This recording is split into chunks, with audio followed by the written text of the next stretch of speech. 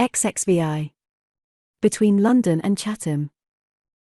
On quitting Brighton, our friend George, as became a person of rank and fashion travelling in a barouche with 4 horses, drove in state to a fine hotel in Cavendish Square, where a suite of splendid rooms, and a table magnificently furnished with plate and surrounded by a half-dozen of black and silent waiters, was ready to receive the young gentleman and his bride. George did the honours of the place with a princely air to Jos and Dobbin, and Amelia, for the first time, and with exceeding shyness and timidity, presided at what George called her own table. George pooh-poohed the wine and bullied the waiters royally, and Jos gobbled the turtle with immense satisfaction.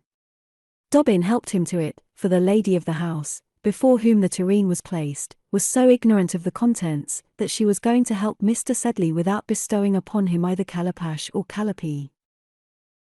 The splendour of the entertainment, and the apartments in which it was given, alarmed Mr. Dobbin, who remonstrated after dinner, when Jos was asleep in the great chair. But in vain he cried out against the enormity of turtle and champagne that was fit for an archbishop. "I've always been accustomed to travel like a gentleman," George said, "and, damn, my wife shall travel like a lady. As long as there's a shot in the locker, she shall want for nothing," said the generous fellow, quite pleased with himself for his magnificence of spirit. Nor did Dobbin try and convince him that Amelia's happiness was not centred in turtle soup. A while after dinner, Amelia timidly expressed a wish to go and see her mamma, at Fulham, which permission George granted her with some grumbling. And she tripped away to her enormous bedroom, in the centre of which stood the enormous funereal bed, that the Emperor Alexander's sister slept in when the Allied sufferings was here, and put on her little bonnet and shawl with the utmost eagerness and pleasure. George was still drinking claret when she returned to the dining-room, and made no signs of moving. "Aren't you coming with me, dearest?" she asked him.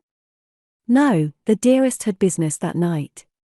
His man should get her a coach and go with her.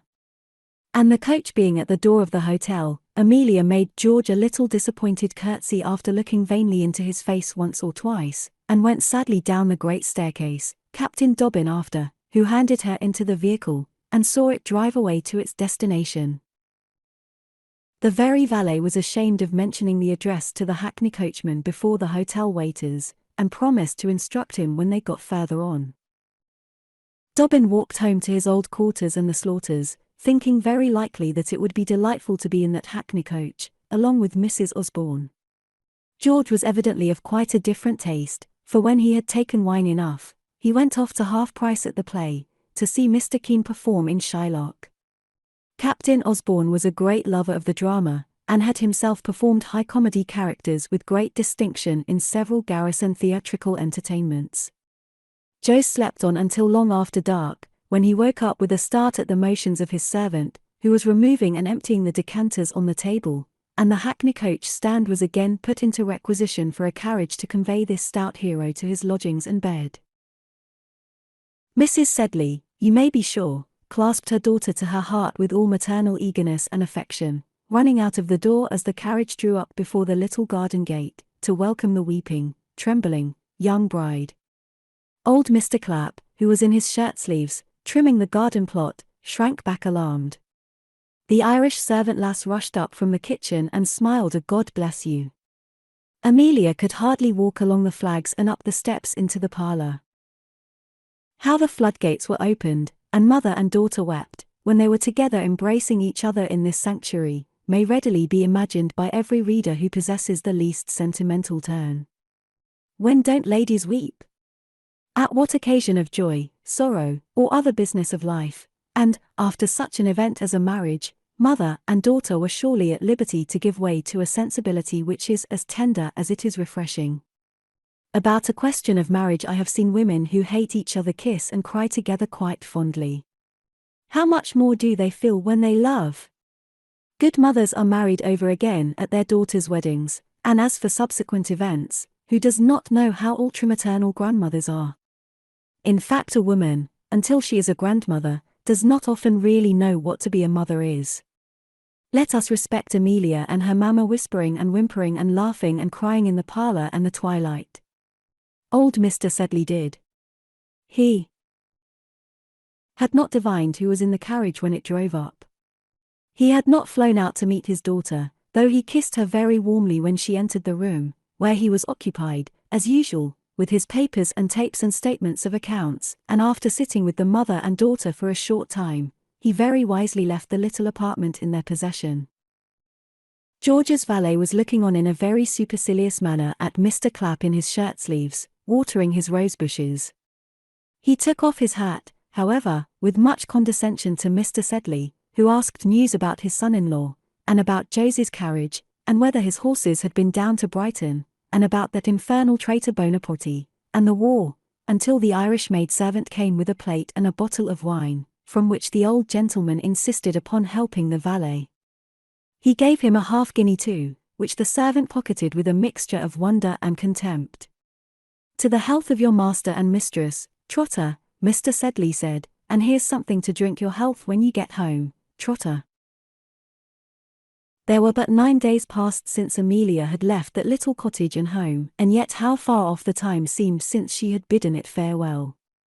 What a gulf lay between her and that past life!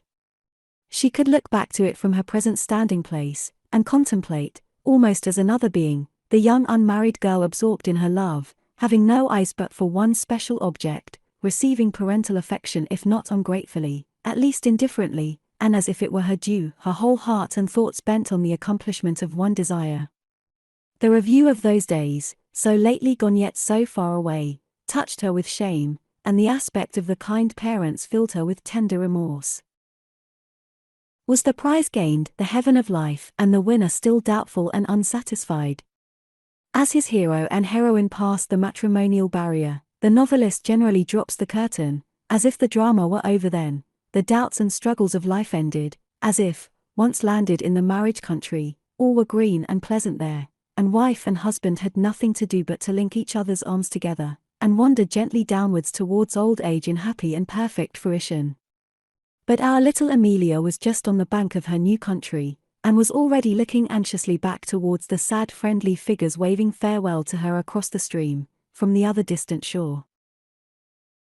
In honor of the young bride's arrival, her mother thought it necessary to prepare I don't know what festive entertainment, and after the first ebullition of talk, took leave of Mrs. George Osborne for a while, and dived down to the lower regions of the house to a sort of kitchen parlor, occupied by Mr. and Mrs. Clapp, and in the evening, when her dishes were washed and her curl papers removed, by Miss Flanagan, the Irish servant, there to take measures for the preparing of a magnificent ornamented tea. All people have their ways of expressing kindness, and it seemed to Mrs. Sedley that a muffin and a quantity of orange marmalade spread out in a little cut-glass saucer would be peculiarly agreeable refreshments to Amelia in her most interesting situation. While these delicacies were being transacted below, Amelia, leaving the drawing-room, walked upstairs, and found herself, she scarce knew how, in the little room which she had occupied before her marriage, and in that very chair in which she had passed so many bitter hours. She sank back in its arms as if it were an old friend, and fell to thinking over the past week, and the life beyond it. Already to be looking sadly and vaguely back, always to be pining for something which, when obtained, brought doubt and sadness rather than pleasure. Here was the lot of our poor little creature and harmless lost wanderer in the great struggling crowds of Vanity Fair. Here she sat, and recalled to herself fondly that image of George to which she had knelt before marriage. Did she own to herself how different the real man was from that superb young hero whom she had worshipped? It requires many, many years, and a man must be very bad indeed, before a woman's pride and vanity will let her own to such a confession. Then Rebecca's twinkling green eyes and baleful smile lighted upon her, and filled her with dismay. And so she sat for a while indulging in her usual mood of selfish brooding, in that very listless melancholy attitude in which the honest maid-servant had found her, on the day when she brought up the letter in which George renewed his offer of marriage. She looked at the little white bed, which had been hers a few days before, and thought she would like to sleep in it that night, and wake, as formerly, with her mother smiling over her in the morning. Then she thought with terror of the great funereal damask pavilion in the vast and dingy state bedroom, which was awaiting her at the Grand Hotel in Cavendish Square. Dear little white bed! How many a long night had she wept on its pillow! How she had despaired and hoped to die there, and now were not all her wishes accomplished, and the lover of whom she had despaired her own forever. Kind mother! How patiently and tenderly she had watched round that bed! She went and knelt down by the bedside, and there this wounded and timorous, but gentle, unloving soul, sought for consolation, where as yet, it must be owned, our little girl had but seldom looked for it. Love had been her faith hitherto, and the sad, bleeding, disappointed heart began to feel the want of another consoler. Have we a right to repeat or to overhear her prayers? These, brother, are secrets, and out of the domain of Vanity Fair, in which our story lies. But this may be said, that when the tea was finally announced, our young lady came downstairs a great deal more cheerful, that she did not despond, or deplore her fate, or think about George's coldness, or Rebecca's eyes, as she had been wont to do of late. She went downstairs, and kissed her father and mother, and talked to the old gentleman, and made him more merry than he had been for many a day. She sat down at the piano which Dobbin had bought for her, and sang over all her father's favourite old songs. She pronounced the tea to be excellent, and praised the exquisite taste in which the marmalade was arranged in the saucers.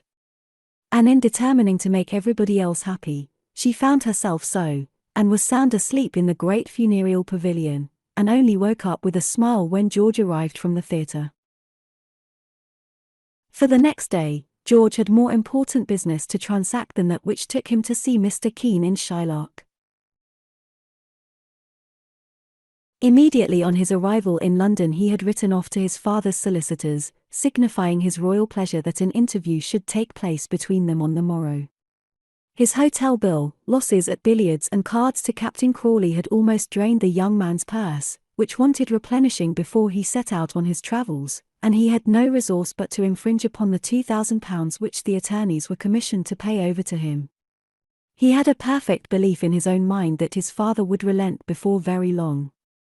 How could any parent be obdurate for a length of time against such a paragon as he was?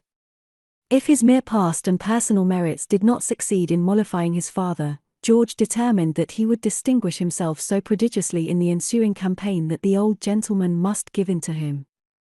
And if not, bah! The world was before him. His luck might change at cards, and there was a deal of spending in £2,000. So he sent off Amelia once more in a carriage to her mamma, with strict orders and carte blanche to the two ladies to purchase everything requisite for a lady of Mrs. George Osborne's fashion, who was going on a foreign tour. They had but one day to complete the outfit, and it may be imagined that their business therefore occupied them pretty fully. In a carriage once more, bustling about from milliner to linen-draper, escorted back to the carriage by obsequious shopmen or polite owners, Mrs. Sedley was herself again almost, and sincerely happy for the first time since their misfortunes. Nor was Mrs. Amelia at all above the pleasure of shopping, and bargaining, and seeing and buying pretty things. Would any man, the most philosophic, give twopence for a woman who was? She gave herself a little treat, obedient to her husband's orders, and purchased a quantity of ladies' gear, showing a great deal of taste and elegant discernment, as all the shop folks said. And about the war that was ensuing, Mrs. Osborne was not much alarmed. Bonaparte was to be crushed almost without a struggle. Margate packets were sailing every day, filled with men of fashion and ladies of note, on their way to Brussels and Ghent. People were going not so much to a war as to a fashionable tour. The newspapers laughed the wretched upstart and swindler to scorn. Such a Corsican wretch as that withstand the armies of Europe and the genius of the immortal Wellington. Amelia held him in utter contempt, for it needs not to be said that this soft and gentle creature took her opinions from those people who surrounded her, such fidelity being much too humble-minded to think for itself. Well, in a word, she and her mother performed a great day's shopping, and she acquitted herself with considerable liveliness and credit on this her first appearance in the genteel world of London. George meanwhile, with his hat on one side, his elbows squared, and his swaggering martial air, made for Bedford Row, and stalked into the attorney's offices as if he was lord of every pale-faced clerk who was scribbling there. He ordered somebody to inform Mr. Higgs that Captain Osborne was waiting, in a fierce and patronizing way, as if the pecan of an attorney who had thrice his brains, 50 times his money, and 1,000 times his experience, was a wretched underling who should instantly leave all his business in life to attend on the captain's pleasure. He did not see the sneer of contempt which passed all round the room, from the first clerk to the articled gents, from the articled gents to the ragged writers and white-faced runners, in clothes too tight for them, as he sat there tapping his boot with his cane, and thinking what a parcel of miserable poor devils these were. The miserable poor devils knew all about his affairs. They talked about them over their pints of beer at their public-house clubs to other clerks of a night. Ye gods, what do not attorneys and attorneys' clerks know in London? Nothing is hidden from their inquisition, and their families mutely rule our city.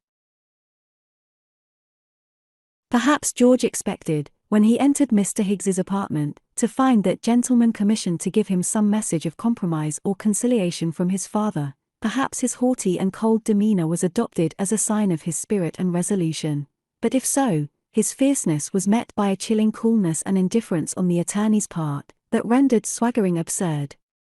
He pretended to be writing at a paper, when the captain entered. "Pray, sit down, sir," said he, "and I will attend to your little affair in a moment. Mr. Poe, get the release papers, if you please," and then he fell to writing again. Poe having produced those papers, his chief calculated the amount of £2,000 stock at the rate of the day, and asked Captain Osborne whether he would take the sum in a cheque upon the bankers, or whether he should direct the latter to purchase stock to that amount. "One of the late Mrs. Osborne's trustees is out of town," he said indifferently, "but my client wishes to meet your wishes, and have done with the business as quick as possible." "Give me a cheque, sir," said the captain very surlily. "Damn the shillings and halfpence, sir," he added, as the lawyer was making out the amount of the draft, and, flattering himself that by this stroke of magnanimity he had put the old quiz to the blush, he stalked out of the office with the paper in his pocket. "That chap will be in gaol in 2 years, Mr. Higgs said to Mr. Poe. "Won't O come round, sir, don't you think?" "Won't the monument come round?" Mr. Higgs replied. "He's going it pretty fast," said the clerk.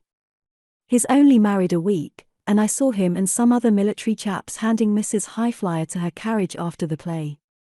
And then another case was called, and Mr. George Osborne thenceforth dismissed from these worthy gentlemen's memory. The draft was upon our friends Hulker and Bullock of Lombard Street, to whose house, still thinking he was doing business, George bent his way, and from whom he received his money. Frederick Bullock, Esquire, whose yellow face was over a ledger, at which sat a demure clerk, happened to be in the banking room when George entered. His yellow face turned to a more deadly color when he saw the captain, and he slunk back guiltily into the inmost parlor. George was too busy gloating over the money, for he had never had such a sum before, to mark the countenance or flight of the cadaverous suitor of his sister. Fred Bullock told old Osborne of his son's appearance and conduct. "He came in as bold as brass," said Frederick. "He has drawn out every shilling. How long will a few £100 last such a chap as that?" Osborne swore with a great oath that he little cared when or how soon he spent it. Fred dined every day in Russell Square now. But altogether, George was highly pleased with his day's business. All his own baggage and outfit was put into a state of speedy preparation, and he paid Amelia's purchases with cheques on his agents, and with the splendor of a lord. XXVII, in which Amelia joins her regiment. When Josie's fine carriage drove up to the inn door at Chatham, the first face which Amelia recognized was the friendly countenance of Captain Dobbin, who had been pacing the street for an hour past in expectation of his friend's arrival. The captain, with shells on his frock-coat, and a crimson sash and sabre, presented a military appearance, which made Jose quite proud to be able to claim such an acquaintance, and the stout civilian hailed him with a cordiality very different from the reception which Jose vouchsafed to his friend in Brighton and Bond Street. Along with the captain was Ensign Stubble, who, as the barouche neared the inn, burst out with an exclamation of "By Jove! What a pretty girl," highly applauding Osborne's choice. Indeed, Amelia, dressed in her wedding pelisse and pink ribbons, with a flush in her face, occasioned by rapid travel through the open air, looked so fresh and pretty, as fully to justify the ensign's compliment. Dobbin liked him for making it. As he stepped forward to help the lady out of the carriage, Stubble saw what a pretty little hand she gave him, and what a sweet pretty little foot came tripping down the step. He blushed profusely, and made the very best bow of which he was capable, to which Amelia, seeing the number of the th regiment embroidered on the ensign's cap, replied with a blushing smile, and a curtsy on her part, which finished the young ensign on the spot. Dobbin took most kindly to Mr. Stubble from that day, and encouraged him to talk about Amelia in their private walks, and at each other's quarters. It became the fashion, indeed, among all the honest young fellows of the th to adore and admire Mrs. Osborne. Her simple artless behaviour, and modest kindness of demeanour, won all their unsophisticated hearts, all which simplicity and sweetness are quite impossible to describe in print. But who has not beheld these among women, and recognized the presence of all sorts of qualities in them, even though they say no more to you than that they are engaged to dance the next quadrille, or that it is very hot weather? George, always the champion of his regiment, rose immensely in the opinion of the youth of the corps, by his gallantry in marrying this portionless young creature, and by his choice of such a pretty kind partner. In the sitting-room which was awaiting the travellers, Amelia, to her surprise, found a letter addressed to Mrs. Captain Osborne. It was a triangular billet, on pink paper, and sealed with a dove and an olive branch, and a profusion of light blue sealing wax, and it was written in a very large, though undecided female hand. "It's Peggy O'Dowd's fist," said George, laughing. "I know it by the kisses on the seal." And in fact, it was a note from Mrs. Major O'Dowd, requesting the pleasure of Mrs. Osborne's company that very evening to a small friendly party. "You must go," George said. "You will make acquaintance with the regiment there. O'Dowd goes in command of the regiment, and Peggy goes in command." But they had not been for many minutes in the enjoyment of Mrs. O'Dowd's letter, when the door was flung open, and a stout jolly lady, in a riding habit, followed by a couple of officers of ours, entered the room. "Sure, I couldn't stop till tay-time. Present me, Garge, my dear fellow, to your lady. Madam, I'm delighted to see ye, and to present to you me husband, Major O'Dowd," and with this, the jolly lady in the riding habit grasped Amelia's hand very warmly, and the latter knew at once that the lady was before her whom her husband had so often laughed at. "You've often heard of me from that husband of yours," said the lady, with great vivacity. "You've often heard of her," echoed her husband, the Major.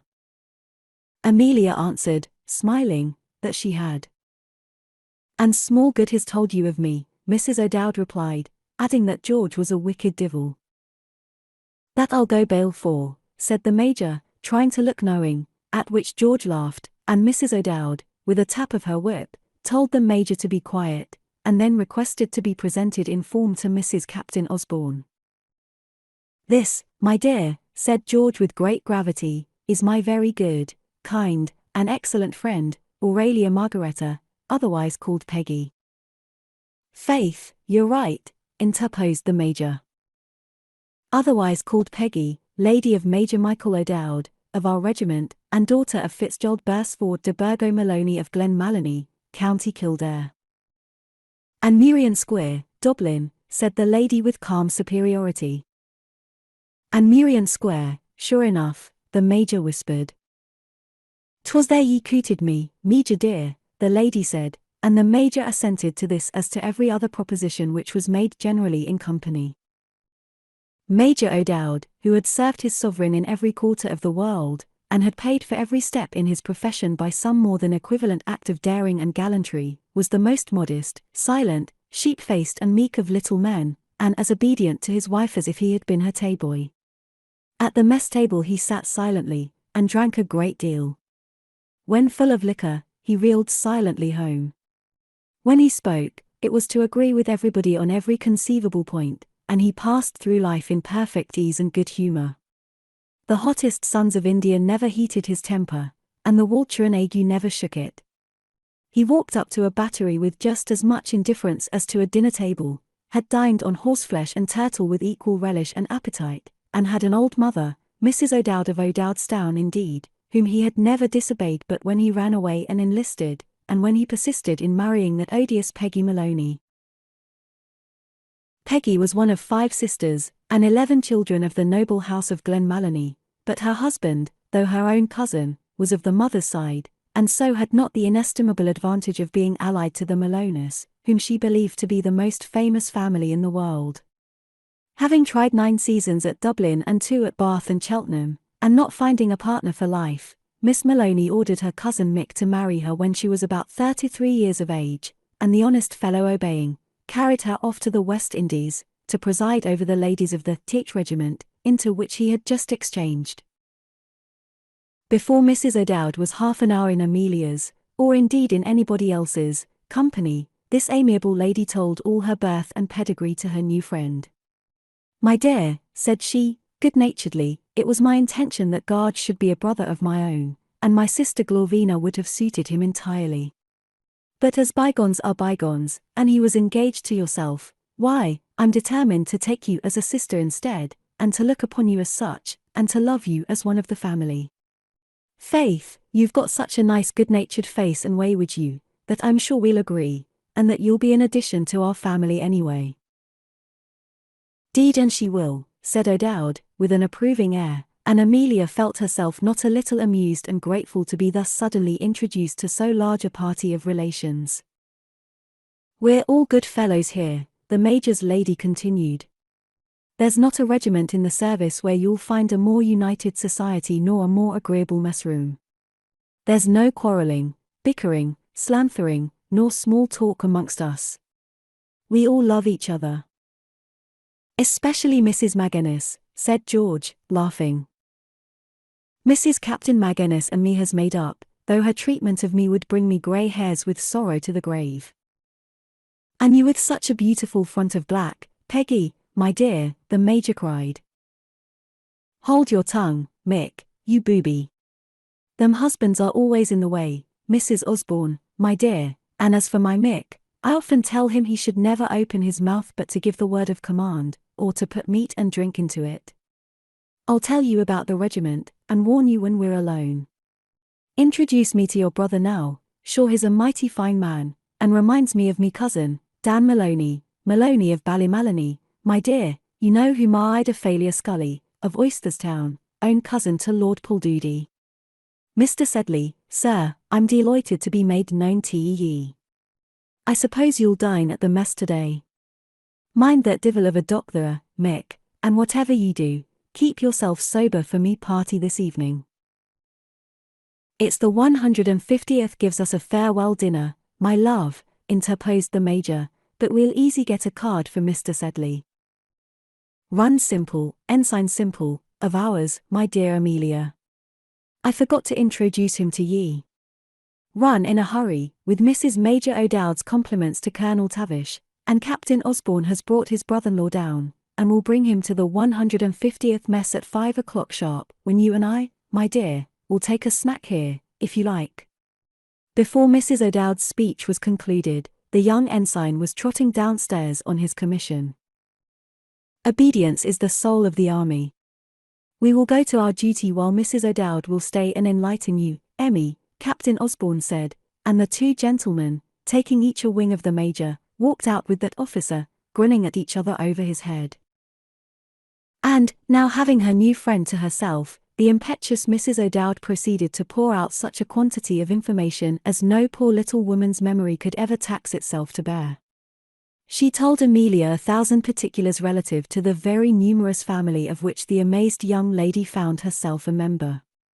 Mrs. Heathertop, the Colonel's wife, died in Jamaica of the yellow fever and a broken heart combined, for the horrid old Colonel, with a head as bald as a cannonball, was making sheep's eyes at a half-caste girl there. Mrs. Magennis, though without education, was a good woman, but she had the divil's tongue, and would cheat her own mother at whist. Mrs. Captain Kirk must turn up her lobster eyes forsooth at the idea of an honest round game, wherein me father, as pious a man as ever went to church, me uncle Dane Maloney, and our cousin the bishop, took a hand at loo, or whist, every night of their lives. Neither of 'em's goin' with the regiment this time, Mrs. O'Dowd added. Fanny Magennis stops with her mother, who sells small coal and potatoes, most likely, in Islington town, hard by London, though she's always bragging of her father's ships, and pointing them out to us as they go up the river, and Mrs. Kirk and her children will stop here in Bethesda Place, to be nigh to her favourite preacher, Dr. Ramshorn. Mrs. Bunny's in an interesting situation, Faith, and she always is, then, and has given the lieutenant 7 already. And Ensign Posky's wife, who joined 2 months before you, my dear, has called with Tom Posky a score of times, till you can hear 'em all over the Barcy Quay. They say they're come to broken pleats, and Tom never accounted for his black eye, and she'll go back to her mother, who keeps a ladies' seminary at Richmond. Bad luck to her for running away from it. Where did ye get your finishing, my dear? I had mine, and no expense spared, at Madam Flanahan's, at Elyssus Grove, Booterstown, near Dublin, with a marchioness to teach us the true Parisian pronunciation, and a retired Major General of the French service to put us through the exercise. Of this incongruous family our astonished Amelia found herself all of a sudden a member, with Mrs. O'Dowd as an elder sister. She was presented to her other female relations at tea time, on whom, as she was quiet, good-natured, and not too handsome, she made rather an agreeable impression until the arrival of the gentleman from the mess of the 150th, who all admired her so, that her sisters began, of course, to find fault with her. I hope Osborne has sown his wild oats, said Mrs. Magennis to Mrs. Bunny.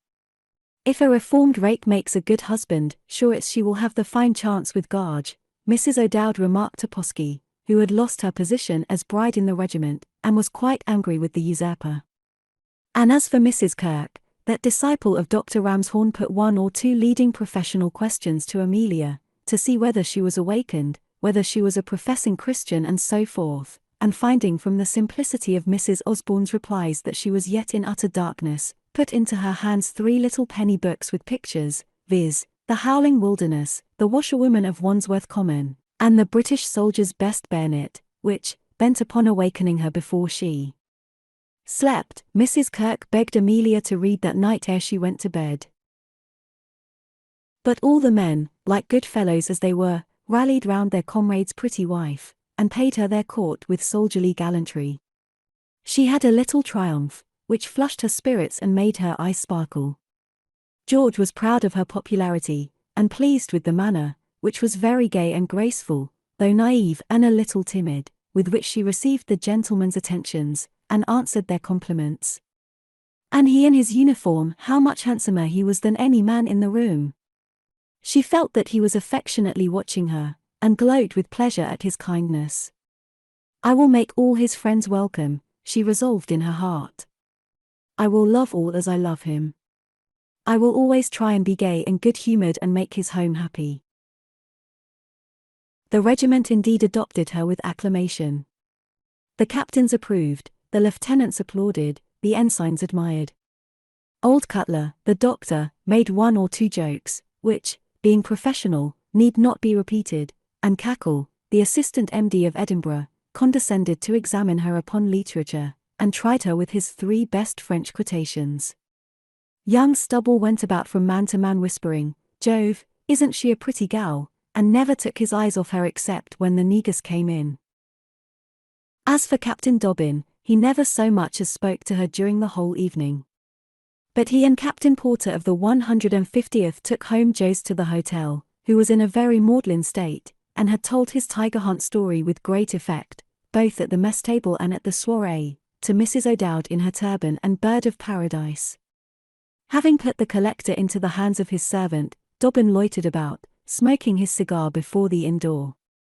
George had meanwhile very carefully shawled his wife, and brought her away from Mrs. O'Dowd's after a general handshaking from the young officers, who accompanied her to the fly, and cheered that vehicle as it drove off. So Amelia gave Dobbin her little hand as she got out of the carriage, and rebuked him smilingly for not having taken any notice of her all night. The captain continued that deleterious amusement of smoking, long after the inn and the street were gone to bed. He watched the lights vanish from George's sitting-room windows, and shine out in the bedroom close at hand. It was almost morning when he returned to his own quarters. He could hear the cheering from the ships in the river, where the transports were already taking in their cargoes preparatory to dropping down the Thames.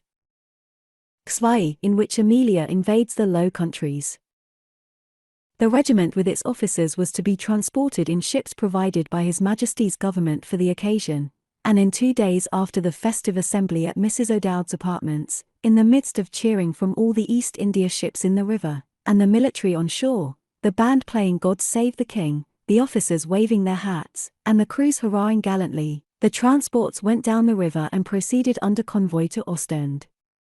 Meanwhile the gallant Jos had agreed to escort his sister and the Major's wife, the bulk of whose goods and chattels, including the famous bird of paradise and turban, were with the regimental baggage, so that our two heroines drove pretty much unencumbered to Ramsgate, where there were plenty of packets plying, in one of which they had a speedy passage to Ostend. That period of Jos's life which now ensued was so full of incident that it served him for conversation for many years after, and even the tiger hunt story was put aside for more stirring narratives which he had to tell about the great campaign of Waterloo. As soon as he had agreed to escort his sister abroad, it was remarked that he ceased shaving his upper lip. At Chatham he followed the parades and drills with great assiduity. He listened with the utmost attention to the conversation of his brother officers, as he called them in after days sometimes, and learned as many military names as he could. In these studies the excellent Mrs. O'Dowd was of great assistance to him, and on the day finally when they embarked on board the Lovely Rose, which was to carry them to their destination, he made his appearance in a braided frock coat and duck trousers, with a foraging cap ornamented with a smart gold band.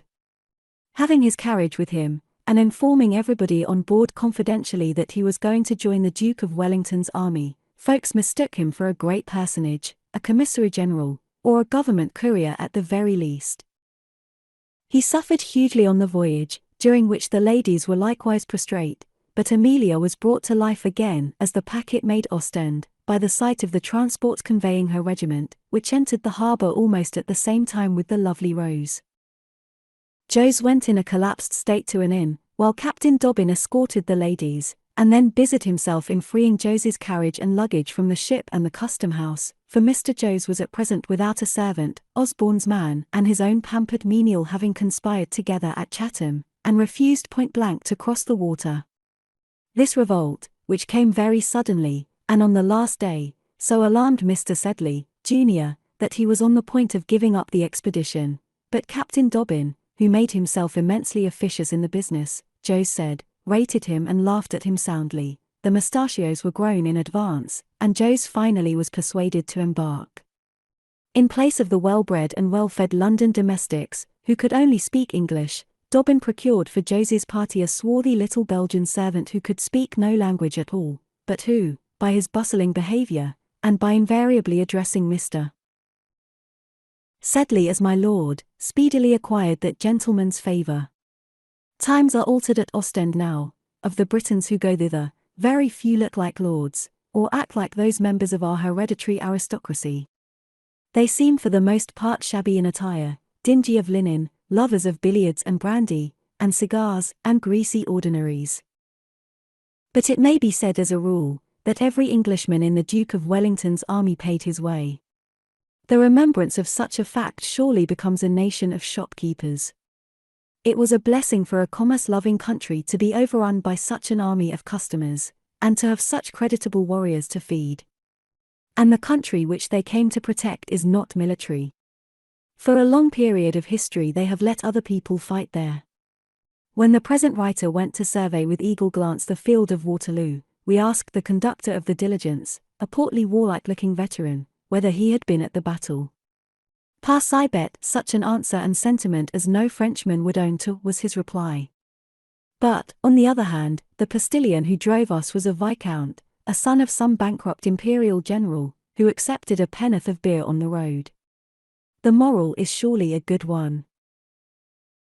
This flat, flourishing, easy country never could have looked more rich and prosperous than in the opening summer of 1815, when its green fields and quiet cities were enlivened by multiplied redcoats, when its wide chaussées swarmed with brilliant English equipages, when its great canal boats, gliding by rich pastures and pleasant quaint old villages, by old chateaux lying amongst old trees, were all crowded with well-to-do English travellers, when the soldier who drank at the village inn, not only drank, but paid his score, and Donald, the Highlander, billeted in the Flemish farmhouse, rocked the baby's cradle, while Jean and Jeanette were out getting in the hay.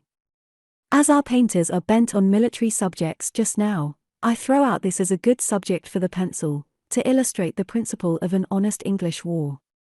All looked as brilliant and harmless as a Hyde Park review. Meanwhile, Napoleon, screened behind his curtain of frontier fortresses, was preparing for the outbreak which was to drive all these orderly people into fury and blood, and lay so many of them low. Everybody had such a perfect feeling of confidence in the leader, for the resolute faith which the Duke of Wellington had inspired in the whole English nation was as intense as that more frantic enthusiasm with which at one time the French regarded Napoleon. The country seemed in so perfect a state of orderly defense, and the help at hand in case of need so near and overwhelming, that alarm was unknown, and our travellers, among whom two were naturally of a very timid sort, were, like all the other multiplied English tourists, entirely at ease. The famous regiment, with so many of whose officers we have made acquaintance, was drafted in canal boats to Bruges and Ghent, thence to march to Brussels. Jos accompanied the ladies in the public boats, the which all old travellers in Flanders must remember for the luxury and accommodation they afforded. So prodigiously good was the eating and drinking on board these sluggish but most comfortable vessels, that there are legends extant of an English traveller, who, coming to Belgium for a week, and travelling in one of these boats, was so delighted with the fare there that he went backwards and forwards from Ghent to Bruges perpetually until the railroads were invented, when he drowned himself on the last trip of the passage boat. Jos's death was not to be of this sort, but his comfort was exceeding, and Mrs. O'Dowd insisted that he only wanted her sister Glorvina to make his happiness complete. He sat on the roof of the cabin all day drinking Flemish beer, shouting for Isidore, his servant, and talking gallantly to the ladies. His courage was prodigious. "Boney, attack us," he cried. "My dear creature, my poor Emmy, don't be frightened. There's no danger. The Allies will be in Paris in 2 months, I tell you, when I'll take you to dine in the Palais Royal, by Jove.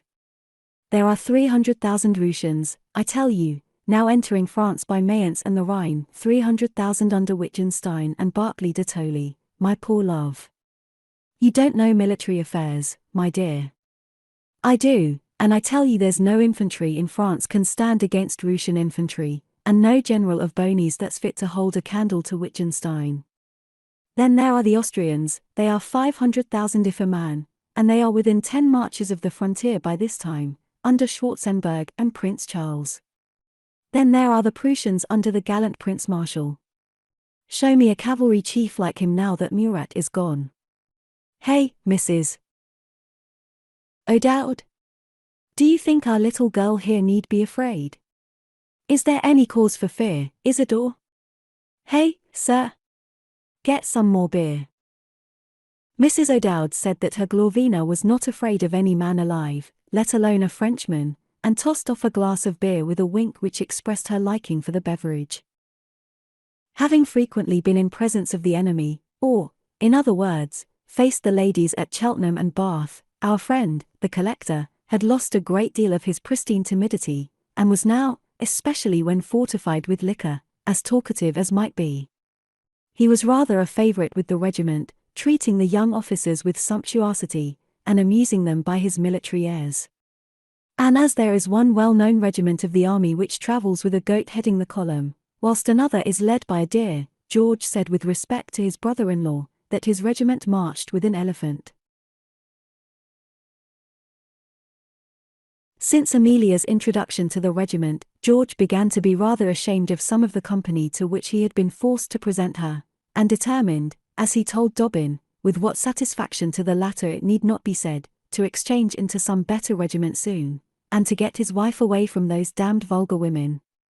But this vulgarity of being ashamed of one's society is much more common among men than women, except very great ladies of fashion, who, to be sure, indulge in it, and Mrs. Amelia, a natural and unaffected person, had none of that artificial shamefacedness which her husband mistook for delicacy on his own part.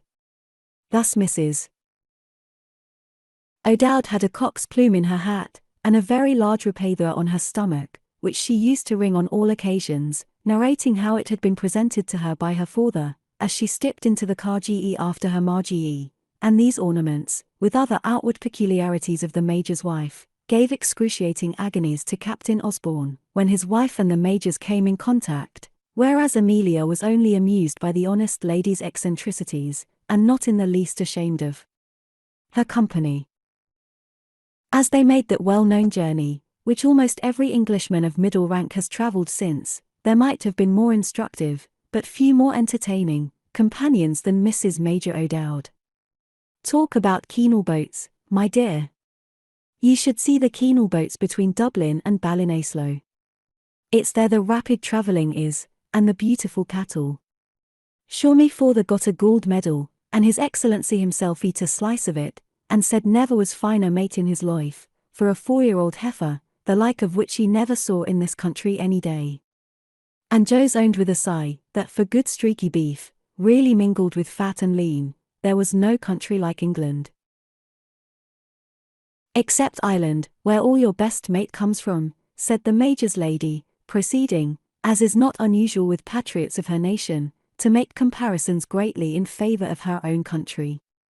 The idea of comparing the market at Bruges with those of Dublin, although she had suggested it herself, caused immense scorn and derision on her part. "I'll thank ye tell me what they mean by that old gazabo on the top of the marketplace," said she, in a burst of ridicule fit to have brought the old tower down. The place was full of English soldiery as they passed. English bugles woke them in the morning, at nightfall they went to bed to the note of the British fife and drum, all the country and Europe was in arms, and the greatest event of history pending, and honest Peggy O'Dowd, whom it concerned as well as another, went on prattling about Ballinafad, and the horses in the stables at Glenmalony, and the clarty drunk there, and Joe Sedley interposed about curry and rice at Dumdum, and Amelia thought about her husband, and how best she should show her love for him, as if these were the great topics of the world. Those who like to lay down the history book, and to speculate upon what might have happened in the world, but for the fatal occurrence of what actually did take place, a most puzzling, amusing, ingenious, and profitable kind of meditation, have no doubt often thought to themselves what a specially bad time Napoleon took to come back from Elba, and to let loose his eagle from Gulf San Juan to Notre Dame. The historians on our side tell us that the armies of the Allied powers were all providentially on a war footing, and ready to bear down at a moment's notice upon the Alban Emperor. The august jobbers assembled at Vienna, and carving out the kingdoms of Europe according to their wisdom, had such causes of quarrel among themselves as might have set the armies which had overcome Napoleon to fight against each other, but for the return of the object of unanimous hatred and fear. This monarch had an army in full force because he had jobbed to himself Poland, and was determined to keep it. Another had robbed half Saxony, and was bent upon maintaining his acquisition. Italy was the object of a third solicitude. Each was protesting against the rapacity of the other, and could the Corsican but have waited in prison until all these parties were by the ears, he might have returned and reigned unmolested. But what would have become of our story and all our friends, then? If all the drops in it were dried up, what would become of the sea? In the meanwhile the business of life and living, and the pursuits of pleasure, especially, went on as if no end were to be expected to them, and no enemy in front. When our travellers arrived at Brussels, in which their regiment was quartered, a great piece of good fortune, as all said, they found themselves in one of the gayest and most brilliant little capitals in Europe, and where all the Vanity Fair booths were laid out with the most tempting liveliness and splendour. Gambling was here in profusion, and dancing in plenty. Feasting was there to fill with delight that great gourmand of a Joe's. There was a theatre where a miraculous Catalani was delighting all hearers, beautiful rides, all enlivened with martial splendour, a rare old city, with strange costumes and wonderful architecture, to delight the eyes of little Amelia, who had never before seen a foreign country, and fill her with charming surprises, so that now and for a few weeks' space in a fine, handsome lodging, whereof the expenses were borne by Joes and Osborne, who was flush of money and full of kind attentions to his wife, for about a fortnight, I say, during which her honeymoon ended, Mrs. Amelia was as pleased and happy as any little bride out of England. Every day during this happy time there was novelty and amusement for all parties. There was a church to see, or a picture gallery, there was a ride, or an opera. The bands of the regiments were making music at all hours. The greatest folks of England walked in the park, there was a perpetual military festival. George, taking out his wife to a new jaunt or junket every night, was quite pleased with himself as usual, and swore he was becoming quite a domestic character. And a jaunt or a junket with him.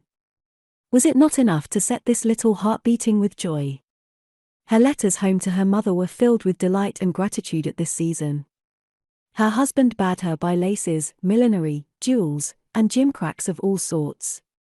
Oh, he was the kindest, best, and most generous of men.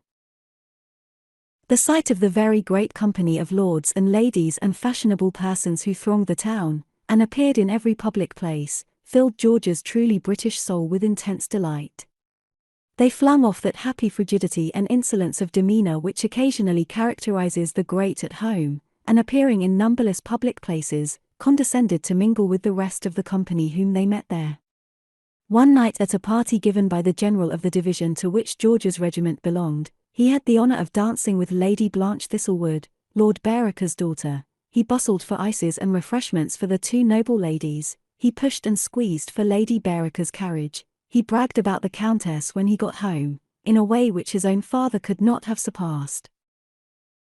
He called upon the ladies the next day, he rode by their side in the park, he asked their party to a great dinner at a restaurateur's, and was quite wild with exultation when they agreed to come. Old Bareacres, who had not much pride and a large appetite, would go for a dinner anywhere. "I hope there will be no women besides our own party," Lady Bareacres said, after reflecting upon the invitation which had been made, and accepted with too much precipitancy. "Gracious heaven, Mamma, you don't suppose the man would bring his wife?" shrieked Lady Blanche, who had been languishing in George's arms in the newly imported waltz for hours the night before. "The men are bearable, but their women." "Wife, just married, devilish pretty woman, I hear," the old Earl said. "Well, my dear Blanche," said the mother, "I suppose, as Papa wants to go, we must go, but we needn't know them in England, you know." And so, determined to cut their new acquaintance in Bond Street, these great folks went to eat his dinner at Brussels, and condescending to make him pay for their pleasure, showed their dignity by making his wife uncomfortable, and carefully excluding her from the conversation. This is a species of dignity in which the high-bred British female reigns supreme. To watch the behaviour of a fine lady to other and humbler women, is a very good sport for a philosophical frequenter of Vanity Fair. This festival, on which honest George spent a great deal of money, was the very dismalest of all the entertainments which Amelia had in her honeymoon. She wrote the most piteous accounts of the feast home to her mamma, how the Countess of Bareacres would not answer when spoken to, how Lady Blanche stared at her with her eyeglass, and what a rage Captain Dobbin was in at their behaviour, and how my lord, as they came away from the feast, asked to see the bill, and pronounced it a d bad dinner, and d dear. But though Amelia told all these stories, and wrote home regarding her guests' rudeness, and her own discomfiture, old Mrs. Sedley was mightily pleased nevertheless, and talked about Emmy's friend, the Countess of Bareacres, with such assiduity that the news how his son was entertaining peers and peeresses actually came to Osborne's ears in the city. Those who know the present Lieutenant General Sir George Tufto, K.C.B., and have seen him, as they may on most days in the season, padded and in stays, strutting down Pall Mall with a rickety swagger on his high-heeled lacquered boots, leering under the bonnets of passers-by, or riding a showy chestnut, and ogling broughams in the parks, those who know the present Sir George Tufto would hardly recognise the daring Peninsular and Waterloo officer. He has thick curling brown hair and black eyebrows now, and his whiskers are of the deepest purple. He was light-haired and bald in 1815, and stouter in the person and in the limbs, which especially have shrunk very much of late. When he was about 70 years of age, he is now nearly 80, his hair, which was very scarce and quite white, suddenly grew thick, and brown, and curly, and his whiskers and eyebrows took their present colour. Ill-natured people say that his chest is all wool, and that his hair, because it never grows, is a wig. Tom Tufto, with whose father he quarrelled ever so many years ago, declares that Mademoiselle de Jaisy, of the French theatre, pulled his grandpapa's hair off in the green room, but Tom is notoriously spiteful and jealous, and the general's wig has nothing to do with our story. One day, as some of our friends of the th were sauntering in the flower market of Brussels, having been to see the Hotel de Ville, which Mrs. Major O'Dowd declared was not near so large or handsome as her father's mansion of Glenmalony, an officer of rank, with an orderly behind him, rode up to the market, and descending from his horse, came amongst the flowers, and selected the very finest bouquet which money could buy. The beautiful bundle being tied up in a paper, the officer remounted, giving the nosegay into the charge of his military groom, who carried it with a grin, following his chief, who rode away in great state and self-satisfaction. "You should see the flowers at Glenmalony," Mrs. O'Dowd was remarking. "Me father has 3 Scotch garners with 9 helpers. We have an acre of hothouses, and pines as common as peas in the say sun. Our grapes weigh 6 pounds every bunch of 'em, and upon me honour and conscience I think our magnolias is as big as tea-kettles." Dobbin, who never used to draw out Mrs. O'Dowd as that wicked Osborne delighted in doing, much to Amelia's terror, who implored him to spare her, fell back in the crowd, crowing and sputtering until he reached a safe distance, when he exploded amongst the astonished market people with shrieks of yelling laughter. "What's that gawky guggling about?" said Mrs. O'Dowd. "Is it his nose bleedin'? He always used to say 'twas his nose bleedin', till he must have pumped all the blood out of 'em. And the magnolias at Glenmalony as big as tea-kettles, O'Dowd?" "'Deed then they are, and bigger, Peggy," the Major said. When the conversation was interrupted in the manner stated by the arrival of the officer who purchased the bouquet. "Devilish fine horse, who is it?" George asked.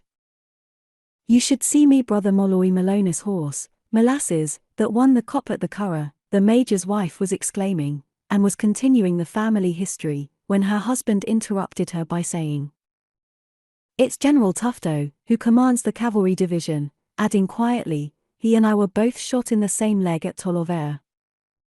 "Where you got your step," said George with a laugh. "General Tufto. Then, my dear, the Crawleys are come." Amelia's heart fell, she knew not why. The sun did not seem to shine so bright. The tall old roofs and gables looked less picturesque all of a sudden, though it was a brilliant sunset, and one of the brightest and most beautiful days at the end of May. Zix at Brussels. Mr. Joes had hired a pair of horses for his open carriage, with which cattle, and the smart London vehicle, he made a very tolerable figure in the drives about Brussels. George purchased a horse for his private riding, and he and Captain Dobbin would often accompany the carriage in which Joes and his sister took daily excursions of pleasure. They went out that day in the park for their accustomed diversion, and there, sure enough, George's remark with regard to the arrival of Rawdon Crawley and his wife proved to be correct. In the midst of a little troop of horsemen, consisting of some of the very greatest persons in Brussels, Rebecca was seen in the prettiest and tightest of riding habits, mounted on a beautiful little Arab, which she rode to perfection, having acquired the art at Queen's Crawley, where the baronet, Mr. Pitt, and Rawdon himself had given her many lessons, and by the side of the gallant General Tufto. "Sure it's the Duke himself," cried Mrs. Major O'Dowd to Joes, who began to blush violently, "and that's Lord Uxbridge on the bay. How elegant he looks! Me brother, Molloy Maloney, is as like him as 2 peas." Rebecca did not make for the carriage, but as soon as she perceived her old acquaintance Amelia seated in it, acknowledged her presence by a gracious nod and smile, and by kissing and shaking her fingers playfully in the direction of the vehicle. Then she resumed her conversation with General Tufto, who asked who the fat officer was in the gold-laced cap, on which Becky replied, that he was an officer in the East Indian service. But Rawdon Crawley rode out of the ranks of his company, and came up and shook hands heartily with Amelia, and said to Joes, "Well, old boy, how are you?" and stared in Mrs. O'Dowd's face and at the black cock's feathers until she began to think she had made a conquest of him. George, who had been delayed behind, rode up almost immediately with Dobbin, and they touched their caps to the august personages, among whom Osborne at once perceived Mrs. Crawley. He was delighted to see Rawdon leaning over his carriage familiarly and talking to Amelia, and met the aide-de-camp's cordial greeting with more than corresponding warmth. The nods between Rawdon and Dobbin were of the very faintest specimens of politeness. Crawley told George where they were stopping with General Tufto at the Hotel du Parc, and George made his friend promise to come speedily to Osborne's own residence. "Sorry I hadn't seen you 3 days ago," George said. "Had a dinner at the restaurateur's, rather a nice thing. Lord Bareacres, and the Countess, and Lady Blanche, were good enough to dine with us, wish we'd had you." Having thus let his friend know his claims to be a man of fashion, Osborne parted from Rawdon, who followed the august squadron down an alley into which they cantered, while George and Dobbin resumed their places, one on each side of Amelia's carriage. "How well the Duke looked," Mrs. O'Dowd remarked. "The Wellesleys and Malonis are related, but, of course, poor I would never dream of introducing myself unless His Grace thought proper to remember our family tie."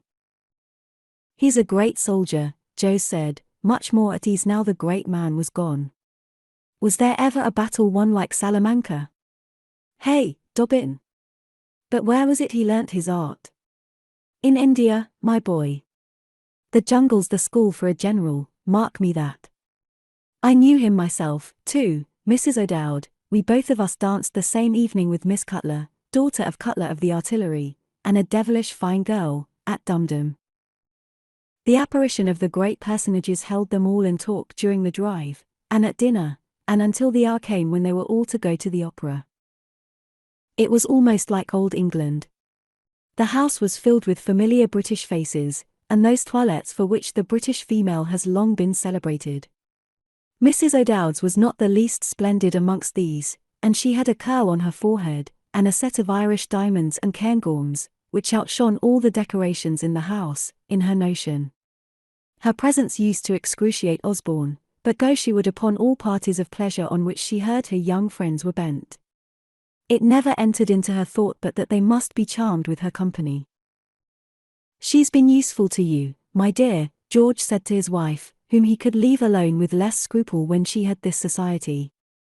"But what a comfort it is that Rebecca's come. You will have her for a friend, and we may get rid now of this damned Irishwoman." To this Amelia did not answer, yes or no, and how do we know what her thoughts were?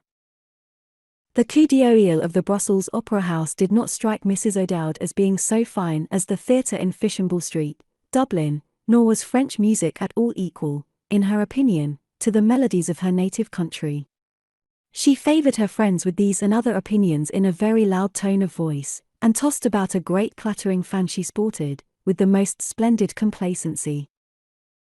"Who is that wonderful woman with Amelia, Rawdon, love?" said a lady in an opposite box, who, almost always civil to her husband in private, was more fond than ever of him in company. "Don't you see that creature with a yellow thing in her turban, and a red satin gown, and a great watch?" "Near the pretty little woman in white?" asked a middle-aged gentleman seated by the querist's side, with orders in his button, and several underwaistcoats, and a great, choky, white stock. "That pretty woman in white is Amelia, General. You are remarking all the pretty women, you naughty man." "Only one, begad, in the world," said the General, delighted, and the lady gave him a tap with a large bouquet which she had. "Bedad it's him," said Mrs. O'Dowd, "and that's the very bouquet he bought in the Marshy Auxiliary Fleuresse," and when Rebecca, having caught her friend's eye, performed the little hand-kissing operation once more, Mrs. Major O.D., taking the compliment to herself, returned the salute with a gracious smile, which sent that unfortunate Dobbin shrieking out of the box again. At the end of the act, George was out of the box in a moment, and he was even going to pay his respects to Rebecca in her loge. He met Crawley in the lobby, however, where they exchanged a few sentences upon the occurrences of the last fortnight. "You found my cheque all right at the agent's?" George said, with a knowing air. "All right, my boy," Rawdon answered. "Happy to give you your revenge. Governor come round?" "Not yet," said George, "but he will, and you know I've some private fortune through my mother." "Has auntie relented?" "Sent me £20, damned old screw." "When shall we have a meet?" "The General dines out on Tuesday." Can't you come Tuesday? I say, Make Sedley cut off his moustache. What the devil does a civilian mean with a moustache and those infernal frogs to his coat? Bye-bye. Try and come on Tuesday. And Rawdon was going off with two brilliant young gentlemen of fashion, who were, like himself, on the staff of a general officer. George was only half pleased to be asked to dinner on that particular day when the general was not to dine. I will go in and pay my respects to your wife, said he, at which Rawdon said, as you please, looking very glum, and at which the two young officers exchanged knowing glances. George parted from them and strutted down the lobby to the general's box, the number of which he had carefully counted.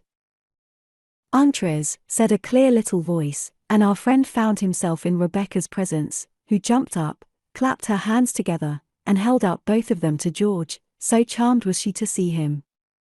The general, with the orders in his button, stared at the newcomer with a sulky scowl, as much as to say, "Who the devil are you?" "My dear Captain George," cried little Rebecca in an ecstasy. "How good of you to come. The general and I were moping together tete-a-tete. General, this is my Captain George of whom you heard me talk." "Indeed," said the general, with a very small bow. "Of what regiment is Captain George?"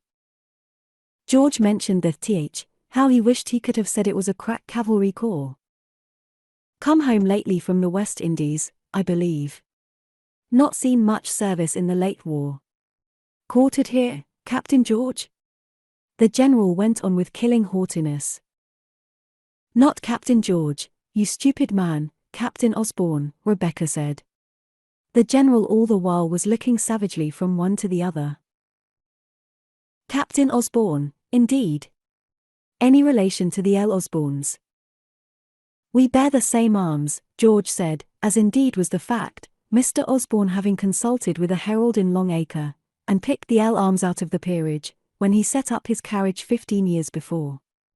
The general made no reply to this announcement, but took up his opera glass, the double-barreled lorgnon was not invented in those days, and pretended to examine the house, but Rebecca saw that his disengaged eye was working round in her direction, and shooting out bloodshot glances at her and George. She redoubled in cordiality. "How is dearest Amelia? But I needn't ask, how pretty she looks. And who is that nice good-natured looking creature with her, a flame of yours? Oh, you wicked men. And there is Mr. Sedley eating ice, I declare, how he seems to enjoy it. General, why have we not had any ices?" "Shall I go and fetch you some?" said the general, bursting with wrath. "Let me go, I entreat you," George said. "No, I will go to Amelia's box. Dear, sweet girl. Give me your arm, Captain George," and so saying, and with a nod to the general, she tripped into the lobby. She gave George the queerest, knowingest look, when they were together, a look which might have been interpreted, "Don't you see the state of affairs, and what a fool I'm making of him?" But he did not perceive it. He was thinking of his own plans, and lost in pompous admiration of his own irresistible powers of pleasing. The curses to which the general gave a low utterance, as soon as Rebecca and her conqueror had quitted him, were so deep, that I am sure no compositor would venture to print them were they written down. They came from the general's heart, and a wonderful thing it is to think that the human heart is capable of generating such produce, and can throw out, as occasion demands, such a supply of lust and fury, rage and hatred. Amelia's gentle eyes, too, had been fixed anxiously on the pair, whose conduct had so chafed the jealous general, but when Rebecca entered her box, she flew to her friend with an affectionate rapture which showed itself, in spite of the publicity of the place, for she embraced her dearest friend in the presence of the whole house, at least in full view of the general's glass, now brought to bear upon the Osborne party. Mrs. Rawdon saluted Joe's, too, with the kindliest greeting. She admired Mrs. O'Dowd's large Cairngorm brooch and superb Irish diamonds, and wouldn't believe that they were not from Golconda direct. She bustled, she chattered, she turned and twisted, and smiled upon one, and smirked on another, all in full view of the jealous opera glass opposite. And when the time for the ballet came, in which there was no dancer that went through her grimaces or performed her comedy of action better, she skipped back to her own box, leaning on Captain Dobbin's arm this time. No, she would not have George's. He must stay and talk to his dearest, best, little Amelia. What a humbug that woman is, honest old Dobbin mumbled to George, when he came back from Rebecca's box, whither he had conducted her in perfect silence, and with a countenance as glum as an undertaker's. She writhes and twists about like a snake. All the time she was here, didn't you see, George, how she was acting at the general over the way? Humbug acting. Hang it, she's the nicest little woman in England, George replied, showing his white teeth, and giving his ambrosial whiskers a twirl. You ain't a man of the world, Dobbin.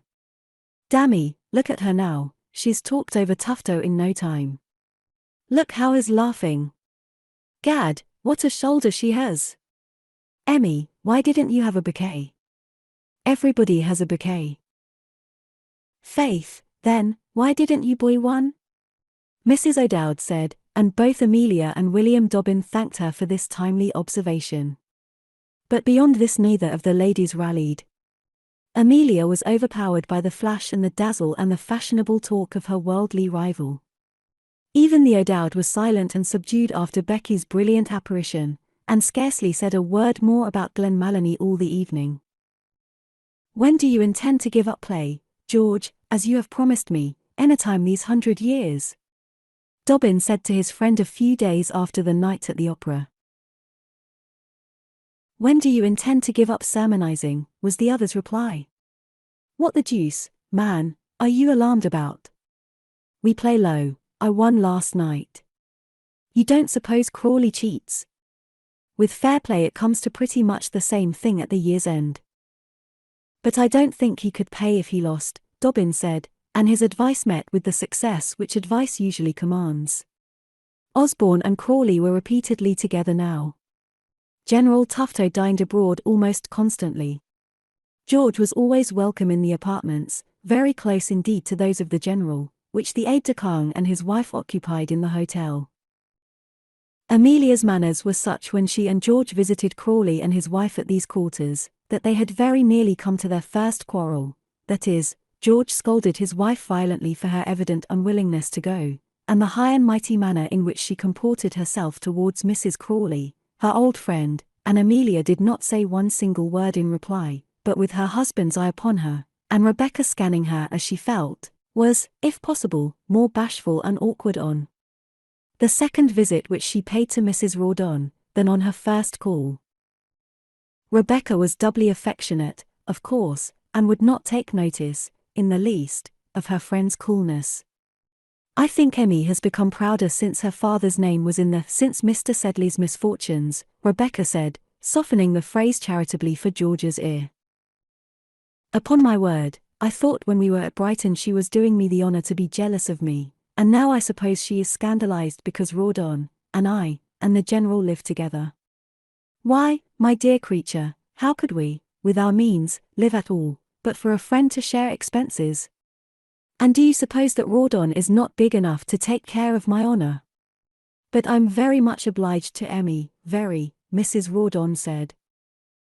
Pooh, jealousy, answered George, all women are jealous. And all men too. Weren't you jealous of General Tufto, and the general of you, on the night of the opera? Why, he was ready to eat me for going with you to visit that foolish little wife of yours, as if I care a pin for either of you, Crawley's wife said, with a pert toss of her head. Will you dine here? The dragon dines with the commander-in-chief. Great news is stirring. They say the French have crossed the frontier. We shall have a quiet dinner. George accepted the invitation, although his wife was a little ailing. They were now not quite 6 weeks married. Another woman was laughing or sneering at her expense, and he not angry. He was not even angry with himself, this good-natured fellow. It is a shame, he owned to himself, but hang it, if a pretty woman will throw herself in your way, why, what can a fellow do, you know? I am rather free about women, he had often said, smiling and nodding knowingly to Stubble and Spoony, and other comrades of the mess table, and they rather respected him than otherwise for this prowess. Next to conquering in war, conquering in love has been a source of pride, time out of mind, amongst men in Vanity Fair, or how should schoolboys brag of their amours, or Don Juan be popular? So Mr. Osborne, having a firm conviction in his own mind that he was a woman killer and destined to conquer, did not run counter to his fate, but yielded himself up to it quite complacently. And as Emmy did not say much or plague him with her jealousy, but merely became unhappy and pined over it miserably in secret, he chose to fancy that she was not suspicious of what all his acquaintance were perfectly aware, namely, that he was carrying on a desperate flirtation with Mrs. Crawley. He rode with her whenever she was free. He pretended regimental business to Amelia, by which facade she was not in the least deceived, and consigning his wife to solitude or her brother's society, passed his evenings in the Crawleys' company, losing money to the husband and flattering himself that the wife was dying of love for him. It is very likely that this worthy couple never absolutely conspired and agreed together in so many words, the one to cajole the young gentleman, whilst the other won his money at cards, but they understood each other perfectly well, and Rawdon let Osborne come and go with entire good humour. George was so occupied with his new acquaintances that he and William Dobbin were by no means so much together as formerly. George avoided him in public and in the regiment, and, as we see, did not like those sermons which his senior was disposed to inflict upon him. If some parts of his conduct made Captain Dobbin exceedingly grave and cool, of what use was it to tell George that, though his whiskers were large, and his own opinion of his knowingness great, he was as green as a schoolboy? That Rawdon was making a victim of him as he had done of many before, and as soon as he had used him would fling him off with scorn. He would not listen, and so, as Dobbin, upon those days when he visited the Osborne house, seldom had the advantage of meeting his old friend, much painful and unavailing talk between them was spared. Our friend George was in the full career of the pleasures of Vanity Fair. There never was, since the days of Darius, such a brilliant train of camp followers as hung round the Duke of Wellington's army in the Low Countries, in 1815, and led it dancing and feasting, as it were, up to the very brink of battle. A certain ball which a noble duchess gave at Brussels on the 15th of June in the above-named year is historical. All Brussels had been in a state of excitement about it, and I have heard from ladies who were in that town at the period, that the talk and interest of persons of their own sex regarding the ball was much greater even than in respect of the enemy in their front. The struggles, intrigues, and prayers to get tickets were such as only English ladies will employ, in order to gain admission to the society of the great of their own nation. Jos and Mrs. O'Dowd, who were panting to be asked, strove in vain to procure tickets, but others of our friends were more lucky. For instance, through the interest of my Lord Bareacres, and as a set-off for the dinner at the restaurateurs, George got a card for Captain and Mrs. Osborne, which circumstance greatly elated him. Dobbin, who was a friend of the general commanding the division in which their regiment was, came laughing one day to Mrs. Osborne, and displayed a similar invitation, which made Jos envious, and George wonder how the deuce he should be getting into society. Mr. and Mrs. Rawdon, finally, were of course invited, as became the friends of a general commanding a cavalry brigade. On the appointed night, George, having commanded new dresses and ornaments of all sorts for Amelia, drove to the famous ball, where his wife did not know a single soul.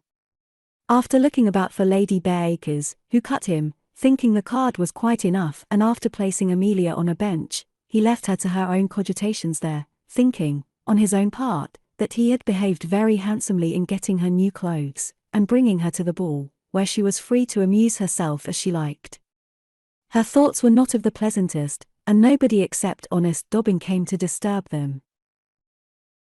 Whilst her appearance was an utter failure, as her husband felt with a sort of rage, Mrs. Rawdon Crawley's debut was, on the contrary, very brilliant. She arrived very late. Her face was radiant, her dress perfection. In the midst of the great persons assembled, and the eyeglasses directed to her, Rebecca seemed to be as cool and collected as when she used to marshal Miss Pinkerton's little girls to church. Numbers of the men she knew already, and the dandies thronged round her.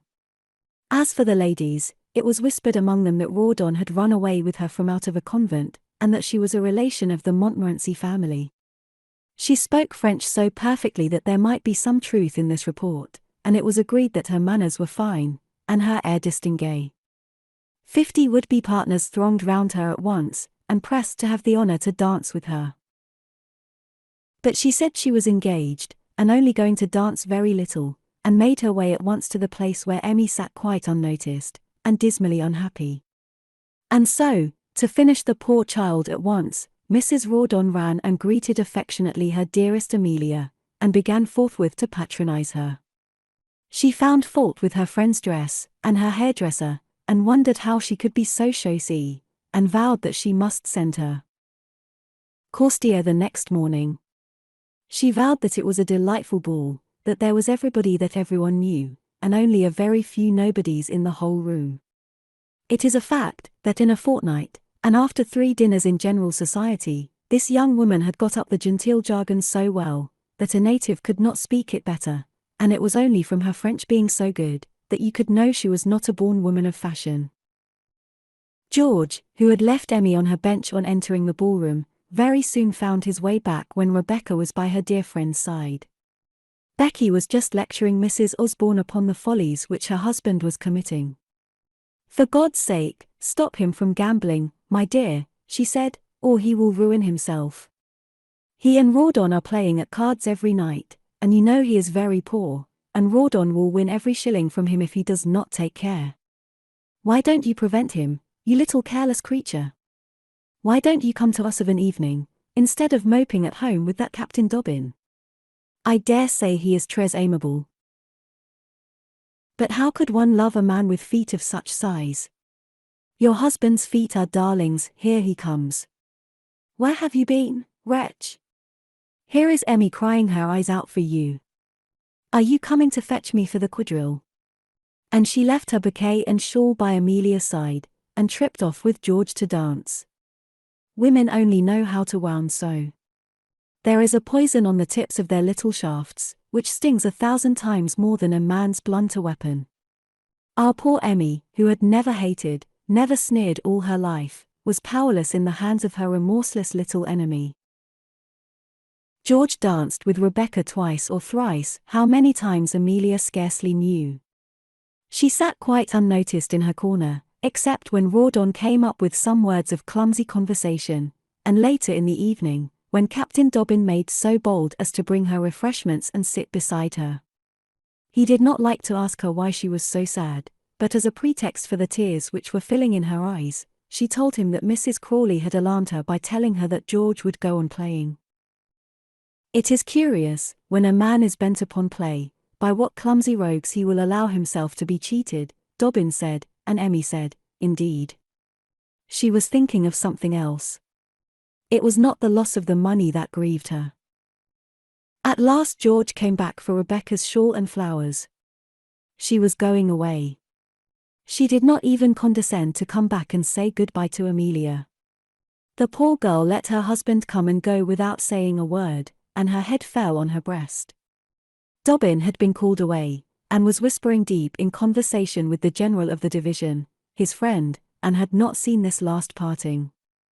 George went away then with the bouquet, but when he gave it to the owner, there lay a note, coiled like a snake among the flowers. Rebecca's I caught it at once. She had been used to deal with notes in early life. She put out her hand and took the nosegay.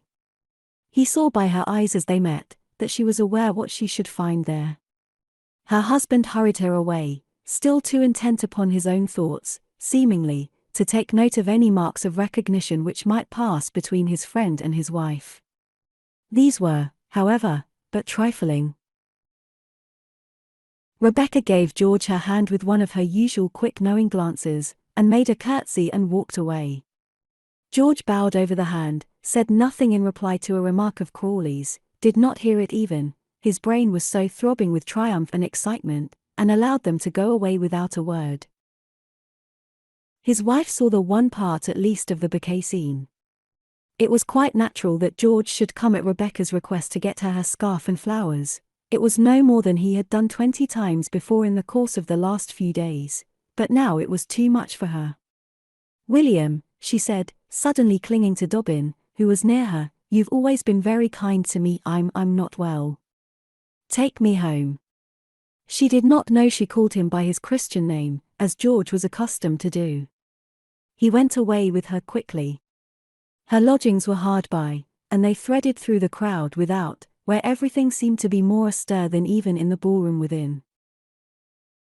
George had been angry twice or thrice at finding his wife up on his return from the parties which he frequented, so she went straight to bed now, but although she did not sleep, and although the din and clatter, and the galloping of horsemen were incessant, she never heard any of these noises, having quite other disturbances to keep her awake.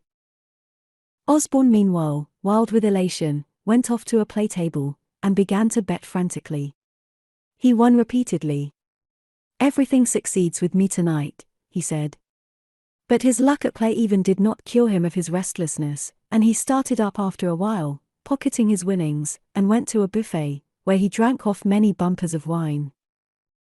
Here, as he was rattling away to the people around, laughing loudly and wild with spirits, Dobbin found him. He had been to the card tables to look there for his friend. Dobbin looked as pale and grave as his comrade was flushed and jovial. "Hello, Dob. Come and drink, old Dob. The Duke's wine is famous. Give me some more, you sir," and he held out a trembling glass for the liquor. "Come out, George," said Dobbin, still gravely, "don't drink." "Drink? There's nothing like it. Drink yourself, and light up your lantern jaws, old boy. Here's to you."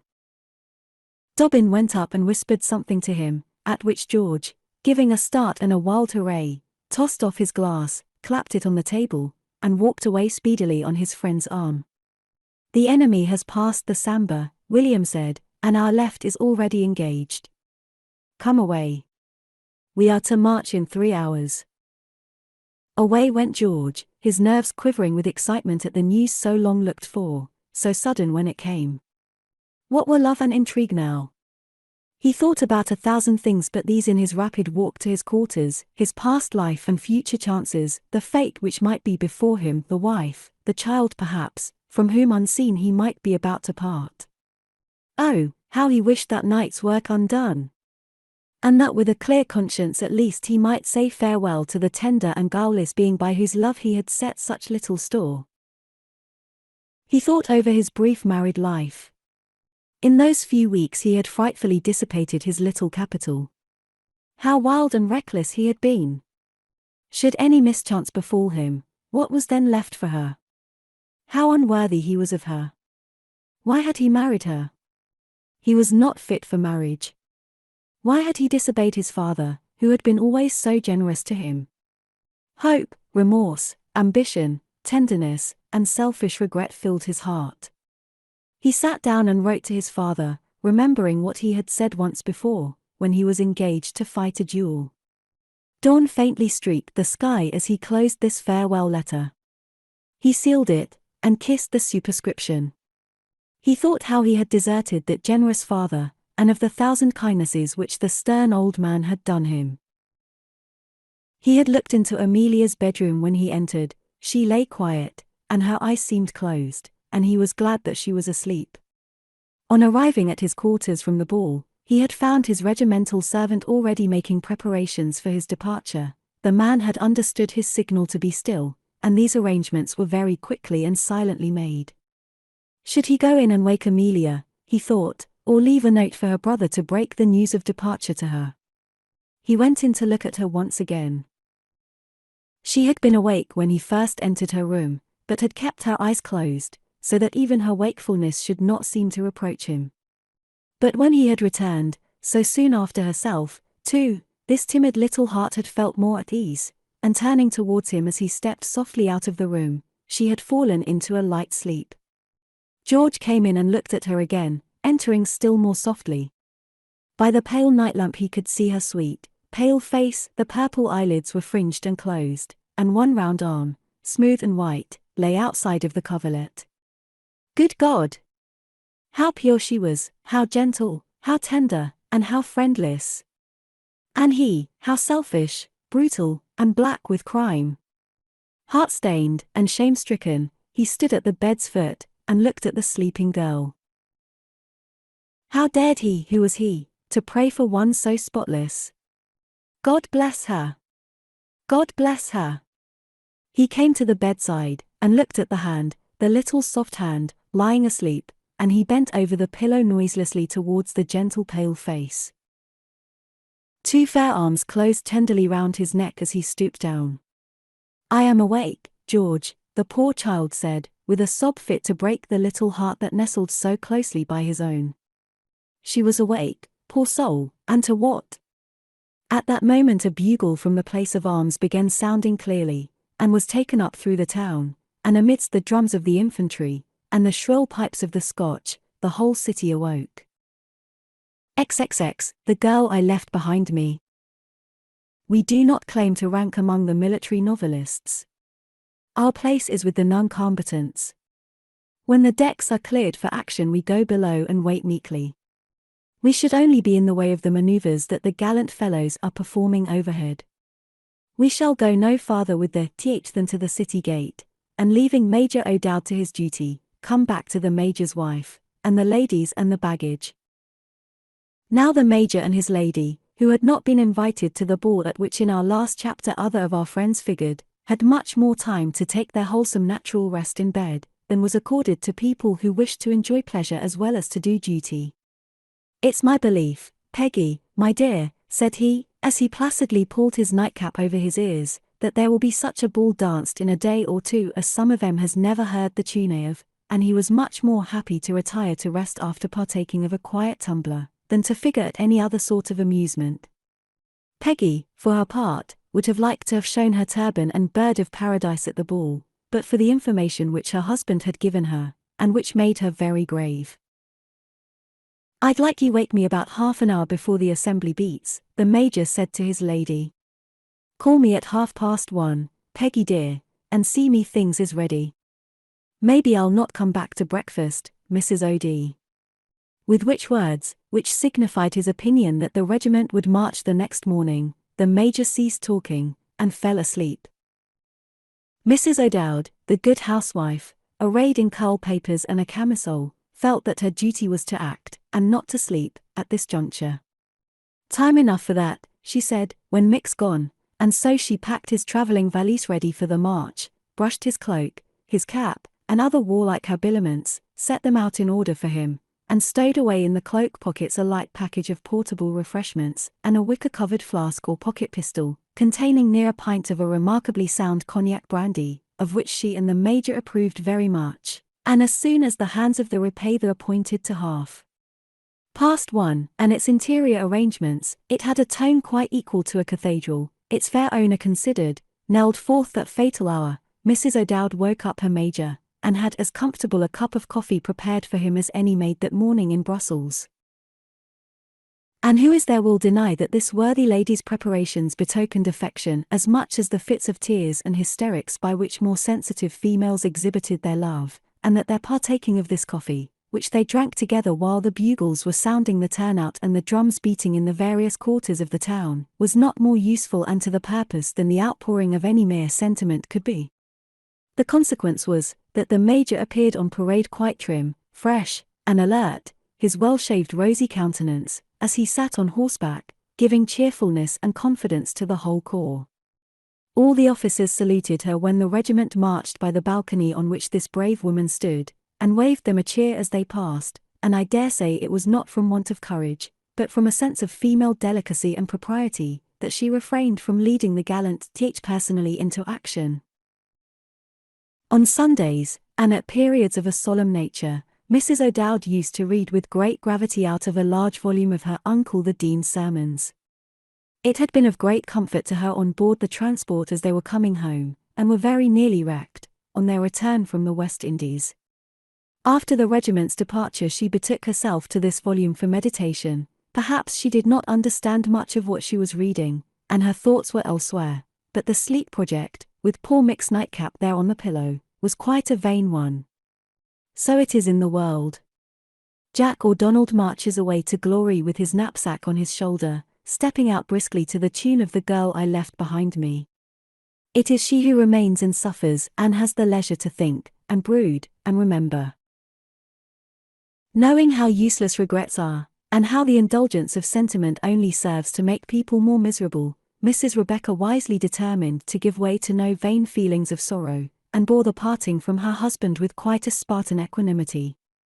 Indeed, Captain Rawdon himself was much more affected at the leave-taking than the resolute little woman to whom he bade farewell. She had mastered this rude coarse nature, and he loved and worshipped her with all his faculties of regard and admiration. In all his life he had never been so happy, as, during the past few months, his wife had made him. All former delights of turf, mess, hunting field, and gambling table, all previous loves and courtships of milliners, opera dancers, and the like easy triumphs of the clumsy military Adonis, were quite insipid when compared to the lawful matrimonial pleasures which of late he had enjoyed. She had known perpetually how to divert him, and he had found his house and her society 1,000 times more pleasant than any place or company which he had ever frequented from his childhood until now. And he cursed his past follies and extravagances, and bemoaned his vast outlying debts above all, which must remain forever as obstacles to prevent his wife's advancement in the world. He had often groaned over these in midnight conversations with Rebecca, although as a bachelor they had never given him any disquiet. He himself was struck with this phenomenon. "Hang it," he would say, or perhaps use a still stronger expression out of his simple vocabulary, "before I was married I didn't care what bills I put my name to, and so long as Moses would wait or leave I would renew for 3 months, I kept on never minding. But since I'm married, except renewing, of course, I give you my honor I've not touched a bit of stamped paper." Rebecca always knew how to conjure away these moods of melancholy. "Why, my stupid love," she would say, "we have not done with your aunt yet. If she fails us, isn't there what you call the Gazette? Or, stop, when your Uncle Bute's life drops, I have another scheme. The living has always belonged to the younger brother, and why shouldn't you sell out and go into the church?" The idea of this conversion set Rawdon into roars of laughter. You might have heard the explosion through the hotel at midnight, and the haw-haws of the great dragoon's voice. General Tufto heard him from his quarters on the first floor above them, and Rebecca acted the scene with great spirit, and preached Rawdon's first sermon, to the immense delight of the general at breakfast. But these were mere bygone days and talk. When the final news arrived that the campaign was opened, and the troops were to march, Rawdon's gravity became such that Becky rallied him about it in a manner which rather hurt the feelings of the guardsman. "You don't suppose I'm afraid, Becky, I should think," he said, with a tremor in his voice. "But I'm a pretty good mark for a shot, and you see if it brings me down, why I leave 1 and perhaps 2 behind me whom I should wish to provide for, as I brought them into the scrape. It is no laughing matter that, Mrs. C., anyways." Rebecca by 100 caresses and kind words tried to soothe the feelings of the wounded lover. It was only when her vivacity and sense of humor got the better of this sprightly creature, as they would do under most circumstances of life indeed, that she would break out with her satire, but she could soon put on a demure face. "Dearest love," she said, "do you suppose I feel nothing?" And hastily dashing something from her eyes, she looked up in her husband's face with a smile. "Look here," said he. "If I drop, let us see what there is for you. I have had a pretty good run of luck here, and here's £230. I have got 10 Napoleons in my pocket. That is as much as I shall want, for the general pays everything like a prince, and if I'm hit, why you know I cost nothing. Don't cry, little woman, I may live to vex you yet. Well, I shan't take either of my horses, but shall ride the general's grey charger, it's cheaper, and I told him mine was lame. If I'm done, those 2 ought to fetch you something. Grigg offered 90 for the mare yesterday, before this confounded news came, and like a fool I wouldn't let her go under the 2.0. Bullfinch will fetch his price any day, only you'd better sell him in this country, because the dealers have so many bills of mine, and so I'd rather he shouldn't go back to England. Your little mare the general gave you will fetch something, and there's no livery stable bills here as there are in London," Rawdon added, with a laugh. "There's that dressing case cost me 200, that is, I owe 2 for it, and the gold tops and bottles must be worth 30 or 40.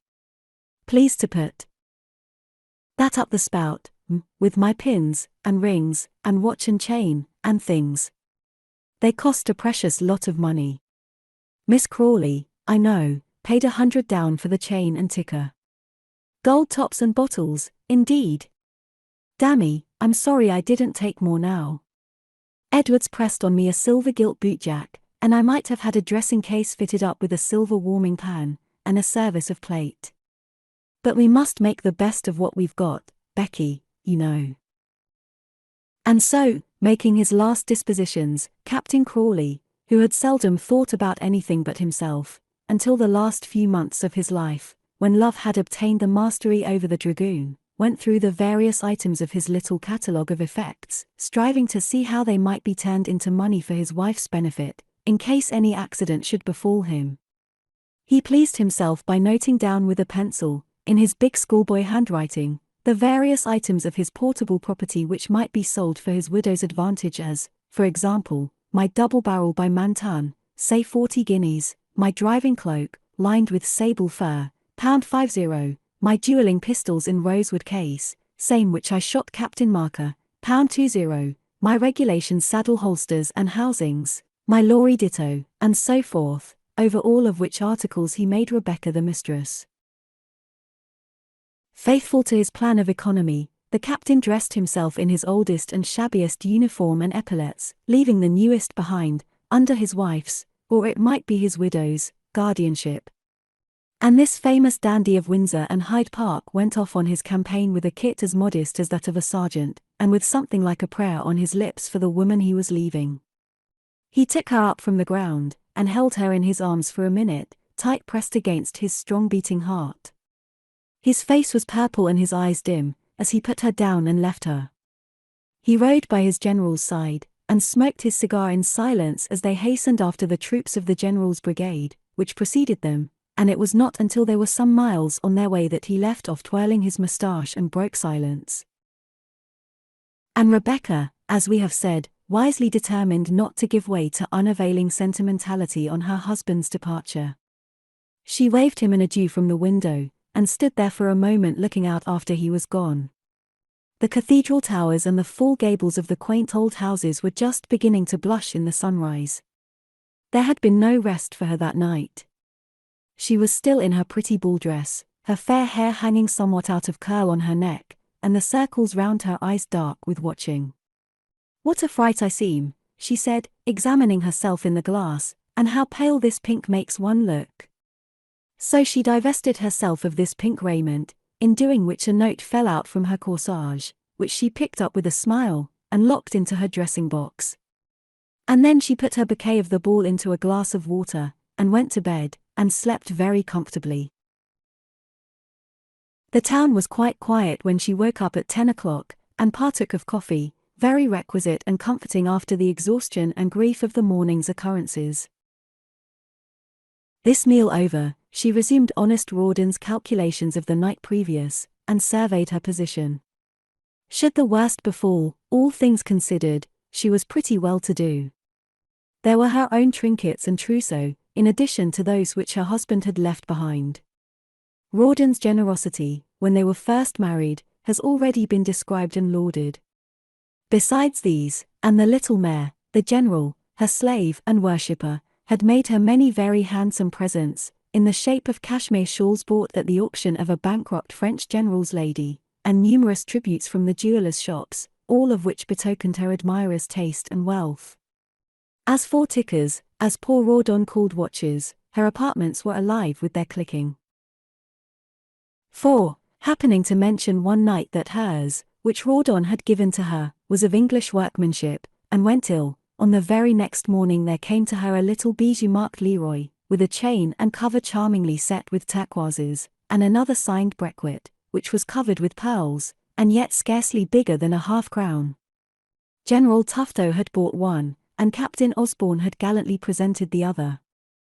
Mrs. Osborne had no watch, though, to do George justice, she might have had one for the asking, and the Honourable Mrs. Tufto in England had an old instrument of her mother's that might have served for the plate-warming pan which Rawdon talked about.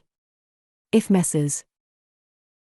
Howell and James were to publish a list of the purchasers of all the trinkets which they sell, How surprised would some families be, and if all these ornaments went to gentlemen's lawful wives and daughters, what a profusion of jewelry there would be exhibited in the genteelest homes of Vanity Fair.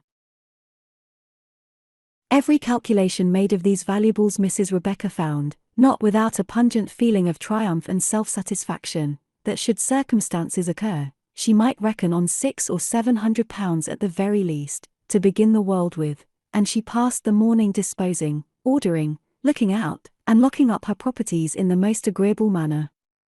Among the notes in Rawdon's pocketbook was a draft for £20 on Osborne's banker. This made her think about Mrs. Osborne. "I will go and get the draft cashed," she said, "and pay a visit afterwards to poor little Emmy. If this is a novel without a hero, at least let us lay claim to a heroine. No man in the British Army which has marched away, not the great Duke himself, could be more cool or collected in the presence of doubts and difficulties, than the indomitable little aide-de-camp's wife." And there was another of our acquaintances who was also to be left behind, a non-combatant, and whose emotions and behaviour we have therefore a right to know. This was our friend the ex-collector of Boggley whose rest was broken, like other people's, by the sounding of the bugles in the early morning.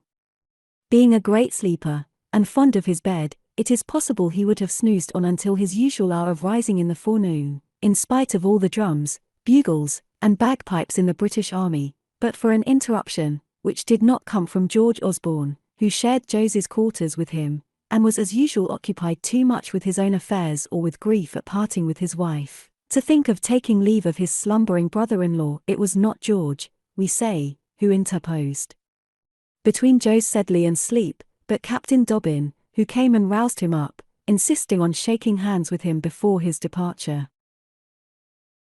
"Very kind of you," said Joes, yawning, and wishing the captain at the deuce.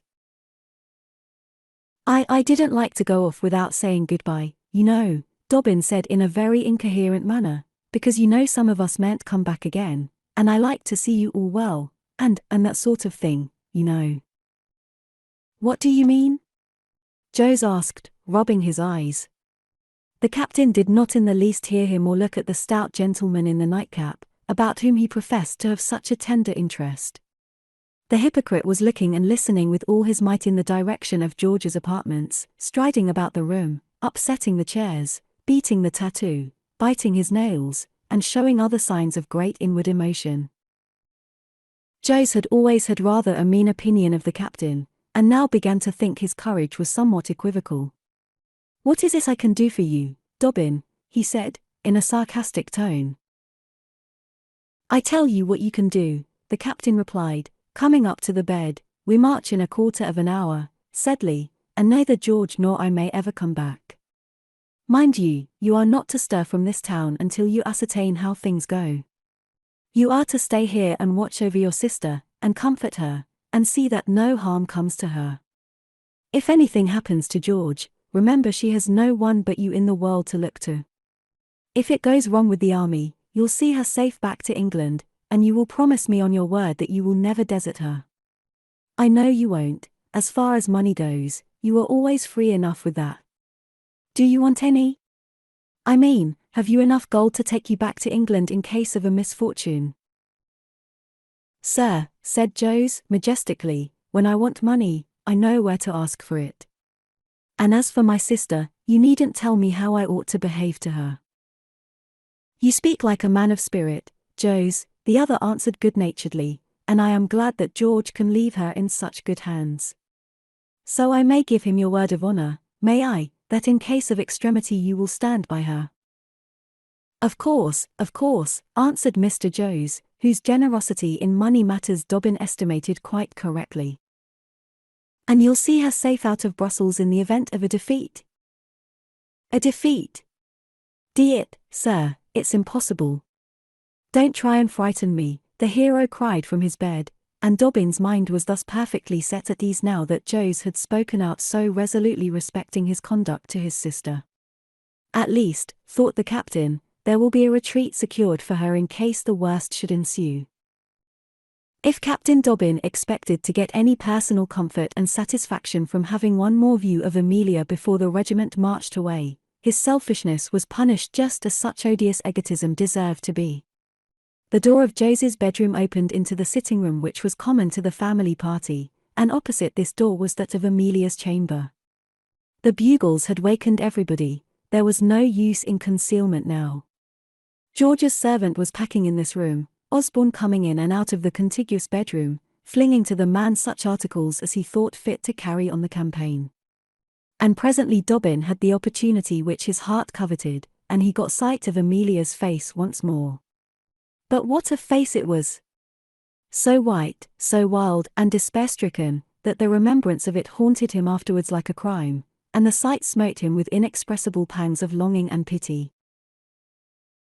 She was wrapped in a white morning dress, her hair falling on her shoulders, and her large eyes fixed and without light. By way of helping on the preparations for the departure, and showing that she too could be useful at a moment so critical, this poor soul had taken up a sash of George's from the drawers whereon it lay, and followed him to and fro with the sash in her hand, looking on mutely as his packing proceeded. She came out and stood, leaning at the wall, holding this sash against her bosom, from which the heavy net of crimson dropped like a large stain of blood. Our gentle-hearted captain felt a guilty shock as he looked at her. Good God, thought he, and is it grief like this I dared to pry into? And there was no help, no means to soothe and comfort this helpless, speechless misery.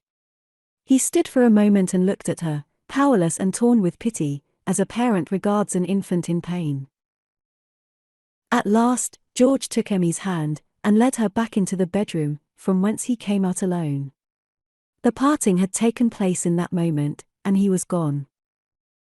Thank heaven that is over, George thought, bounding down the stair, his sword under his arm, as he ran swiftly to the alarm ground, where the regiment was mustered, and whither trooped men and officers hurrying from their billets. His pulse was throbbing and his cheeks flushed. The great game of war was going to be played, and he one of the players. What a fierce excitement of doubt, hope, and pleasure! What tremendous hazards of loss or gain! What were all the games of chance he had ever played compared to this one? Into all contests requiring athletic skill and courage, the young man, from his boyhood upwards, had flung himself with all his might. The champion of his school and his regiment, the bravos of his companions had followed him everywhere, from the boys' cricket match to the garrison races. He had won 100 of triumphs, and wherever he went women and men had admired and envied him.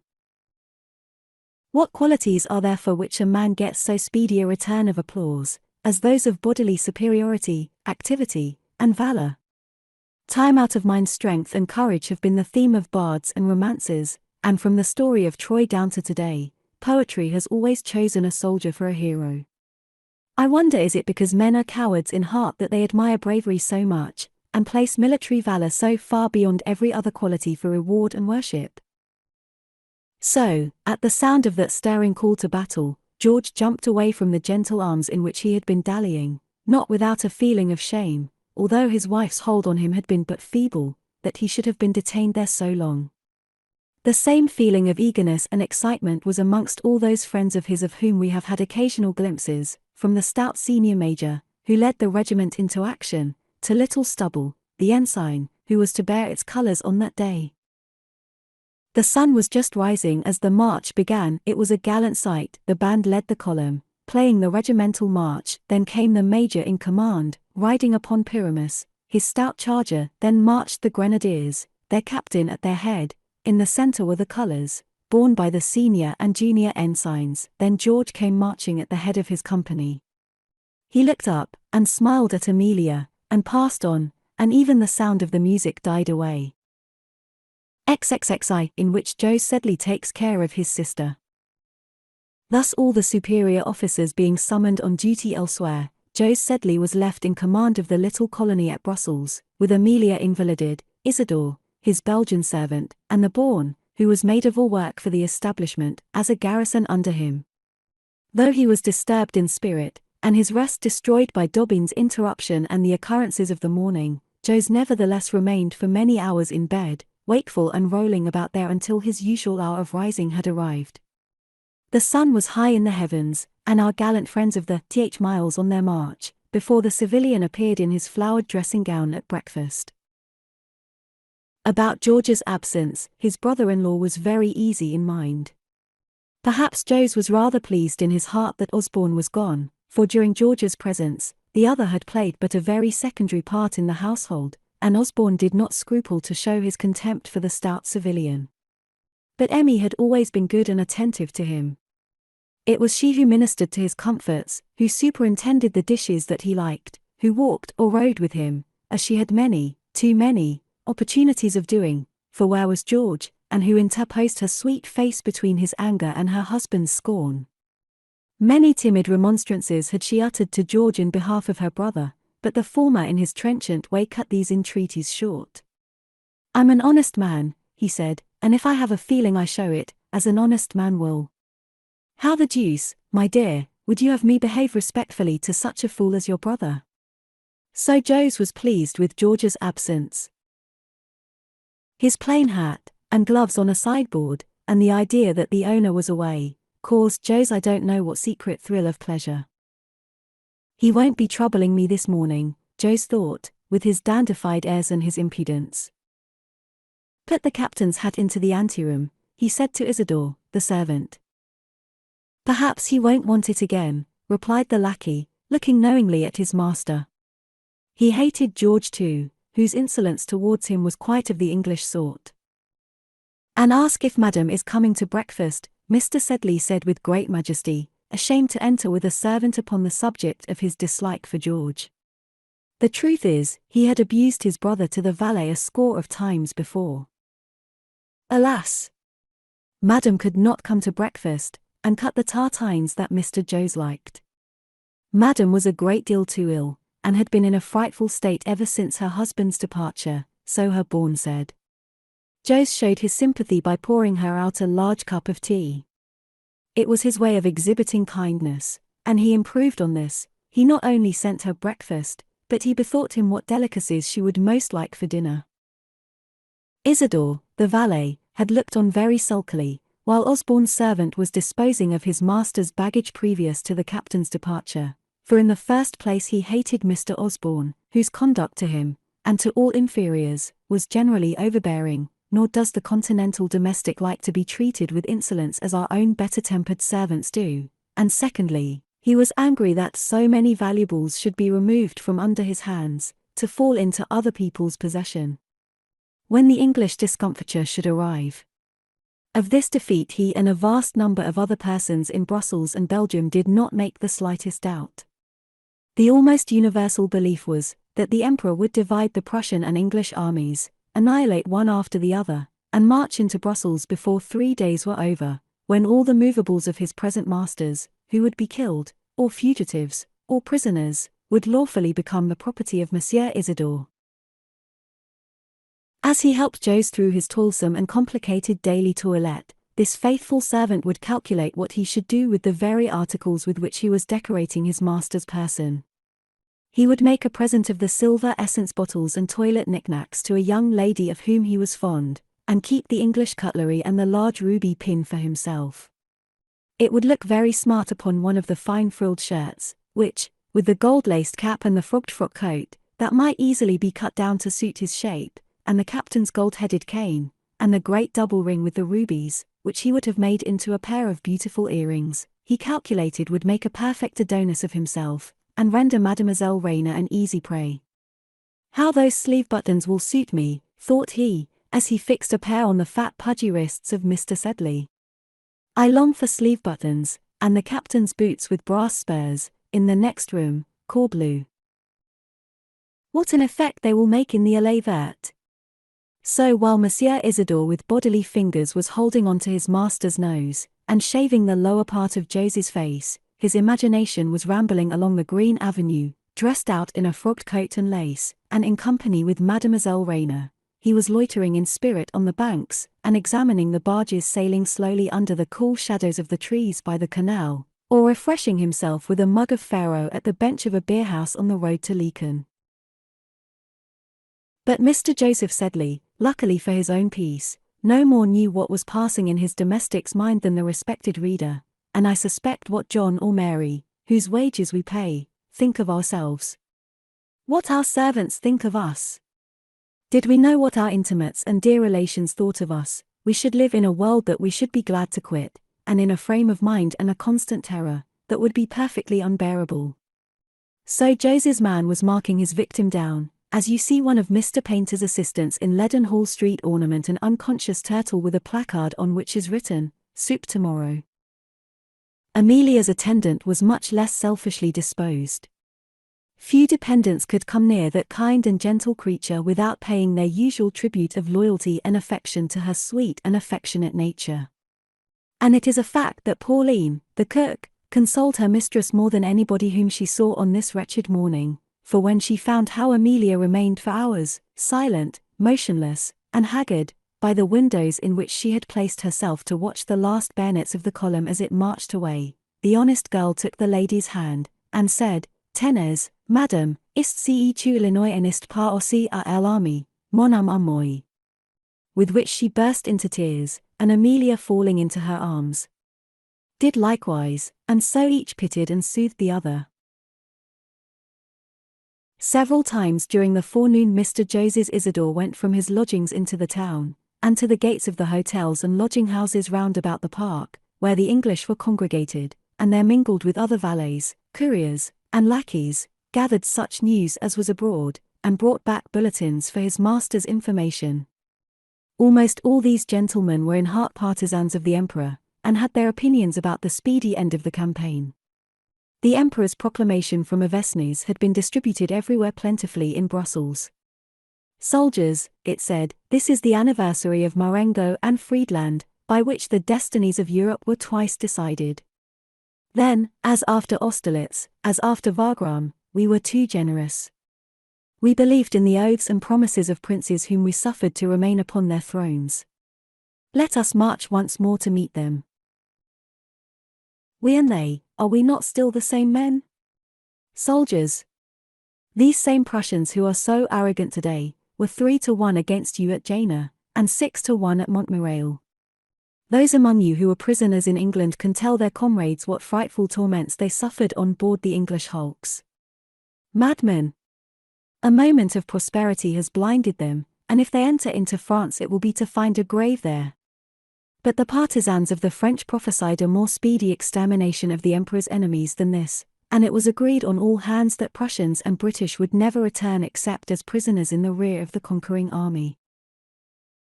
These opinions in the course of the day were brought to operate upon Mr. Sedley. He was told that the Duke of Wellington had gone to try and rally his army, the advance of which had been utterly crushed the night before. "Crushed, pshaw," said Jose, whose heart was pretty stout at breakfast time. "The Duke has gone to beat the Emperor as he has beaten all his generals before. His papers are burned, his effects are removed, and his quarters are being got ready for the Duke of Dalmatia," Jose's informant replied. "I had it from his own maître d'hôtel. My Duc de Richmond's people are packing up everything. His Grace has fled already, and the Duchess is only waiting to see the plate pack to join the King of France at Ostend." "The King of France is at Ghent, fellow," replied Jose, affecting incredulity. "He fled last night to Bruges, and embarks today from Ostend. The Duc de Berry is taken prisoner. Those who wish to be safe had better go soon, for the dikes will be opened tomorrow, and who can fly when the whole country is under water?" "Nonsense, sir, we are 3-1, sir, against any force Boney can bring into the field," Mr. Sedley objected. "The Austrians and the Russians are on their march." He shall be crushed," Jose said, slapping his hand on the table. "The Prussians were 3-1 at Jena, and he took their army and kingdom in a week. They were 6-1 at Montmirail, and he scattered them like sheep. The Austrian army is coming, but with the Empress and the King of Rome at its head, and the Russians, the Russians will withdraw. No quarter is to be given to the English, on account of their cruelty to our braves on board the infamous pontoons. Look here it is in black and white. Here's the proclamation of His Majesty the Emperor and King," said the now declared partisan of Napoleon, and taking the document from his pocket, Isidore sternly thrust it into his master's face, and already looked upon the frogged coat and valuables as his own spoil. Jose was, if not seriously alarmed as yet, at least considerably disturbed in mind. "Give me my coat and cap, sir," said he, "and follow me. I will go myself and learn the truth of these reports." Isidore was furious as Jose put on the braided frock. "Myla had better not wear that military coat," said he. "The Frenchmen have sworn not to give quarter to a single British soldier." "Silence, sirrah," said Jose, with a resolute countenance still, and thrust his arm into the sleeve with indomitable resolution, in the performance of which heroic act he was found by Mrs. Rawdon Crawley, who at this juncture came up to visit Amelia, and entered without ringing at the antechamber door. Rebecca was dressed very neatly and smartly, as usual. Her quiet sleep after Rawdon's departure had refreshed her, and her pink smiling cheeks were quite pleasant to look at, in a town and on a day when everybody else's countenance wore the appearance of the deepest anxiety and gloom. She laughed at the attitude in which Jose was discovered, and the struggles and convulsions with which the stout gentleman thrust himself into the braided coat. "Are you preparing to join the army, Mr. Joseph?" she said. "Is there to be nobody left in Brussels to protect us poor women?" Jose succeeded in plunging into the coat, and came forward blushing and stuttering out excuses to his fair visitor. How was she after the events of the morning, after the fatigues of the ball the night before? Monsieur Isidore disappeared into his master's adjacent bedroom, bearing off the flowered dressing gown. "How good of you to ask," said she, pressing one of his hands in both her own. "How cool and collected you look when everybody else is frightened. How is our dear little Emmy? It must have been an awful, awful parting." "Tremendous," Jose said. "You men can bear anything," replied the lady. "Parting or danger are nothing to you. Oh, now that you were going to join the army and leave us to our fate. I know you were, something tells me you were. I was so frightened, when the thought came into my head, for I do sometimes think of you when I am alone, Mr. Joseph, that I ran off immediately to beg and entreat you not to fly from us. This speech might be interpreted, my dear sir, should an accident befall the army, and a retreat be necessary, you have a very comfortable carriage, in which I propose to take a seat." I don't know whether Jose understood the words in this sense. But he was profoundly mortified by the lady's inattention to him during their stay at Brussels. He had never been presented to any of Rawdon Crawley's great acquaintances, he had scarcely been invited to Rebecca's parties, for he was too timid to play much, and his presence bored George and Rawdon equally, who neither of them, perhaps, liked to have a witness of the amusements in which the pair chose to indulge. "Ah," thought Jose, "now she wants me, she comes to me. When there is nobody else in the way she can think about old Joseph Sedley." But besides these doubts he felt flattered at the idea Rebecca expressed of his courage. He blushed a good deal, and put on an air of importance. "I should like to see the action," he said. "Every man of any spirit would, you know. I've seen a little service in India, but nothing on this grand scale." "You men would sacrifice anything for a pleasure," Rebecca answered. "Captain Crawley left me this morning as gay as if he were going to a hunting party. What does he care? What do any of you care for the agonies and tortures of a poor forsaken woman? I wonder whether he could really have been going to the troops, this great lazy gourmand. Oh, dear Mr. Sedley, I have come to you for comfort, for consolation. I have been on my knees all the morning. I tremble at the frightful danger into which our husbands, our friends, our brave troops and allies, are rushing. And I come here for shelter, and find another of my friends, the last remaining to me, bent upon plunging into the dreadful scene." "My dear madam," Jose replied, now beginning to be quite soothed, "don't be alarmed.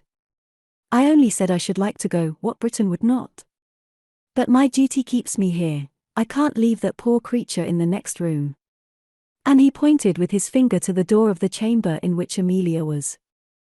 "Good noble brother," Rebecca said, putting her handkerchief to her eyes, and smelling the eau de cologne with which it was scented. "I have done you injustice, you have got a heart. I thought you had not." "Oh, upon my honor," Jose said, making a motion as if he would lay his hand upon the spot in question. "You do me injustice, indeed you do, my dear Mrs. Crawley. I do, now your heart is true to your sister. But I remember 2 years ago when it was false to me. Rebecca said, fixing her eyes upon him for an instant, and then turning away into the window. Joes blushed violently. That organ which he was accused by Rebecca of not possessing began to thump tumultuously. He recalled the days when he had fled from her, and the passion which had once inflamed him, the days when he had driven her in his curricle, when she had knit the green purse for him, when he had sat enraptured gazing at her white arms and bright eyes. I know you think me ungrateful, Rebecca continued, coming out of the window, and once more looking at him and addressing him in a low tremulous voice. Your coldness, your averted looks, your manner when we have met of late, when I came in just now, all proved it to me. But were there no reasons why I should avoid you? Let your own heart answer that question. Do you think my husband was too much inclined to welcome you? The only unkind words I have ever heard from him, I will do Captain Crawley that justice, have been about you, and most cruel, cruel words they were. Good gracious! What have I done? Asked Joes in a flurry of pleasure and perplexity. What have I done, to? Is jealousy nothing, said Rebecca. He makes me miserable about you. And whatever it might have been once, my heart is all his. I am innocent now. Am I not, Mr. Sedley? All Joes's blood tingled with delight, as he surveyed this victim to his attractions. A few adroit words, one or two knowing tender glances of the eyes, and his heart was inflamed again and his doubts and suspicions forgotten. From Solomon downwards, have not wiser men than he been cajoled and befooled by women? If the worst comes to the worst, Becky thought, my retreat is secure, and I have a right-hand seat in the barouche. There is no knowing into what declarations of love and ardour the tumultuous passions of Mr. Joseph might have led him, if Isidore the valet had not made his reappearance at this minute, and begun to busy himself about the domestic affairs. Joes, who was just going to gasp out an avowal, choked almost with the emotion that he was obliged to restrain. Rebecca too bethought her that it was time she should go in and comfort her dearest Amelia. Au revoir, she said, kissing her hand to Mr. Joseph, and tapped gently at the door of his sister's apartment. As she entered and closed the door on herself, he sank down in a chair, and gazed and sighed and puffed portentously. That coat is very tight for Myla, Isidore said, still having his eye on the frogs, but his master heard him not. His thoughts were elsewhere, now glowing, maddening, upon the contemplation of the enchanting Rebecca, anon shrinking guiltily before the vision of the jealous Rawdon Crawley, with his curling, fierce mustachios, and his terrible dueling pistols loaded and cocked. Rebecca's appearance struck Amelia with terror, and made her shrink back. It recalled her to the world and the remembrance of yesterday. In the overpowering fears about tomorrow she had forgotten Rebecca, jealousy, everything except that her husband was gone and was in danger. Until this dauntless worldling came in and broke the spell, and lifted the latch, we too have forborne to enter into that sad chamber. How long had that poor girl been on her knees? What hours of speechless prayer and bitter prostration had she passed there? The war chroniclers who write brilliant stories of fight and triumph scarcely tell us of these. These are two mean parts of the pageant, and you don't hear widows' cries or mothers' sobs in the midst of the shouts and jubilation in the great chorus of victory. And yet when was the time that such have not cried out, heartbroken, humble Protestants, unheard in the uproar of the triumph? After the first movement of terror in Amelia's mind, when Rebecca's green eyes lighted upon her, and rustling in her fresh silks and brilliant ornaments, the latter tripped up with extended arms to embrace her, a feeling of anger succeeded, and from being deadly pale before, her face flushed up red, and she returned Rebecca's look after a moment with a steadiness which surprised and somewhat abashed her rival.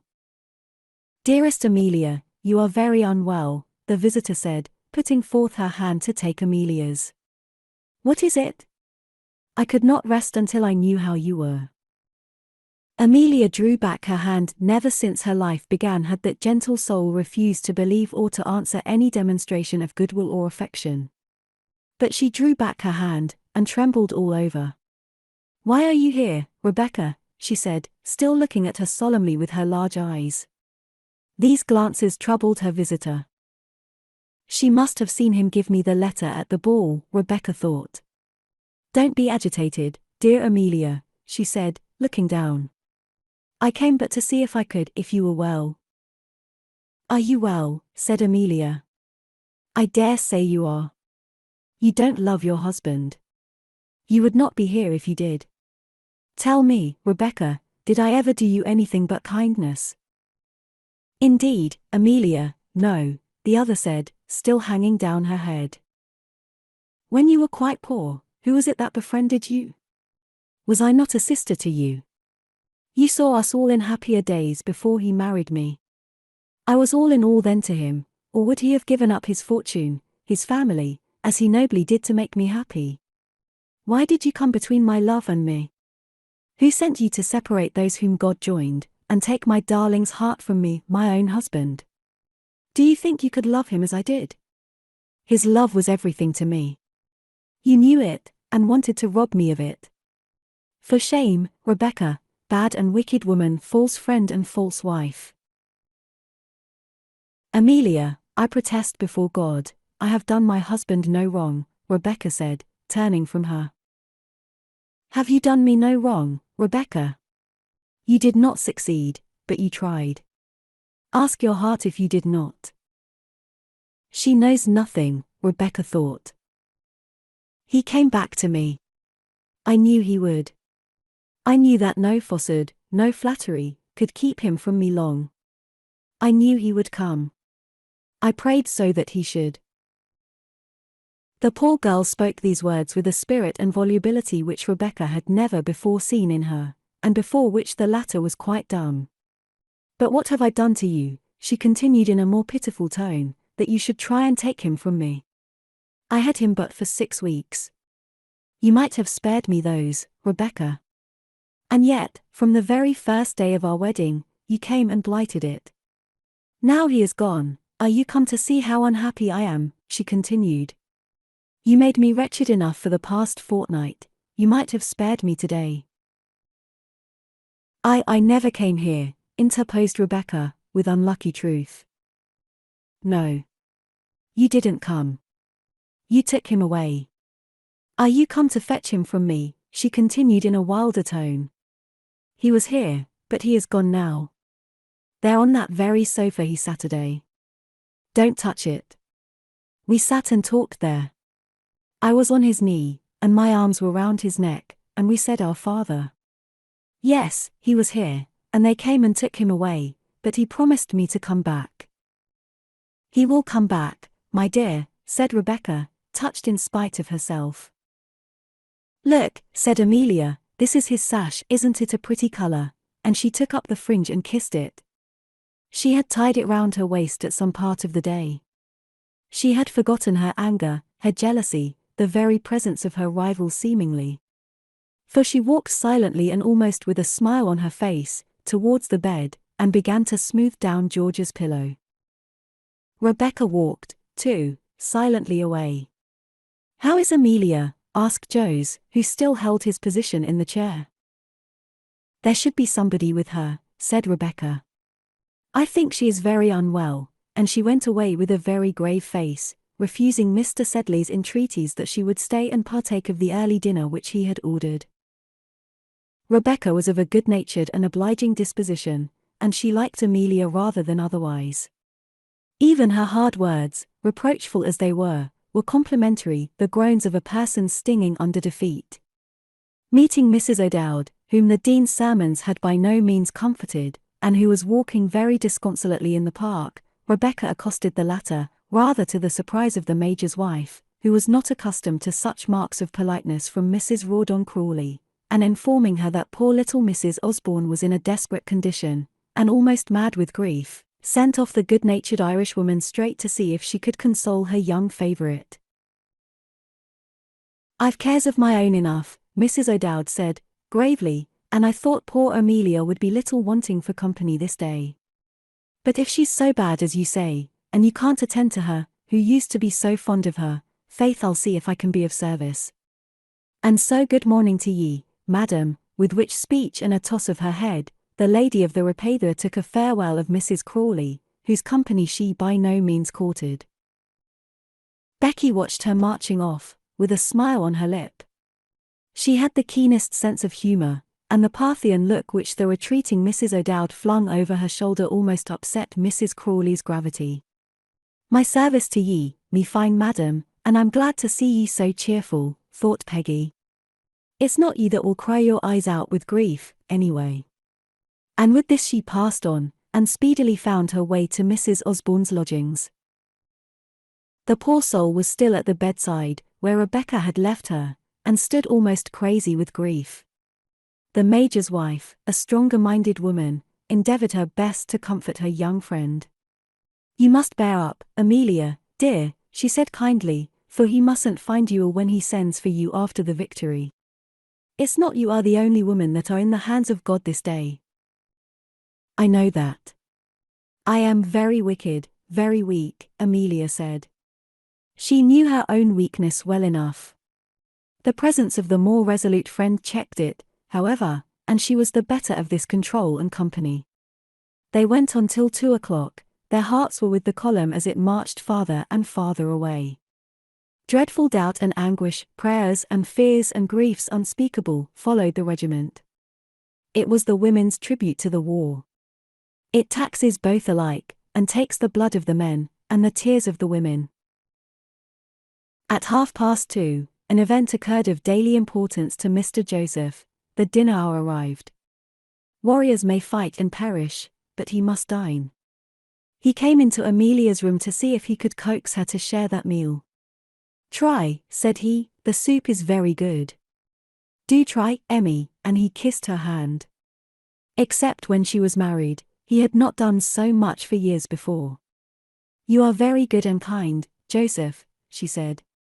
"Everybody is, but, if you please, I will stay in my room today." The savour of the soup, however, was agreeable to Mrs. O'Dowd's nostrils, and she thought she would bear Mr. Joe's company. So the two sat down to their meal. "God bless the meat," said the Major's wife, solemnly. She was thinking of her honest Mick, riding at the head of his regiment. "'Tis but a bad dinner those poor boys will get today," she said, with a sigh, and then, like a philosopher, fell to. Joseph's spirits rose with his meal. He would drink the regiment's health, or, indeed, take any other excuse to indulge in a glass of champagne. "We'll drink to O'Dowd and the brave Tich," said he, bowing gallantly to his guest. "Hey, Mrs. O'Dowd? Fill Mrs. O'Dowd's glass, Isidore." But all of a sudden, Isidore started, and the Major's wife laid down her knife and fork. The windows of the room were open, and looked southward, and a dull distant sound came over the sun-lighted roofs from that direction. "What is it?" said Joes. "Why don't you pour, you rascal?" "Sail a few," said Isidore, running to the balcony. "God defend us, it's cannon!" Mrs. O'Dowd cried, starting up, and followed two to the window. 1,000 pale and anxious faces might have been seen looking from other casements. And presently it seemed as if the whole population of the city rushed into the streets. XXXI, in which Joes takes flight, and the war is brought to a close. We of peaceful London City have never beheld, and please God never shall witness, such a scene of hurry and alarm, as that which Brussels presented. Crowds rushed to the Nemer Gate, from which direction the noise proceeded, and many rode along the level chaussee, to be in advance of any intelligence from the army. Each man asked his neighbour for news, and even great English lords and ladies condescended to speak to persons whom they did not know. The friends of the French went abroad, wild with excitement, and prophesying the triumph of their emperor. The merchants closed their shops, and came out to swell the general chorus of alarm and clamour. Women rushed to the churches, and crowded the chapels, and knelt and prayed on the flags and steps. The dull sound of the cannon went on rolling, rolling. Presently carriages with travellers began to leave the town, galloping away by the Ghent barrier. The prophecies of the French partisans began to pass for facts. "He has cut the armies in two," it was said. "He is marching straight on Brussels. He will overpower the English, and be here tonight. He will overpower the English," shrieked Isidore to his master, "and will be here tonight." The man bounded in and out from the lodgings to the street, always returning with some fresh particulars of disaster. Josie's face grew paler and paler. Alarm began to take entire possession of the stout civilian. All the champagne he drank brought no courage to him. Before sunset he was worked up to such a pitch of nervousness as gratified his friend Isidore to behold, who now counted surely upon the spoils of the owner of the laced coat. The women were away all this time. After hearing the firing for a moment, the stout major's wife bethought her of her friend in the next chamber, and ran in to watch, and if possible to console, Amelia. The idea that she had that helpless and gentle creature to protect, gave additional strength to the natural courage of the honest Irishwoman. She passed 5 hours by her friend's side, sometimes in remonstrance, sometimes talking cheerfully, oftener in silence and terrified mental supplication.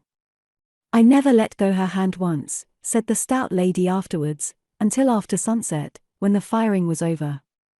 Pauline, the born, was on her knees at church hard by, praying for son Amael.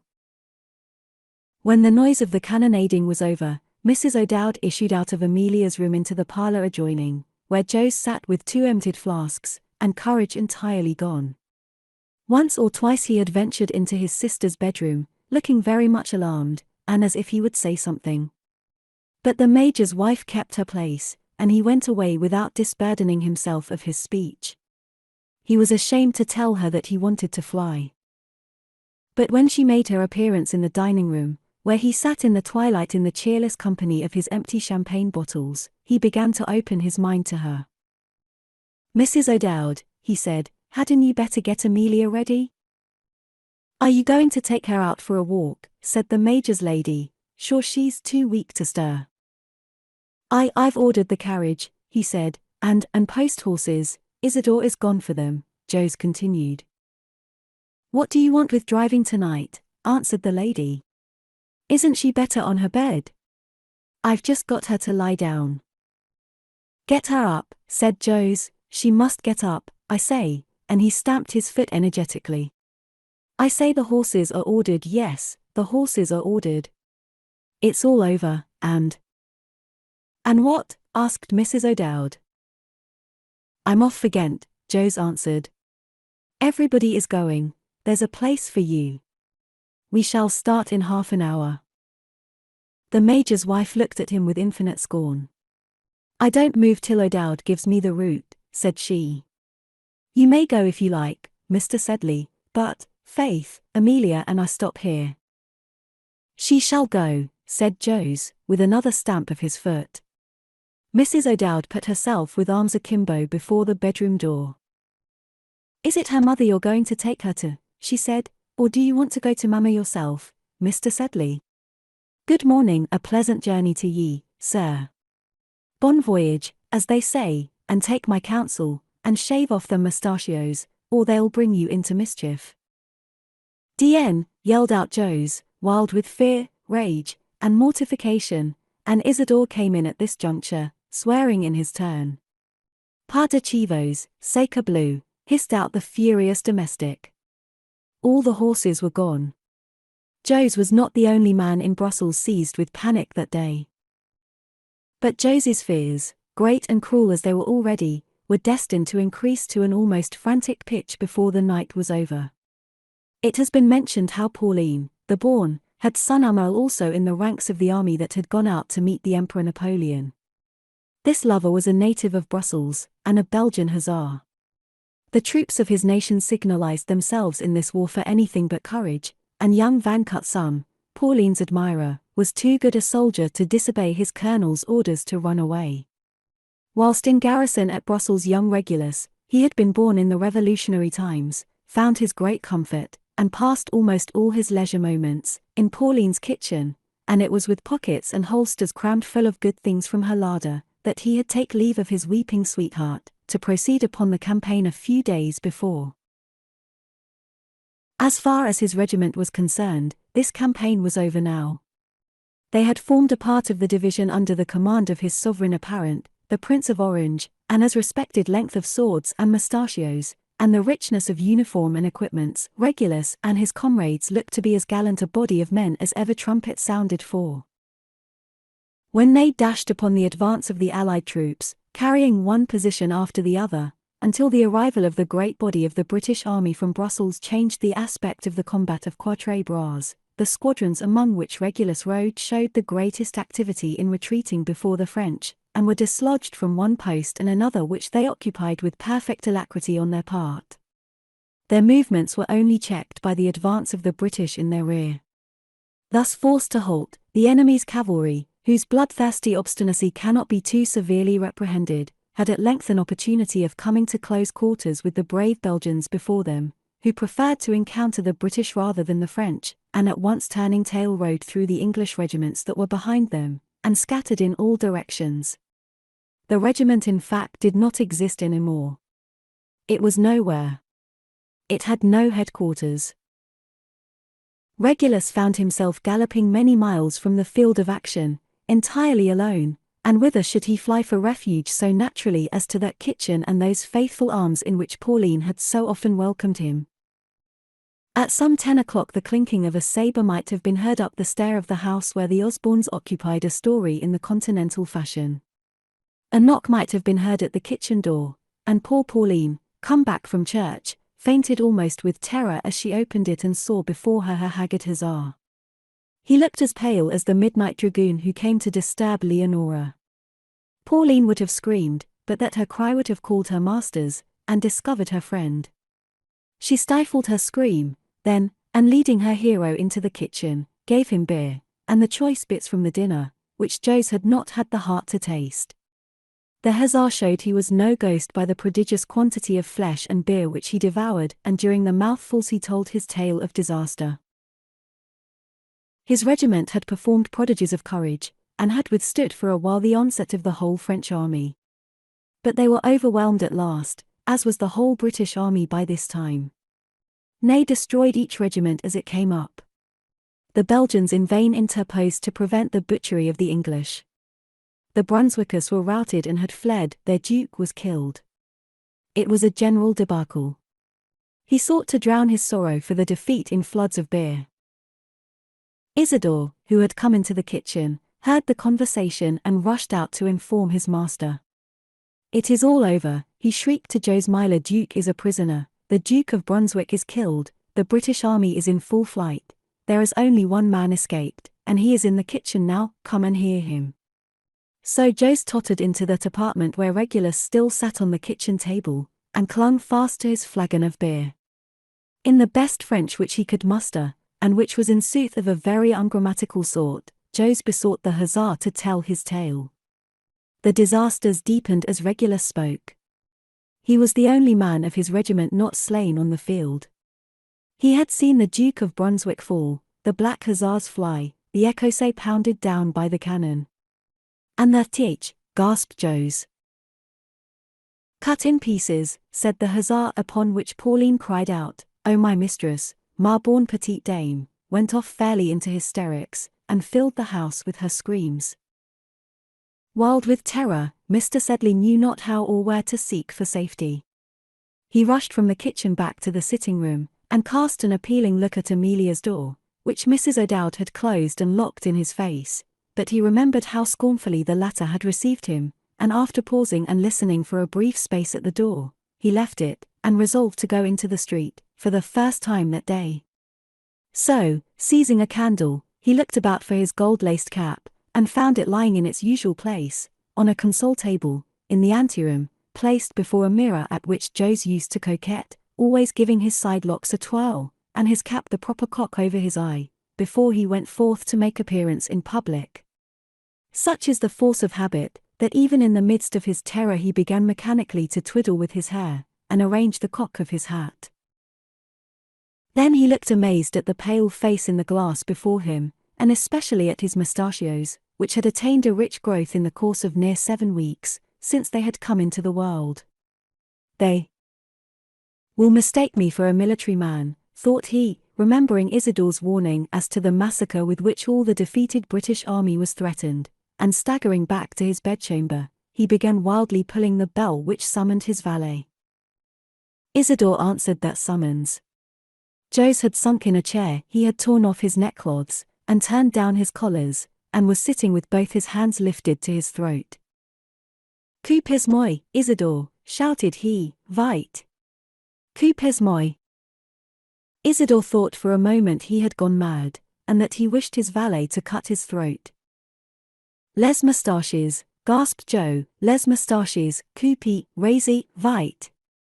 His French was of this sort, voluble, as we have said, but not remarkable for grammar. Isidore swept off the mustachios in no time with the razor, and heard with inexpressible delight his master's orders that he should fetch a hat and a plain coat. "Any porte plus, habit militaire, bonnie à vous, prenez des hors," were Joe's words. The coat and cap were at last his property. This gift being made, Joe selected a plain black coat and waistcoat from his stock, and put on a large white neckcloth, and a plain beaver. If he could have got a shovel hat he would have worn it. As it was, you would have fancied he was a flourishing, large parson of the Church of England. "Venez maintenant," he continued, "suivez à la partie dans la rue." And so having said, he plunged swiftly down the stairs of the house, and passed into the street. Although Regulus had vowed that he was the only man of his regiment or of the Allied army, almost, who had escaped being cut to pieces by Ney, it appeared that his statement was incorrect, and that a good number more of the supposed victims had survived the massacre. Many scores of Regulus's comrades had found their way back to Brussels, and all agreeing that they had run away, filled the whole town with an idea of the defeat of the Allies. The arrival of the French was expected hourly, the panic continued, and preparations for flight went on everywhere. "No horses," thought Jose, in terror.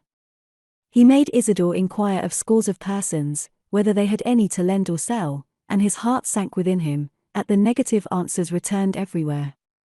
Should he take the journey on foot? Even fear could not render that ponderous body so active. Almost all the hotels occupied by the English in Brussels faced the park, and Jose wandered irresolutely about in this quarter, with crowds of other people, oppressed as he was by fear and curiosity.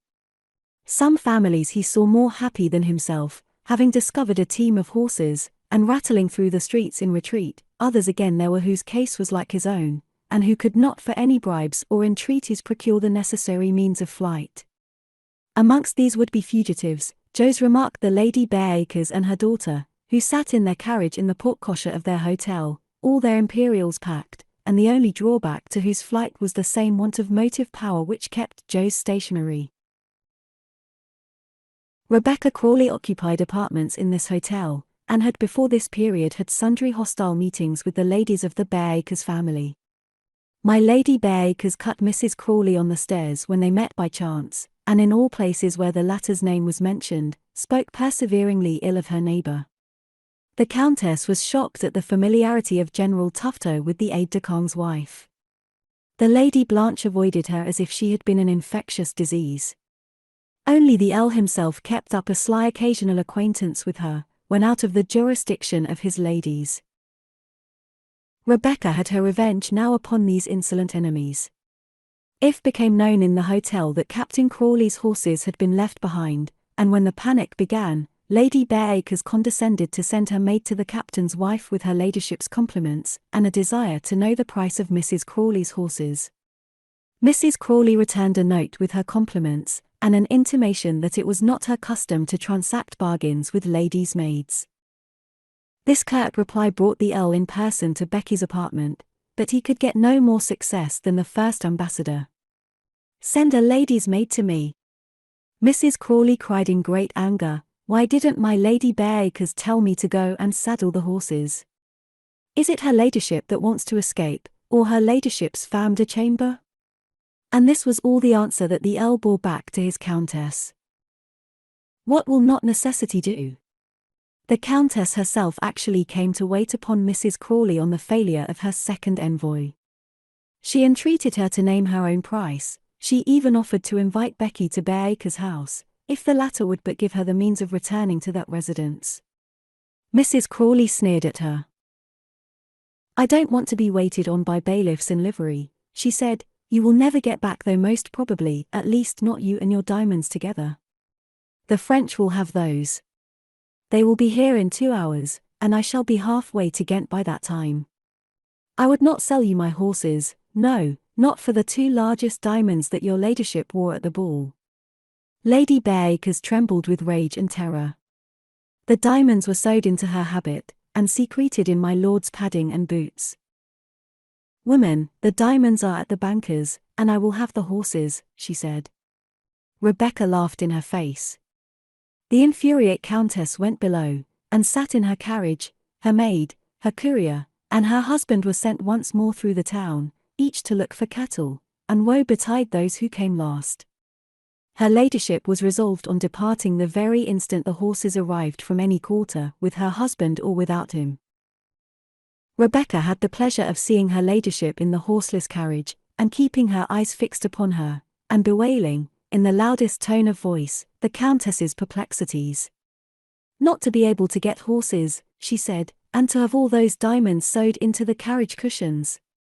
What a prize it will be for the French when they come! The carriage and the diamonds, I mean, not the lady. She gave this information to the landlord, to the servants, to the guests, and the innumerable stragglers about the courtyard. Lady Bareacres could have shot her from the carriage window. It was while enjoying the humiliation of her enemy that Rebecca caught sight of Jos, who made towards her directly he perceived her. That altered, frightened, fat face told his secret well enough. He too wanted to fly, and was on the lookout for the means of escape. He shall buy my horses, thought Rebecca, and I'll ride the mare. Jos walked up to his friend, and put the question for the 100th time during the past hour: did she know where horses were to be had? What, you fly, said Rebecca, with a laugh. I thought you were the champion of all the ladies, Mr. Sedley. I'm not a military man, gasped he. And Amelia? Who is to protect that poor little sister of yours? Asked Rebecca. You surely would not desert her. What good can I do her? Suppose the enemy arrive? Jos answered. They'll spare the women, but my man tells me that they have taken an oath to give no quarter to the men, the dastardly cowards. Horrid, cried Rebecca, enjoying his perplexity. Besides, I don't want to desert her, cried the brother. She shan't be deserted. There is a seat for her in my carriage, and one for you, dear Mrs. Crawley, if you will come, and if we can get horses, sighed he. I have 2 to sell, the lady said. Jos could have flung himself into her arms at the news. Get the carriage, Isidore, he cried, we've found them, we have found them. My horses never were in harness, added the lady. Bullfinch would kick the carriage to pieces, if you put him in the traces. But he is quiet to ride, asked the civilian. As quiet as a lamb, and as fast as a hare, answered Rebecca. Do you think he is up to my weight? Jos said. He was already on his back, in imagination, without ever so much as a thought for poor Amelia. What person who loved a horse speculation could resist such a temptation? In reply, Rebecca asked him to come into her room, whither he followed her quite breathless to conclude the bargain. Jos seldom spent a half-hour in his life which cost him so much money. Rebecca, measuring the value of the goods which she had for sale by Jos's eagerness to purchase, as well as by the scarcity of the article, put upon her horses a price so prodigious as to make even the civilian draw back. She would sell both or neither, she said, resolutely. Rawdon had ordered her not to part with them for a price less than that which she specified. Lord Bareacres below would give her the same money, and with all her love and regard for the Sedley family, her dear Mr. Joseph must conceive that poor people must live. Nobody, in a word, could be more affectionate, but more firm about the matter of business.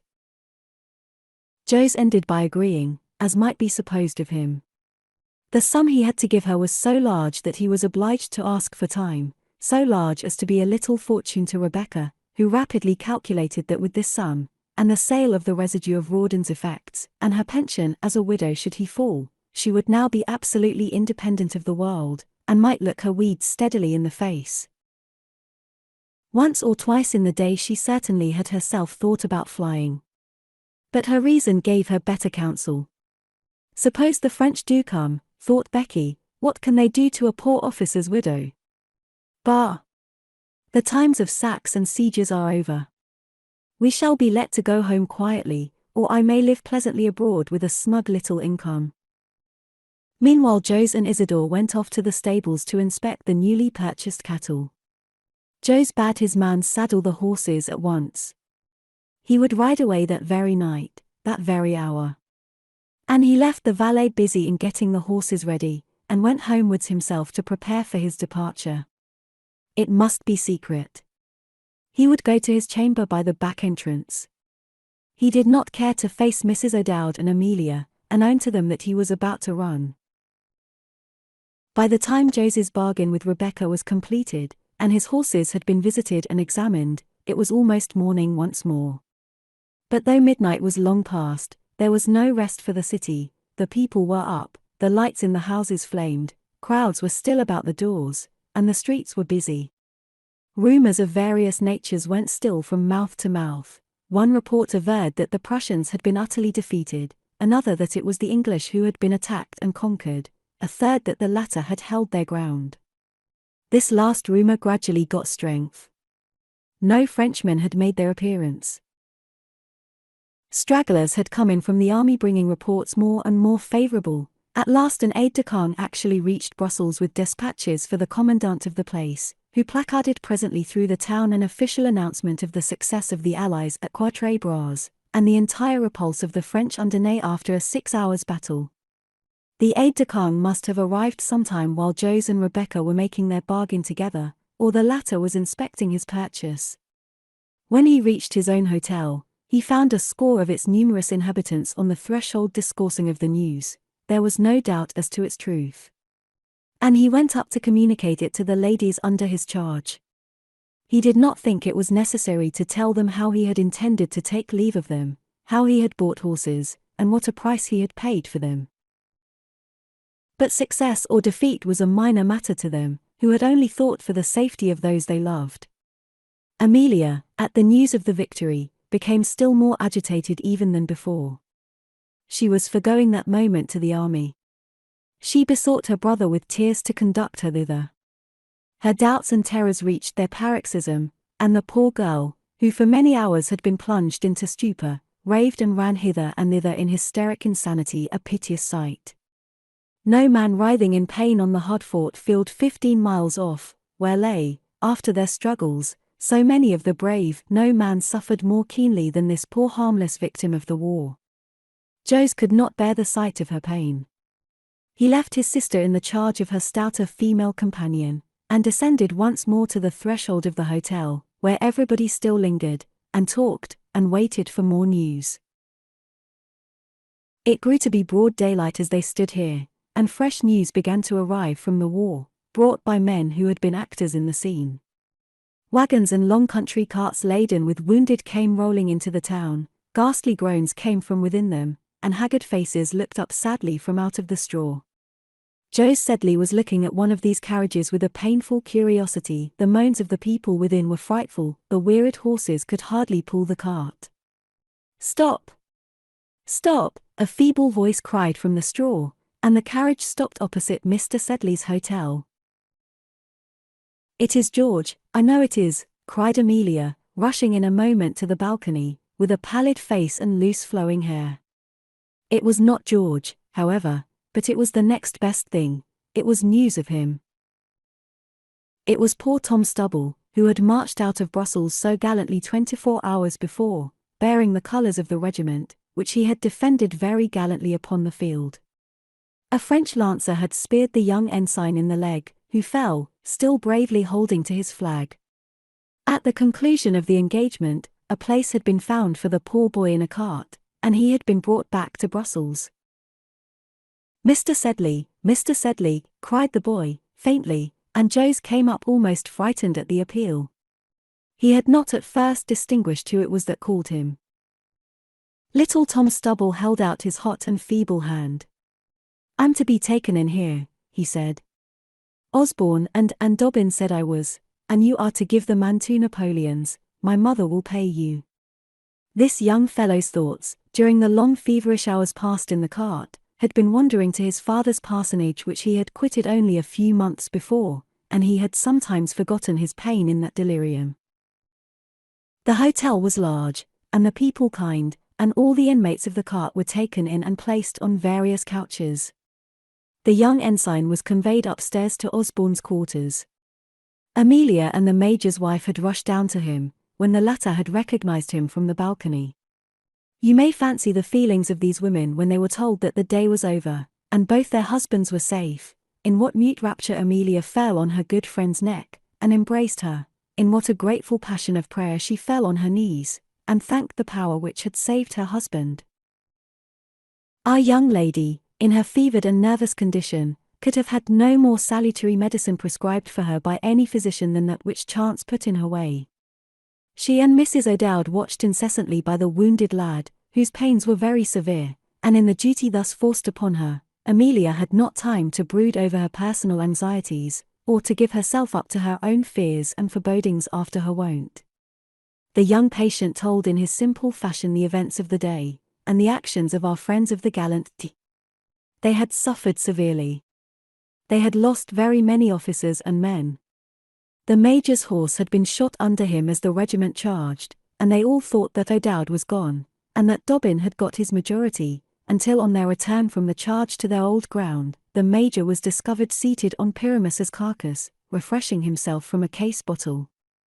It was Captain Osborne that cut down the French lancer who had speared the ensign. Amelia turned so pale at the notion, that Mrs. O'Dowd stopped the young ensign in this story.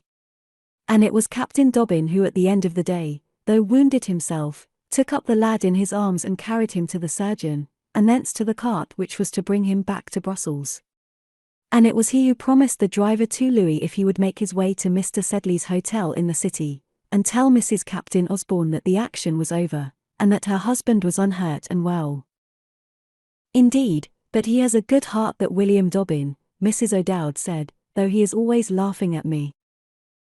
Young Stubble vowed there was not such another officer in the army, and never ceased his praises of the senior captain, his modesty, his kindness, and his admirable coolness in the field. To these parts of the conversation, Amelia lent a very distracted attention. It was only when George was spoken of that she listened, and when he was not mentioned, she thought about him. In tending her patient, and in thinking of the wonderful escapes of the day before, her second day passed away not too slowly with Amelia. There was only one man in the army for her, and as long as he was well, it must be owned that its movements interested her little. All the reports which Joes brought from the streets fell very vaguely on her ears, though they were sufficient to give that timorous gentleman, and many other people then in Brussels, every disquiet. The French had been repulsed certainly, but it was after a severe and doubtful struggle, and with only a division of the French army. The Emperor, with the main body, was away at Ligny, where he had utterly annihilated the Prussians, and was now free to bring his whole force to bear upon the Allies.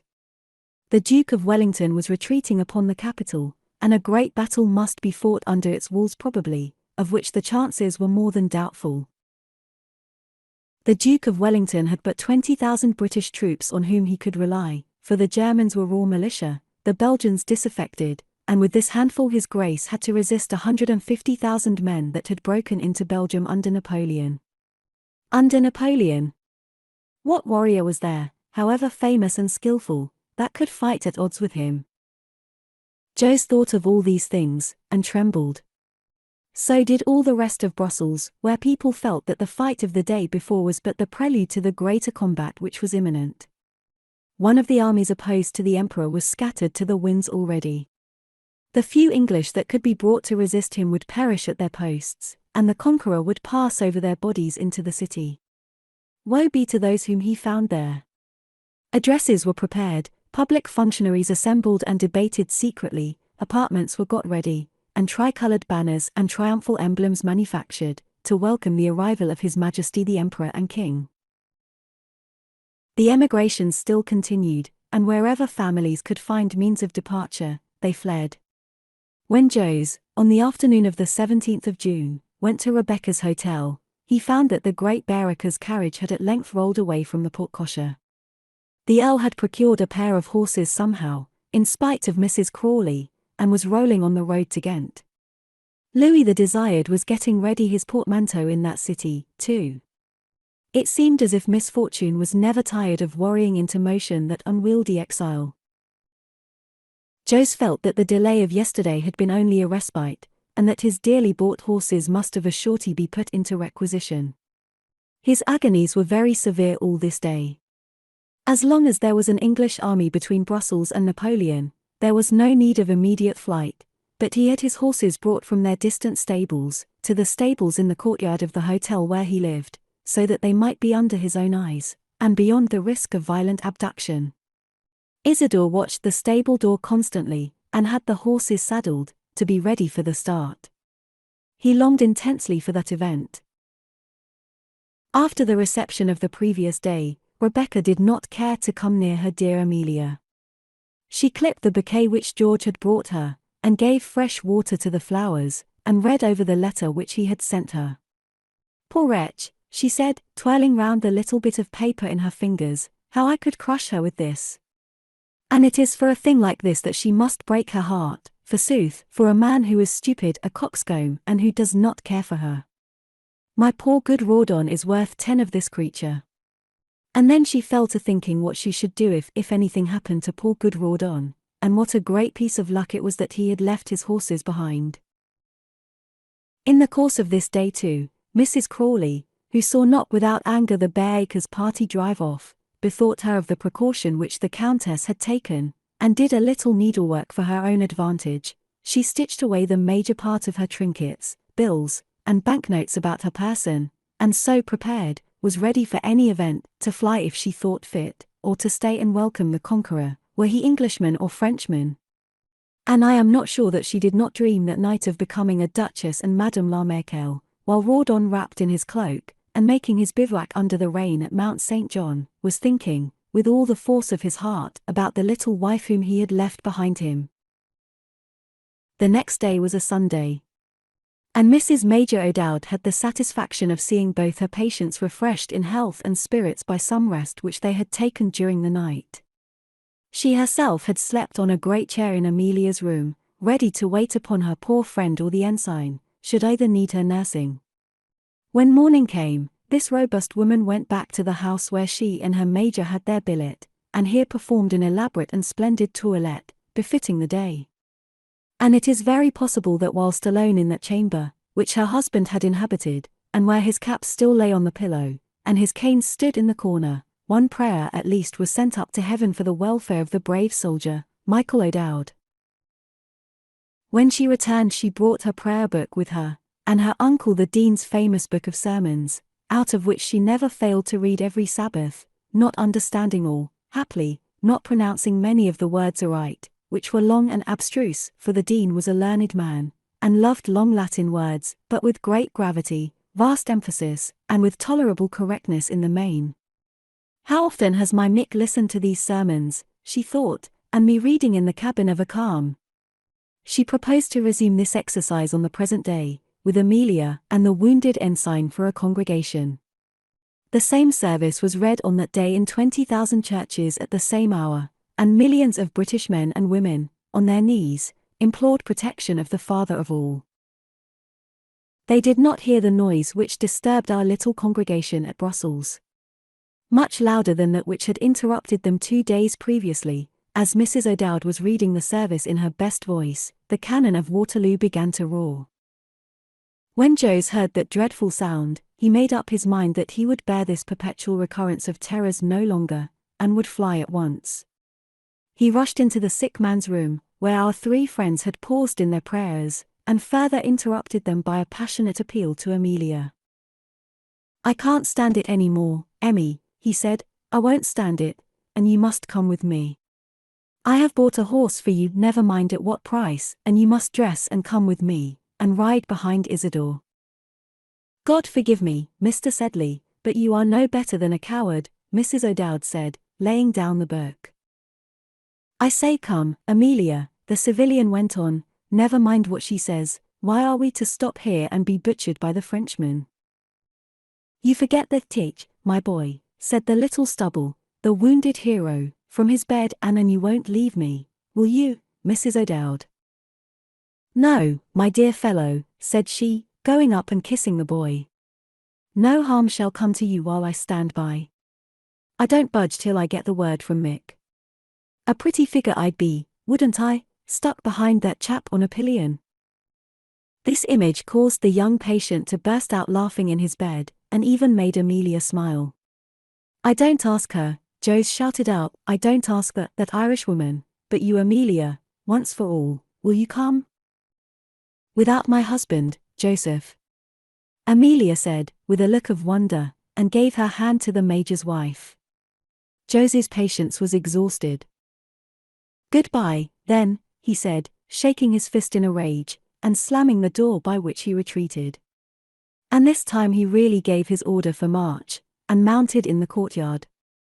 Mrs. O'Dowd heard the clattering hoofs of the horses as they issued from the gate, and looking on, made many scornful remarks on poor Joseph as he rode down the street with Isidore after him in the laced cap. The horses, which had not been exercised for some days, were lively, and sprang about the street. Jose, a clumsy and timid horseman, did not look to advantage in the saddle. "Look at him, Amelia dear, driving into the parlor window. Such a bull in a china shop I never saw." And presently the pair of riders disappeared at a canter down the street leading in the direction of the Ghent road, Mrs. O'Dowd pursuing them with a fire of sarcasm so long as they were in sight. All that day from morning until past sunset, the cannon never ceased to roar. It was dark when the cannonading stopped all of a sudden. All of us have read of what occurred during that interval. The tale is in every Englishman's mouth, and you and I, who were children when the great battle was won and lost, are never tired of hearing and recounting the history of that famous action. Its remembrance rankles still in the bosoms of millions of the countrymen of those brave men who lost the day. They pant for an opportunity of revenging that humiliation, and if a contest, ending in a victory on their part, should ensue, elating them in their turn, and leaving its cursed legacy of hatred and rage behind to us, there is no end to the so-called glory and shame, and to the alternations of successful and unsuccessful murder, in which two high-spirited nations might engage. Centuries hence, we Frenchmen and Englishmen might be boasting and killing each other still, carrying out bravely the devil's code of honor. All our friends took their share and fought like men in the great field. All day long, whilst the women were praying 10 miles away, the lines of the dauntless English infantry were receiving and repelling the furious charges of the French horsemen. Guns which were heard at Brussels were ploughing up their ranks, and comrades falling, and the resolute survivors closing in. Towards evening, the attack of the French, repeated and resisted so bravely, slackened in its fury. They had other foes besides the British to engage, or were preparing for a final onset. It came at last. The columns of the Imperial Guard marched up the hill of St. Jean, at length and at once to sweep the English from the height which they had maintained all day, and spite of all, unscared by the thunder of the artillery, which hurled death from the English line, the dark rolling column pressed on and up the hill. It seemed almost to crest the eminence, when it began to wave and falter. Then it stopped, still facing the shot. Then at last the English troops rushed from the post from which no enemy had been able to dislodge them, and the guard turned and fled. No more firing was heard at Brussels, the pursuit rolled miles away. Darkness came down on the field and city, and Amelia was praying for George, who was lying on his face, dead, with a bullet through his heart. Xixi, in which Miss Crawley's relations are very anxious about her. The kind reader must please to remember while the army is marching from Flanders, and, after its heroic actions there, is advancing to take the fortifications on the frontiers of France, previous to an occupation of that country, that there are a number of persons living peaceably in England who have to do with the history at present in hand, and must come in for their share of the chronicle. During the time of these battles and dangers, old Miss Crawley was living at Brighton, very moderately moved by the great events that were going on. The great events rendered the newspapers rather interesting, to be sure, and Briggs read out the Gazette, in which Rawdon Crawley's gallantry was mentioned with honour, and his promotion was presently recorded. "What a pity that young man has taken such an irretrievable step in the world," his aunt said, with his rank and distinction he might have married a brewer's daughter with $250,000 like Miss Grains, or have looked to ally himself with the best families in England. He would have had my money some day or other, or his children would, for I'm not in a hurry to go, Miss Briggs, although you may be in a hurry to be rid of me, and instead of that, he is a doomed pauper, with a dancing girl for a wife. Will my dear Miss Crawley not cast an eye of compassion upon the heroic soldier, whose name is inscribed in the annals of his country's glory, said Miss Briggs, who was greatly excited by the Waterloo proceedings, and loved speaking romantically when there was an occasion. Has not the captain, or the colonel as I may now style him, done deeds which make the name of Crawley illustrious? Briggs, you are a fool, said Miss Crawley. Colonel Crawley has dragged the name of Crawley through the mud, Miss Briggs. Marry a drawing master's daughter, indeed. Marry a dame de company, for she was no better, Briggs, no, she was just what you are, only younger, and a great deal prettier and cleverer. Were you an accomplice of that abandoned wretch, I wonder, of whose vile arts he became a victim, and of whom you used to be such an admirer? Yes, I dare say you were an accomplice. But you will find yourself disappointed in my wool, I can tell you, and you will have the goodness to write to Mr. Waxy, and say that I desire to see him immediately. Miss Crawley was now in the habit of writing to Mr. Waxy, her solicitor, almost every day in the week, for her arrangements respecting her property were all revoked, and her perplexity was great as to the future disposition of her money. The spinster had, however, rallied considerably, as was proved by the increased vigour and frequency of her sarcasms upon Miss Briggs, all which attacks the poor companion bore with meekness, with cowardice, with a resignation that was half generous and half hypocritical, with the slavish submission, in a word, that women of her disposition and station are compelled to show. Who has not seen how women bully women? What tortures have men to endure, comparable to those daily repeated shafts of scorn and cruelty with which poor women are riddled by the tyrants of their sex? Poor victims! But we are starting from our proposition, which is, that Miss Crawley was always particularly annoying and savage when she was rallying from illness, as they say wounds tingle most when they are about to heal. While thus approaching, as all hoped, to convalescence, Miss Briggs was the only victim admitted into the presence of the invalid, yet Miss Crawley's relatives afar off did not forget their beloved kinswoman, and by a number of tokens, presents, and kind affectionate messages, strove to keep themselves alive in her recollection.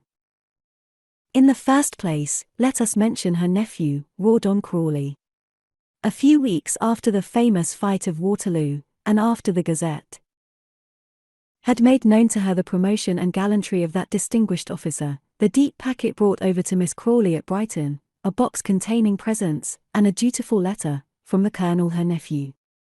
In the box were a pair of French epaulets, a cross of the Legion of Honour, and the hilt of a sword, relics from the field of battle, and the letter described with a good deal of humour how the latter belonged to a commanding officer of the Guard, who having sworn that the Guard died, but never surrendered, was taken prisoner the next minute by a private soldier, who broke the Frenchman's sword with the butt of his musket, when Rawdon made himself master of the shattered weapon.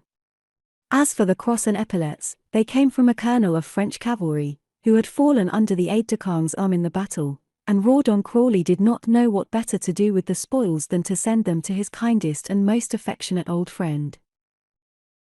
Should he continue to write to her from Paris, whither the army was marching, he might be able to give her interesting news from that capital, and of some of Miss Crawley's old friends of the emigration, to whom she had shown so much kindness during their distress. The spinster caused Briggs to write back to the Colonel a gracious and complimentary letter, encouraging him to continue his correspondence. His first letter was so excessively lively and amusing that she should look with pleasure for its successors.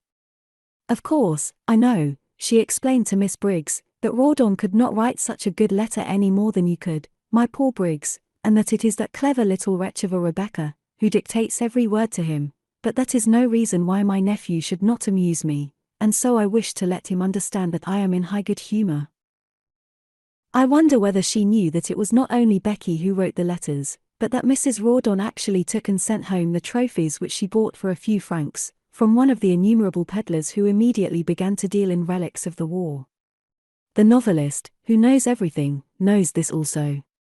Be this, However, as it may, Miss Crawley's gracious reply greatly encouraged our young friends, Rawdon and his lady, who hoped for the best from their aunt's evidently pacified humour, and they took care to entertain her with many delightful letters from Paris, whither, as Rawdon said, they had the good luck to go in the track of the conquering army. To the rector's lady, who went off to tend her husband's broken collarbone at the rectory at Queen's Crawley, the spinster's communications were by no means so gracious. Mrs. Bute, that brisk, managing, lively, imperious woman, had committed the most fatal of all errors with regard to her sister-in-law. She had not merely oppressed her and her household, she had bored Miss Crawley, and if poor Miss Briggs had been a woman of any spirit, she might have been made happy by the commission which her principal gave her to write a letter to Mrs. Bute Crawley, saying that Miss Crawley's health was greatly improved since Mrs. Bute had left her, and begging the latter on no account to put herself to trouble, or quit her family for Miss Crawley's sake. This triumph over a lady who had been very haughty and cruel in her behaviour to Miss Briggs, would have rejoiced most women, but the truth is, Briggs was a woman of no spirit at all, and the moment her enemy was discomfited, she began to feel compassion in her favour. How silly I was, Mrs. Bute thought, and with reason, ever to hint that I was coming, as I did, in that foolish letter when we sent Miss Crawley the guineafowls. I ought to have gone without a word to the poor dear doting old creature, and taken her out of the hands of that ninny Briggs, and that harpy of a femme de chamber. Oh! Bute, Bute, why did you break your collarbone?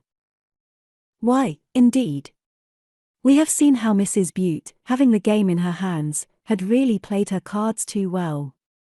She had ruled over Miss Crawley's household utterly and completely, to be utterly and completely routed when a favourable opportunity for rebellion came. She and her household, however, considered that she had been the victim of horrible selfishness and treason, and that her sacrifices in Miss Crawley's behalf had met with the most savage ingratitude. Rawdon's promotion, and the honourable mention made of his name in the Gazette, filled this good Christian lady also with alarm. Would his aunt relent towards him now that he was a lieutenant colonel and a C.B.? And would that odious Rebecca once more get into favour? The rector's wife wrote a sermon for her husband about the vanity of military glory and the prosperity of the wicked, which the worthy parson read in his best voice and without understanding one syllable of it. He had Pitt Crawley for one of his auditors, Pitt, who had come with his 2 half-sisters to church, which the old baronet could now by no means be brought to frequent. Since the departure of Becky Sharp, that old wretch had given himself up entirely to his bad courses, to the great scandal of the county and the mute horror of his son. The ribbons in Miss Horrocks's cap became more splendid than ever. The polite families fled the hall and its owner in terror. Sir Pitt went about tippling at his tenants' houses, and drank rum and water with the farmers at Mudbury and the neighbouring places on market days. He drove the family coach and four to Southampton with Miss Horrocks inside, and the county people expected, every week, as his son did in speechless agony, that his marriage with her would be announced in the provincial paper. It was indeed a rude burden for Mr. Crawley to bear. His eloquence was palsied at the missionary meetings, and other religious assemblies in the neighbourhood, where he had been in the habit of presiding, and of speaking for hours, for he felt, when he rose, that the audience said, "That is the son of the old reprobate Sir Pitt, who is very likely drinking at the public house at this very moment." And once when he was speaking of the benighted condition of the King of Timbuktu, and the number of his wives who were likewise in darkness, some gypsy miscreant from the crowd asked, "How many is there at Queen's Crawley, young Squaretoes?" to the surprise of the platform, and the ruin of Mr. Pitt's speech. And the 2 daughters of the house of Queen's Crawley would have been allowed to run utterly wild, for Sir Pitt swore that no governess should ever enter into his doors again, had not Mr. Crawley, by threatening the old gentleman, forced the latter to send them to school. Meanwhile, as we have said, whatever individual differences there might be between them all, Miss Crawley's dear nephews and nieces were unanimous in loving her and sending her tokens of affection. Thus Mrs. Bute sent guineafowls, and some remarkably fine cauliflowers, and a pretty purse or pincushion worked by her darling girls, who begged to keep a little place in the recollection of their dear aunt, while Mr. Pitt sent peaches and grapes and venison from the hall. The Southampton coach used to carry these tokens of affection to Miss Crawley at Brighton. It used sometimes to convey Mr. Pitt thither too, for his differences with Sir Pitt caused Mr. Crawley to absent himself a good deal from home now, and besides, he had an attraction at Brighton in the person of the Lady Jane Sheepshanks, whose engagement to Mr. Crawley has been formally mentioned in this history.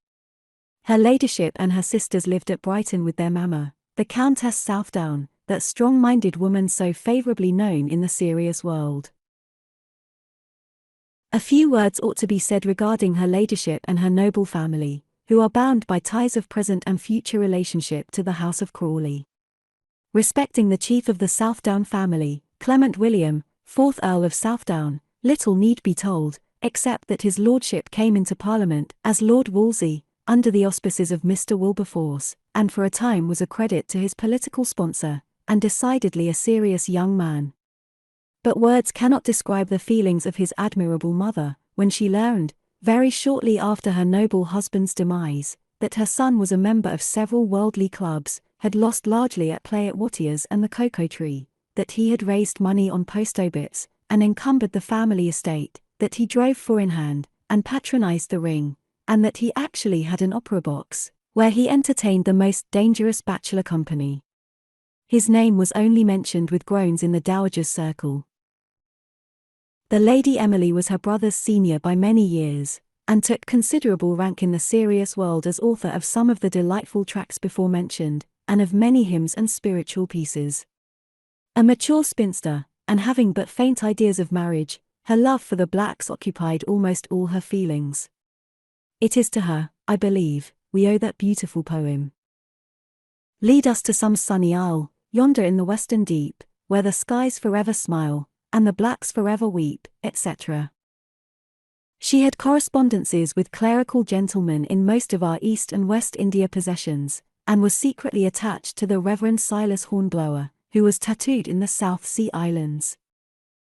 As for the Lady Jane, on whom, as it has been said, Mr. Pitt Crawley's affection had been placed, she was gentle, blushing, silent, and timid. In spite of his falling away, she wept for her brother, and was quite ashamed of loving him still. Even yet she used to send him little hurried smuggled notes, and pop them into the post in private. The one dreadful secret which weighed upon her life was, that she and the old housekeeper had been to pay Southdown a furtive visit at his chambers in the Albany, and found him, oh the naughty dear abandoned wretch, smoking a cigar with a bottle of Curaçao before him. She admired her sister, she adored her mother, she thought Mr. Crawley the most delightful and accomplished of men, after Southdown, that fallen angel, and her mamma and sister, who were ladies of the most superior sort, managed everything for her, and regarded her with that amiable pity, of which your really superior woman always has such a share to give away. Her mamma ordered her dresses, her books, her bonnets, and her ideas for her. She was made to take pony riding, or piano exercise, or any other sort of bodily medicament, according as my Lady Southdown saw meet, and her ladyship would have kept her daughter in pinafores up to her present age of 26, but that they were thrown off when Lady Jane was presented to Queen Charlotte. When these ladies first came to their house at Brighton, it was to them alone that Mr. Crawley paid his personal visits, contenting himself by leaving a card at his aunt's house, and making a modest inquiry of Mr. Bowles or his assistant footman, with respect to the health of the invalid. When he met Miss Briggs coming home from the library with a cargo of novels under her arm, Mr. Crawley blushed in a manner quite unusual to him, as he stepped forward and shook Miss Crawley's companion by the hand. He introduced Miss Briggs to the lady with whom he happened to be walking, the Lady Jane Sheepshanks, saying, "Lady Jane, permit me to introduce to you my aunt's kindest friend and most affectionate companion, Miss Briggs, whom you know under another title, as authoress of the delightful Lyrics of the Heart, of which you are so fond." Lady Jane blushed too as she held out a kind little hand to Miss Briggs, and said something very civil and incoherent about mamma, and proposing to call on Miss Crawley, and being glad to be made known to the friends and relatives of Mr. Crawley, and with soft dove-like eyes saluted Miss Briggs as they separated, while Pitt Crawley treated her to a profound courtly bow, such as he had used to the Duchess of Pumpernickel, when he was attaché at that court.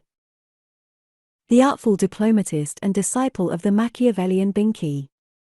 It was he who had given Lady Jane that copy of poor Briggs's early poems, which he remembered to have seen at Queen's Crawley, with a dedication from the poetess to his father's late wife, and he brought the volume with him to Brighton, reading it in the Southampton coach and marking it with his own pencil, before he presented it to the gentle Lady Jane. It was he, too, who laid before Lady Southdown the great advantages which might occur from an intimacy between her family and Miss Crawley, advantages both worldly and spiritual, he said, for Miss Crawley was now quite alone. The monstrous dissipation and alliance of his brother Rawdon had estranged her affections from that reprobate young man. The greedy tyranny and avarice of Mrs. Bute Crawley had caused the old lady to revolt against the exorbitant pretensions of that part of the family, and, though he himself had held off all his life from cultivating Miss Crawley's friendship, with perhaps an improper pride, he thought now that every becoming means should be taken, both to save her soul from perdition, and to secure her fortune to himself as the head of the house of Crawley. The strong-minded Lady Southdown quite agreed in both proposals of her son-in-law, and was for converting Miss Crawley offhand. At her own home, both at Southdown and at Trottermore Castle, this tall and awful missionary of the truth rode about the country in her barouche with outriders, launched packets of tracts among the cottagers and tenants, and would order Gafford Jones to be converted, as she would order Goody Hicks to take a James's powder, without appeal, resistance, or benefit of clergy. My Lord Southdown, her late husband, an epileptic and simple-minded nobleman, was in the habit of approving of everything which his Matilda did and thought, so that whatever changes her own belief might undergo, and it accommodated itself to a prodigious variety of opinion, taken from all sorts of doctors among the dissenters, she had not the least scruple in ordering all her tenants and inferiors to follow and believe after her. Thus whether she received the Reverend Saunders McNitre, the Scotch divine, or the Reverend Luke Waters, the mild Wesleyan, or the Reverend Giles Jowls, the illuminated cobbler, who dubbed himself Reverend as Napoleon crowned himself Emperor, the household, children, tenantry of my Lady Southdown were expected to go down on their knees with her ladyship, and say amen to the prayers of either doctor. During these exercises old Southdown, on account of his invalid condition, was allowed to sit in his own room, and have negus and the paper read to him.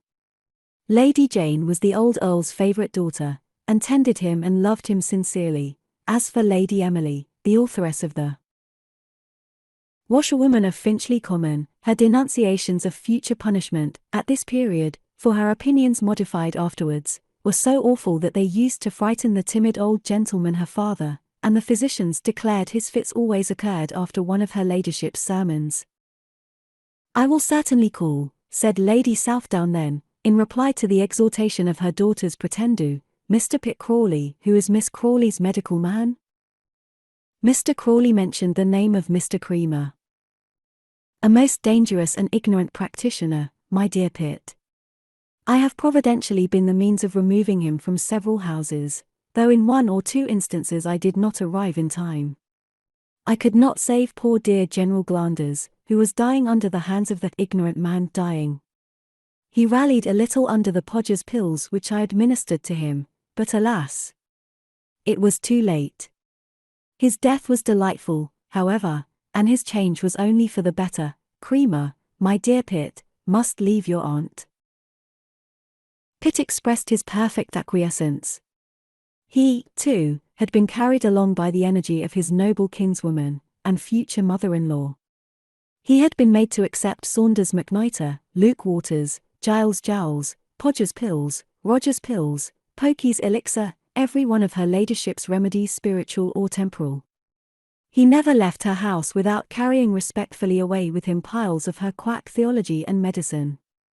Oh, my dear brethren and fellow sojourners in Vanity Fair, which among you does not know and suffer under such benevolent despots?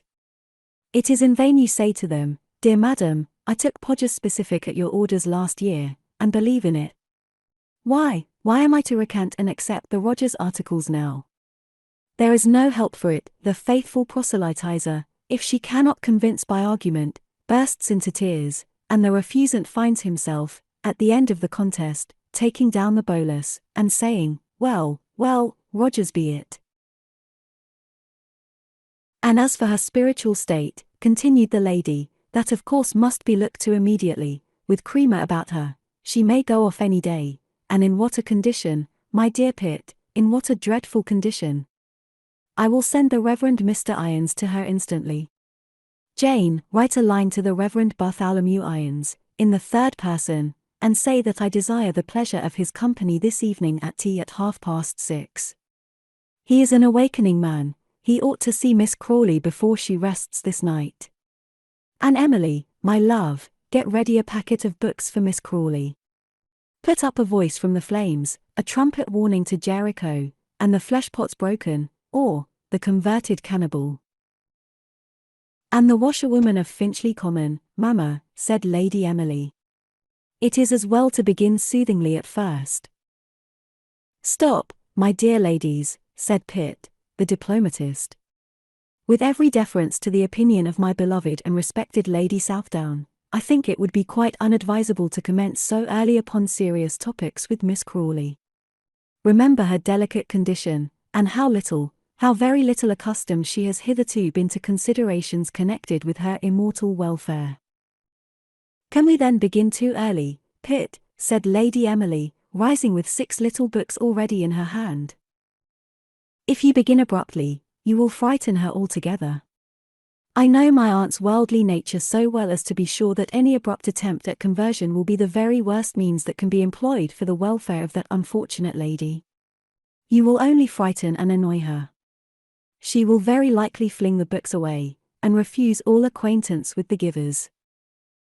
You are as worldly as Miss Crawley, Pitt, said Lady Emily, tossing out of the room, her books in her hand.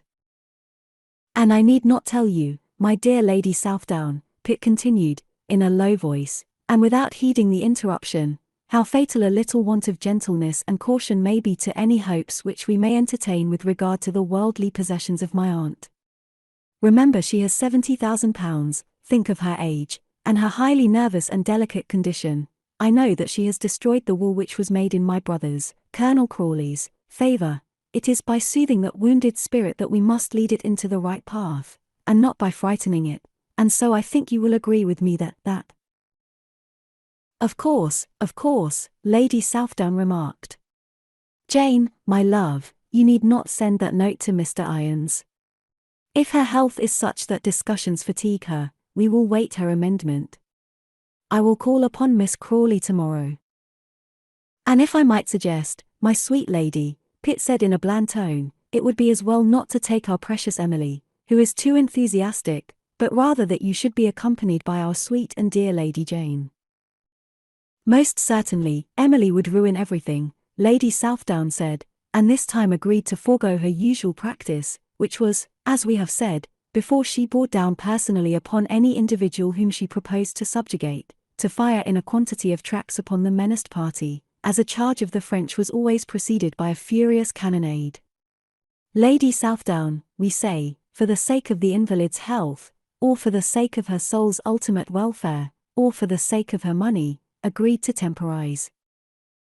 The next day, the great Southdown female family carriage, with the Earl's coronet and the lozenge, upon which the 3 lambs trumped argent upon the field vert of the Southdowns, were quartered with sable on a bend or 3 snuff mulesgules, the cognizance of the house of Binkie, drove up in state to Miss Crawley's door, and the tall serious footman handed into Mr. Bowles her ladyship's cards for Miss Crawley, and one likewise for Miss Briggs.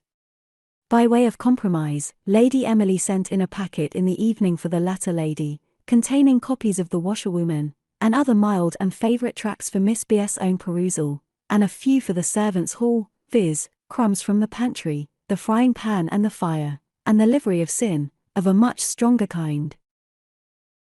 XXXIV, James Crawley's pipe is put out. The amiable behaviour of Mr. Crawley, and Lady Jane's kind reception of her, highly flattered Miss Briggs, who was enabled to speak a good word for the latter, after the cards of the Southdown family had been presented to Miss Crawley. A countess's card left personally too for her, Briggs, was not a little pleasing to the poor friendless companion. What could Lady Southdown mean by leaving a card upon you? I wonder, Miss Briggs, said the Republican Miss Crawley, upon which the companion meekly said that she hoped there could be no harm in a lady of rank taking notice of a poor gentlewoman, and she put away this card in her workbox amongst her most cherished personal treasures. Furthermore, Miss Briggs explained how she had met Mr. Crawley walking with his cousin and long-affianced bride the day before, and she told how kind and gentle-looking the lady was, and what a plain, not to say common, dress she had, all the articles of which, from the bonnet down to the boots, she described and estimated with female accuracy. Miss Crawley allowed Briggs to prattle on without interrupting her too much. As she got well, she was pining for society. Mr. Creamer, her medical man, would not hear of her returning to her old haunts and dissipation in London. The old spinster was too glad to find any companionship at Brighton, and not only were the cards acknowledged the very next day, but Pitt Crawley was graciously invited to come and see his aunt. He came, bringing with him Lady Southdown and her daughter.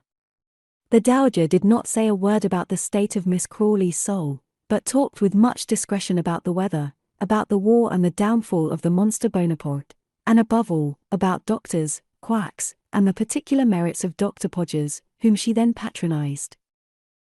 During their interview Pitt Crawley made a great stroke, and one which showed that, had his diplomatic career not been blighted by early neglect, he might have risen to a high rank in his profession.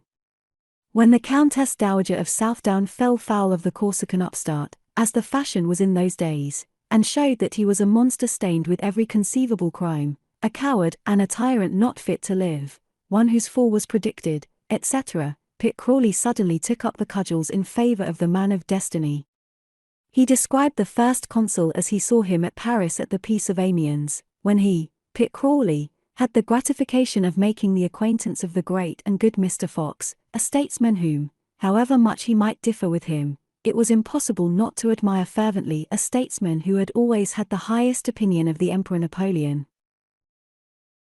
And he spoke in terms of the strongest indignation of the faithless conduct of the Allies towards this dethroned monarch, who, after giving himself generously up to their mercy, was consigned to an ignoble and cruel banishment, while a bigoted popish rabble was tyrannizing over France in his stead.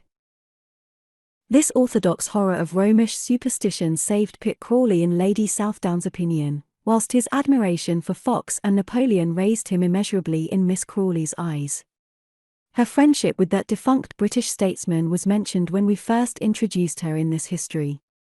A true Whig, Miss Crawley had been in opposition all through the war, and though, to be sure, the downfall of the Emperor did not very much agitate the old lady, or his ill-treatment tend to shorten her life or natural rest, yet Pitt spoke to her heart when he lauded both her idols, and by that single speech made immense progress in her favor.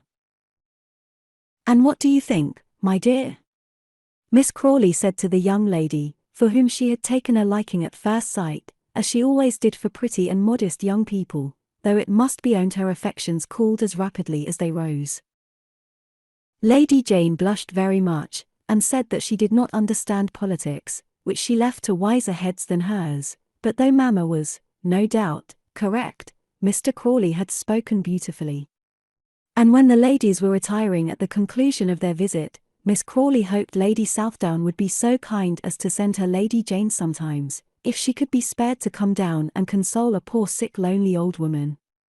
This promise was graciously accorded, and they separated upon great terms of amity.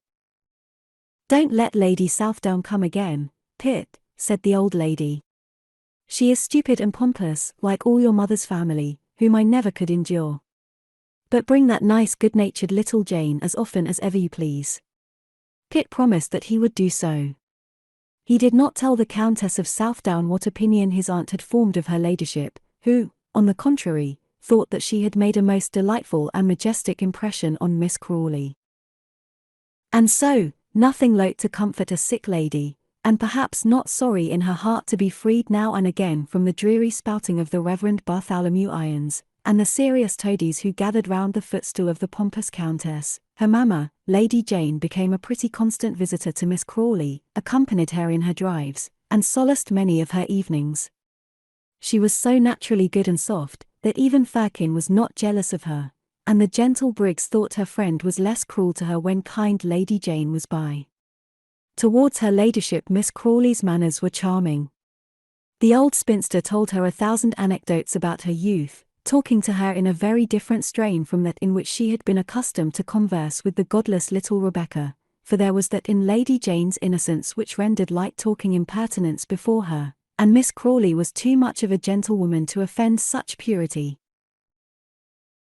The young lady herself had never received kindness except from this old spinster, and her brother and father, and she repaid Miss Crawley's endowment by artless sweetness and friendship. In the autumn evenings, when Rebecca was flaunting at Paris, the gayest among the gay conquerors there, and our Amelia, our dear wounded Amelia, where was she? Lady Jane would be sitting in Miss Crawley's drawing-room singing sweetly to her, in the twilight, her little simple songs and hymns, while the sun was setting and the sea was roaring on the beach. The old spinster used to wake up when these ditties ceased, and ask for more.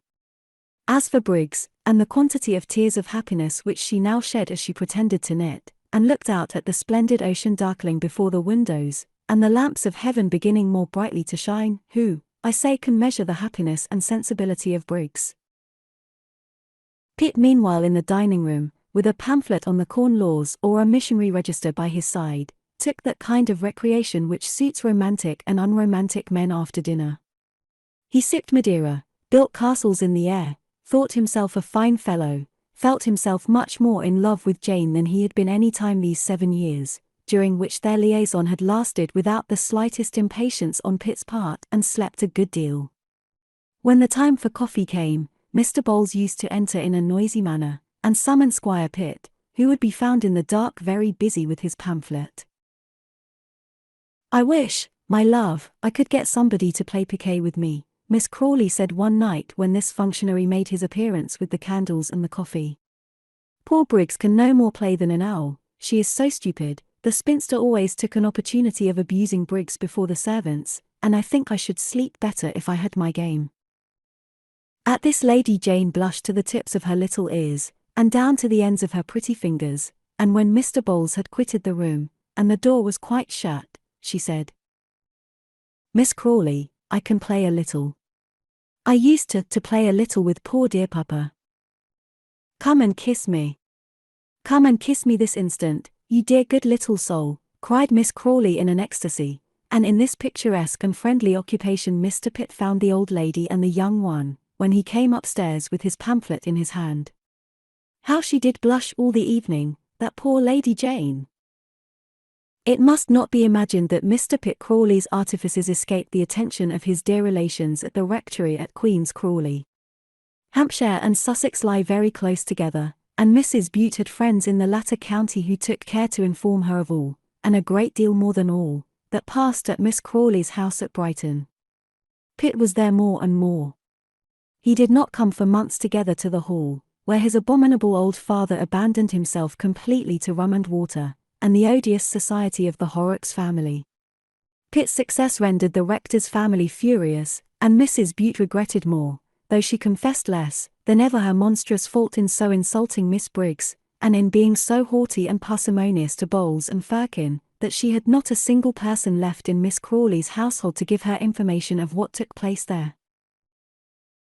It was all Bute's collarbone, she persisted in saying. If that had not broke, I never would have left her. I am a martyr to duty and to your odious unclerical habit of hunting, Bute. Hunting, nonsense.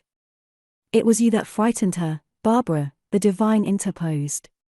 You're a clever woman, but you've got a devil of a temper, and you're a screw with your money, Barbara. You'd have been screwed in gaol, Bute, if I had not kept your money.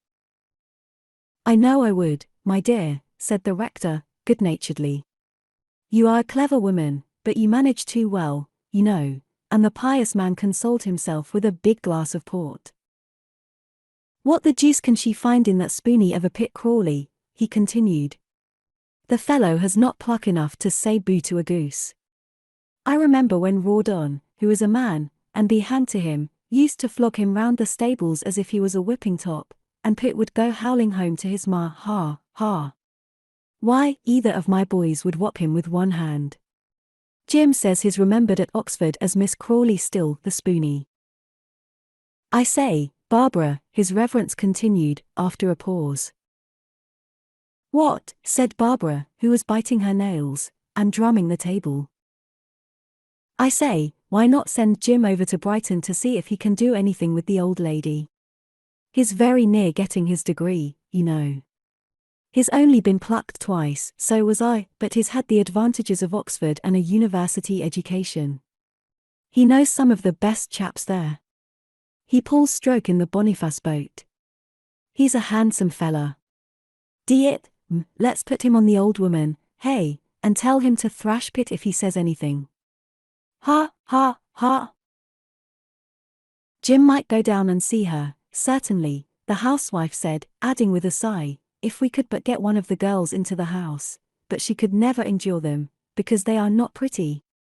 Those unfortunate and well-educated women made themselves heard from the neighboring drawing-room, where they were thrumming away, with hard fingers, an elaborate music piece on the pianoforte, as their mother spoke, and indeed, they were at music, or at backboard, or at geography, or at history, the whole day long.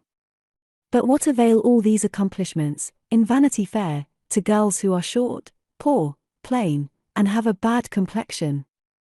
Mrs. Butte could think of nobody but the curate to take one of them off her hands, and Jim coming in from the stable at this minute, through the parlour window, with a short pipe stuck in his oilskin cap, he and his father fell to talking about odds on the St. Ledger, and the colloquy between the rector and his wife ended.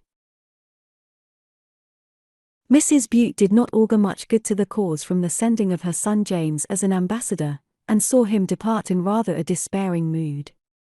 Nor did the young fellow himself, when told what his mission was to be, expect much pleasure or benefit from it, but he was consoled by the thought that possibly the old lady would give him some handsome remembrance of her, which would pay a few of his most pressing bills at the commencement of the ensuing Oxford term, and so took his place by the coach from Southampton, and was safely landed at Brighton on the same evening with his portmanteau, his favourite bulldog Towser, and an immense basket of farm and garden produce, from the dear rectory folks to the dear Miss Crawley. Considering it was too late to disturb the invalid lady on the first night of his arrival, he put up at an inn, and did not wait upon Miss Crawley until a late hour in the noon of next day. James Crawley, when his aunt had last beheld him, was a gawky lad, at that uncomfortable age when the voice varies between an unearthly treble and a preternatural bass, when the face not uncommonly blooms out with appearances for which Rowland's Calidore is said to act as a cure, when boys are seen to shave furtively with their sisters' scissors, and the sight of other young women produces intolerable sensations of terror in them, when the great hands and ankles protrude a long way from garments which have grown too tight for them, when their presence after dinner is at once frightful to the ladies, who are whispering in the twilight in the drawing-room, and inexpressibly odious to the gentlemen over the mahogany, who are restrained from freedom of intercourse and delightful interchange of wit by the presence of that gawky innocence. When, at the conclusion of the second glass, Papa says, "Jack, my boy, go out and see if the evening holds up," and the youth, willing to be free, yet hurt at not being yet a man, quits the incomplete banquet. James, then a hobbledehoy, was now become a young man, having had the benefits of a university education, and acquired the inestimable polish which is gained by living in a fast set at a small college, and contracting debts, and being rusticated, and being plucked. He was a handsome lad, however, when he came to present himself to his aunt at Brighton, and good looks were always a title to the fickle old lady's favour. Nor did his blushes and awkwardness take away from it. She was pleased with these healthy tokens of the young gentleman's ingenuousness. He said he had come down for a couple of days to see a man of his college, and to pay my respects to you, and my father's and mother's, who hope you are well. Pitt was in the room with Miss Crawley when the lad was announced, and looked very blank when his name was mentioned. The old lady had plenty of humour, and enjoyed her correct nephew's perplexity. She asked after all the people at the rectory with great interest, and said she was thinking of paying them a visit. She praised the lad to his face, and said he was well grown and very much improved, and that it was a pity his sisters had not some of his good looks, and finding, on inquiry, that he had taken up his quarters at an hotel, would not hear of his stopping there, but bade Mr. Bowles send for Mr. James Crawley's things instantly, and hark ye, Bowles, she added, with great graciousness, you will have the goodness to pay Mr. James's bill. She flung Pitt a look of arch triumph, which caused that diplomatist almost to choke with envy. Much as he had ingratiated himself with his aunt, she had never yet invited him to stay under her roof, and here was a young whippersnapper, who at first sight was made welcome there. "I beg your pardon, sir," says Bowles, advancing with a profound bow. "What hotel, sir, shall Thomas fetch the luggage from?" "Oh, damn," said young James, starting up, as if in some alarm. "I'll go." "What?" said Miss Crawley. "The Tom Cribb's Arms," said James, blushing deeply. Miss Crawley burst out laughing at this title. Mr. Bowles gave one abrupt guffaw, as a confidential servant of the family, but choked the rest of the volley. The diplomatist only smiled. I didn't know any better," said James, looking down. "I've never been here before, it was the coachman told me." The young storyteller. The fact is, that on the Southampton coach, the day previous, James Crawley had met the Tutbury pet, who was coming to Brighton to make a match with the Rottingdean fibber, and enchanted by the pet's conversation, had passed the evening in company with that scientific man and his friends, at the inn in question. I'd best go and settle the score," James continued. "Couldn't think of asking you, he added, generously. This delicacy made his aunt laugh the more. "Go and settle the bill, Bowles," she said, with a wave of her hand, "and bring it to me." Poor lady, she did not know what she had done. There's a little dog," said James, looking frightfully guilty. "I'd best go for him. He bites footmen's calves." All the party cried out with laughing at this description, even Briggs and Lady Jane, who was sitting mute during the interview between Miss Crawley and her nephew, and Bowles, without a word, quitted the room. Still, by way of punishing her elder nephew, Miss Crawley persisted in being gracious to the young Oxonian. There were no limits to her kindness or her compliments when they once began. She told Pitt he might come to dinner, and insisted that James should accompany her in her drive, and paraded him solemnly up and down the cliff, on the back seat of the barouche. During all this excursion, she condescended to say civil things to him. She quoted Italian and French poetry to the poor bewildered lad, and persisted that he was a fine scholar, and was perfectly sure he would gain a gold medal, and be a senior wrangler. "Haw, haw," laughed James, encouraged by these compliments. "Senior wrangler, indeed, that's at the other shop." "What is the other shop, my dear child?" said the lady. "Senior wranglers at Cambridge, not Oxford," said the scholar, with a knowing air, and would probably have been more confidential, but that suddenly there appeared on the cliff in a tax cart, drawn by a bang-up pony, dressed in white flannel coats, with mother-of-pearl buttons, his friends the Tutbury pet and the Rottingdean fibber, with 3 other gentlemen of their acquaintance, who all saluted poor James there in the carriage as he Saturday. This incident damped the ingenuous youth's spirits, and no word of yea or nay could he be induced to utter during the rest of the drive.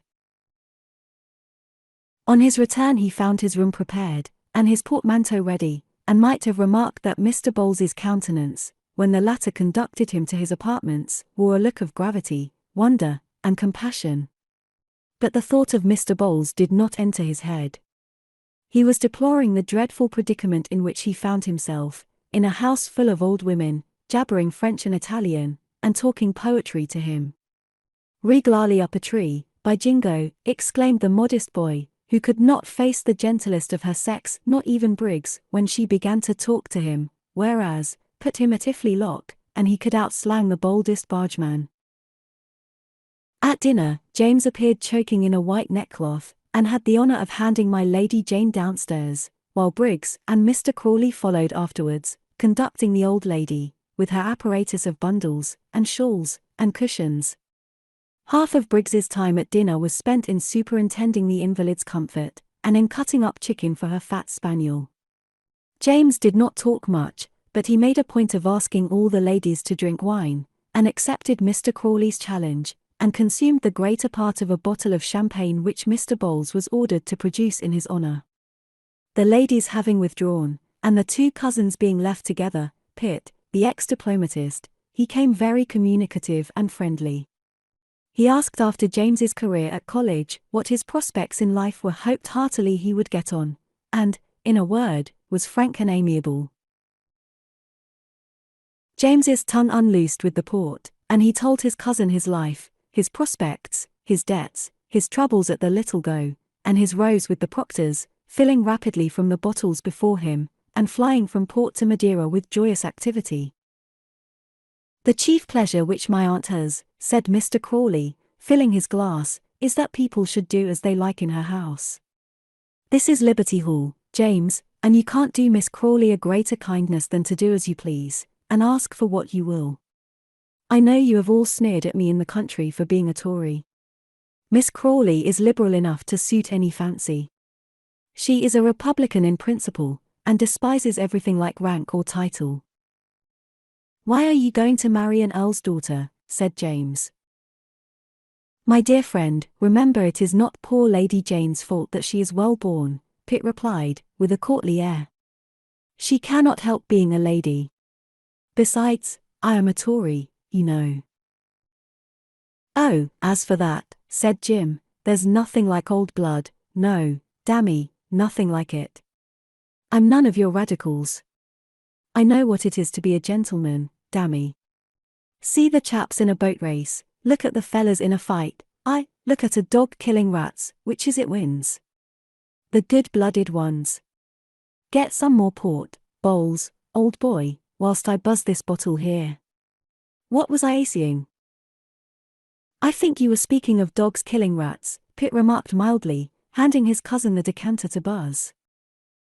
"Killing rats was I? Well, Pitt, are you a sporting man? Do you want to see a dog as can kill a rat? If you do, come down with me to Tom Corduroy's, in Castle Street Mews, and I'll show you such a bull terrier as pooh." "Gammon," cried James, bursting out laughing at his own absurdity. "You don't care about a dog or rat, it's all nonsense. I'm blessed if I think you know the difference between a dog and a duck." "No, by the way," Pitt continued with increased blandness, "it was about blood you were talking, and the personal advantages which people derive from patrician birth. Here's the fresh bottle."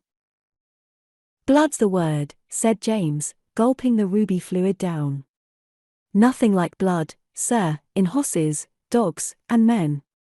Why, only last term, just before I was rusticated, that is, I mean just before I had the measles, there was me and Ringwood of Christchurch, Bob Ringwood, Lord Cinquebar's son, having our beer at the Bell at Blenheim, when the Banbury bargeman offered to fight either of us for a bowl of punch.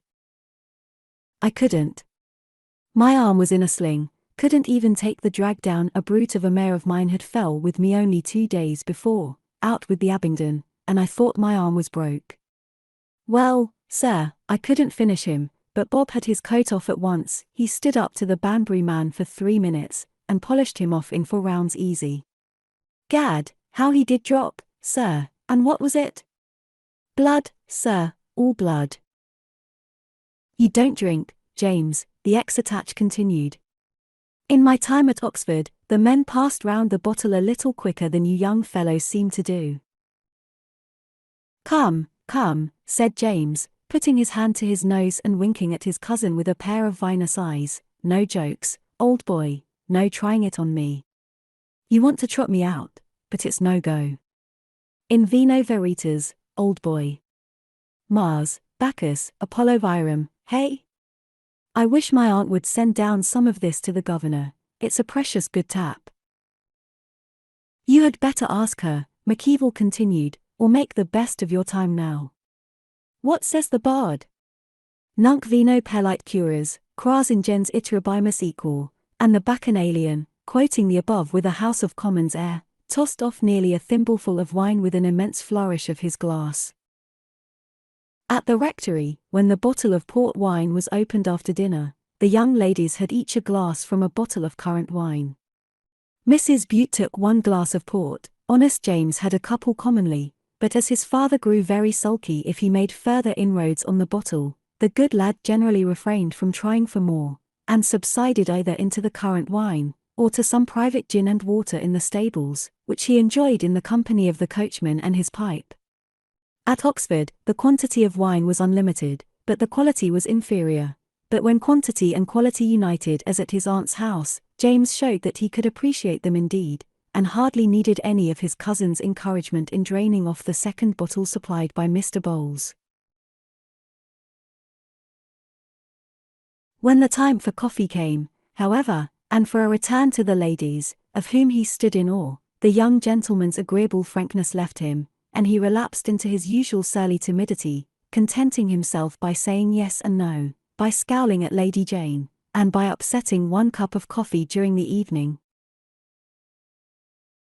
If he did not speak, he yawned in a pitiable manner, and his presence threw a damp upon the modest proceedings of the evening, for Miss Crawley and Lady Jane at their piquet, and Miss Briggs at her work, felt that his eyes were wildly fixed on them, and were uneasy under that maudlin look. "He seems a very silent, awkward, bashful lad," said Miss Crawley to Mr. Pitt. "He is more communicative in men's society than with ladies," McKeevil dryly replied, perhaps rather disappointed that the port wine had not made Jim speak more. He had spent the early part of the next morning in writing home to his mother a most flourishing account of his reception by Miss Crawley. But he little knew what evils the day was bringing for him, and how short his reign of favour was destined to be. A circumstance which Jim had forgotten, a trivial but fatal circumstance, had taken place at the Cribbs Arms on the night before he had come to his aunt's house. It was no other than this Jim, who was always of a generous disposition, and when in his cups especially hospitable, had in the course of the night treated the Tutbury champion and the Rottingdean man, and their friends, twice or thrice to the refreshment of gin and water, so that no less than 18 glasses of that fluid at 8d. per glass were charged in Mr. James Crawley's bill. It was not the amount of 8d., but the quantity of gin which told fatally against poor James's character, when his aunt's butler, Mr. Bowles, went down at his mistress's request to pay the young gentleman's bill. The landlord, fearing lest the account should be refused altogether, swore solemnly that the young gent had consumed personally every farthing's worth of the liquor, and Bowles paid the bill finally, and showed it on his return home to Mrs. Firkin, who was shocked at the frightful prodigality of gin, and took the bill to Miss Briggs as accountant-general, who thought it her duty to mention the circumstance to her principal, Miss Crawley. Had he drunk a dozen bottles of claret, the old spinster could have pardoned him. Mr. Fox and Mr. Sheridan drank claret. Gentlemen drank claret. But 18 glasses of gin consumed among boxers in an ignoble pothouse, it was an odious crime and not to be pardoned readily. Everything went against the lad. He came home perfumed from the stables, whither he had been to pay his dog Towser a visit and whence he was going to take his friend out for an airing, when he met Miss Crawley and her wheezy Blenheim spaniel, which Towser would have eaten up had not the Blenheim fled squealing to the protection of Miss Briggs, while the atrocious master of the bulldogs stood laughing at the horrible persecution. This day too the unlucky boy's modesty had likewise forsaken him. He was lively and facetious at dinner. During the repast he levelled one or two jokes against Pitt Crawley. He drank as much wine as upon the previous day, and going quite unsuspiciously to the drawing-room, began to entertain the ladies there with some choice Oxford stories. He described the different pugilistic qualities of Molyneux and Dutch Sam, offered playfully to give Lady Jane the odds upon the Tutbury Pet against the Rottingdean man, or take them, as her ladyship chose, and crowned the pleasantry by proposing to back himself against his cousin Pitt Crawley, either with or without the gloves. "And that's a fair offer, my buck," he said, with a loud laugh, slapping Pitt on the shoulder, "and my father told me to make it too, and he'll go halves in the bet, ha, ha." So saying, the engaging youth nodded knowingly at poor Miss Briggs, and pointed his thumb over his shoulder at Pitt Crawley in a jocular and exulting manner. Pitt was not pleased altogether perhaps, but still not unhappy in the main. Poor Jim had his laugh out, and staggered across the room with his aunt's candle, when the old lady moved to retire, and offered to salute her with the blandest tipsy smile, and he took his own leave and went upstairs to his bedroom perfectly satisfied with himself, and with a pleased notion that his aunt's money would be left to him in preference to his father and all the rest of the family. Once up in the bedroom, one would have thought he could not make matters worse, and yet this unlucky boy did. The moon was shining very pleasantly out on the sea, and Jim, attracted to the window by the romantic appearance of the ocean and the heavens, thought he would further enjoy them while smoking. Nobody would smell the tobacco, he thought, if he cunningly opened the window and kept his head and pipe in the fresh air. This he did, but being in an excited state, poor Jim had forgotten that his door was open all this time, so that the breeze blowing inwards and a fine thorough draught being established, the clouds of tobacco were carried downstairs, and arrived with quite undiminished fragrance to Miss Crawley and Miss Briggs. The pipe of tobacco finished the business, and the Bute Crawleys never knew how many £1,000 it cost them. Firkin rushed downstairs to Bowles, who was reading out the fire and the frying pan to his aide-de-camp in a loud and ghostly voice. The dreadful secret was told to him by Firkin with so frightened a look, that for the first moment Mr. Bowles and his young man thought that robbers were in the house, the legs of whom had probably been discovered by the woman under Miss Crawley's bed. When made aware of the fact, however, to rush upstairs at 3 steps at a time to enter the unconscious James's apartment, calling out, "Mr. James," in a voice stifled with alarm, and to cry, "For goodness sake, sir, stop that air pipe," was the work of a minute with Mr. Bowles. "Oh, Mr. James, what have you done?" he said in a voice of the deepest pathos, as he threw the implement out of the window. "What have you done, sir? Missus can't abide 'em." "Missus needn't smoke," said James with a frantic misplaced laugh, and thought the whole matter an excellent joke. But his feelings were very different in the morning, when Mr. Bowles's young man, who operated upon Mr. James's boots, and brought him his hot water to shave that beard which he was so anxiously expecting, handed a note into Mr. James in bed, in the handwriting of Miss Briggs. "Dear Sir," it said, "Miss Crawley has passed an exceedingly disturbed night, owing to the shocking manner in which the house has been polluted by tobacco. Miss Crawley bids me say she regrets that she is too unwell to see you before you go, and above all that she ever induced you to remove from the alehouse, where she is sure you will be much more comfortable during the rest of your stay at Brighton." And herewith honest James's career as a candidate for his aunt's favour ended. He had in fact, and without knowing it, done what he menaced to do. He had fought his cousin Pitt with the gloves. Where meanwhile was he who had been once first favourite for this race for money? Becky and Rawdon, as we have seen, were come together after Waterloo, and were passing the winter of 1815 at Paris in great splendour and gaiety. Rebecca was a good economist, and the price poor Joe Sedley had paid for her 2 horses was in itself sufficient to keep their little establishment afloat for a year. At the least, there was no occasion to turn into money my pistols, the same which I shot Captain Marker, or the gold dressing case, or the cloak lined with sable. Becky had it made into a pelisse for herself, in which she rode in the Bois de Boulogne to the admiration of all, and you should have seen the scene between her and her delighted husband, whom she rejoined after the army had entered Cambrai, and when she unsewed herself, and let out of her dress all those watches, knick-knacks, banknotes, cheques, and valuables, which she had secreted in the wadding, previous to her meditated flight from Brussels. Tufto was charmed, and Rawdon roared with delighted laughter, and swore that she was better than any play he ever saw, by Jove. And the way in which she jockeyed Joe's, and which she described with infinite fun, carried up his delight to a pitch of quite insane enthusiasm. He believed in his wife as much as the French soldiers in Napoleon. Her success in Paris was remarkable. All the French ladies voted her charming. She spoke their language admirably. She adopted at once their grace, their liveliness, their manner. Her husband was stupid. Certainly, all English are stupid, and, besides, a dull husband at Paris is always a point in a lady's favour. He was the heir of the rich and spirituelle Miss Crawley, whose house had been open to so many of the French noblesse during the emigration. They received the colonel's wife in their own hotels. Why, wrote a great lady to Miss Crawley, who had bought her lace and trinkets at the Duchess's own price, and given her many a dinner during the pinching times after the Revolution, why does not our dear Miss come to her nephew and niece, and her attached friends in Paris? All the world raffles of the charming mistress and her espiègle. Beauty. Yes, we see in her the grace, the charm, the wit of our dear friend Miss Crawley. The king took notice of her yesterday at the Tuileries, and we are all jealous of the attention which monsieur pays her.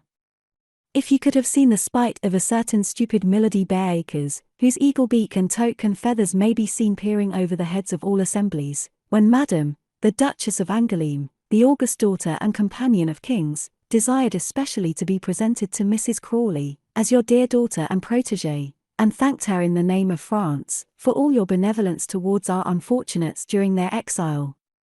She is of all the societies, of all the balls, yes, of the dances, no, and yet how interesting and pretty this fair creature looks surrounded by the homage of the men, and so soon to be a mother.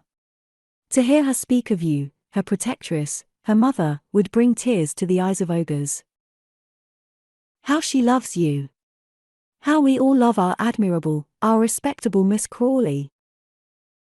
It is to be feared that this letter of the Parisian great lady did not by any means advance Mrs. Becky's interest with her admirable, her respectable, relative. On the contrary, the fury of the old spinster was beyond bounds, when she found what was Rebecca's situation, and how audaciously she had made use of Miss Crawley's name, to get an entrée into Parisian society. Too much shaken in mind and body to compose a letter in the French language in reply to that of her correspondent, she dictated to Briggs a furious answer in her own native tongue, repudiating Mrs. Rawdon Crawley altogether, and warning the public to beware of her as a most artful and dangerous person. But as Madame the Duchess of X had only been 20 years in England, she did not understand a single word of the language, and contented herself by informing Mrs. Rawdon Crawley at their next meeting, that she had received a charming letter from that chère miss, and that it was full of benevolent things for Mrs. Crawley, who began seriously to have hopes that the spinster would relent. Meanwhile, she was the gayest and most admired of English women, and had a little European congress on her reception night. Prussians and Cossacks, Spanish and English, all the world was at Paris during this famous winter. To have seen the stars and cordons in Rebecca's humble saloon would have made all Baker Street pale with envy. Famous warriors rode by her carriage in the boys, or crowded her modest little box at the opera. Rawdon was in the highest spirits.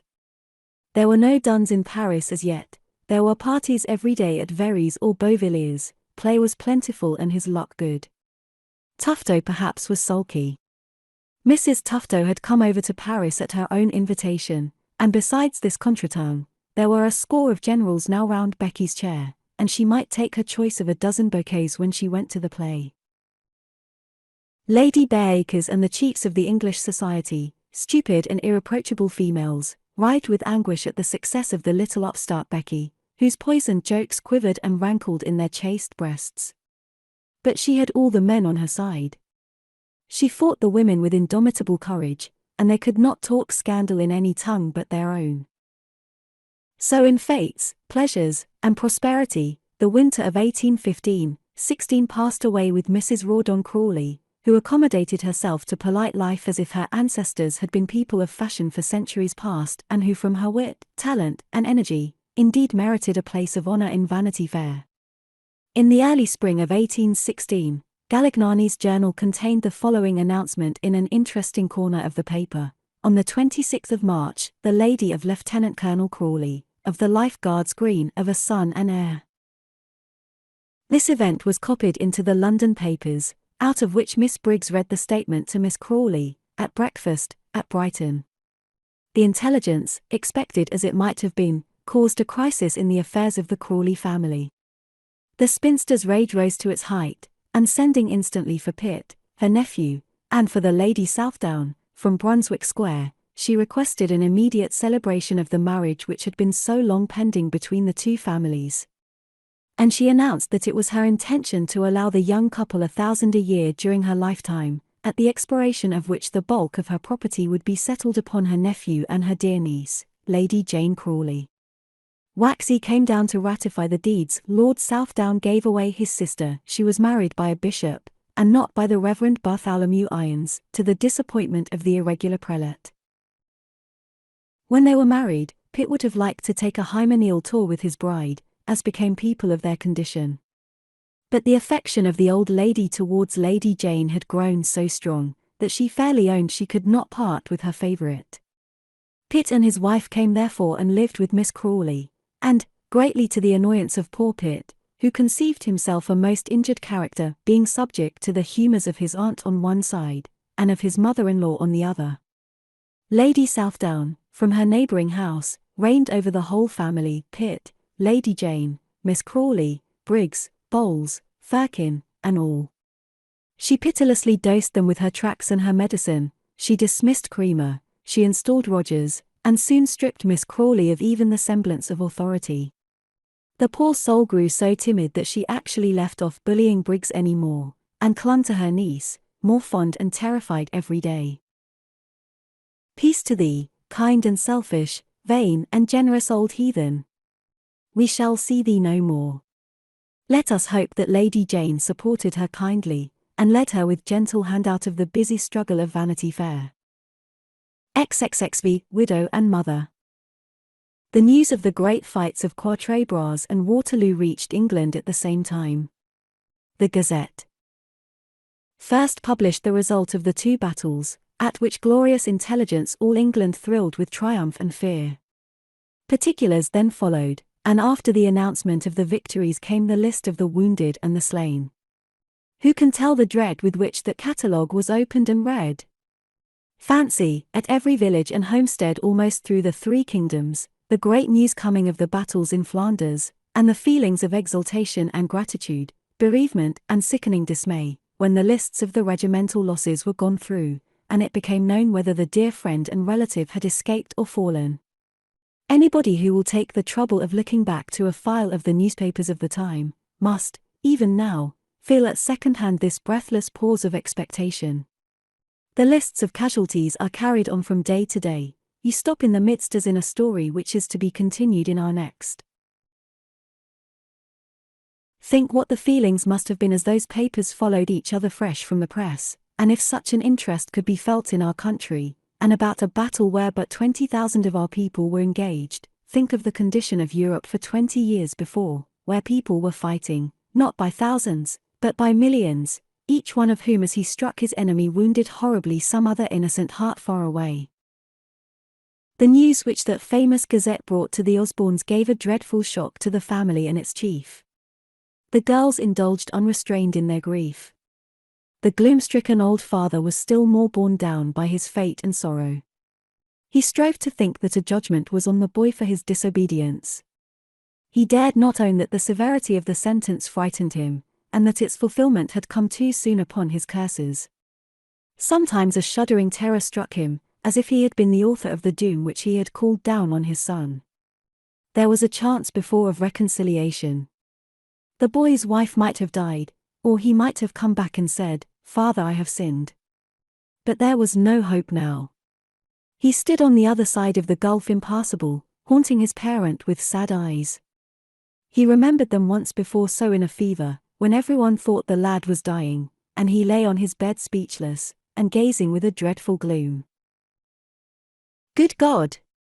How the father clung to the doctor then, and with what a sickening anxiety he followed him, what a weight of grief was off his mind when, after the crisis of the fever, the lad recovered, and looked at his father once more with eyes that recognized him.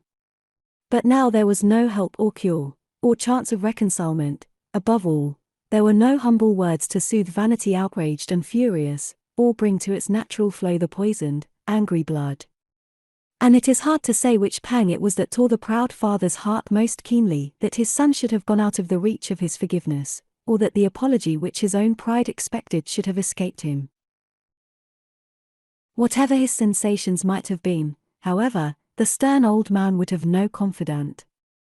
He never mentioned his son's name to his daughters, but ordered the elder to place all the females of the establishment in mourning, and desired that the male servants should be similarly attired in deep black. All parties and entertainments, of course, were to be put off. No communications were made to his future son-in-law, whose marriage day had been fixed, but there was enough in Mr. Osborne's appearance to prevent Mr. Bullock from making any inquiries, or in any way pressing forward that ceremony. He and the ladies whispered about it under their voices in the drawing-room sometimes, whither the father never came. He remained constantly in his own study, the whole front part of the house being closed until some time after the completion of the general mourning. About 3 weeks after the 18th of June, Mr. Osborne's acquaintance, Sir William Dobbin, called at Mr. Osborne's house in Russell Square, with a very pale and agitated face, and insisted upon seeing that gentleman. Ushered into his room, and after a few words, which neither the speaker nor the host understood, the former produced from an enclosure a letter sealed with a large red seal. "My son, Major Dobbin," the alderman said, with some hesitation, "despatched me a letter by an officer of the th, who arrived in town today. My son's letter contains one for you, Osborne." The alderman placed the letter on the table, and Osborne stared at him for a moment or two in silence. His looks frightened the ambassador, who, after looking guiltily for a little time at the grief-stricken man, hurried away without another word. The letter was in George's well-known bold handwriting. It was that one which he had written before daybreak on the 16th of June, and just before he took leave of Amelia. The great red seal was emblazoned with the sham coat of arms which Osborne had assumed from the peerage, with Pax in bello for a motto, that of the ducal house with which the vain old man tried to fancy himself connected. The hand that signed it would never hold pen or sword more. The very seal that sealed it had been robbed from George's dead body as it lay on the field of battle. The father knew nothing of this, but sat and looked at the letter in terrified vacancy. He almost fell when he went to open it. Have you ever had a difference with a dear friend? How his letters, written in the period of love and confidence, sicken and rebuke you?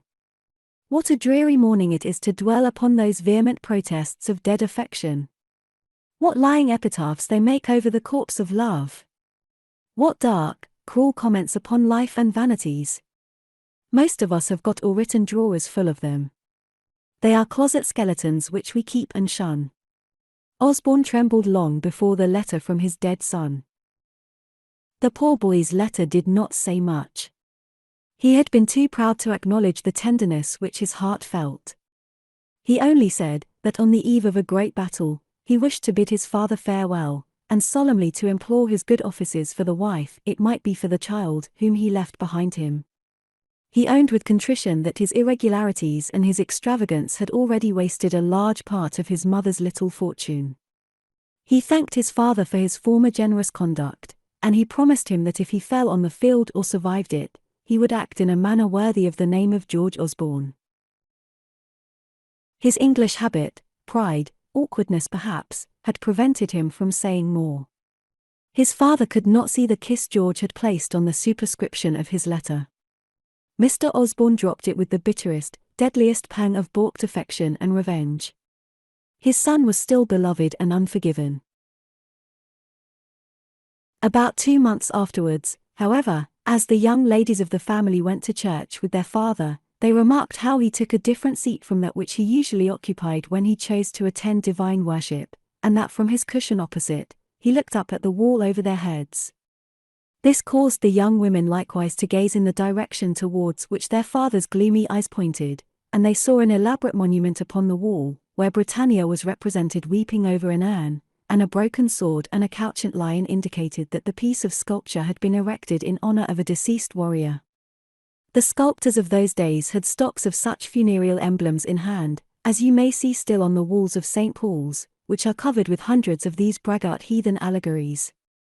There was a constant demand for them during the first 15 years of the present century. Under the memorial in question were emblazoned the well-known and pompous Osborne arms, and the inscription said that the monument was sacred to the memory of George Osborne, Jr., Esquire, later captain in His Majesty's th Regiment of Foot, who fell on the 18th of June, 1815, aged 28 years, while fighting for his king and country in the glorious victory of Waterloo. Dulce et decorum est pro patria mori. The sight of that stone agitated the nerves of the sisters so much, that Miss Maria was compelled to leave the church. The congregation made way respectfully for those sobbing girls clothed in deep black, and pitied the stern old father seated opposite the memorial of the dead soldier. Will he forgive Mrs. George? The girls said to themselves as soon as their ebullition of grief was over. Much conversation passed too among the acquaintances of the Osborne family, who knew of the rupture between the son and father caused by the former's marriage, as to the chance of a reconciliation with the young widow. There were bets among the gentlemen both about Russell Square and in the city. If the sisters had any anxiety regarding the possible recognition of Amelia as a daughter of the family, it was increased presently, and towards the end of the autumn, by their father's announcement that he was going abroad. He did not say whither, but they knew at once that his steps would be turned towards Belgium, and were aware that George's widow was still in Brussels. They had pretty accurate news indeed of poor Amelia from Lady Dobbin and her daughters. Our honest captain had been promoted in consequence of the death of the second major of the regiment on the field, and the brave O'Dowd, who had distinguished himself greatly here as upon all occasions where he had a chance to show his coolness and valour, was a colonel and companion of the Bath. Very many of the brave Teach, who had suffered severely upon both days of action, were still at Brussels in the autumn, recovering of their wounds. The city was a vast military hospital for months after the great battles, and as men and officers began to rally from their hurts, the gardens and places of public resort swarmed with maimed warriors, old and young, who, just rescued out of death, fell to gambling, and gaiety, and love-making, as people of Vanity Fair will do. Mr. Osborne found out some of the th easily. He knew their uniform quite well, and had been used to follow all the promotions and exchanges in the regiment, and loved to talk about it and its officers as if he had been one of the number. On the day after his arrival at Brussels, and as he issued from his hotel, which faced the park, he saw a soldier in the well-known facings, reposing on a stone bench in the garden, and went and sat down trembling by the wounded convalescent man. "Were you in Captain Osborne's company?" he said, and added, after a pause, "He was my son, sir." The man was not of the captain's company, but he lifted up his unwounded arm and touched his cap sadly and respectfully to the haggard broken-spirited gentleman who questioned him. "The whole army didn't contain a finer or a better officer," the soldier said. The sergeant of the captain's company, Captain Raymond had it now, was in town, though, and was just well of a shot in the shoulder. His honour might see him if he liked, who could tell him anything he wanted to know about their teacher's actions. But his honour had seen Major Dobbin, no doubt, the brave captain's great friend, and Mrs. Osborne, who was here too, and had been very bad, he heard everybody say. "They say she was out of her mind like for 6 weeks or more. But your honour knows all about that, and asking your pardon," the man added. Osborne put a guinea into the soldier's hand, and told him he should have another if he would bring the sergeant to the Hotel du Parc, a promise which very soon brought the desired officer to Mr. Osborne's presence. And the first soldier went away, and after telling a comrade or two how Captain Osborne's father was arrived, and what a free-handed generous gentleman he was, they went and made good cheer with drink and feasting, as long as the guineas lasted which had come from the proud purse of the mourning old father. In the sergeant's company, who was also just convalescent, Osborne made the journey of Waterloo and Quatre Bras, a journey which thousands of his countrymen were then taking. He took the sergeant with him in his carriage, and went through both fields under his guidance. He saw the point of the road where the regiment marched into action on the 16th, and the slope down which they drove the French cavalry who were pressing on the retreating Belgians. There was the spot where the noble captain cut down the French officer who was grappling with the young ensign for the colours, the colour sergeants having been shot down. Along this road they retreated on the next day, and here was the bank at which the regiment bivouacked under the rain of the night of the 17th. Further on was the position which they took and held during the day, forming time after time to receive the charge of the enemy's horsemen and lying down under the shelter of the bank from the furious French cannonade. And it was at this declivity when at evening the whole English line received the order to advance, as the enemy fell back after his last charge, that the captain, hurraying and rushing down the hill waving his sword, received a shot and fell dead. It was Major Dobbin who took back the captain's body to Brussels, the sergeant said, in a low voice, and had him buried, as your honour knows. The peasants and relic hunters about the place were screaming round the pair, as the soldier told his story, offering for sale all sorts of mementos of the fight, crosses, and epaulets, and shattered cuirasses, and eagles. Osborne gave a sumptuous reward to the sergeant when he parted with him, after having visited the scenes of his son's last exploits. His burial place he had already seen. Indeed, he had driven thither immediately after his arrival at Brussels. George's body lay in the pretty burial ground of Leeken, near the city, in which place, having once visited it on a party of pleasure, he had lightly expressed a wish to have his grave made. And there the young officer was laid by his friend, in the unconsecrated corner of the garden, separated by a little hedge from the temples and towers and plantations of flowers and shrubs, under which the Roman Catholic dead repose. It seemed a humiliation to old Osborne to think that his son, an English gentleman, a captain in the famous British Army, should not be found worthy to lie in ground where mere foreigners were buried. Which of us is there can tell how much vanity lurks in our warmest regard for others, and how selfish our love is? Old Osborne did not speculate much upon the mingled nature of his feelings, and how his instinct and selfishness were combating together. He firmly believed that everything he did was right, that he ought on all occasions to have his own way, and like the sting of a wasp or serpent his hatred rushed out armed and poisonous against anything like opposition. He was proud of his hatred as of everything else. Always to be right, always to trample forward, and never to doubt, are not these the great qualities with which dullness takes the lead in the world? As after the drive to Waterloo, Mr. Osborne's carriage was nearing the gates of the city at sunset, they met another open barouche, in which were a couple of ladies and a gentleman, and by the side of which an officer was riding. Osborne gave a start back, and the sergeant, seated with him, cast a look of surprise at his neighbour, as he touched his cap to the officer, who mechanically returned his salute. It was Amelia, with the lame young ensign by her side, and opposite to her faithful friend Mrs. O'Dowd. It was Amelia, but how changed from the fresh and comely girl Osborne knew. Her face was white and thin. Her pretty brown hair was parted under a widow's cap, the poor child. Her eyes were fixed, and looking nowhere. They stared blank in the face of Osborne, as the carriages crossed each other, but she did not know him, nor did he recognize her, until looking up, he saw Dobbin riding by her, and then he knew who it was. He hated her. He did not know how much until he saw her there. When her carriage had passed on, he turned and stared at the sergeant, with a curse and defiance in his eye cast at his companion, who could not help looking at him as much as to say how dare you look at me? Damn you!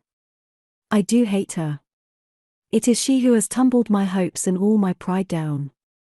Tell the scoundrel to drive on quick, he shouted with an oath, to the lackey on the box. A minute afterwards, a horse came clattering over the pavement behind Osborne's carriage, and Dobbin rode up. His thoughts had been elsewhere as the carriages passed each other, and it was not until he had ridden some paces forward, that he remembered it was Osborne who had just passed him. Then he turned to examine if the sight of her father-in-law had made any impression on Amelia, but the poor girl did not know who had passed. Then William, who daily used to accompany her in his drives, taking out his watch, made some excuse about an engagement which he suddenly recollected, and so rode off. She did not remark that either, but sat looking before her, over the homely landscape towards the woods in the distance, by which George marched away. Mr. Osborne, cried Dobbin, as he rode up and held out his hand. Osborne made no motion to take it, but shouted out once more and with another curse to his servant to drive on. Dobbin laid his hand on the carriage side. I will see you, sir, he said. I have a message for you. From that woman, said Osborne, fiercely. No, replied the other, from your son, at which Osborne fell back into the corner of his carriage, and Dobbin, allowing it to pass on, rode close behind it, and so through the town until they reached Mr. Osborne's hotel, and without a word. There he followed Osborne up to his apartments. George had often been in the rooms, they were the lodgings which the Crawleys had occupied during their stay in Brussels. Pray, have you any commands for me, Captain Dobbin, or, I beg your pardon, I should say Major Dobbin, since better men than you are dead, and you step into their shoes, said Mr. Osborne, in that sarcastic tone which he sometimes was pleased to assume. Better men are dead, Dobbin replied. I want to speak to you about one. Make it short, sir, said the other with an oath, scowling at his visitor. I am here as his closest friend, the Major resumed, and the executor of his will. He made it before he went into action. Are you aware how small his means are, and of the straitened circumstances of his widow? I don't know his widow, sir, Osborne said. Let her go back to her father. But the gentleman whom he addressed was determined to remain in good temper, and went on without heeding the interruption. Do you know, sir, Mrs. Osborne's condition? Her life and her reason almost have been shaken by the blow which has fallen on her. It is very doubtful whether she will rally. There is a chance left for her, however, and it is about this I came to speak to you. She will be a mother soon. Will you visit the parents' offence upon the child's head? Or will you forgive the child for poor George's sake? Osborne broke out into a rhapsody of self-praise and imprecations, by the first, excusing himself to his own conscience for his conduct, by the second, exaggerating the undutifulness of George. No father in all England could have behaved more generously to a son, who had rebelled against him wickedly. He had died without even so much as confessing he was wrong. Let him take the consequences of his undutifulness and folly. As for himself, Mr. Osborne, he was a man of his word. He had sworn never to speak to that woman, or to recognize her as his son's wife. And that's what you may tell her, he concluded with an oath, and that's what I will stick to the last day of my life. There was no hope from that quarter then. The widow must live on her slender pittance, or on such aid as Joe's could give her. I might tell her, and she would not heed it, thought Dobbin, sadly, for the poor girl's thoughts were not here at all since her catastrophe, and, stupefied under the pressure of her sorrow, good and evil were alike indifferent to her. So, indeed, were even friendship and kindness. She received them both uncomplainingly, and having accepted them, relapsed into her grief. Suppose some 12 months after the above conversation took place to have passed in the life of our poor Amelia. She has spent the first portion of that time in a sorrow so profound and pitiable, that we who have been watching and describing some of the emotions of that weak and tender heart, must draw back in the presence of the cruel grief under which it is bleeding. Tread silently round the hapless couch of the poor prostrate soul. Shut gently the door of the dark chamber wherein she suffers, as those kind people did who nursed her through the first months of her pain, and never left her until heaven had sent her consolation. A day came of almost terrified delight and wonder when the poor widowed girl pressed a child upon her breast, a child, with the eyes of George who was gone, a little boy, as beautiful as a cherub. What a miracle it was to hear its first cry! How she laughed and wept over it, how love, and hope, and prayer woke again in her bosom as the baby nestled there. She was safe. The doctors who attended her, and had feared for her life or for her brain, had waited anxiously for this crisis before they could pronounce that either was secure. It was worth the long months of doubt and dread which the persons who had constantly been with her had passed, to see her eyes once more beaming tenderly upon them. Our friend Dobbin was one of them. It was he who brought her back to England and to her mother's house, when Mrs. O'Dowd, receiving a peremptory summons from her colonel, had been forced to quit her patient. To see Dobbin holding the infant, and to hear Amelia's laugh of triumph as she watched him, would have done any man good who had a sense of humour. William was the godfather of the child, and exerted his ingenuity in the purchase of cups, spoons, tap-boats, and corals for this little Christian. How his mother nursed him, and dressed him, and lived upon him, how she drove away all nurses, and would scarce allow any hand but her own to touch him, how she considered that the greatest favour she could confer upon his godfather, Major Dobbin, was to allow the Major occasionally to dandle him, need not be told here. This child was her being. Her existence was a maternal caress. She enveloped the feeble and unconscious creature with love and worship. It was her life which the baby drank in from her bosom. Of nights, and when alone, she had stealthy and intense raptures of motherly love, such as God's marvelous care has awarded to the female instinct, joys how far higher and lower than reason, blind beautiful devotions which only women's hearts know. It was William Dobbin's task to muse upon these movements of Amelia's, and to watch her heart, and if his love made him divine almost all the feelings which agitated it, alas! He could see with a fatal perspicuity that there was no place there for him. And so, gently, he bore his fate, knowing it, and content to bear it. I suppose Amelia's father and mother saw through the intentions of the Major, and were not ill-disposed to encourage him, for Dobbin visited their house daily, and stayed for hours with them, or with Amelia, or with the honest landlord, Mr. Clapp, and his family. He brought, on one pretext or another, presents to everybody, and almost every day, and went, with the landlord's little girl, who was rather a favourite with Amelia, by the name of Major Sugarplums. It was this little child who commonly acted as mistress of the ceremonies to introduce him to Mrs. Osborne. She laughed one day when Major Sugarplum's cab drove up to Fulham, and he descended from it, bringing out a wooden horse, a drum, a trumpet, and other warlike toys, for little Georgie, who was scarcely 6 months old, and for whom the articles in question were entirely premature. The child was asleep. "Hush," said Amelia, annoyed, perhaps, at the creaking of the Major's boots, and she held out her hand, smiling because William could not take it until he had rid himself of his cargo of toys. "Go downstairs, little Mary," said he presently to the child, "I want to speak to Mrs. Osborne." She looked up rather astonished, and laid down the infant on its bed. "I am come to say good-bye, Amelia," said he, taking her slender little white hand gently. "Good-bye? And where are you going?" she said, with a smile. "Send the letters to the agents," he said, "they will forward them, for you will write to me, won't you? I shall be away a long time." "I'll write to you about Georgie," she said. "Dear William, how good you have been to him and to me. Look at him. Isn't he like an angel?" The little pink hands of the child closed mechanically round the honest soldier's finger, and Amelia looked up in his face with bright maternal pleasure. The cruelest looks could not have wounded him more than that glance of hopeless kindness. He bent over the child and mother. He could not speak for a moment. And it was only with all his strength that he could force himself to say a "God bless you."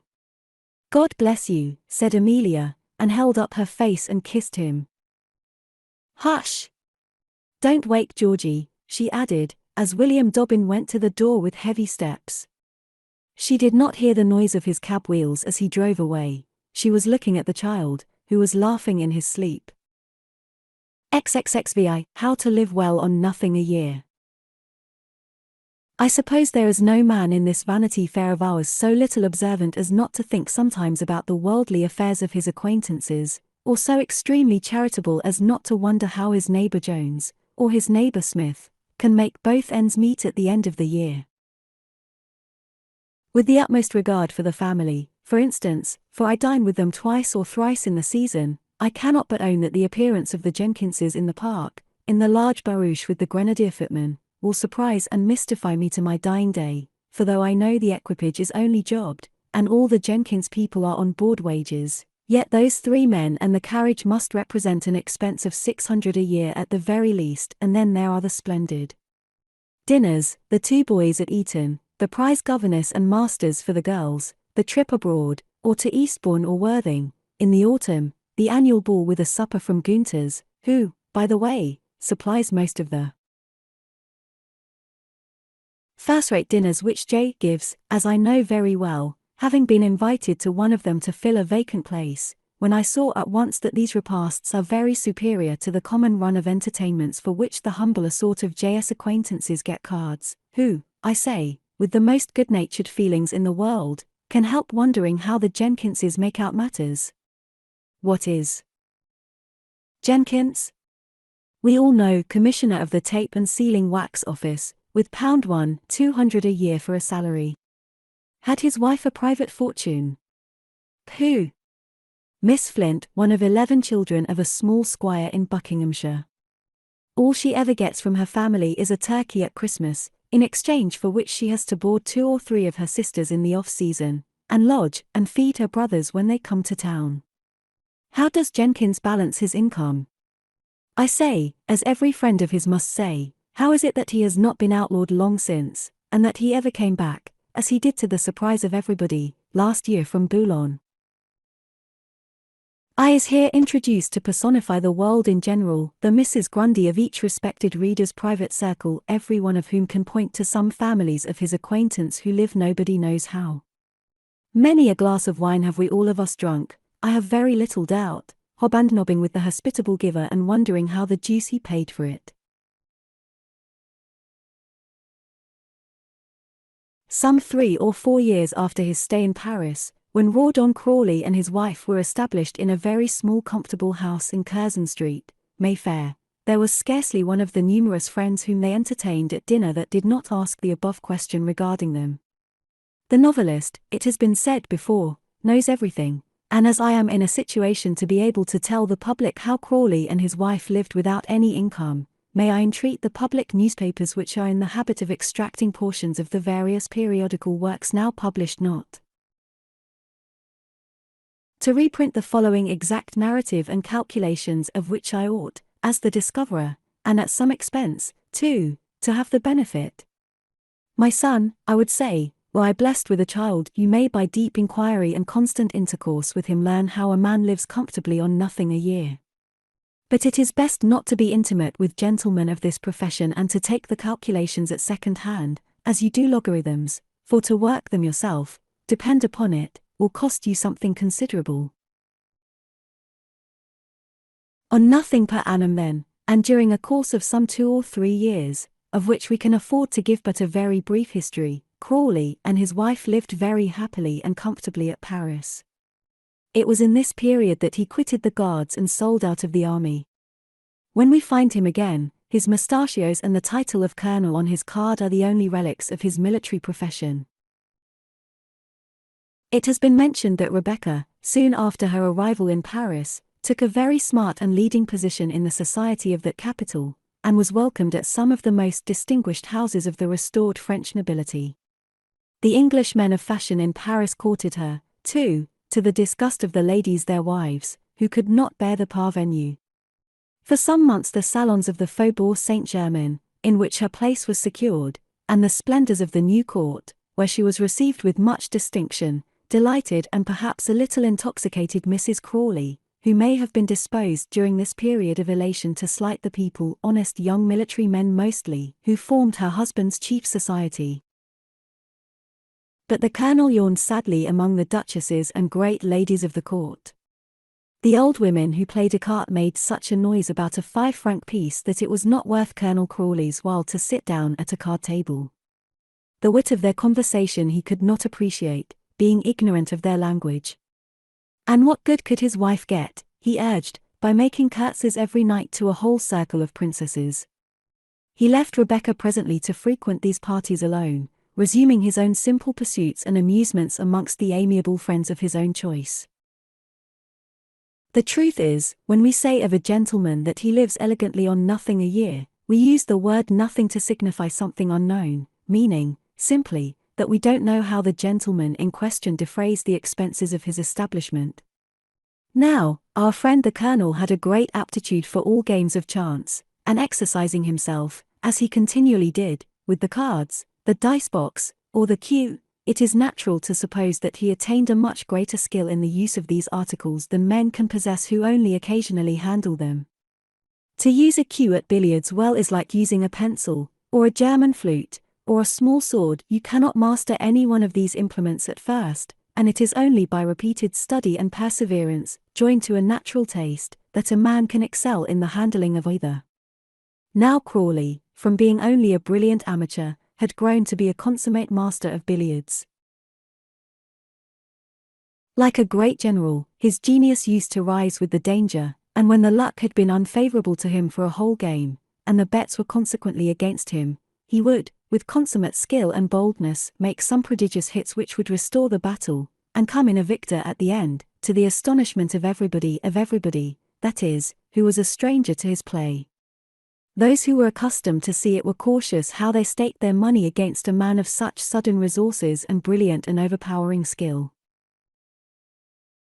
At games of cards he was equally skillful, for though he would constantly lose money at the commencement of an evening, playing so carelessly and making such blunders, that newcomers were often inclined to think meanly of his talent, yet when roused to action and awakened to caution by repeated small losses, it was remarked that Crawley's play became quite different, and that he was pretty sure of beating his enemy thoroughly before the night was over. Indeed, very few men could say that they ever had the better of him. His successes were so repeated that no wonder the envious and the vanquished spoke sometimes with bitterness regarding them. And as the French say of the Duke of Wellington, who never suffered a defeat, that only an astonishing series of lucky accidents enabled him to be an invariable winner, yet even they allow that he cheated at Waterloo, and was enabled to win the last great trick, so it was hinted at headquarters in England that some foul play must have taken place in order to account for the continuous successes of Colonel Crawley. Though Frascati's and the Salon were open at that time in Paris, the mania for play was so widely spread that the public gambling rooms did not suffice for the general ardor, and gambling went on in private houses as much as if there had been no public means for gratifying the passion. At Crawley's charming little reunions of an evening this fatal amusement commonly was practiced, much to good-natured little Mrs. Crawley's annoyance. She spoke about her husband's passion for dice with the deepest grief. She bewailed it to everybody who came to her house. She besought the young fellows never to touch a box, and when young Green, of the Rifles, lost a very considerable sum of money, Rebecca passed a whole night in tears, as the servant told the unfortunate young gentleman, and actually went on her knees to her husband to beseech him to remit the debt, and burn the acknowledgment. How could he? He had lost just as much himself to Blackstone of the Hussars, and Count Punter of the Hanoverian cavalry. Green might have any decent time, but pay? Of course he must pay. To talk of burning I.O.U.S. was child's play. Other officers, chiefly young, for the young fellows gathered round Mrs. Crawley came from her parties with long faces, having dropped more or less money at her fatal card tables. Her house began to have an unfortunate reputation. The old hands warned the less experienced of their danger. Colonel O'Dowd, of the Th Regiment, one of those occupying in Paris, warned Lieutenant Spooney of that corps. A loud and violent fracas took place between the infantry colonel and his lady, who were dining at the Café de Paris, and Colonel and Mrs. Crawley, who were also taking their meal there. The ladies engaged on both sides. Mrs. O'Dowd snapped her fingers in Mrs. Crawley's face and called her husband no better than a blackleg. Colonel Crawley challenged Colonel O'Dowd, C.B. The commander-in-chief, hearing of the dispute, sent for Colonel Crawley, who was getting ready the same pistols which he shot Captain Marker, and had such a conversation with him that no duel took place. If Rebecca had not gone on her knees to General Tufto, Crawley would have been sent back to England, and he did not play, except with civilians, for some weeks after. But, in spite of Rawdon's undoubted skill and constant successes, it became evident to Rebecca, considering these things, that their position was but a precarious one, and that, even although they paid scarcely anybody, their little capital would end one day by dwindling into zero. Gambling, she would say, dear, is good to help your income, but not as an income itself. Some day people may be tired of play, and then where are we?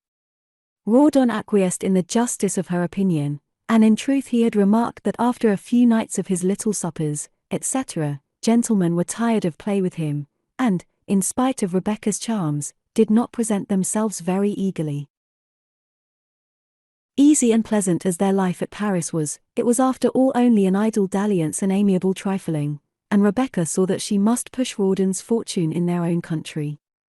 She must get him a place or appointment at home or in the colonies, and she determined to make a move upon England as soon as the way could be cleared for her. As a first step she had made Crawley sell out of the Guards and go on half pay. His function as aide-de-camp to General Tufto had ceased previously.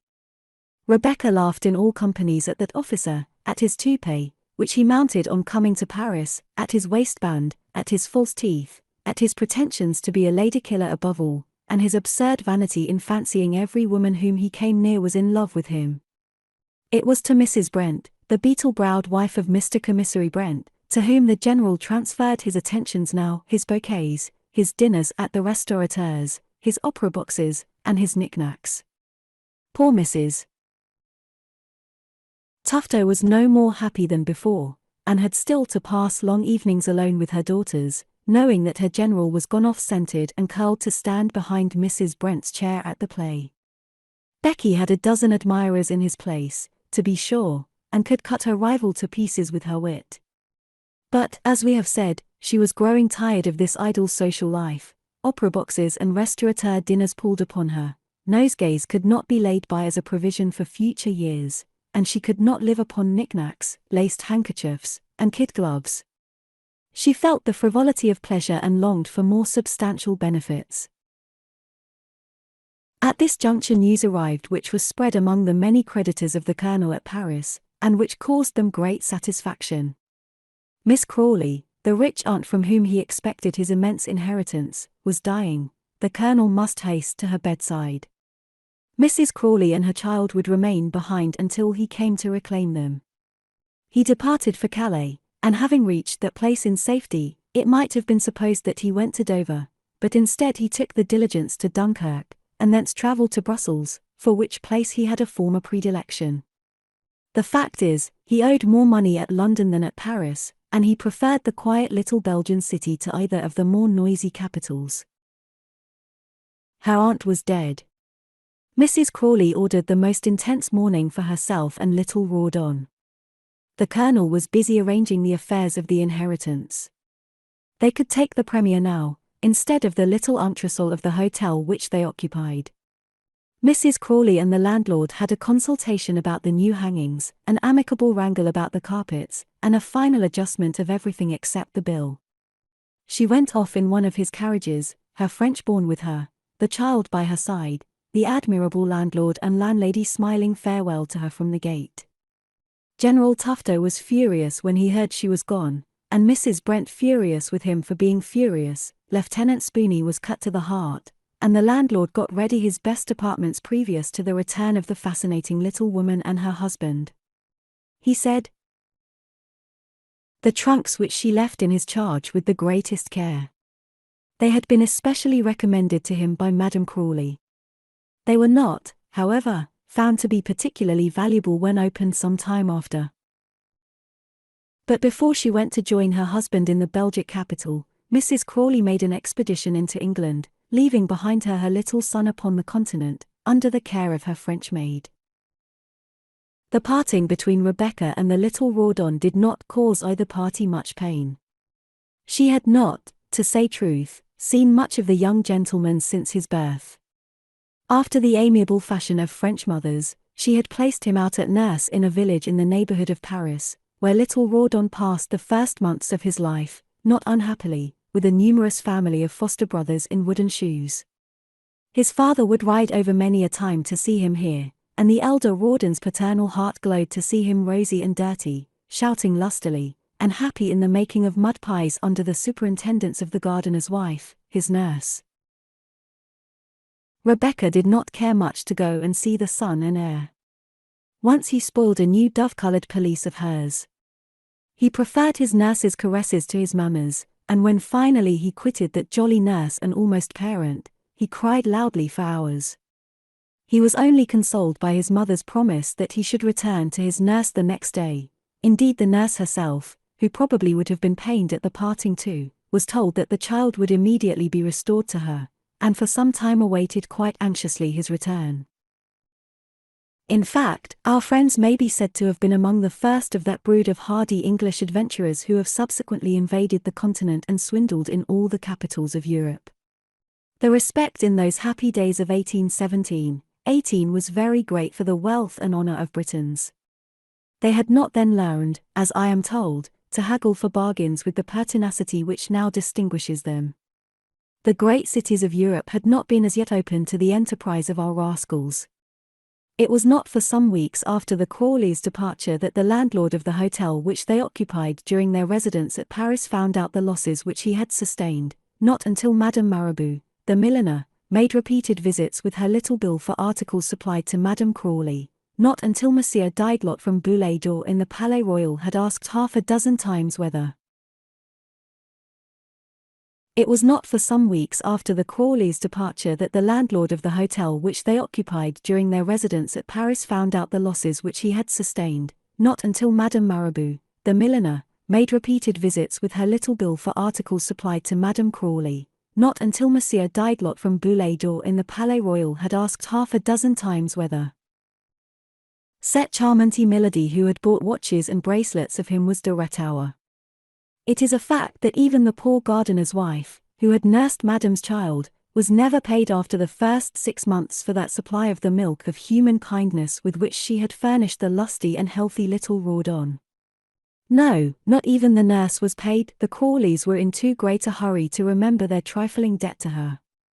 As for the landlord of the hotel, his curses against the English nation were violent for the rest of his natural life. He asked all travellers whether they knew a certain Colonel Law Crawley avec sa femme one petite dame, très spirituelle.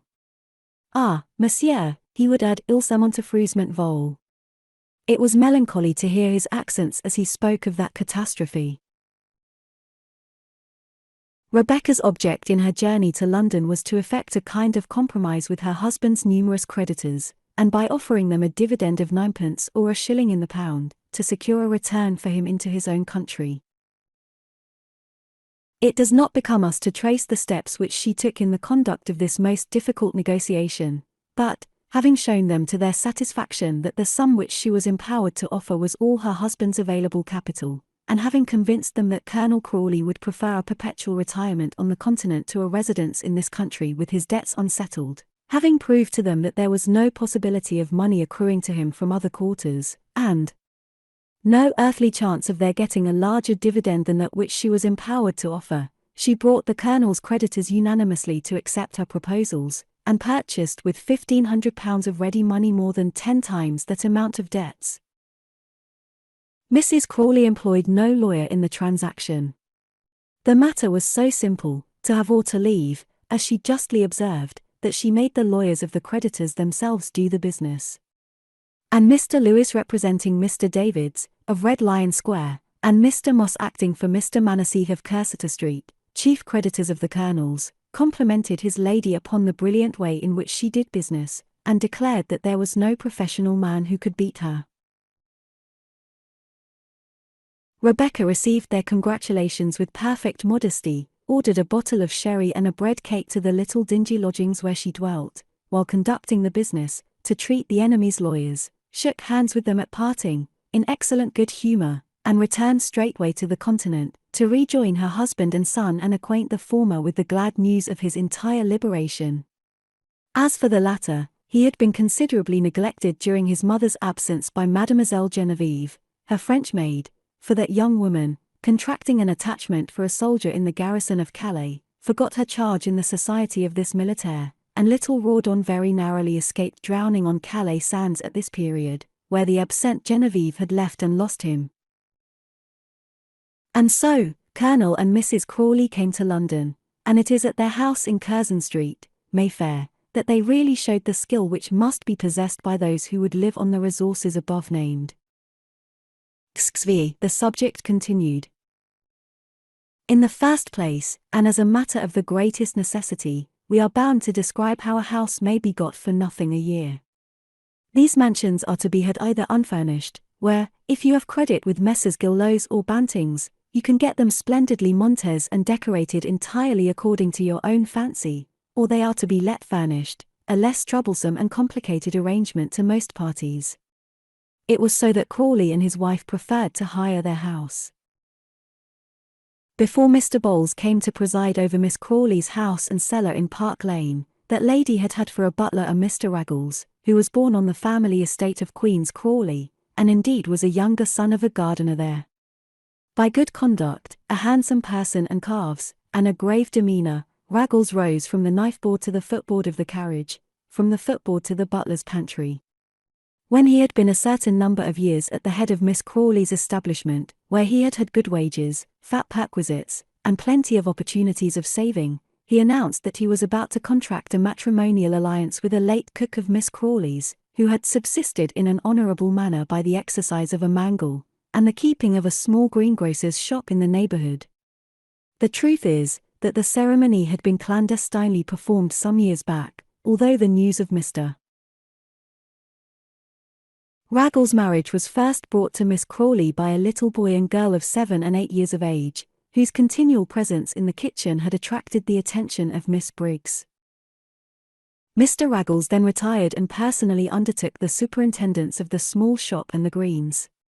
He added milk and cream, eggs and country-fed pork to his stores, contenting himself whilst other retired butlers were vending spirits in public houses, by dealing in the simplest country produce.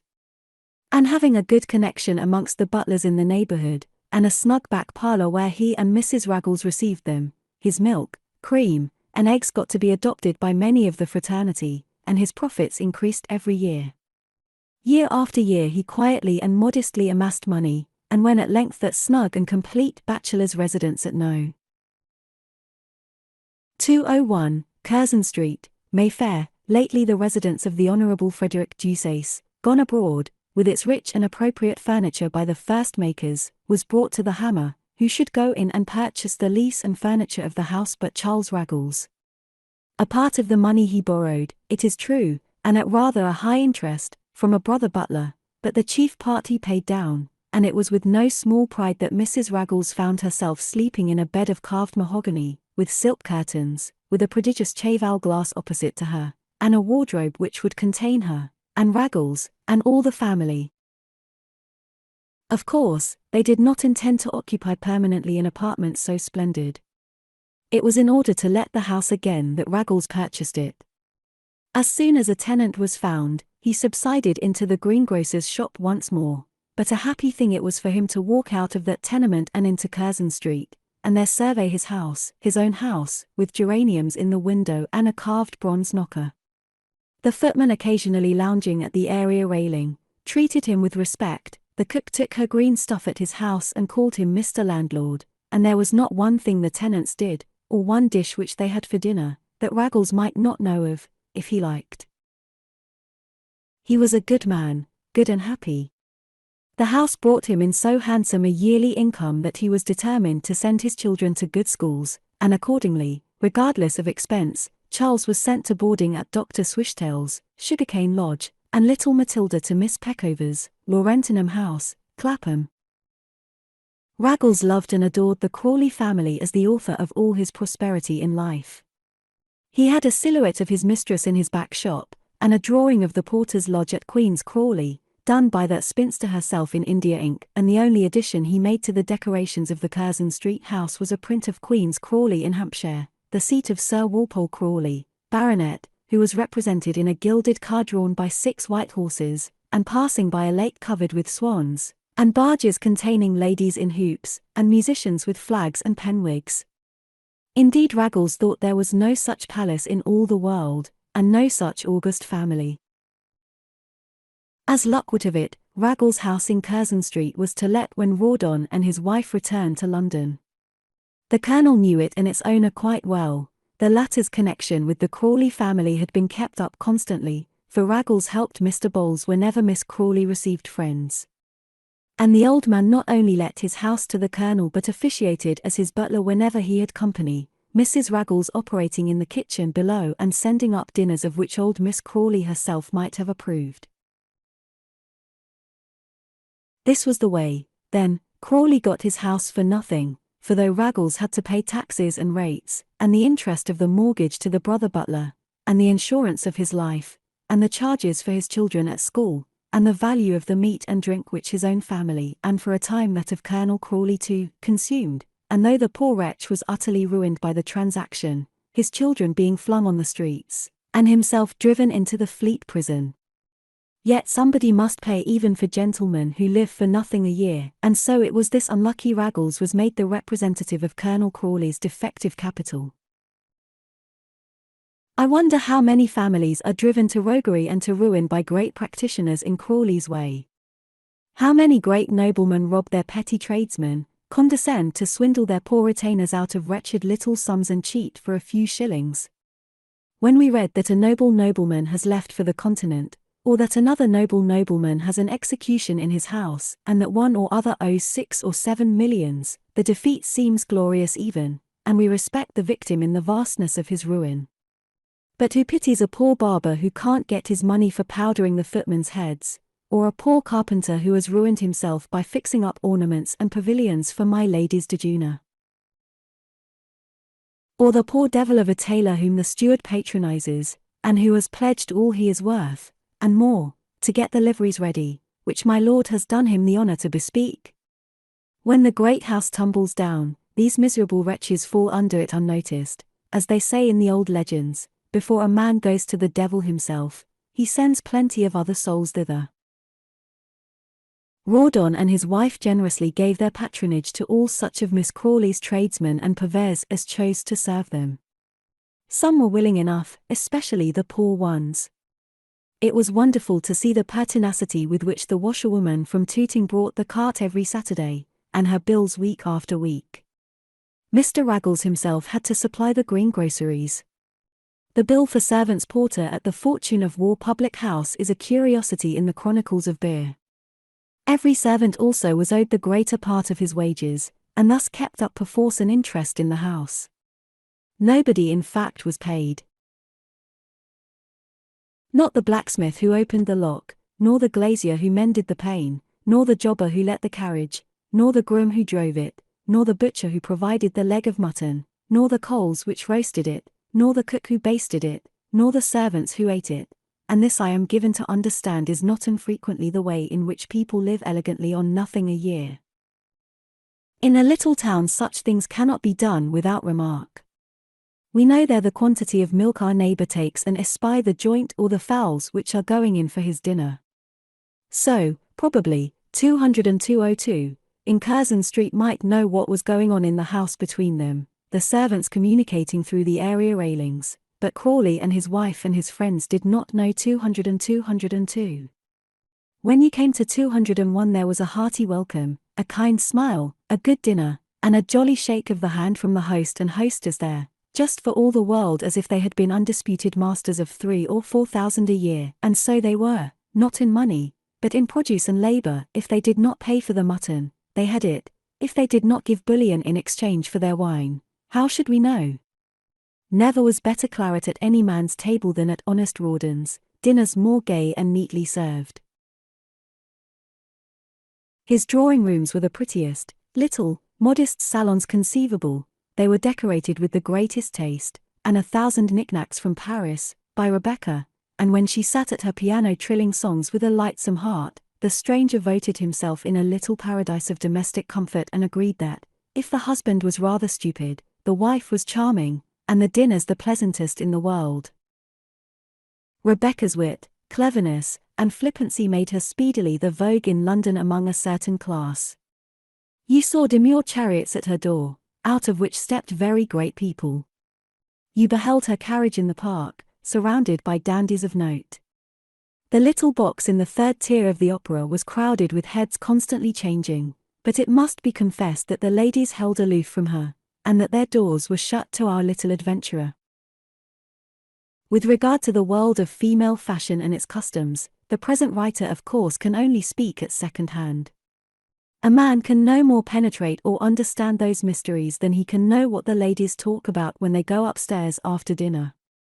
Rockwood is another, whose parties are announced laboriously in the fashionable newspapers and with whom you see that all sorts of ambassadors and great noblemen dine, and many more might be mentioned had they to do with the history at present in hand. But while simple folks who are out of the world, or country people with a taste for the genteel, behold these ladies in their seeming glory in public places, or envy them from afar off, persons who are better instructed could inform them that these envied ladies have no more chance of establishing themselves in society, than the benighted squire's wife in Somersetshire who reads of their doings in the Rockwood is another, whose parties are announced laboriously in the fashionable newspapers and with whom you see that all sorts of ambassadors and great noblemen dine, and many more might be mentioned had they to do with the history at present in hand. But while simple folks who are out of the world, or country people with a taste for the genteel, behold these ladies in their seeming glory in public places, or envy them from afar off, persons who are better instructed could inform them that these envied ladies have no more chance of establishing themselves in society than the benighted squire's wife in Somersetshire who reads of their doings in the Morning Post. Men living about London are aware of these awful truths. You hear how pitilessly many ladies of seeming rank and wealth are excluded from this society. The frantic efforts which they make to enter this circle, the meannesses to which they submit, the insults which they undergo, are matters of wonder to those who take human or womankind for a study, and the pursuit of fashion under difficulties would be a fine theme for any very great person who had the wit, the leisure, and the knowledge of the English language necessary for the compiling of such a history. Now the few female acquaintances whom Mrs. Crawley had known abroad not only declined to visit her when she came to this side of the Channel, but cut her severely when they met in public places.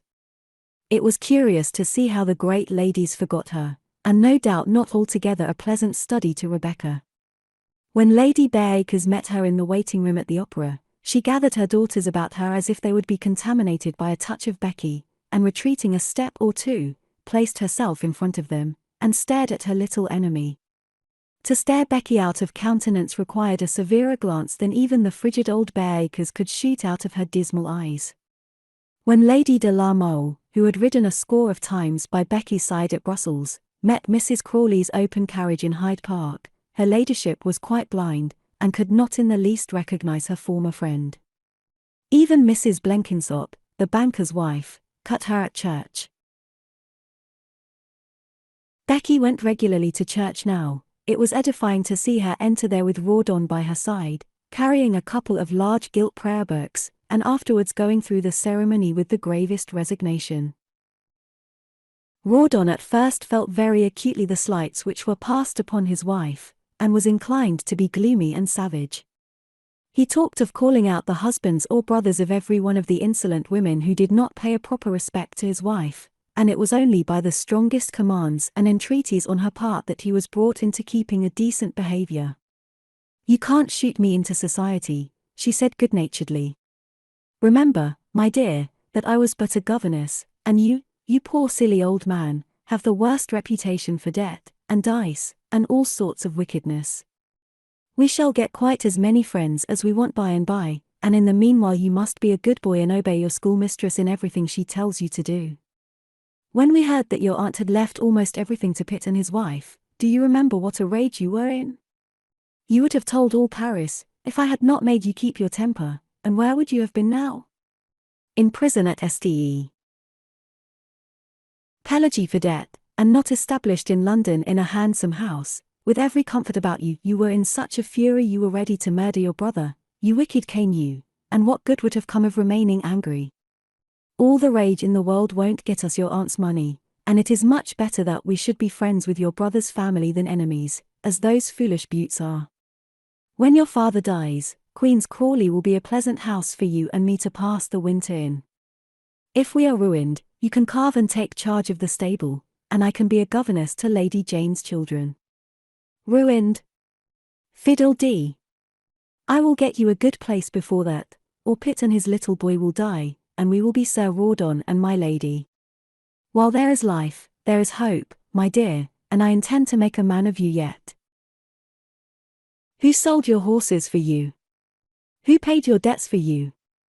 Rawdon was obliged to confess that he owed all these benefits to his wife, and to trust himself to her guidance for the future.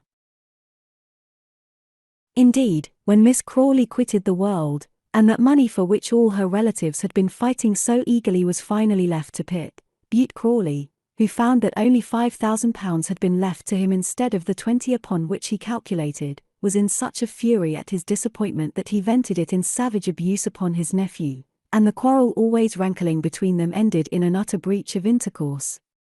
Rawdon Crawley's conduct, on the other hand, who got but £100, was such as to astonish his brother and delight his sister-in-law, who was disposed to look kindly upon all the members of her husband's family. He wrote to his brother a very frank, manly, good-humoured letter from Paris.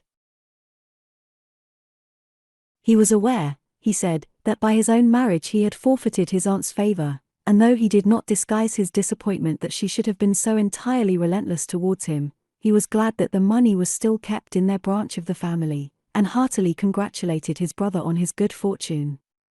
He sent his affectionate remembrances to his sister, and hoped to have her goodwill for Mrs. Rawdon, and the letter concluded with a postscript to Pitt in the latter lady's own handwriting. She, too, begged to join in her husband's congratulations. She should ever remember Mr. Crawley's kindness to her in early days when she was a friendless orphan, the instructress of his little sisters, in whose welfare she still took the tenderest interest. She wished him every happiness in his married life, and, asking his permission to offer her remembrances to Lady Jane, of whose goodness all the world informed her, she hoped that one day she might be allowed to present her little boy to his uncle and aunt, and beg to bespeak for him their goodwill and protection. Pitt Crawley received this communication very graciously, more graciously than Miss Crawley had received some of Rebecca's previous compositions in Rawdon's handwriting, and as for Lady Jane, she was so charmed with the letter that she expected her husband would instantly divide his aunt's legacy into 2 equal portions and send off 1/2 to his brother at Paris. To her ladyship's surprise, however, Pitt declined to accommodate his brother with a cheque for £30,000. But he made Rawdon a handsome offer of his hand whenever the latter should come to England and choose to take it, and, thanking Mrs. Crawley for her good opinion of himself and Lady Jane, he graciously pronounced his willingness to take any opportunity to serve her little boy. Thus an almost reconciliation was brought about between the brothers. When Rebecca came to town, Pitt and his wife were not in London.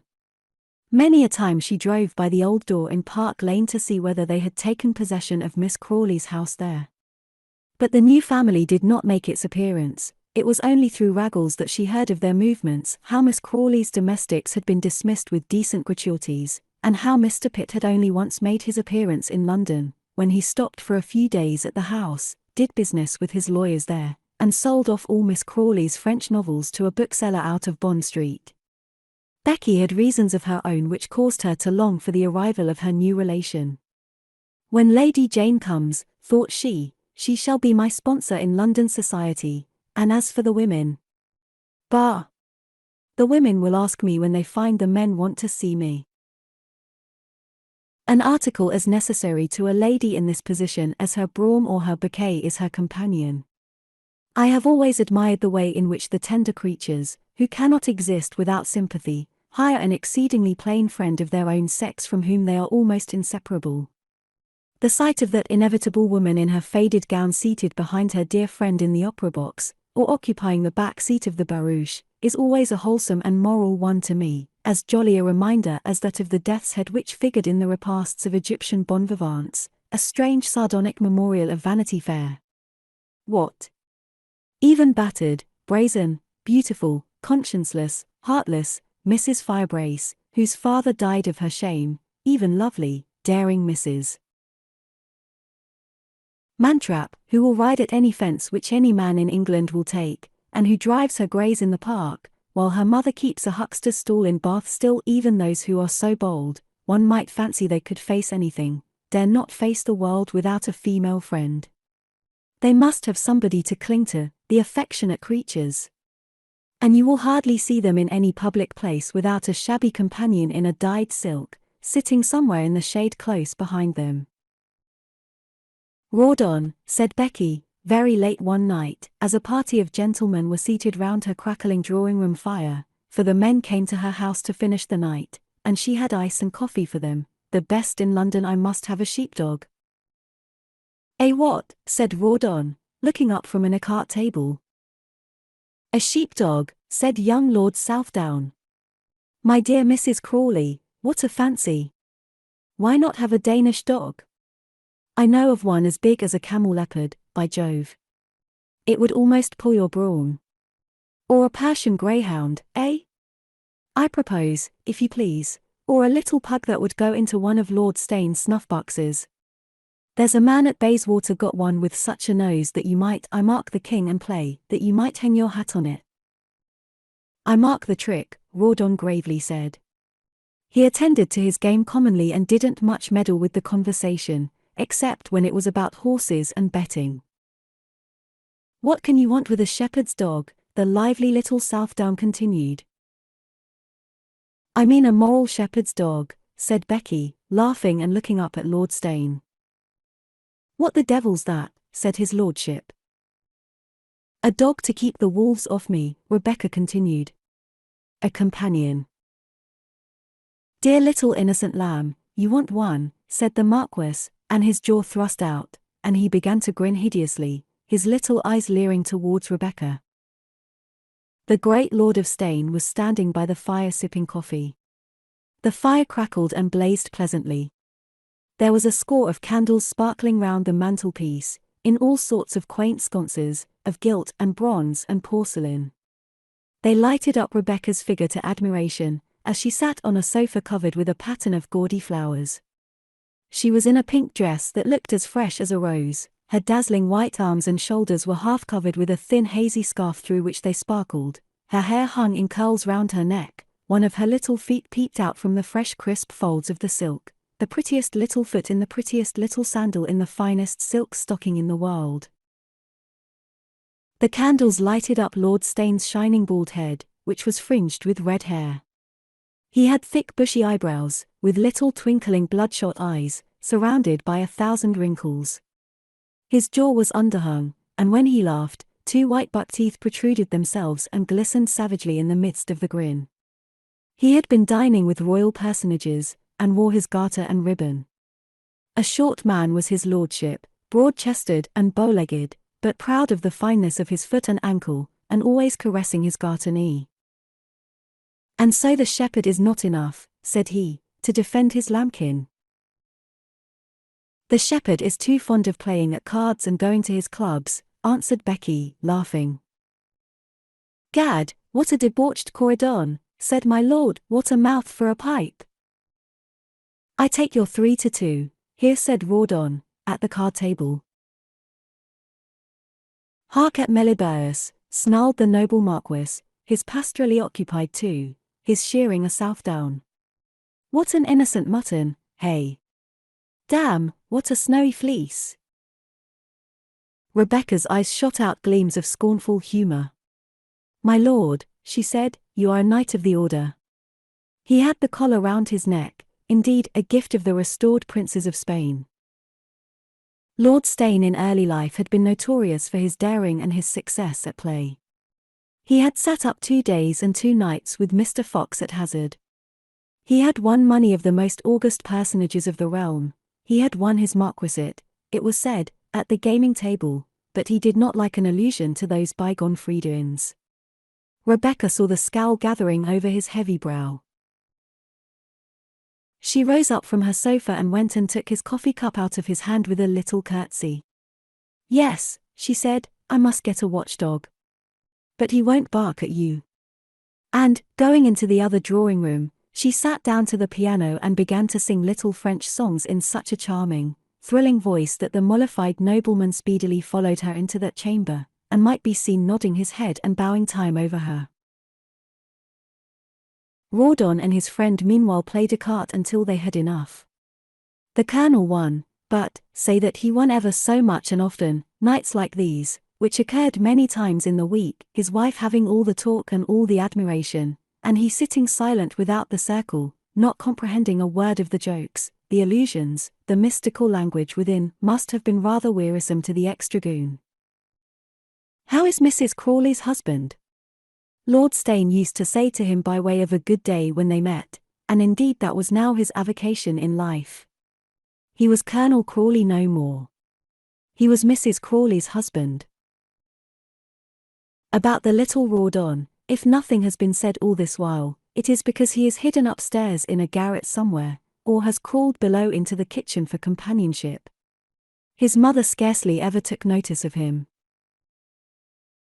He passed the days with his Frenchborn as long as that domestic remained in Mr. Crawley's family, and when the Frenchwoman went away, the little fellow, howling in the loneliness of the night, had compassion taken on him by a housemaid, who took him out of his solitary nursery into her bed in the garret hard by and comforted him. Rebecca, my Lord Steyne, and 1 or 2 more were in the drawing-room taking tea after the opera, when this shouting was heard overhead. It's my cherub crying for his nurse, she said. She did not offer to move to go and see the child.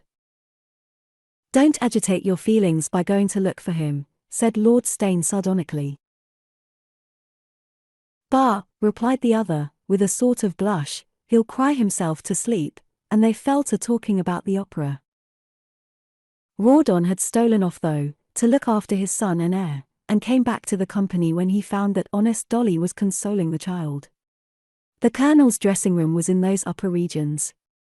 He used to see the boy there in private.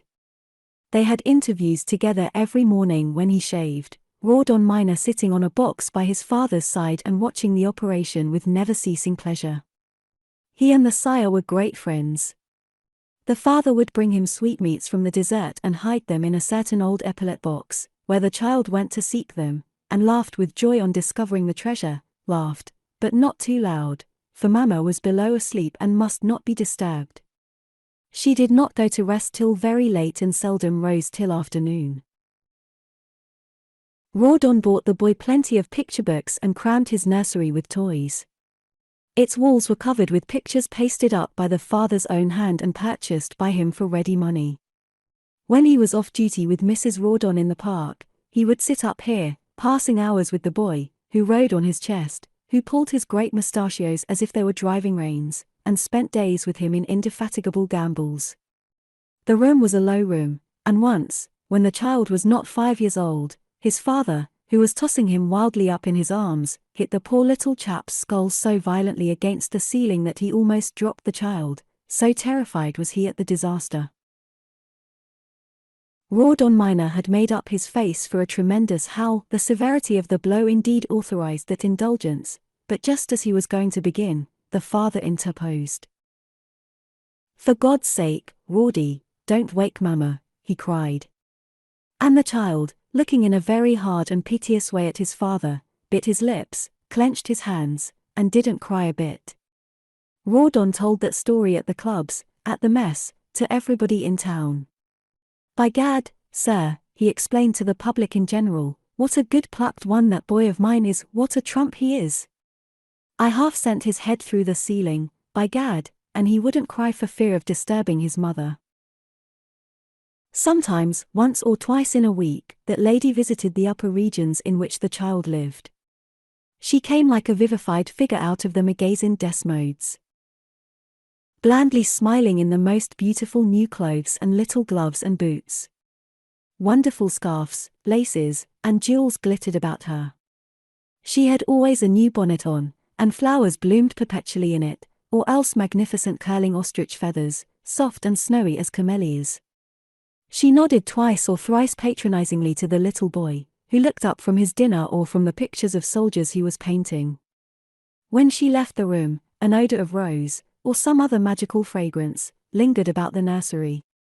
She was an unearthly being in his eyes, superior to his father, to all the world, to be worshipped and admired at a distance. To drive with that lady in the carriage was an awful rite. He sat up in the back seat and did not dare to speak. He gazed with all his eyes at the beautifully dressed princess opposite to him. Gentlemen on splendid prancing horses came up and smiled and talked with her. How her eyes beamed upon all of them! Her hand used to quiver and wave gracefully as they passed. When he went out with her he had his new red dress on. His old brown holland was good enough when he stayed at home. Sometimes, when she was away, and Dolly his maid was making his bed, he came into his mother's room. It was as the abode of a fairy to him, a mystic chamber of splendor and delights. There in the wardrobe hung those wonderful robes, pink and blue and many-tinted. There was the jewel case, silver-clasped, and the wondrous bronze hand on the dressing table, glistening all over with 100 rings. There was the cheval glass, that miracle of art, in which he could just see his own wondering head and the reflection of Dolly, queerly distorted, and as if up in the ceiling, plumping and patting the pillows of the bed. "Oh, thou poor lonely little benighted boy! Mother is the name for God in the lips and hearts of little children, and here was one who was worshipping a stone." Now Rawdon Crawley, rascal as the Colonel was, had certain manly tendencies of affection in his heart and could love a child and a woman still. For Rawdon Minor he had a great secret tenderness then, which did not escape Rebecca, though she did not talk about it to her husband. It did not annoy her, she was too good-natured.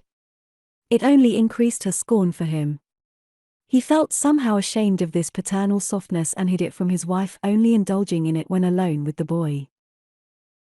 He used to take him out of mornings when they would go to the stables together and to the park. Little Lord Southdown, the best-natured of men, who would make you a present of the hat from his head, and whose main occupation in life was to buy knickknacks that he might give them away afterwards, bought the little chap a pony not much bigger than a large rat, the donor said, and on this little black Shetland pygmy young Rawdon's great father was pleased to mount the boy, and to walk by his side in the park. It pleased him to see his old quarters, and his old fellow guardsmen at Knightsbridge. He had begun to think of his bachelorhood with something like regret. The old troopers were glad to recognize their ancient officer and dandle the little colonel. Colonel Crawley found dining at mess and with his brother officers very pleasant. "Hang it, I ain't clever enough for her, I know it. She won't miss me," he used to say, and he was right, his wife did not miss him. Rebecca was fond of her husband. She was always perfectly good-humored and kind to him. She did not even show her scorn much for him, perhaps she liked him the better for being a fool. He was her upper servant and maître d'hôtel. He went on her errands, obeyed her orders without question, drove in the carriage in the ring with her without repining, took her to the opera box, solaced himself at his club during the performance, and came punctually back to fetch her when due. He would have liked her to be a little fonder of the boy, but even to that he reconciled himself. "Hang it, you know she's so clever," he said, "and I'm not literary and that, you know. For, as we have said before, it requires no great wisdom to be able to win at cards and billiards, and Rawdon made no pretensions to any other sort of skill." When the companion came, his domestic duties became very light. His wife encouraged him to dine abroad. She would let him off duty at the opera. "Don't stay and stupefy yourself at home tonight, my dear," she would say. "Some men are coming who will only bore you. I would not ask them, but you know it's for your good, and now I have a sheepdog, I need not be afraid to be alone." A sheepdog, a companion. Becky Sharp with a companion. "Isn't it good fun?" thought Mrs. Crawley to herself. The notion tickled hugely her sense of humor. One Sunday morning, as Rawdon Crawley, his little son, and the pony were taking their accustomed walk in the park, they passed by an old acquaintance of the Colonel's, Corporal Clink, of the regiment, who was in conversation with a friend, an old gentleman, who held a boy in his arms about the age of little Rawdon. This other youngster had seized hold of the Waterloo medal which the corporal wore, and was examining it with delight. "Good morning, Your Honor," said Clink, in reply to the "How do, Clink," of the Colonel. "This young gentleman is about the little Colonel's age, sir," continued the corporal. "His father was a Waterloo man, too," said the old gentleman, who carried the boy. "Wasn't he, Georgie?" "Yes," said Georgie. He and the little chap on the pony were looking at each other with all their might, solemnly scanning each other as children do. "In a line regiment," Clink said with a patronizing air. "He was a captain in the th regiment," said the old gentleman rather pompously. "Captain George Osborne, sir, perhaps you knew him. He died the death of a hero, sir, fighting against the Corsican tyrant." Colonel Crawley blushed quite red. "I knew him very well, sir," he said, "and his wife, his dear little wife, sir, how is she?"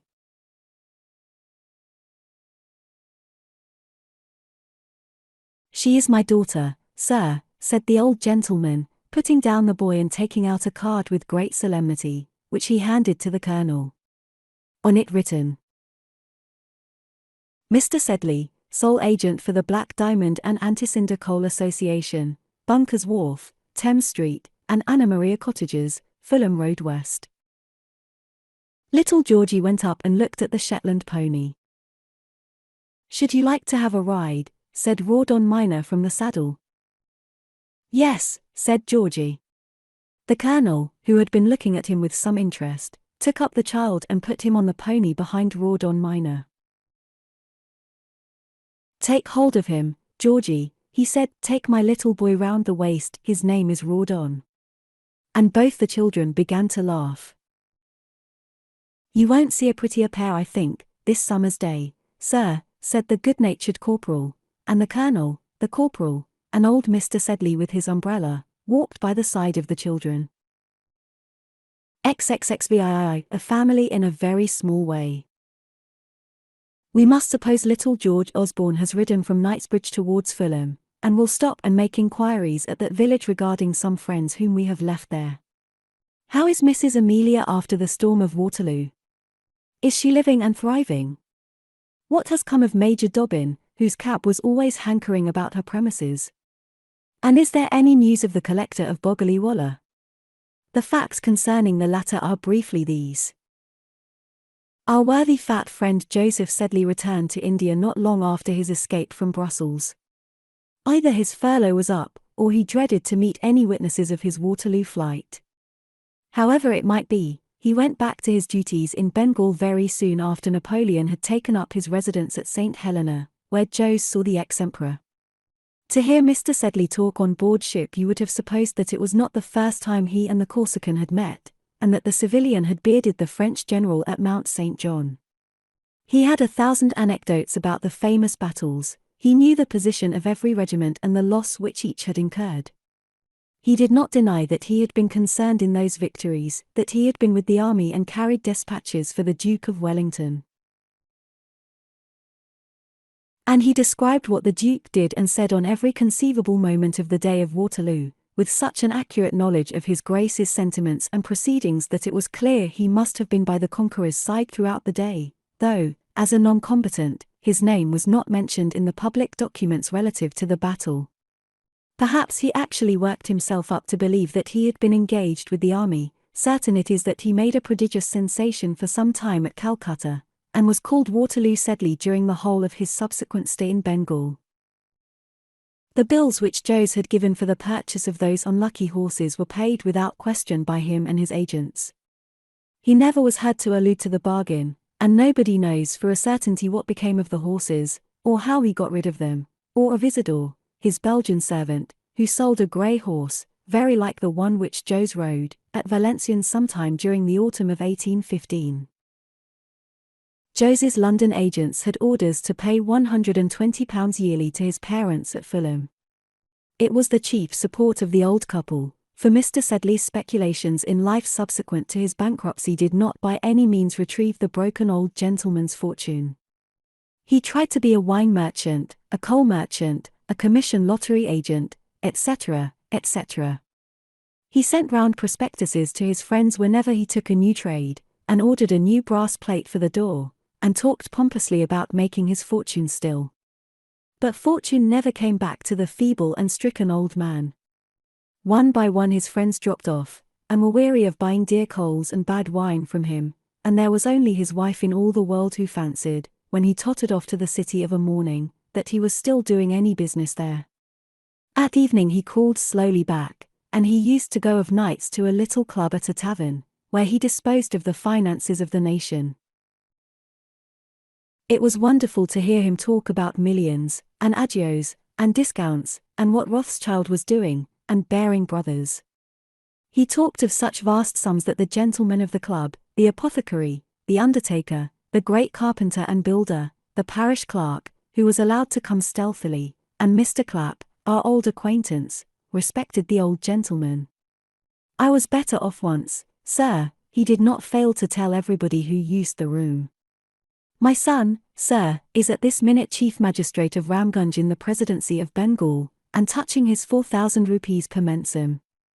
My daughter might be a colonel's lady if she liked. I might draw upon my son, the first magistrate, sir, for £2,000 tomorrow, and Alexander would cash my bill, down sir, down on the counter, sir. But the Sedleys were always a proud family. You and I, my dear reader, may drop into this condition one day, for have not many of our friends attained it? Our luck may fail, our powers forsake us, our place on the boards be taken by better and younger mimes, the chance of life roll away and leave us shattered and stranded. Then men will walk across the road when they meet you or, worse still, hold you out a couple of fingers and patronize you in a pitying way, then you will know, as soon as your back is turned, that your friend begins with a poor devil, what imprudences he has committed, what chances that chap has thrown away. Well, a carriage and 3,000 a year is not the summit of the reward nor the end of God's judgment of men. If quacks prosper as often as they go to the wall, if zanies succeed and knaves arrive at fortune, and, vice versa, sharing ill luck and prosperity for all the world like the ablest and most honest amongst us, I say, brother, the gifts and pleasures of Vanity Fair cannot be held of any great account, and that it is probable, but we are wandering out of the domain of the story. Had Mrs. Sedley been a woman of energy, she would have exerted it after her husband's ruin and, occupying a large house, would have taken in boarders. The broken Sedley would have acted well as the boarding-house landlady's husband, the Munoz of private life, the titular lord and master, the carver, house steward, and humble husband of the occupier of the dingy throne. I have seen men of good brains and breeding, and of good hopes and vigour once, who feasted squires and kept hunters in their youth, meekly cutting up legs of mutton for rancorous old harridans and pretending to preside over their dreary tables, but Mrs. Sedley, we say, had not spirit enough to bustle about for a few select inmates to join a cheerful musical family, such as one reads of in the Times. She was content to lie on the shore where fortune had stranded her, and you could see that the career of this old couple was over. I don't think they were unhappy. Perhaps they were a little prouder in their downfall than in their prosperity. Mrs. Sedley was always a great person for her landlady, Mrs. Clapp, when she descended and passed many hours with her in the basement or ornamented kitchen. The Irish maid Betty Flanagan's bonnets and ribbons, her sauciness, her idleness, her reckless prodigality of kitchen candles, her consumption of tea and sugar, and so forth occupied and amused the old lady almost as much as the doings of her former household, when she had Sambo and the coachman, and a groom, and a footboy, and a housekeeper with a regiment of female domestics, her former household, about which the good lady talked 100 times a day. And besides Betty Flanagan, Mrs. Sedley had all the maids-of-all-work in the street to superintend. She knew how each tenant of the cottages paid or owed his little rent. She stepped aside when Mrs. Rougemont the actress passed with her dubious family. She flung up her head when Mrs. Pessler, the apothecary's lady, drove by in her husband's professional one-horse chaise. She had colloquies with the greengrocer about the pennorth of turnips which Mr. Sedley loved, she kept an eye upon the milkman and the baker's boy, and made visitations to the butcher, who sold hundreds of oxen very likely with less ado than was made about Mrs. Sedley's loin of mutton, and she counted the potatoes under the joint on Sundays, on which days, dressed in her best, she went to church twice and read Blair's sermons in the evening. On that day, for business prevented him on weekdays from taking such a pleasure, it was old Sedley's delight to take out his little grandson Georgie to the neighbouring parks or Kensington Gardens, to see the soldiers or to feed the ducks. Georgie loved the redcoats, and his grandpapa told him how his father had been a famous soldier, and introduced him to many sergeants and others with Waterloo medals on their breasts, to whom the old grandfather pompously presented the child as the son of Captain Osborne of the th, who died gloriously on the glorious 18th. He has been known to treat some of these non-commissioned gentlemen to a glass of porter, and, indeed, in their first Sunday walks was disposed to spoil little Georgie, sadly gorging the boy with apples and Parliament, to the detriment of his health, until Amelia declared that George should never go out with his grandpapa unless the latter promised solemnly, and on his honour, not to give the child any cakes, lollipops, or stall produce whatever. Between Mrs. Sedley and her daughter there was a sort of coolness about this boy, and a secret jealousy, for one evening in George's very early days, Amelia, who had been seated at work in their little parlour scarcely remarking that the old lady had quitted the room, ran upstairs instinctively to the nursery at the cries of the child, who had been asleep until that moment, and there found Mrs. Sedley in the act of surreptitiously administering Daffy's elixir to the infant.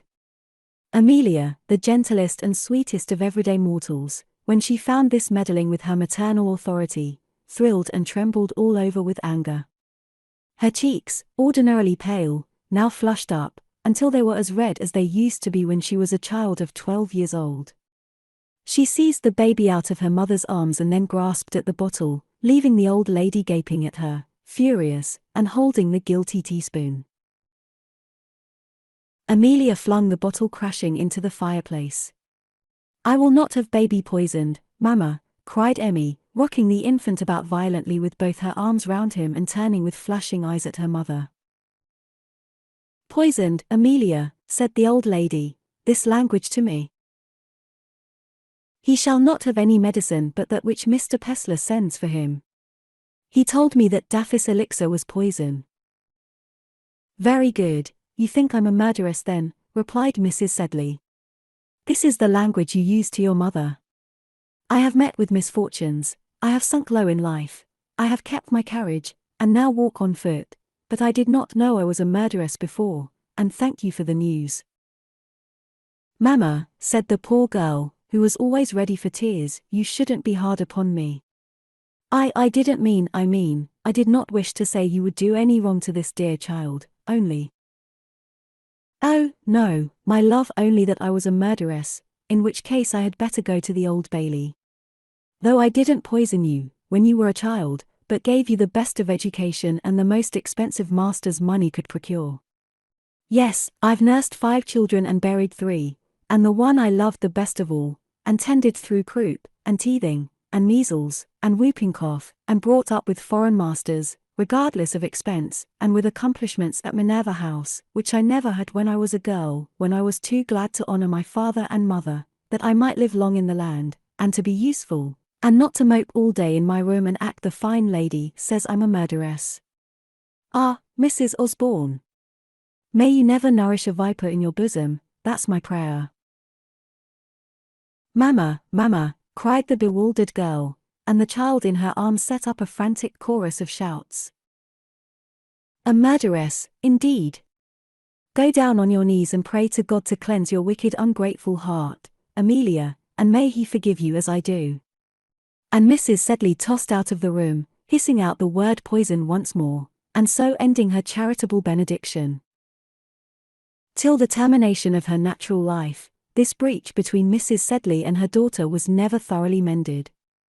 The quarrel gave the elder lady numberless advantages which she did not fail to turn to account with female ingenuity and perseverance. For instance, she scarcely spoke to Amelia for many weeks afterwards. She warned the domestics not to touch the child, as Mrs. Osborne might be offended. She asked her daughter to see and satisfy herself that there was no poison prepared in the little daily messes that were concocted for Georgie. When neighbors asked after the boy's health, she referred them pointedly to Mrs. Osborne. She never ventured to ask whether the baby was well or not. She would not touch the child although he was her grandson, an own precious darling, for she was not used to children, and might kill it. And whenever Mr. Pessler came upon his healing inquisition, she received the doctor with such a sarcastic and scornful demeanor, as made the surgeon declare that not Lady Thistlewood herself, whom he had the honor of attending professionally, could give herself greater airs than old Mrs. Sedley, from whom he never took a fee. And very likely Emmy was jealous too, upon her own part, as what mother is not, of those who would manage her children for her, or become candidates for the first place in their affections. It is certain that when anybody nursed the child, she was uneasy, and that she would no more allow Mrs. Clapp or the domestic to dress or tend him than she would have let them wash her husband's miniature which hung up over her little bed, the same little bed from which the poor girl had gone to his, and to which she retired now for many long, silent, tearful, but happy years. In this room was all Amelia's heart and treasure. Here it was that she tended her boy and watched him through the many ills of childhood, with a constant passion of love. The elder George returned in him somehow, only improved, and as if come back from heaven. In 100 little tones, looks, and movements, the child was so like his father that the widow's heart thrilled as she held him to it, and he would often ask the cause of her tears. It was because of his likeness to his father, she did not scruple to tell him. She talked constantly to him about this dead father, and spoke of her love for George to the innocent and wondering child, much more than she ever had done to George himself, or to any confidant of her youth. To her parents she never talked about this matter, shrinking from baring her heart to them. Little George very likely could understand no better than they, but into his ears she poured her sentimental secrets unreservedly, and into his only. The very joy of this woman was a sort of grief, or so tender, at least, that its expression was tears. Her sensibilities were so weak and tremulous that perhaps they ought not to be talked about in a book. I was told by Dr. Pessler, now a most flourishing lady's physician, with a sumptuous dark green carriage, a prospect of speedy knighthood, and a house in Manchester Square, that her grief at weaning the child was a sight that would have unmanned a Herod.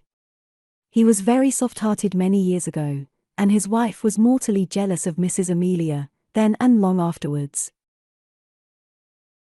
Perhaps the doctor's lady had good reason for her jealousy. Most women shared it, of those who formed the small circle of Amelia's acquaintance, and were quite angry at the enthusiasm with which the other sex regarded her. For almost all men who came near her loved her, though no doubt they would be at a loss to tell you why. She was not brilliant, nor witty, nor wise overmuch, nor extraordinarily handsome. But wherever she went she touched and charmed every one of the male sex, as invariably as she awakened the scorn and incredulity of her own sisterhood.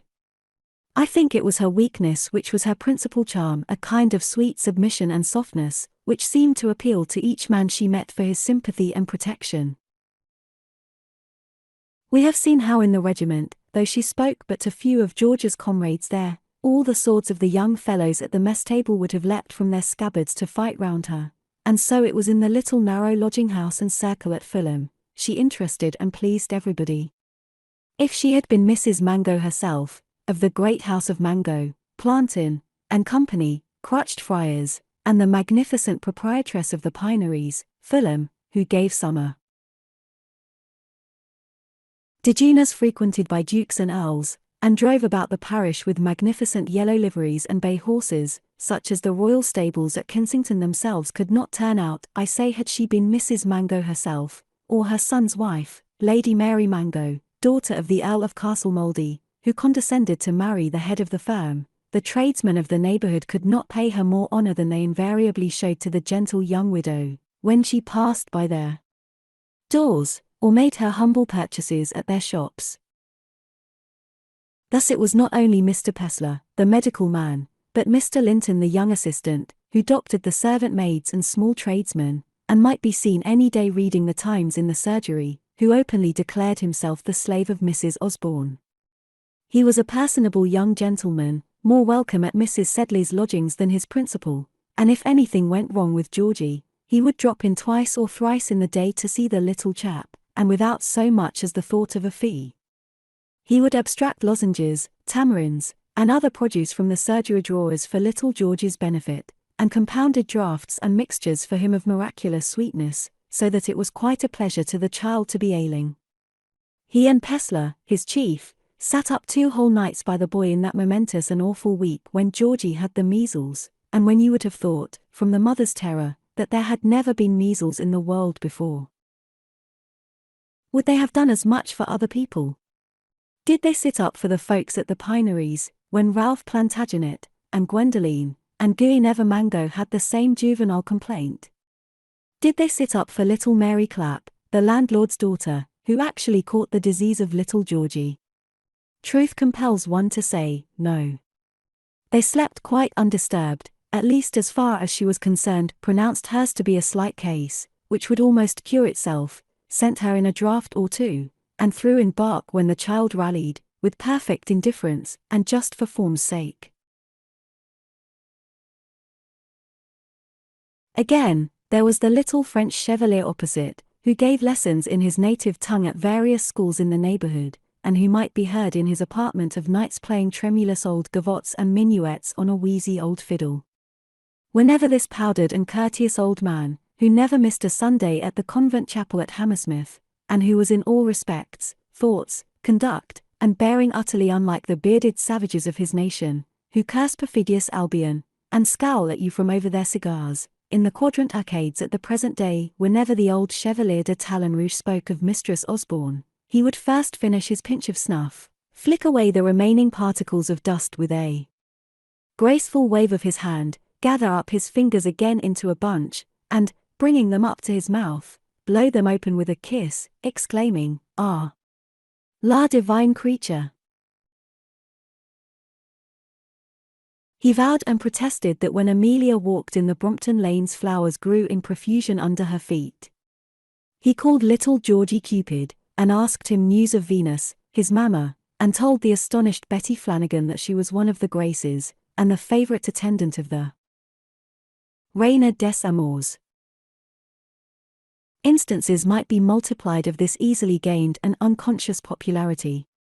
Did not Mr. Binney, the mild and genteel curate of the district chapel, which the family attended, call assiduously upon the widow, dandle the little boy on his knee, and offer to teach him Latin, to the anger of the elderly virgin, his sister, who kept house for him?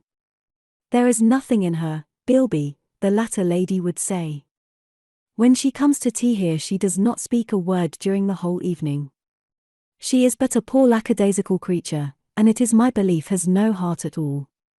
It is only her pretty face which all you gentlemen admire so. Miss Grits, who has £5,000, and expectations besides, has twice as much character, and is 1,000 times more agreeable to my taste, and if she were good-looking I know that you would think her perfection." Very likely Miss Binney was right to a great extent. It is the pretty face which creates sympathy in the hearts of men, those wicked rogues.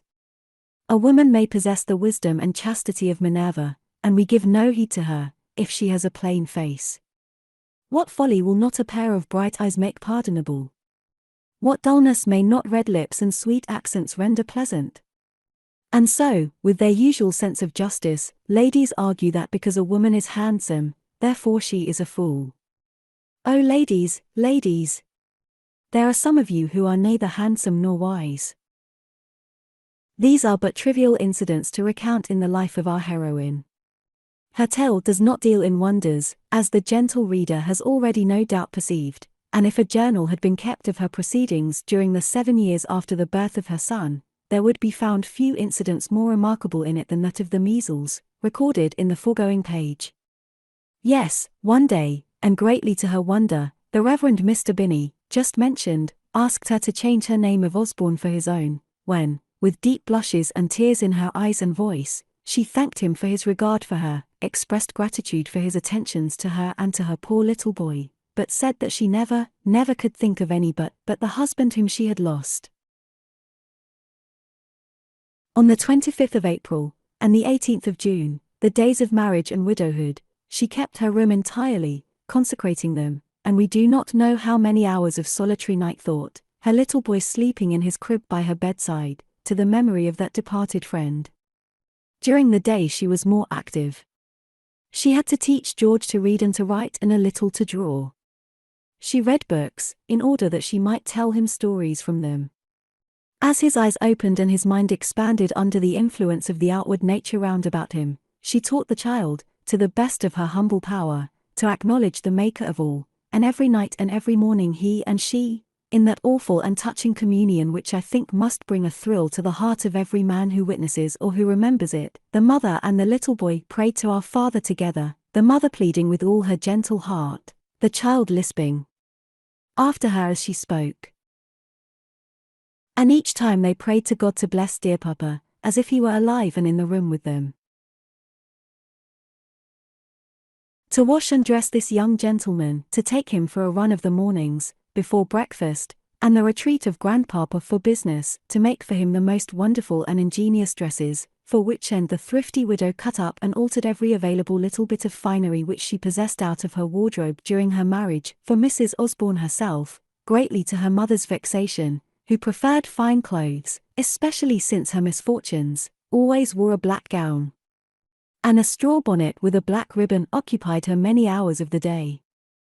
Others she had to spare, at the service of her mother and her old father.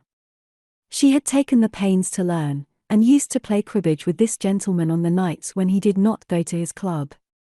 She sang for him when he was so minded, and it was a good sign, for he invariably fell into a comfortable sleep during the music. She wrote out his numerous memorials, letters, prospectuses, and projects. It was in her handwriting that most of the old gentleman's former acquaintances were informed that he had become an agent for the Black Diamond and Anticinder Coal Company and could supply his friends and the public with the best coals at S. per children. All he did was to sign the circulars with his flourish and signature, and direct them in a shaky, clerk-like hand. One of these papers was sent to Major Dobbin, Ragged, care of Messrs. Cox and Greenwood, but the Major, being in Madras at the time, had no particular call for coals. He knew, though, the hand which had written the prospectus. Good God! What would he not have given to hold it in his own? A second prospectus came out, informing the Major that J. Sedley and Company, having established agencies at Oporto, Bordeaux, and St. Mary's, were enabled to offer to their friends and the public generally the finest and most celebrated growths of ports, sherries, and claret wines at reasonable prices and under extraordinary advantages. Acting upon this hint, Dobbin furiously canvassed the governor, the commander-in-chief, the judges, the regiments, and everybody whom he knew in the presidency, and sent home to Sedley and Company orders for wine which perfectly astonished Mr. Sedley and Mr. Clapp, who was the company in the business. But no more orders came after that first burst of good fortune, on which poor old Sedley was about to build a house in the city, a regiment of clerks, a dock to himself, and correspondents all over the world. The old gentleman's former taste in wine had gone. The curses of the messroom assailed Major Dobbin for the vile drinks he had been the means of introducing there, and he bought back a great quantity of the wine and sold it at public outcry, at an enormous loss to himself.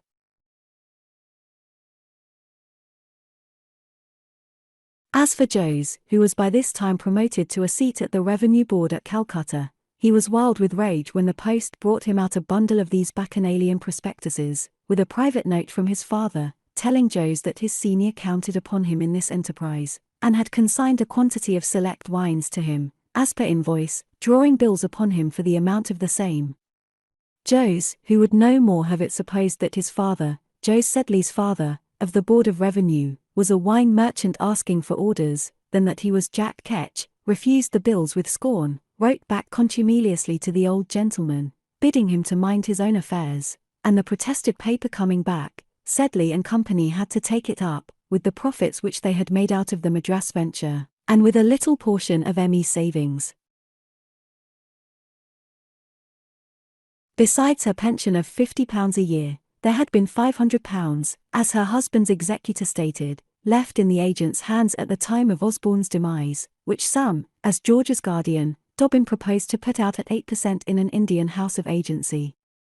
Mr. Sedley, who thought the Major had some roguish intentions of his own about the money, was strongly against this plan, and he went to the agents to protest personally against the employment of the money in question, when he learned, to his surprise, that there had been no such sum in their hands, that all the late captain's assets did not amount to £100, and that the £500 in question must be a separate sum, of which Major Dobbin knew the particulars.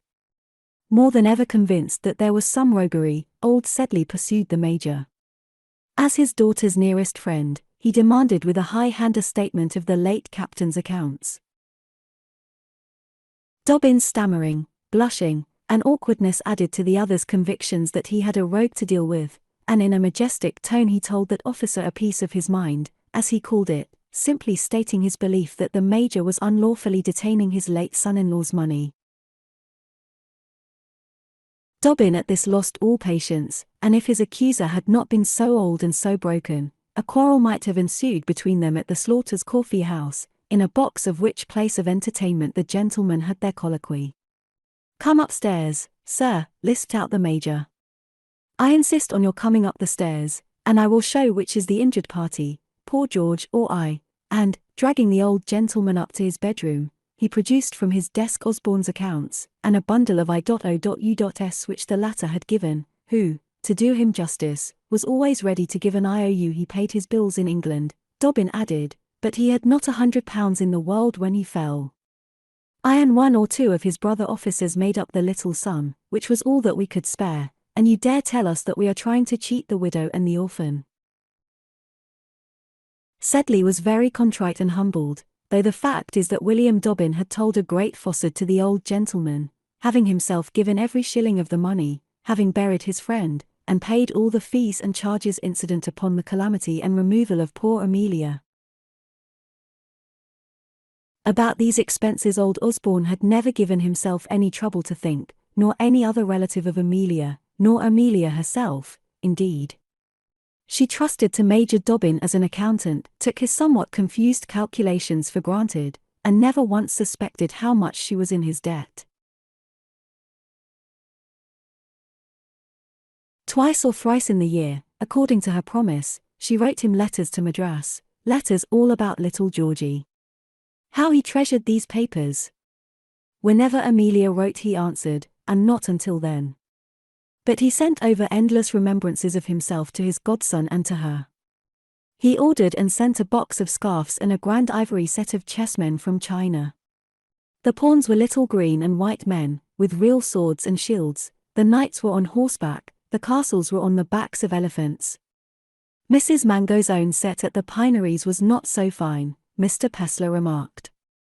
These chessmen were the delight of George's life, who printed his first letter in acknowledgment of this gift of his godpapa. He sent over preserves and pickles, which latter the young gentleman tried surreptitiously in the sideboard and half killed himself with eating. He thought it was a judgment upon him for stealing, they were so hot. I wish we had never seen those odious purse-proud Osbornes. I wish we had never seen those odious purse-proud Osbornes. Amidst such humble scenes and associates George's early youth was passed, and the boy grew up delicate, sensitive, imperious, woman-bred, domineering the gentle mother whom he loved with passionate affection. He ruled all the rest of the little world round about him. As he grew, the elders were amazed at his haughty manner and his constant likeness to his father. He asked questions about everything, as inquiring youth will do. The profundity of his remarks and interrogatories astonished his old grandfather, who perfectly bored the club at the tavern with stories about the little lad's learning and genius. He suffered his grandmother with a good-humoured indifference. The small circle round about him believed that the equal of the boy did not exist upon the earth. Georgie inherited his father's pride, and perhaps thought they were not wrong. When he grew to be about 6 years old, Dobbin began to write to him very much. The Major wanted to hear that Georgie was going to a school and hoped he would acquit himself with credit there, or would he have a good tutor at home? It was time that he should begin to learn, and his godfather and guardian hinted that he hoped to be allowed to defray the charges of the boy's education, which would fall heavily upon his mother's straitened income. The Major, in a word, was always thinking about Amelia and her little boy, and by orders to his agents kept the latter provided with picture books, paint boxes, desks, and all conceivable implements of amusement and instruction. 3 days before George's 6th birthday a gentleman in a gig, accompanied by a servant, drove up to Mr. Sedley's house and asked to see Master George Osborne. It was Mr. Wolsey, military tailor, of Conduit Street, who came at the Major's order to measure the young gentleman for a suit of clothes. He had had the honour of making for the captain, the young gentleman's father.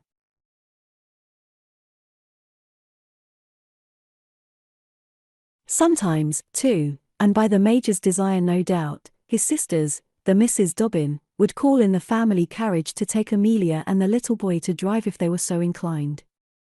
The patronage and kindness of these ladies was very uncomfortable to Amelia, but she bore it meekly enough, for her nature was to yield, and, besides, the carriage and its splendours gave little Georgie immense pleasure. The ladies begged occasionally that the child might pass a day with them, and he was always glad to go to that fine garden house at Denmark Hill, where they lived, and where there were such fine grapes in the hothouses and peaches on the walls. One day they kindly came over to Amelia with news which they were sure would delight her, something very interesting about their dear William. What was it? Was he coming home? She asked with pleasure beaming in her eyes. Oh, no, not the least, but they had very good reason to believe that dear William was about to be married, and to a relation of a very dear friend of Amelia's, to Miss Glorvina O'Dowd, Sir Michael O'Dowd's sister, who had gone out to join Lady O'Dowd at Madras, a very beautiful and accomplished girl, everybody said. Amelia said, "Oh." Amelia was very, very happy indeed. But she supposed Glorvina could not be like her old acquaintance, who was most kind, but she was very happy indeed. And by some impulse of which I cannot explain the meaning, she took George in her arms and kissed him with an extraordinary tenderness. Her eyes were quite moist when she put the child down, and she scarcely spoke a word during the whole of the drive, though she was so very happy indeed. XXXIX, a cynical chapter. Our duty now takes us back for a brief space to some old Hampshire acquaintances of ours, whose hopes respecting the disposal of their rich kinswoman's property were so woefully disappointed. After counting upon £30,000 from his sister, it was a heavy blow to Bute Crawley to receive but 5, out of which sum, when he had paid his own debts and those of Jim, his son at college, a very small fragment remained to portion off his 4 plain daughters. Mrs. Bute never knew, or at least never acknowledged, how far her own tyrannous behavior had tended to ruin her husband. All that woman could do, she vowed and protested she had done. Was it her fault if she did not possess those sycophantic arts which her hypocritical nephew, Pitt Crawley, practiced? She wished him all the happiness which he merited out of his ill-gotten gains. "At least the money will remain in the family," she said charitably. "Pitt will never spend it, my dear, that is quite certain, for a greater miser does not exist in England, and he is as odious, though in a different way, as his spendthrift brother," the abandoned roared on.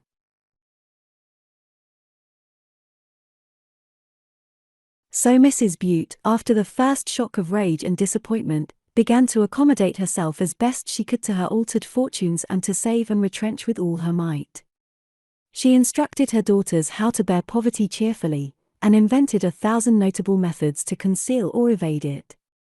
She took them about to balls and public places in the neighborhood, with praiseworthy energy, nay, she entertained her friends in a hospitable comfortable manner at the rectory, and much more frequently than before dear Miss Crawley's legacy had fallen in.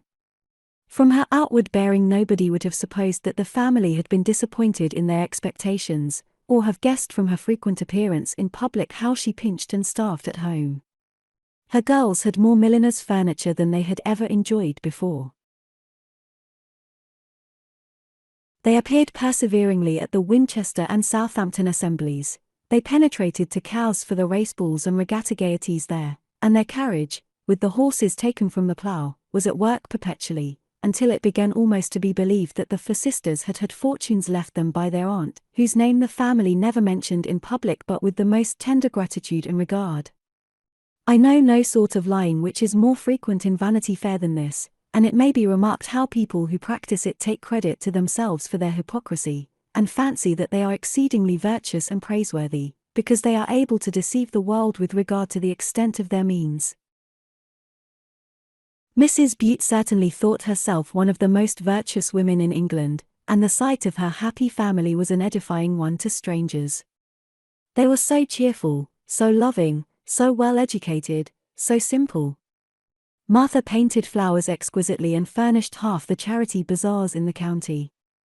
Emma was a regular county bulbul, and her verses in the Hampshire Telegraph were the glory of its poet's corner. Fanny and Matilda sang duets together, Mamma playing the piano, and the other 2 sisters sitting with their arms round each other's waists and listening affectionately. Nobody saw the poor girls drumming at the duets in private. No one saw Mamma drilling them rigidly hour after hour. In a word, Mrs. Bute put a good face against fortune and kept up appearances in the most virtuous manner. Everything that a good and respectable mother could do Mrs. Bute did. She got over yachting men from Southampton, parsons from the Cathedral Close at Winchester, and officers from the barracks there. She tried to inveigle the young barristers at assizes and encouraged Jim to bring home friends with whom he went out hunting with the What will not a mother do for the benefit of her beloved ones? Between such a woman and her brother-in-law, the odious baronet at the Hall, it is manifest that there could be very little in common. The rupture between Bute and his brother Sir Pitt was complete, indeed, between Sir Pitt and the whole county, to which the old man was a scandal. His dislike for respectable society increased with age, and the lodge gates had not opened to a gentleman's carriage wheels since Pitt and Lady Jane came to pay their visit of duty after their marriage. That was an awful and unfortunate visit, never to be thought of by the family without horror. Pitt begged his wife, with a ghastly countenance, never to speak of it, and it was only through Mrs. Bute herself, who still knew everything which took place at the Hall, that the circumstances of Sir Pitt's reception of his son and daughter-in-law were ever known at all. As they drove up the avenue of the park in their neat and well-appointed carriage, Pitt remarked with dismay and wrath great gaps among the trees, his trees, which the old baronet was felling entirely without license. The park wore an aspect of utter dreariness and ruin. The drives were ill-kept, and the neat carriage splashed and floundered in muddy pools along the road. The great sweep in front of the terrace and entrance stair was black and covered with mosses, the once trim flower-beds rank and weedy. Shutters were up along almost the whole line of the house, the great hall door was unbarred after much ringing of the bell, an individual in ribbons was seen flitting up the black oak stair, as Horrocks at length admitted the heir of Queen's Crawley and his bride into the halls of their fathers. He led the way into Sir Pitt's library, as it was called, the fumes of tobacco growing stronger as Pitt and Lady Jane approached that apartment. "Sir Pitt ain't very well," Horrocks remarked apologetically and hinted that his master was afflicted with lumbago. The library looked out on the front walk and park. Sir Pitt had opened one of the windows, and was bawling out thence to the postilion and Pitt's servant, who seemed to be about to take the baggage down. "Don't move none of them trunks," he cried, pointing with a pipe which he held in his hand. "It's only a morning visit, Tucker, you fool. Law, what cracks that off hoss has in his heels? Ain't there no one at the King's Head to rub 'em a little? How do, Pitt? How do, my dear? Come to see the old man, hey? Gad, you've a pretty face, too. You ain't like that old horse godmother, your mother. Come and give old Pitt a kiss, like a good little gal." The embrace disconcerted the daughter-in-law somewhat, as the caresses of the old gentleman, unshorn and perfumed with tobacco, might well do. But she remembered that her brother Southdown had mustachios, and smoked cigars, and submitted to the baronet with a tolerable grace. "Pitt has got that," said the baronet, after this mark of affection. "Does he read very long sermons, my dear? 100th Psalm, evening hymn, hey Pitt? Go and get a glass of Malmsey and a cake for my Lady Jane, Horrocks, you great big booby, and don't stand steering there like a fat pig. I won't ask you to stop, my dear, you'll find it too stupid, and so should I too along a Pitt. I'm an old man now, and like my own ways, and my pipe and backgammon of a night." "I can play at backgammon, sir," said Lady Jane, laughing. "I used to play with Papa and Miss Crawley, didn't I, Mr. Crawley?" "Lady Jane can play, sir, at the game to which you state that you are so partial," Pitt said haughtily. "But she won't stop for all that. Nor, go back to Mudbury and give Mrs. Rincer a benefit, or drive down to the rectory and ask Beauty for a dinner. He'll be charmed to see you, you know, he's so much obliged to you for getting the old woman's money. Ha, ha! Some of it will do to patch up the hall when I'm gone." "I perceive, sir," said Pitt with a heightened voice, "that your people will cut down the timber."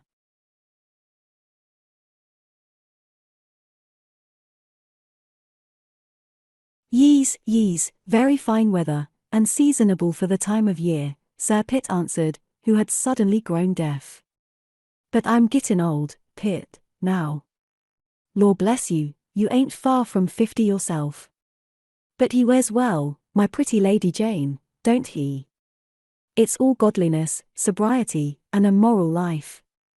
Look at me, I'm not very far from fourscore, and he laughed, and took snuff, and leered at her and pinched her hand. Pitt once more brought the conversation back to the timber, but the baronet was deaf again in an instant. "I'm gettin' very old, and have been cruel bad this year with the lumbago. I shan't be here now for long, but I'm glad EEVE come, daughter-in-law. I like your face, Lady Jane, it's got none of the damned high-boned binky look in it, and I'll give something pretty, my dear, to go to court in." And he shuffled across the room to a cupboard, from which he took a little old case containing jewels of some value. "Take that," said he, "my dear, it belonged to my mother, and afterwards to the First Lady Binkie. Pretty pearls never gave the ironmonger's daughter. No, no. Take and put up quick," said he, thrusting the case into his daughter's hand, and clapping the door of the cabinet to, as Horrocks entered with a salver and refreshments. "What have you been and given Pitt's wife?" said the individual in ribbons, when Pitt and Lady Jane had taken leave of the old gentleman. It was Miss Horrocks, the butler's daughter, the cause of the scandal throughout the county, the lady who reigned now almost supreme at Queen's Crawley. The rise and progress of those ribbons had been marked with dismay by the county and family. The ribbons opened an account at the Mudbury Branch Savings Bank, the ribbons drove to church, monopolizing the pony chaise, which was for the use of the servants at the hall. The domestics were dismissed at her pleasure. The Scotch gardener, who still lingered on the premises, taking a pride in his walls and hothouses, and indeed making a pretty good livelihood by the garden, which he farmed, and of which he sold the produce at Southampton, found the ribbons eating peaches on a sunshiny morning at the south wall, and had his ears boxed when he remonstrated about this attack on his property. He and his Scotch wife and his Scotch children, the only respectable inhabitants of Queen's Crawley, were forced to migrate, with their goods and their chattels, and left the stately comfortable gardens to go to waste, and the flower-beds to run to seed. Poor Lady Crawley's rose garden became the dreariest wilderness. Only 2 or 3 domestics shuddered in the bleak old servants' hall. The stables and offices were vacant, and shut up, and half ruined. Sir Pitt lived in private, and boozed nightly with Horrocks, his butler or house steward, as he now began to be called, and the abandoned ribbons. The times were very much changed since the period when she drove to Mudbury in the spring cart and called the small tradesman sir. It may have been shame, or it may have been dislike of his neighbours, but the old cynic of Queen's Crawley hardly issued from his park gates at all now. He quarrelled with his agents and screwed his tenants by letter.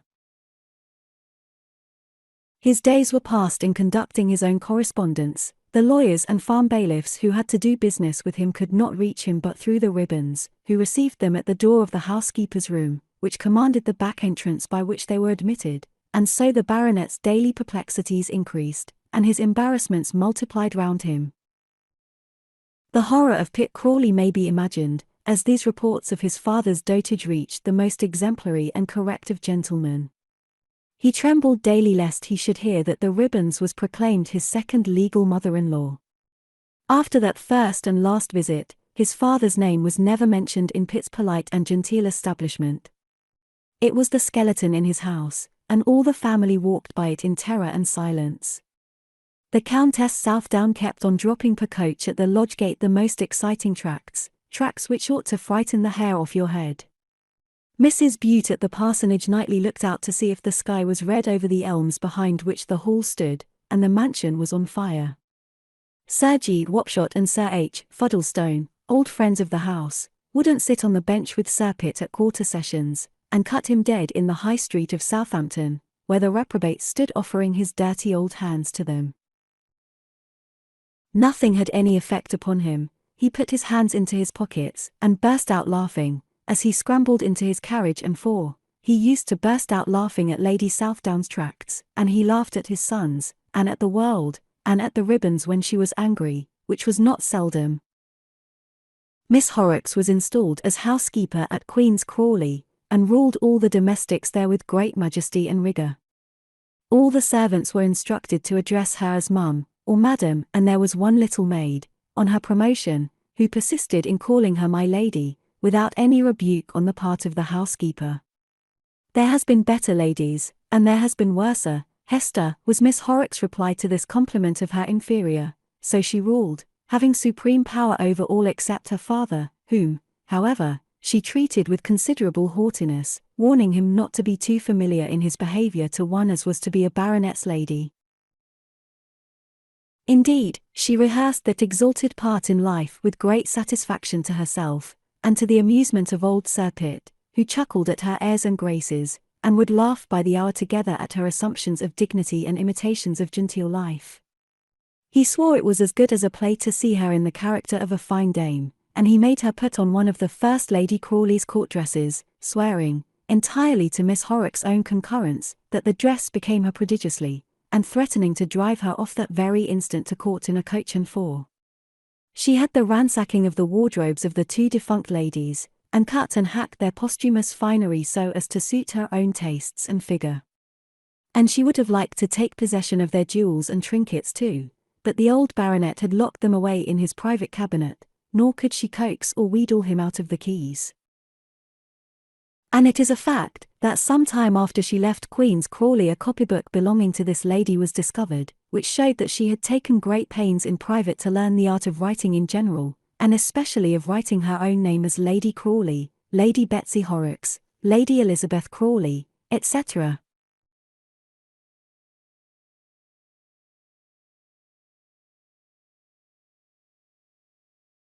Though the good people of the parsonage never went to the hall and shunned the horrid old dotard its owner, yet they kept a strict knowledge of all that happened there, and were looking out every day for the catastrophe for which Miss Horrocks was also eager. But fate intervened enviously and prevented her from receiving the reward due to such immaculate love and virtue. One day the baronet surprised her ladyship, as he jocularly called her, seated at that old and tuneless piano in the drawing-room, which had scarcely been touched since Becky Sharp played quadrilles upon it, seated at the piano with the utmost gravity and squalling to the best of her power in imitation of the music which she had sometimes heard. The little kitchen maid on her promotion was standing at her mistress's side, quite delighted during the operation, and wagging her head up and down and crying, "Law, mum, 'tis pitiful, just like a genteel sycophant in a real drawing-room." This incident made the old baronet roar with laughter, as usual. He narrated the circumstance a dozen times to Horrocks in the course of the evening, and greatly to the discomfiture of Miss Horrocks. He thrummed on the table as if it had been a musical instrument, and squalled in imitation of her manner of singing. He vowed that such a beautiful voice ought to be cultivated and declared she ought to have singing masters, in which proposals she saw nothing ridiculous. He was in great spirits that night, and drank with his friend and butler an extraordinary quantity of rum and water. At a very late hour the faithful friend and domestic conducted his master to his bedroom. Half an hour afterwards there was a great hurry and bustle in the house. Lights went about from window to window in the lonely desolate old hall, whereof but 2 or 3 rooms were ordinarily occupied by its owner. Presently, a boy on a pony went galloping off to Mudbury, to the doctor's house there. And in another hour, by which fact we ascertain how carefully the excellent Mrs. Bute Crawley had always kept up an understanding with the great house, that lady in her clogs and calash, the Reverend Bute Crawley, and James Crawley, her son, had walked over from the rectory through the park, and had entered the mansion by the open hall door. They passed through the hall and the small oak parlour, on the table of which stood the 3 tumblers and the empty rum bottle which had served for Sir Pitt's carouse, and through that apartment into Sir Pitt's study, where they found Miss Horrocks, of the guilty ribbons, with a wild air, trying at the presses and escritoires with a bunch of keys. She dropped them with a scream of terror, as little Mrs. Bute's eyes flashed out at her from under her black calash. "Look at that, James and Mr. Crawley," cried Mrs. Bute, pointing at the scared figure of the black-eyed, guilty wench. He gave 'em me," she cried. "Gave them you, you abandoned creature," screamed Mrs. Bute. "Bear witness, Mr. Crawley, we found this good-for-nothing woman in the act of stealing your brother's property, and she will be hanged, as I always said she would." Betsy Horrocks, quite daunted, flung herself down on her knees, bursting into tears. But those who know a really good woman are aware that she is not in a hurry to forgive, and that the humiliation of an enemy is a triumph to her soul. "Ring the bell, James," Mrs. Bute said.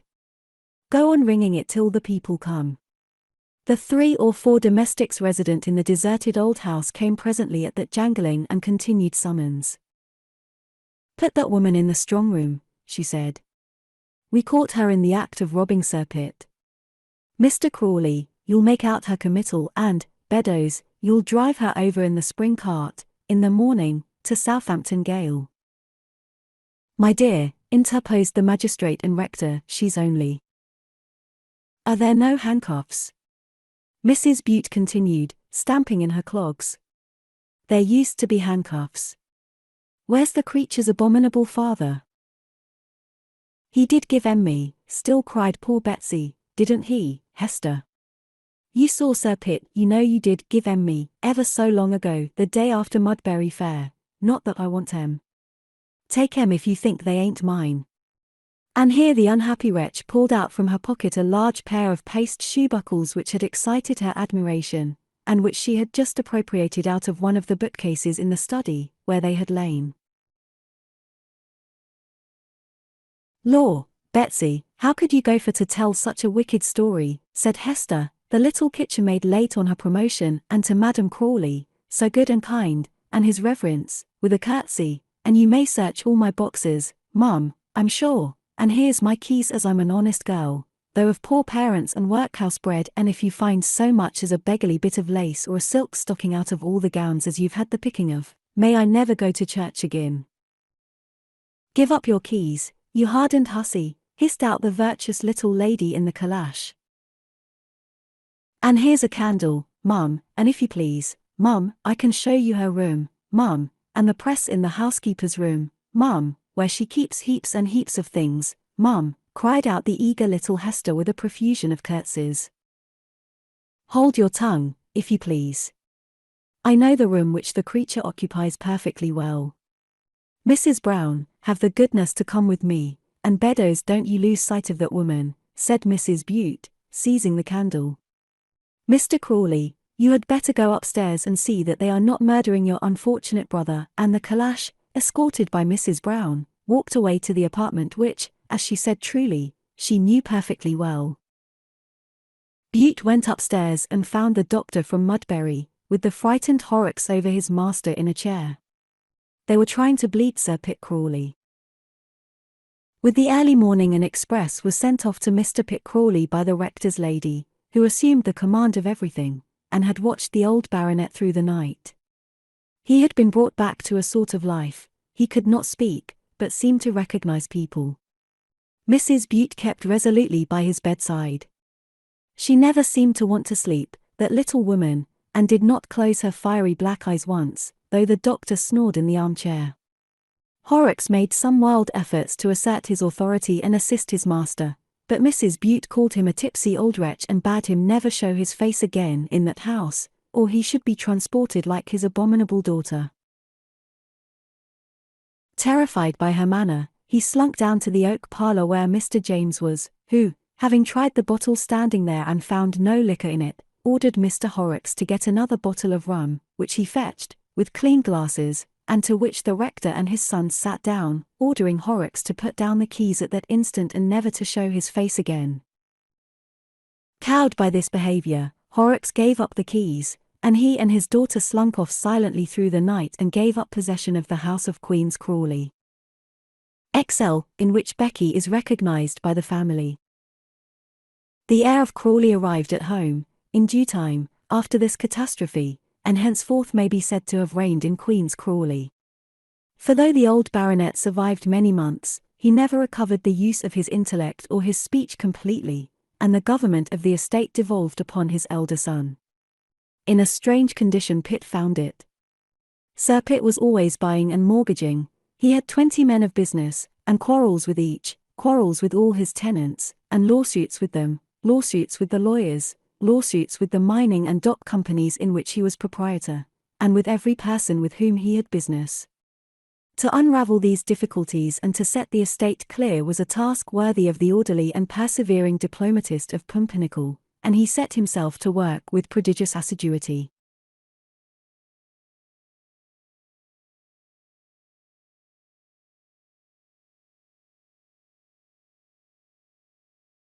His whole family, of course, was transported to Queen's Crawley, whither Lady Southdown, of course, came too, and she set about converting the parish under the rector's nose, and brought down her irregular clergy to the dismay of the angry Mrs. Butte.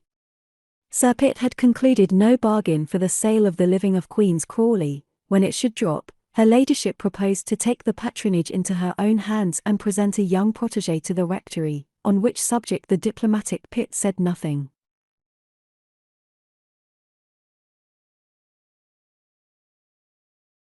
Mrs. Bute's intentions with regard to Miss Betsy Horrocks were not carried into effect, and she paid no visit to Southampton Gaol. She and her father left the Hall when the latter took possession of the Crawley Arms in the village, of which he had got a lease from Sir Pitt. The ex-butler had obtained a small freehold there likewise, which gave him a vote for the borough. The rector had another of these votes, and these and 4 others formed the representative body which returned the 2 members for Queen's Crawley. There was a show of courtesy kept up between the rectory and the Hall ladies, between the younger ones at least, for Mrs. Bute and Lady Southdown never could meet without battles, and gradually ceased seeing each other. Her ladyship kept her room when the ladies from the rectory visited their cousins at the Hall. Perhaps Mr. Pitt was not very much displeased at these occasional absences of his mother-in-law. He believed the Binkie family to be the greatest and wisest and most interesting in the world, and her ladyship and his aunt had long held ascendancy over him, but sometimes he felt that she commanded him too much. To be considered young was complimentary, doubtless, but at 46 to be treated as a boy was sometimes mortifying. Lady Jane yielded up everything, however, to her mother. She was only fond of her children in private, and it was lucky for her that Lady Southdown's multifarious business, her conferences with ministers, and her correspondence with all the missionaries of Africa, Asia, and Australasia, etc., occupied the venerable Countess a great deal, so that she had but little time to devote to her granddaughter, the little Matilda, and her grandson, Master Pitt Crawley. The latter was a feeble child, and it was only by prodigious quantities of calomel that Lady Southdown was able to keep him in life at all.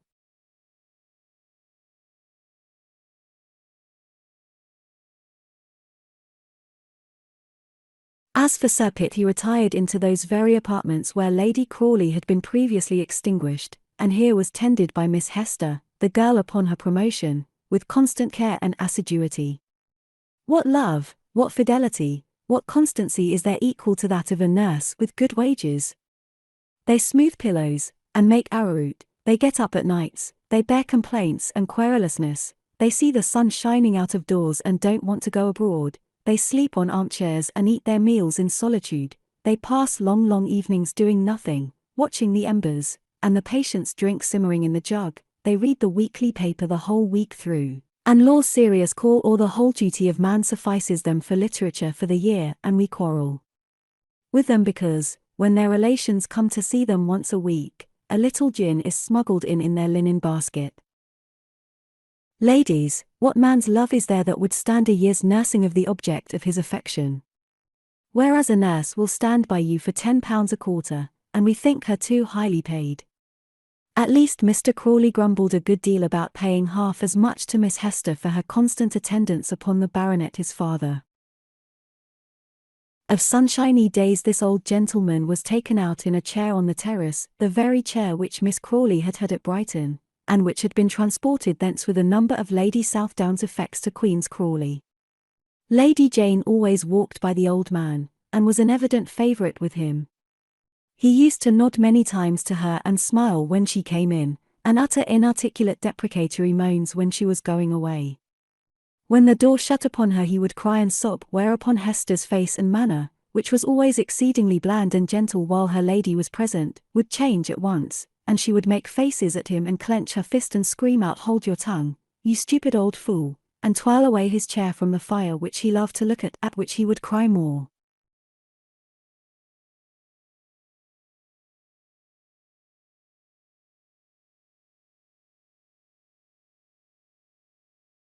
For this was all that was left after more than 70 years of cunning, and struggling, and drinking, and scheming, and sin and selfishness. A whimpering old idiot put in and out of bed and cleaned and fed like a baby. At last a day came when the nurse's occupation was over. Early one morning, as Pitt Crawley was at his steward's and bailiff's books in the study, a knock came to the door, and Hester presented herself, dropping a curtsy, and said, "If you please, Sir Pitt died this morning, Sir Pitt." I was making of his toast, Sir Pitt, for his gruel, Sir Pitt, which he took every morning regular at 6, Sir Pitt, and I thought I heard a moan like, Sir Pitt, and she dropped another curtsy. What was it that made Pitt's pale face flush quite red? Was it because he was Sir Pitt at last, with a seat in Parliament, and perhaps future honours in prospect? I'll clear the estate now with the ready money, he thought, and rapidly calculated its encumbrances and the improvements which he would make. He would not use his aunt's money previously lest Sir Pitt should recover and his outlay be in vain. All the blinds were pulled down at the hall and rectory, the church bell was tolled, and the chancel hung in black, and Bute Crawley didn't go to a coursing meeting, but went and dined quietly at Fuddleston, where they talked about his deceased brother and young Sir Pitt over their port. Miss Betsy, who was by this time married to a saddler at Mudbury, cried a good deal. The family surgeon rode over and paid his respectful compliments, and inquiries for the health of their ladyships. The death was talked about at Mudbury and at the Crawley Arms, the landlord whereof had become reconciled with the rector of late, who was occasionally known to step into the parlour and taste Mr. Horrocks' mild beer.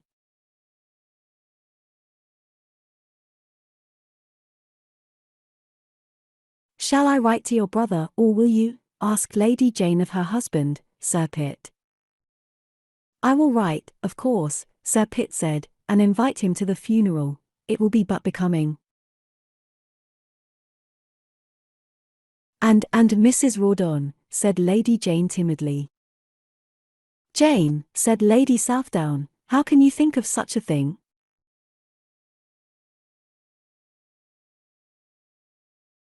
"Mrs. Rawdon must of course be asked," said Sir Pitt, resolutely. "Not whilst I am in the house," said Lady Southdown. "Your ladyship will be pleased to recollect that I am the head of this family," Sir Pitt replied. "If you please, Lady Jane, you will write a letter to Mrs. Rawdon Crawley, requesting her presence upon this melancholy occasion." "Jane, I forbid you to put pen to paper," cried the Countess. "I believe I am the head of this family," Sir Pitt repeated, "and however much I may regret any circumstance which may lead to your ladyship quitting this house, must, if you please, continue to govern it as I see fit." Lady Southdown rose up as magnificent as Mrs. Siddons in Lady Macbeth and ordered that horses might be put to her carriage. If her son and daughter turned her out of their house, she would hide her sorrows somewhere in loneliness and pray for their conversion to better thoughts. "We don't turn you out of our house, Mamma," said the timid Lady Jane imploringly. "You invite such company to it as no Christian lady should meet, and I will have my horses tomorrow morning." "Have the goodness to write, Jane, under my dictation," said Sir Pitt, rising and throwing himself into an attitude of command, like the portrait of a gentleman in the exhibition, and begin. "Queen's Crawley, September 14, 1822. My dear brother." Hearing these decisive and terrible words, Lady Macbeth, who had been waiting for a sign of weakness or vacillation on the part of her son-in-law, rose and, with a scared look, left the library. Lady Jane looked up to her husband as if she would fain follow and soothe her mamma, but Pitt forbade his wife to move. "She won't go away," he said. "She has let her house at Brighton and has spent her last half-year's dividends. A countess living at an inn is a ruined woman. I have been waiting long for an opportunity to take this decisive step, my love, for, as you must perceive, it is impossible that there should be two chiefs in a family, and now, if you please, we will resume the dictation. My dear brother, the melancholy intelligence which it is my duty to convey to my family must have been long anticipated by, etc." In a word, Pitt having come to his kingdom, and having by good luck, or desert rather, as he considered, assumed almost all the fortune which his other relatives had expected, was determined to treat his family kindly and respectably and make a house of Queen's Crawley once more. It pleased him to think that he should be its chief. He proposed to use the vast influence that his commanding talents and position must speedily acquire for him in the county to get his brother placed and his cousins decently provided for, and perhaps had a little sting of repentance as he thought that he was the proprietor of all that they had hoped for. In the course of 3 or 4 days' reign his bearing was changed and his plans quite fixed. He determined to rule justly and honestly, to depose Lady Southdown, and to be on the friendliest possible terms with all the relations of his blood. So he dictated a letter to his brother Rawdon, a solemn and elaborate letter, containing the profoundest observations, couched in the longest words, and filling with wonder the simple little secretary, who wrote under her husband's order. What an orator this will be, thought she, when he enters the House of Commons, on which point, and on the tyranny of Lady Southdown, Pitt had sometimes dropped hints to his wife in bed. How wise and good, and what a genius my husband is. I fancied him a little cold, but how good, and what a genius. The fact is, Pitt Crawley had got every word of the letter by heart and had studied it, with diplomatic secrecy, deeply and perfectly, long before he thought fit to communicate it to his astonished wife. This letter, with a huge black border and seal, was accordingly despatched by Sir Pitt Crawley to his brother the Colonel, in London. Rawdon Crawley was but half pleased at the receipt of it. What's the use of going down to that stupid place, thought he. I can't stand being alone with Pitt after dinner, and horses there and back will cost us £20. He carried the letter, as he did all difficulties, to Becky, upstairs in her bedroom with her chocolate, which he always made and took to her of a morning. He put the tray with the breakfast and the letter on the dressing table, before which Becky sat combing her yellow hair. She took up the black-edged missive, and having read it, she jumped up from the chair, crying hooray, and waving the note round her head. Hooray, said Rawdon, wondering at the little figure capering about in a streaming flannel dressing gown, with tawny locks dishevelled. He's not left us anything, Becky. I had my share when I came of age. You'll never be of age, you silly old man, Becky replied. Run out now to Madame Brunois, for I must have some mourning, and get a crape on your hat, and a black waistcoat. I don't think you've got one. Order it to be brought home tomorrow, so that we may be able to start on Thursday. You don't mean to go? Rawdon interposed. Of course I mean to go. I mean that Lady Jane shall present me at court next year. I mean that your brother shall give you a seat in Parliament, you stupid old creature. I mean that Lord Steyne shall have your vote and his, my dear, old silly man, and that you shall be an Irish secretary, or a West Indian governor, or a treasurer, or a consul, or some such thing. Posting will cost a deuce of a lot of money, grumbled Rawdon. We might take Southdown's carriage, which ought to be present at the funeral, as he is a relation of the family, but, no, I intend that we shall go by the coach. They'll like it better. It seems more humble. Rawdy goes, of course, the Colonel asked. No such thing, why pay an extra place? He's too big to travel bodkin between you and me. Let him stay here in the nursery, and Briggs can make him a black frock. Go you, and do as I bid you. And you had best tell Sparks, your man, that old Sir Pitt is dead and that you will come in for something considerable when the affairs are arranged. He'll tell this to Raggles, who has been pressing for money, and it will console poor Raggles. And so Becky began sipping her chocolate.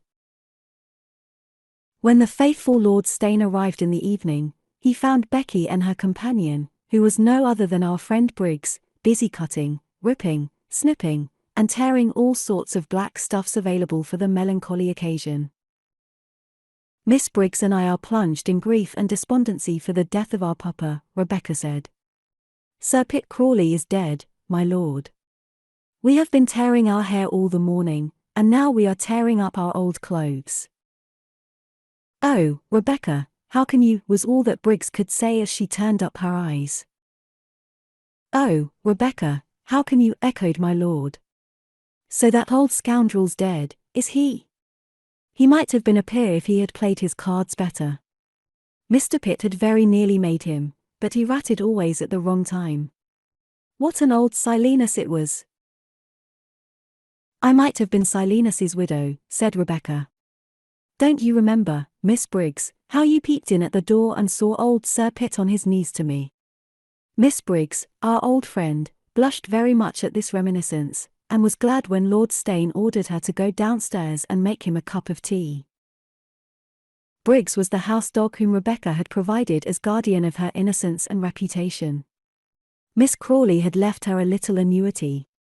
She would have been content to remain in the Crawley family with Lady Jane, who was good to her and to everybody, but Lady Southdown dismissed poor Briggs as quickly as decency permitted, and Mr. Pitt, who thought himself much injured by the uncalled-for generosity of his deceased relative towards a lady who had only been Miss Crawley's faithful retainer a score of years, made no objection to the exercise of the Dowager's authority.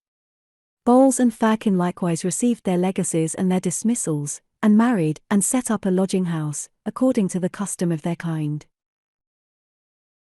Briggs tried to live with her relations in the country, but found that attempt was vain after the better society to which she had been accustomed. Briggs's friends, small tradesmen, in a country town, quarrelled over Miss Briggs's £40 a year as eagerly and more openly than Miss Crawley's kinsfolk had for that lady's inheritance.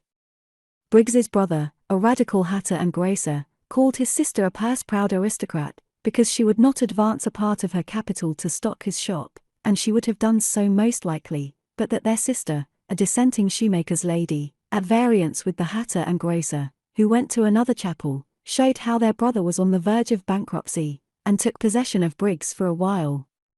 The dissenting shoemaker wanted Miss Briggs to send his son to college and make a gentleman of him. Between them the two families got a great portion of her private savings out of her, and finally she fled to London followed by the anathemas of both, and determined to seek for servitude again as infinitely less onerous than liberty. And advertising in the papers that a gentlewoman of agreeable manners, and accustomed to the best society, was anxious to, etc., she took up her residence with Mr. Bowles in Half Moon Street, and waited the result of the advertisement. So it was that she fell in with Rebecca. Mrs. Rawdon's dashing little carriage and ponies was whirling down the street one day, just as Miss Briggs, fatigued, had reached Mr. Bowles's door, after a weary walk to the Times office in the city to insert her advertisement for the 6th time. Rebecca was driving, and at once recognized the gentlewoman with agreeable manners, and being a perfectly good-humored woman, as we have seen, and having a regard for Briggs, she pulled up the ponies at the doorsteps, gave the reins to the groom, and jumping out, had hold of both Briggs's hands, before she of the agreeable manners had recovered from the shock of seeing an old friend. Briggs cried, and Becky laughed a great deal and kissed the gentlewoman as soon as they got into the passage, and thence into Mrs. Bowles's front parlour, with the red moreen curtains, and the round looking-glass, with the chained eagle above, gazing upon the back of the ticket in the window which announced apartments to let. Briggs told all her history amidst those perfectly uncalled-for sobs and ejaculations of wonder with which women of her soft nature salute an old acquaintance, or regard a rencontre in the street, for though people meet other people every day, yet some there are who insist upon discovering miracles, and women, even though they have disliked each other, begin to cry when they meet, deploring and remembering the time when they last quarrelled. So, in a word, Briggs told all her history, and Becky gave a narrative of her own life, with her usual artlessness and candour. Mrs. Bowles, late Firkin, came and listened grimly in the passage to the hysterical sniffling and giggling which went on in the front parlour. Becky had never been a favourite of hers. Since the establishment of the married couple in London they had frequented their former friends of the house of Raggles, and did not like the latter's account of the Colonel's menage.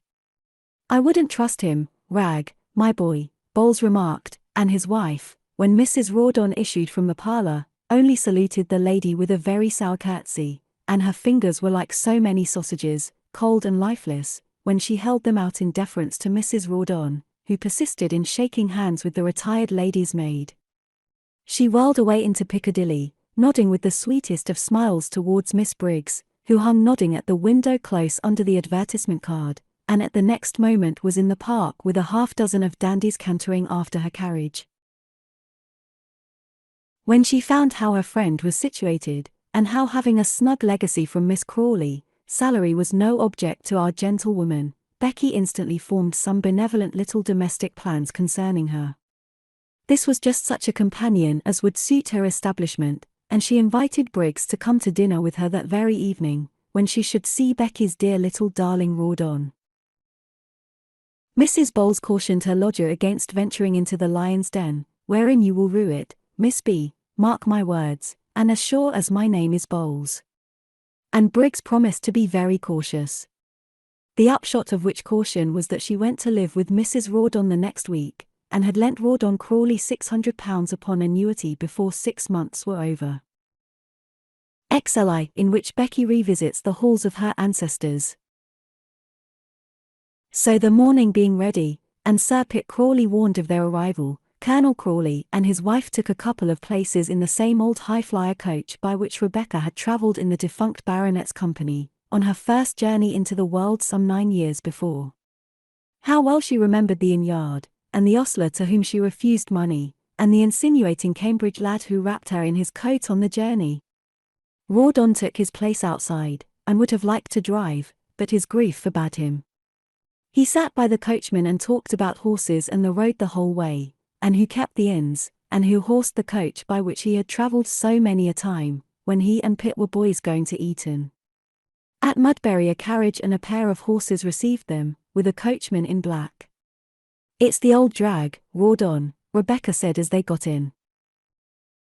"The worms have eaten the cloth a good deal, there's the stain which Sir Pitt, I see Dawson the ironmonger has his shutters up, which Sir Pitt made such a noise about. It was a bottle of cherry brandy he broke which we went to fetch for your aunt from Southampton. How time flies, to be sure. That can't be Polly Talboys, that bouncing girl standing by her mother at the cottage there. I remember her a mangy little urchin picking weeds in the garden." "Fine gal," said Rawdon, returning the salute which the cottage gave him, by 2 fingers applied to his crape hatband. Becky bowed and saluted, and recognized people here and there graciously. These recognitions were inexpressibly pleasant to her. It seemed as if she was not an impostor any more, and was coming to the home of her ancestors. Rawdon was rather abashed and cast down, on the other hand. What recollections of boyhood and innocence might have been flitting across his brain? What pangs of dim remorse and doubt and shame?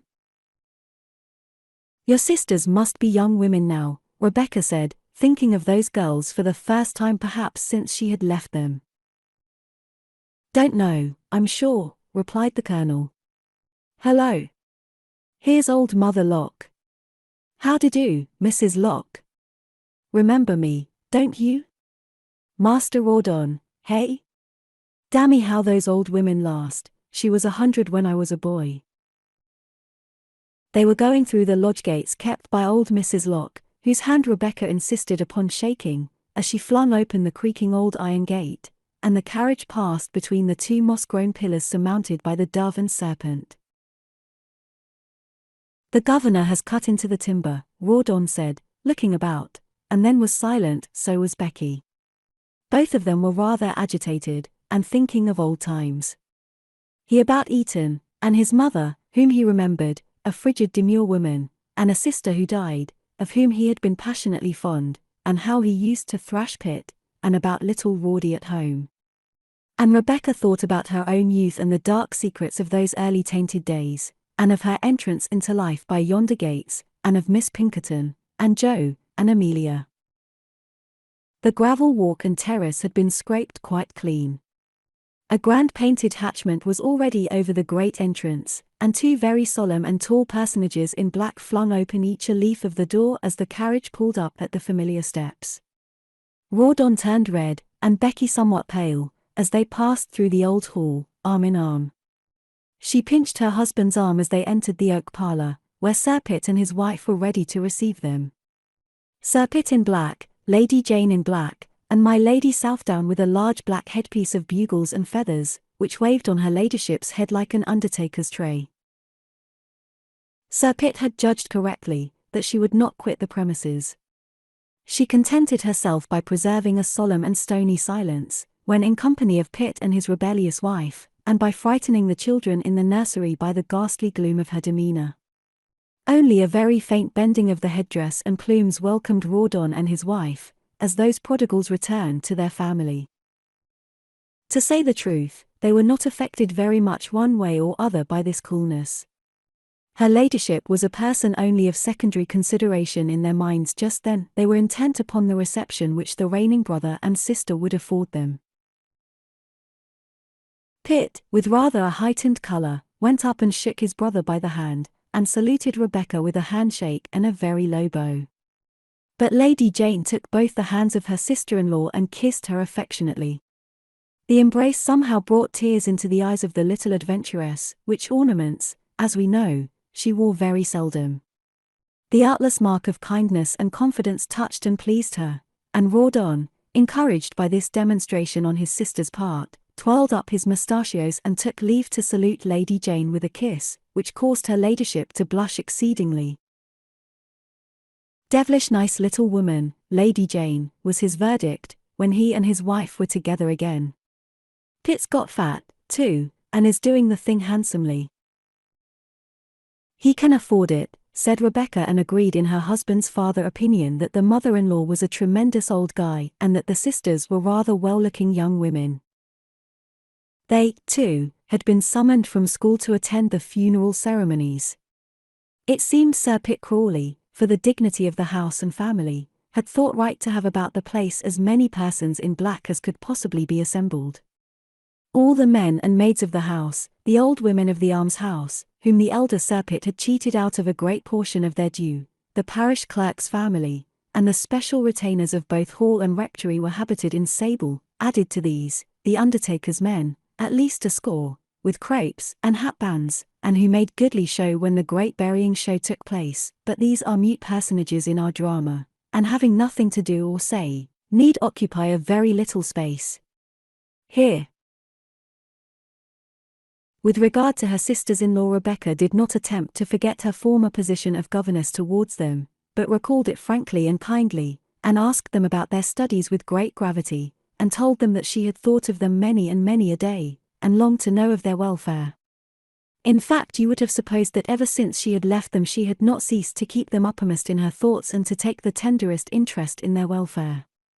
So supposed Lady Crawley herself and her young sisters. "She's hardly changed since 8 years, said Miss Rosalind to Miss Violet, as they were preparing for dinner. "Those red-haired women look wonderfully well," replied the other. "Hers is much darker than it was. I think she must dye it," Miss Rosalind added. "She is stouter, too, and altogether improved," continued Miss Rosalind, who was disposed to be very fat. "At least she gives herself no airs and remembers that she was our governess once," Miss Violet said, intimating that it befitted all governesses to keep their proper place, and forgetting altogether that she was granddaughter not only of Sir Walpole Crawley, but of Mr. Dawson of Mudbury, and so had a coal scuttle in her scutcheon.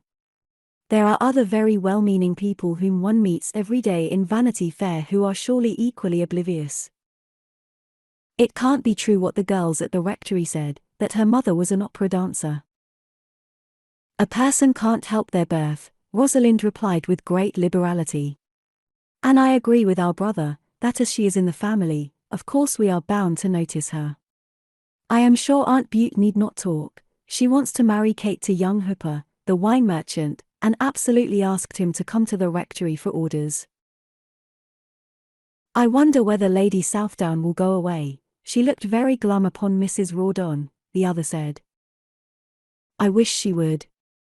"I won't read The Washerwoman of Finchley Common," vowed Violet, and so saying, and avoiding a passage at the end of which a certain coffin was placed with a couple of watchers, and lights perpetually burning in the closed room, these young women came down to the family dinner, for which the bell rang as usual. But before this, Lady Jane conducted Rebecca to the apartments prepared for her, which, with the rest of the house, had assumed a very much improved appearance of order and comfort during Pitt's regency, and here beholding that Mrs. Rawdon's modest little trunks had arrived, and were placed in the bedroom and dressing-room adjoining, helped her to take off her neat black bonnet and cloak, and asked her sister-in-law in what more she could be useful. "What I should like best," said Rebecca, "would be to go to the nursery and see your dear little children." On which the two ladies looked very kindly at each other and went to that apartment hand in hand. Becky admired little Matilda, who was not quite 4 years old, as the most charming little love in the world, and the boy, a little fellow of 2 years, pale, heavy-eyed, and large-headed, she pronounced to be a perfect prodigy in point of size, intelligence, and beauty. "I wish Mamma would not insist on giving him so much medicine," Lady Jane said with a sigh. "I often think we should all be better without it." And then Lady Jane and her newfound friend had one of those confidential medical conversations about the children, which all mothers, and most women, as I am given to understand, delight in. 50 years ago, and when the present writer, being an interesting little boy, was ordered out of the room with the ladies after dinner, I remember quite well that their talk was chiefly about their ailments, and putting this question directly to 2 or 3 since, I have always got from them the acknowledgement that times are not changed. Let my fair readers remark for themselves this very evening when they quit the dessert table and assemble to celebrate the drawing-room mysteries.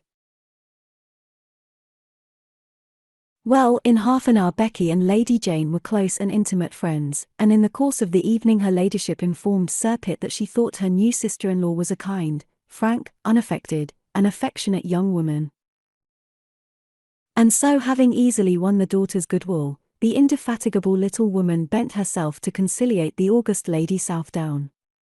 As soon as she found her ladyship alone, Rebecca attacked her on the nursery question at once and said that her own little boy was saved, actually saved, by calomel, freely administered, when all the physicians in Paris had given the dear child up. And then she mentioned how often she had heard of Lady Southdown from that excellent man the Reverend Lawrence Grills, minister of the chapel in Mayfair, which she frequented, and how her views were very much changed by circumstances and misfortunes, and how she hoped that a past life spent in worldliness and error might not incapacitate her from more serious thought for the future. She described how in former days she had been indebted to Mr. Crawley for religious instruction, touched upon the washerwoman of Finchley Common, which she had read with the greatest profit, and asked about Lady Emily, its gifted author, now Lady Emily Hornblower, at Cape Town, where her husband had strong hopes of becoming Bishop of Caffraria.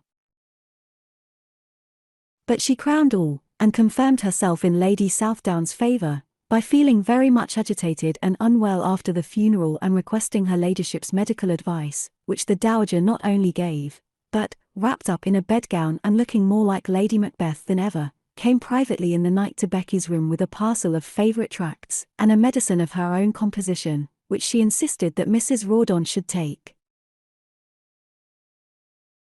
Becky first accepted the tracts and began to examine them with great interest, engaging the dowager in a conversation concerning them and the welfare of her soul, by which means she hoped that her body might escape medication.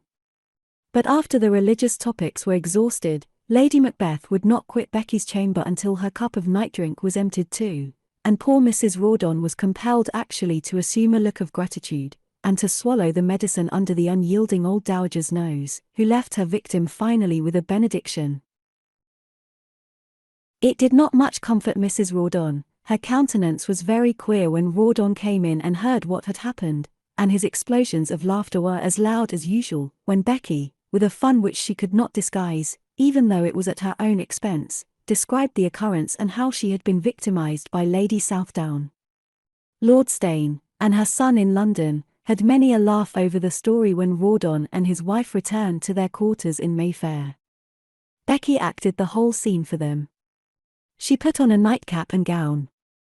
She preached a great sermon in the true serious manner. She lectured on the virtue of the medicine which she pretended to administer, with a gravity of imitation so perfect that you would have thought it was the Countess's own Roman nose through which she snuffled.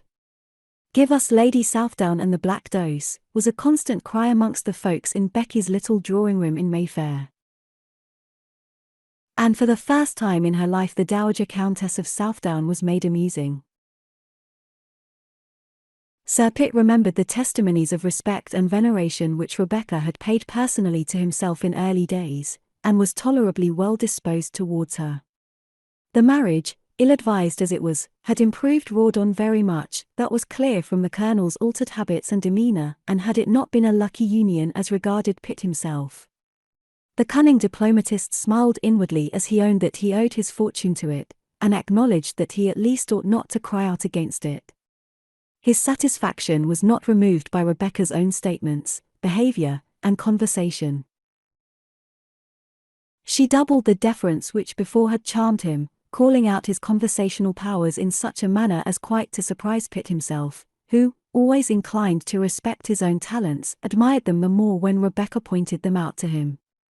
With her sister-in-law, Rebecca was satisfactorily able to prove that it was Mrs. Bute Crawley who brought about the marriage which she afterwards so calumniated, that it was Mrs. Bute's avarice who hoped to gain all Miss Crawley's fortune and deprive Rawdon of his aunt's favour, which caused and invented all the wicked reports against Rebecca. She succeeded in making us poor, Rebecca said with an air of angelical patience, but how can I be angry with a woman who has given me one of the best husbands in the world? And has not her own avarice been sufficiently punished by the ruin of her own hopes and the loss of the property by which she set so much store? Poor, she cried. Dear Lady Jane, what care we for poverty? I am used to it from childhood, and I am often thankful that Miss Crawley's money has gone to restore the splendour of the noble old family of which I am so proud to be a member. I am sure Sir Pitt will make a much better use of it than Rawdon would. All these speeches were reported to Sir Pitt by the most faithful of wives, and increased the favourable impression which Rebecca made, so much so that when, on the third day after the funeral, the family party were at dinner, Sir Pitt Crawley, carving fowls at the head of the table, actually said to Mrs. Rawdon, Rebecca, may I give you a wing? A speech which made the little woman's eyes sparkle with pleasure. While Rebecca was prosecuting the above schemes and hopes, and Pitt Crawley arranging the funeral ceremonial and other matters connected with his future progress and dignity, and Lady Jane busy with her nursery, as far as her mother would let her, and the sun rising and setting, and the clock-tower bell of the hall ringing to dinner and to prayers as usual, the body of the late owner of Queen's Crawley lay in the apartment which he had occupied, watched unceasingly by the professional attendants who were engaged for that rite. A woman or two, and 3 or 4 undertakers' men, the best whom Southampton could furnish, dressed in black, and of a proper stealthy and tragical demeanour, had charge of the remains which they watched turn about, having the housekeeper's room for their place of rendezvous when off duty, where they played at cards in privacy and drank their beer. The members of the family and servants of the house kept away from the gloomy spot, where the bones of the descendant of an ancient line of knights and gentlemen lay, awaiting their final consignment to the family crypt. No regrets attended them, save those of the poor woman who had hoped to be Sir Pitt's wife and widow and who had fled in disgrace from the hall over which she had so nearly been a ruler. Beyond her and a favourite old pointer he had, and between whom and himself an attachment subsisted during the period of his imbecility, the old man had not a single friend to mourn him, having indeed, during the whole course of his life, never taken the least pains to secure one. Could the best and kindest of us who depart from the earth have an opportunity of revisiting it, I suppose he or she, assuming that any Vanity Fair feelings subsist in the sphere whither we are bound, would have a pang of mortification at finding how soon our survivors were consoled. And so Sir Pitt was forgotten, like the kindest and best of us, only a few weeks sooner.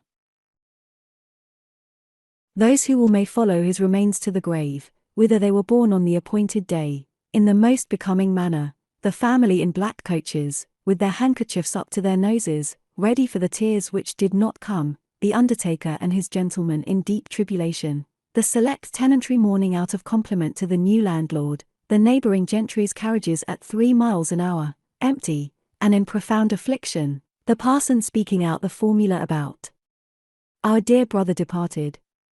As long as we have a man's body, we play our vanities upon it, surrounding it with humbug and ceremonies, laying it in state, and packing it up in gilt nails and velvet, and we finish our duty by placing over it a stone, written all over with lies.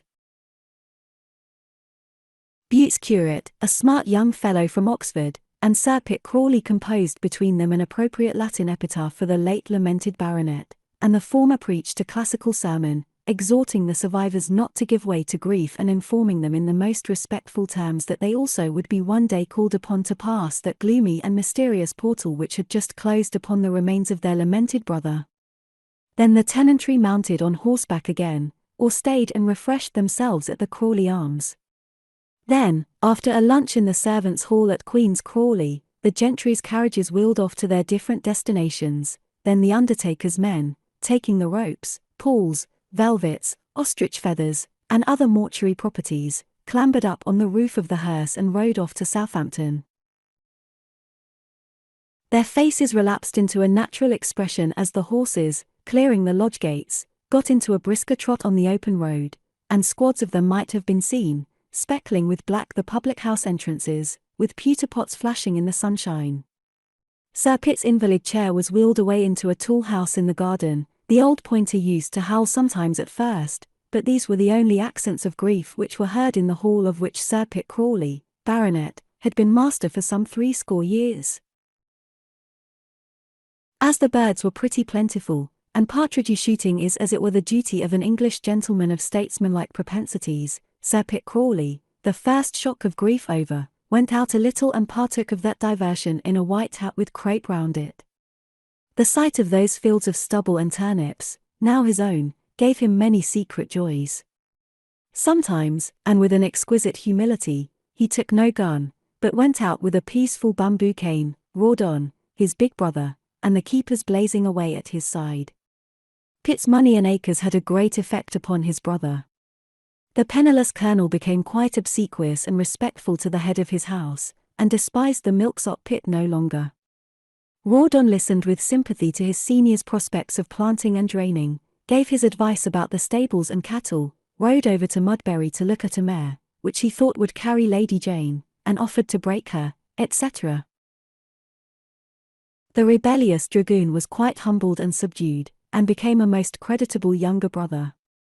He had constant bulletins from Miss Briggs in London respecting little Rawdon, who was left behind there, who sent messages of his own. "I am very well," he wrote. "I hope you are very well. I hope Mamma is very well. The pony is very well. Gray takes me to ride in the park. I can canter. I met the little boy who rode before. He cried when he cantered. I do not cry." Rawdon read these letters to his brother and Lady Jane, who was delighted with them. The baronet promised to take charge of the lad at school, and his kind-hearted wife gave Rebecca a banknote, begging her to buy a present with it for her little nephew. One day followed another, and the ladies of the house passed their life in those calm pursuits and amusements which satisfy country ladies. Bells rang to meals and to prayers.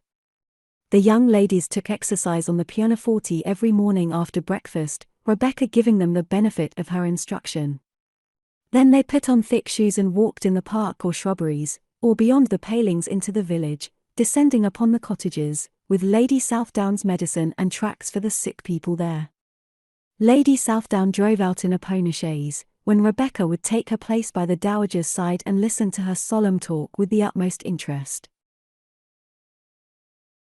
She sang Handel and Haydn to the family of evenings, and engaged in a large piece of worsted work, as if she had been born to the business and as if this kind of life was to continue with her until she should sink to the grave in a polite old age, leaving regrets and a great quantity of consols behind her, as if there were not cares and duns, schemes, shifts, and poverty waiting outside the park gates, to pounce upon her when she issued into the world again. It isn't difficult to be a country gentleman's wife, Rebecca thought. I think I could be a good woman if I had 5,000 a year. I could dawdle about in the nursery and count the apricots on the wall. I could water plants in a greenhouse and pick off dead leaves from the geraniums. I could ask old women about their rheumatisms and order half a crown's worth of soup for the poor. I shouldn't miss it much, out of 5,000 a year. I could even drive out 10 miles to dine at a neighbor's, and dress in the fashions of the year before last. I could go to church and keep awake in the great family pew, or go to sleep behind the curtains, with my veil down, if I only had practice. I could pay everybody, if I had but the money. This is what the conjurers here pride themselves upon doing. They look down with pity upon us miserable sinners who have none. They think themselves generous if they give our children a £5 note, and us contemptible if we are without one. And who knows but Rebecca was right in her speculations, and that it was only a question of money and fortune which made the difference between her and an honest woman. If you take temptations into account, who is to say that he is better than his neighbor? A comfortable career of prosperity, if it does not make people honest, at least keeps them so. An alderman coming from a turtle feast will not step out of his carriage to steal a leg of mutton, but put him to starve, and see if he will not purloin a loaf. Becky consoled herself by so balancing the chances and equalizing the distribution of good and evil in the world. The old haunts, the old fields and woods, the copses, ponds, and gardens, the rooms of the old house where she had spent a couple of years 7 years ago, were all carefully revisited by her. She had been young there, or comparatively so, for she forgot the time when she ever was young, but she remembered her thoughts and feelings 7 years back and contrasted them with those which she had at present, now that she had seen the world, and lived with great people, and raised herself far beyond her original humble station. I have passed beyond it, because I have brains, Becky thought, and almost all the rest of the world are fools. I could not go back and consort with those people now, whom I used to meet in my father's studio. Lords come up to my door with stars and garters, instead of poor artists with screws of tobacco in their pockets. I have a gentleman for my husband, and an earl's daughter for my sister, in the very house where I was little better than a servant a few years ago. But am I much better to do now in the world than I was when I was the poor painter's daughter and wheedled the grocer around the corner for sugar and tea? Suppose I had married Francis, who was so fond of me, I couldn't have been much poorer than I am now. Hi-oh! I wish I could exchange my position in society, and all my relations for a snug sum in the 3% consols, for so it was that Becky felt the vanity of human affairs, and it was in those securities that she would have liked to cast anchor. It may, perhaps, have struck her that to have been honest and humble, to have done her duty, and to have marched straight forward on her way, would have brought her as near happiness as that path by which she was striving to attain it. But just as the children at Queen's Crawley went round the room where the body of their father lay, if ever Becky had these thoughts, she was accustomed to walk round them and not look in. She eluded them and despised them, or at least she was committed to the other path from which retreat was now impossible. And for my part, one believe that remorse is the least active of all a man's moral senses, the very easiest to be deadened when wakened, and in some never wakened at all. We grieve at being found out and at the idea of shame or punishment, but the mere sense of wrong makes very few people unhappy in Vanity Fair. So Rebecca, during her stay at Queen's Crawley, made as many friends of the mammon of unrighteousness as she could possibly bring under control. Lady Jane and her husband bade her farewell with the warmest demonstrations of goodwill. They looked forward with pleasure to the time when, the family house in Gaunt Street being repaired and beautified, they were to meet again in London. Lady Southdown made her up a packet of medicine and sent a letter by her to the Reverend Lawrence Grills, exhorting that gentleman to save the brand, who honoured the letter from the burning. Pitt accompanied them with 4 horses in the carriage to Mudbury, having sent on their baggage in a cart previously, accompanied with loads of game. "How happy you will be to see your darling little boy again," Lady Crawley said, taking leave of her kinswoman. "Oh, so happy," said Rebecca, throwing up the green eyes. She was immensely happy to be free of the place, and yet loath to go. Queen's Crawley was abominably stupid, and yet the air there was somehow purer than that which she had been accustomed to breathe. Everybody had been dull, but had been kind in their way. It is all the influence of a long course of 3%, Becky said to herself, and was right very likely. However, the London lamps flashed joyfully as the stage rolled into Piccadilly, and Briggs had made a beautiful fire in Curzon Street, and little Rawdon was up to welcome back his papa and mamma. XLI, which treats of the Osborne family. Considerable time has elapsed since we have seen our respectable friend, old Mr. Osborne of Russell Square. He has not been the happiest of mortals since last we met him.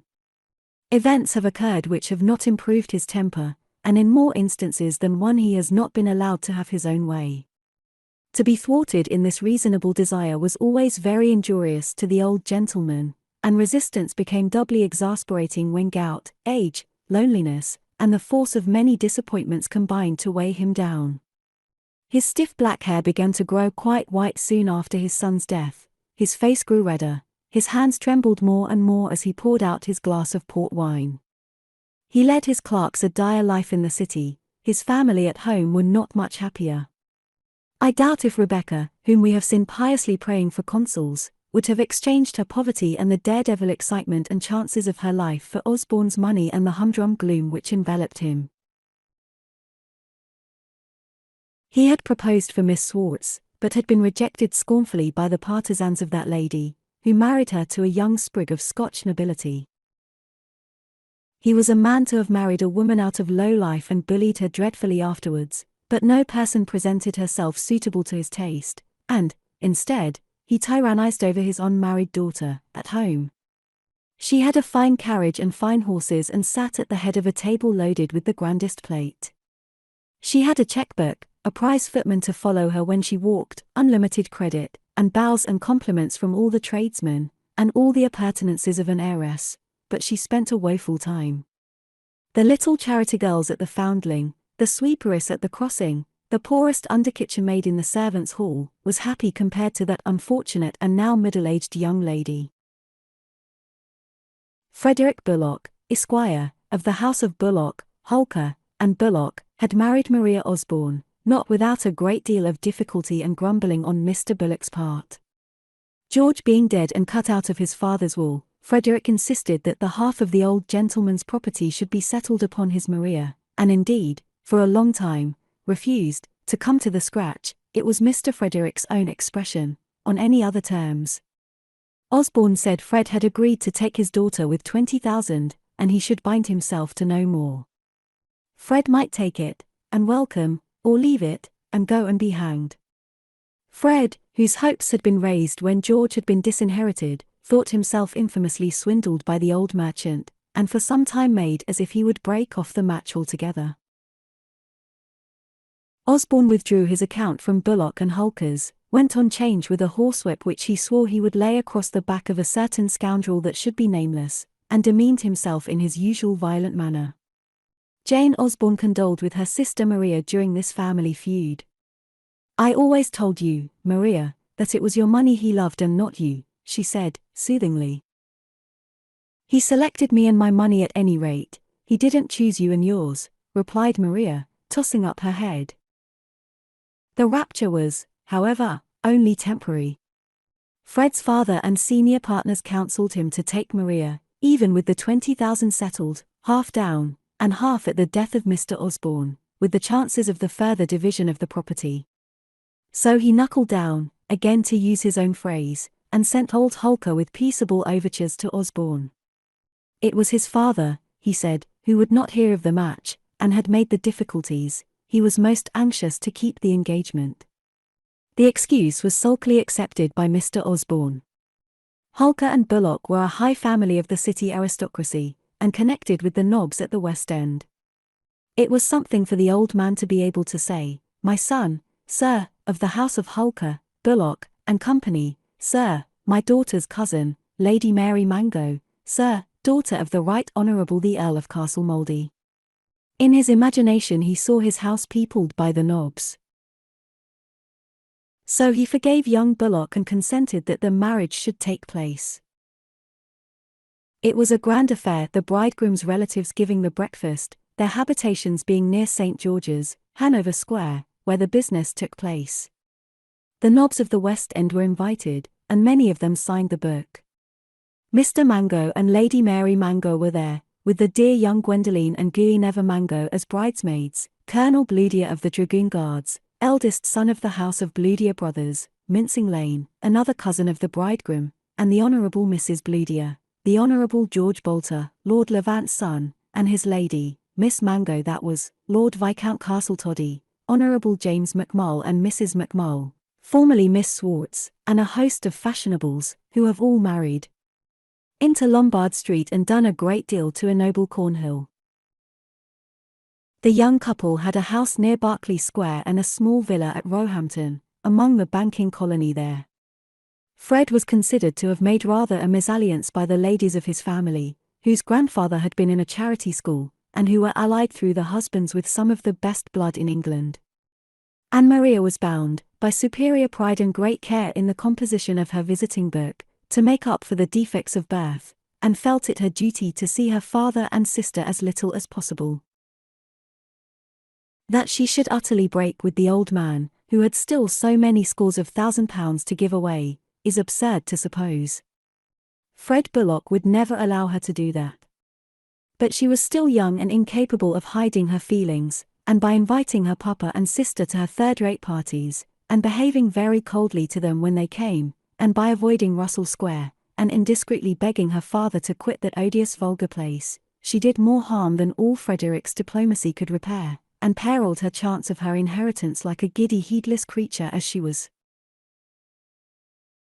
"So Russell Square is not good enough for Mrs. Maria, hey?" said the old gentleman, rattling up the carriage windows as he and his daughter drove away one night from Mrs. Frederick Bullock's, after dinner.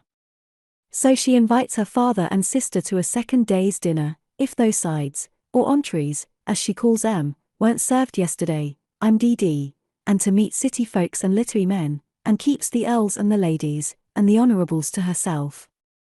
Honourables? Damn honourables. I am a plain British merchant I am, and could buy the beggarly hounds over and over. Lords, indeed. Why, at one of her soirees, I saw one of 'em speak to a damn fiddler, a fella I despise. And they won't come to Russell Square, won't they? Why, I'll lay my life I've got a better glass of wine, and pay a better figure for it, and can show a handsomer service of silver, and can lay a better dinner on my mahogany, than ever they see on theirs, the cringing, sneaking, stuck-up fools. Drive on quick, James, I want to get back to Russell Square, ha, ha, and he sank back into the corner with a furious laugh. With such reflections on his own superior merit, it was the custom of the old gentleman not infrequently to console himself. Jane Osborne could not but concur in these opinions respecting her sister's conduct, and when Mrs. Frederick's firstborn, Frederick Augustus Howard Stanley Devereux Bullock, was born, old Osborne, who was invited to the christening and to be godfather, contented himself with sending the child a gold cup, with 20 guineas inside it for the nurse. "That's more than any of your lords will give, I'll warrant," he said, and refused to attend at the ceremony. The splendour of the gift, however, caused great satisfaction to the house of Bullock. Maria thought that her father was very much pleased with her, and Frederick augured the best for his little son and heir. One can fancy the pangs with which Miss Osborne in her solitude in Russell Square read the Morning Post, where her sister's name occurred every now and then, in the articles headed Fashionable Reunions, and where she had an opportunity of reading a description of Mrs. F. Bullock's costume, when presented at the drawing-room by Lady Frederica Bullock. Jane's own life, as we have said, admitted of no such grandeur. It was an awful existence. She had to get up of black winter's mornings to make breakfast for her scowling old father, who would have turned the whole house out of doors if his tea had not been ready at 8:30. She remained silent opposite to him, listening to the urn hissing, and sitting in tremor while the parent read his paper and consumed his accustomed portion of muffins and tea. At 9:30 he rose and went to the city, and she was almost free till dinner-time, to make visitations in the kitchen and to scold the servants, to drive abroad and descend upon the tradesmen, who were prodigiously respectful, to leave her cards and her papas at the great glum respectable houses of their city friends, or to sit alone in the large drawing-room, expecting visitors, and working at a huge piece of worsted by the fire, on the sofa, hard by the great Iphigenia clock, which ticked and told with mournful loudness in the dreary room. The great glass over the mantelpiece, faced by the other great console glass at the opposite end of the room, increased and multiplied between them the brown holland bag in which the chandelier hung, until you saw these brown holland bags fading away in endless perspectives, and this apartment of Miss Osborne seemed the centre of a system of drawing-rooms. When she removed the cordovan leather from the grand piano and ventured to play a few notes on it, it sounded with a mournful sadness, startling the dismal echoes of the house.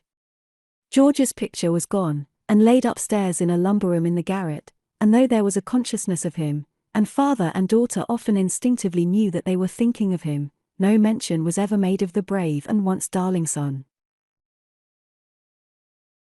At 5 o'clock Mr. Osborne came back to his dinner, which he and his daughter took in silence, seldom broken, except when he swore and was savage, if the cooking was not to his liking, or which they shared twice in a month with a party of dismal friends of Osborne's rank and age.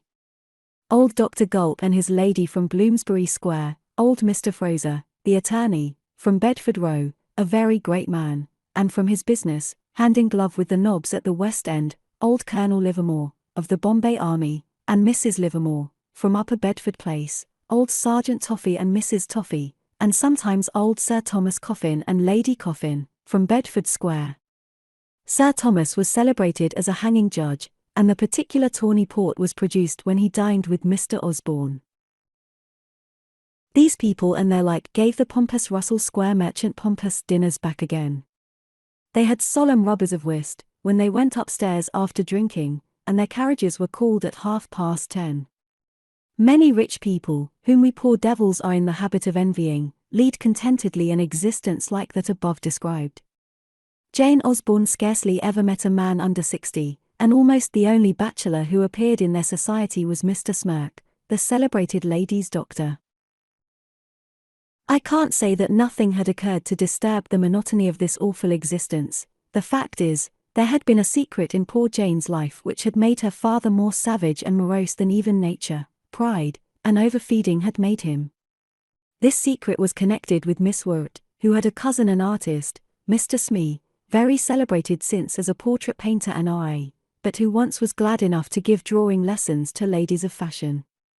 Mr. Smee has forgotten where Russell Square is now, but he was glad enough to visit it in the year 1818, when Miss Osborne had instruction from him.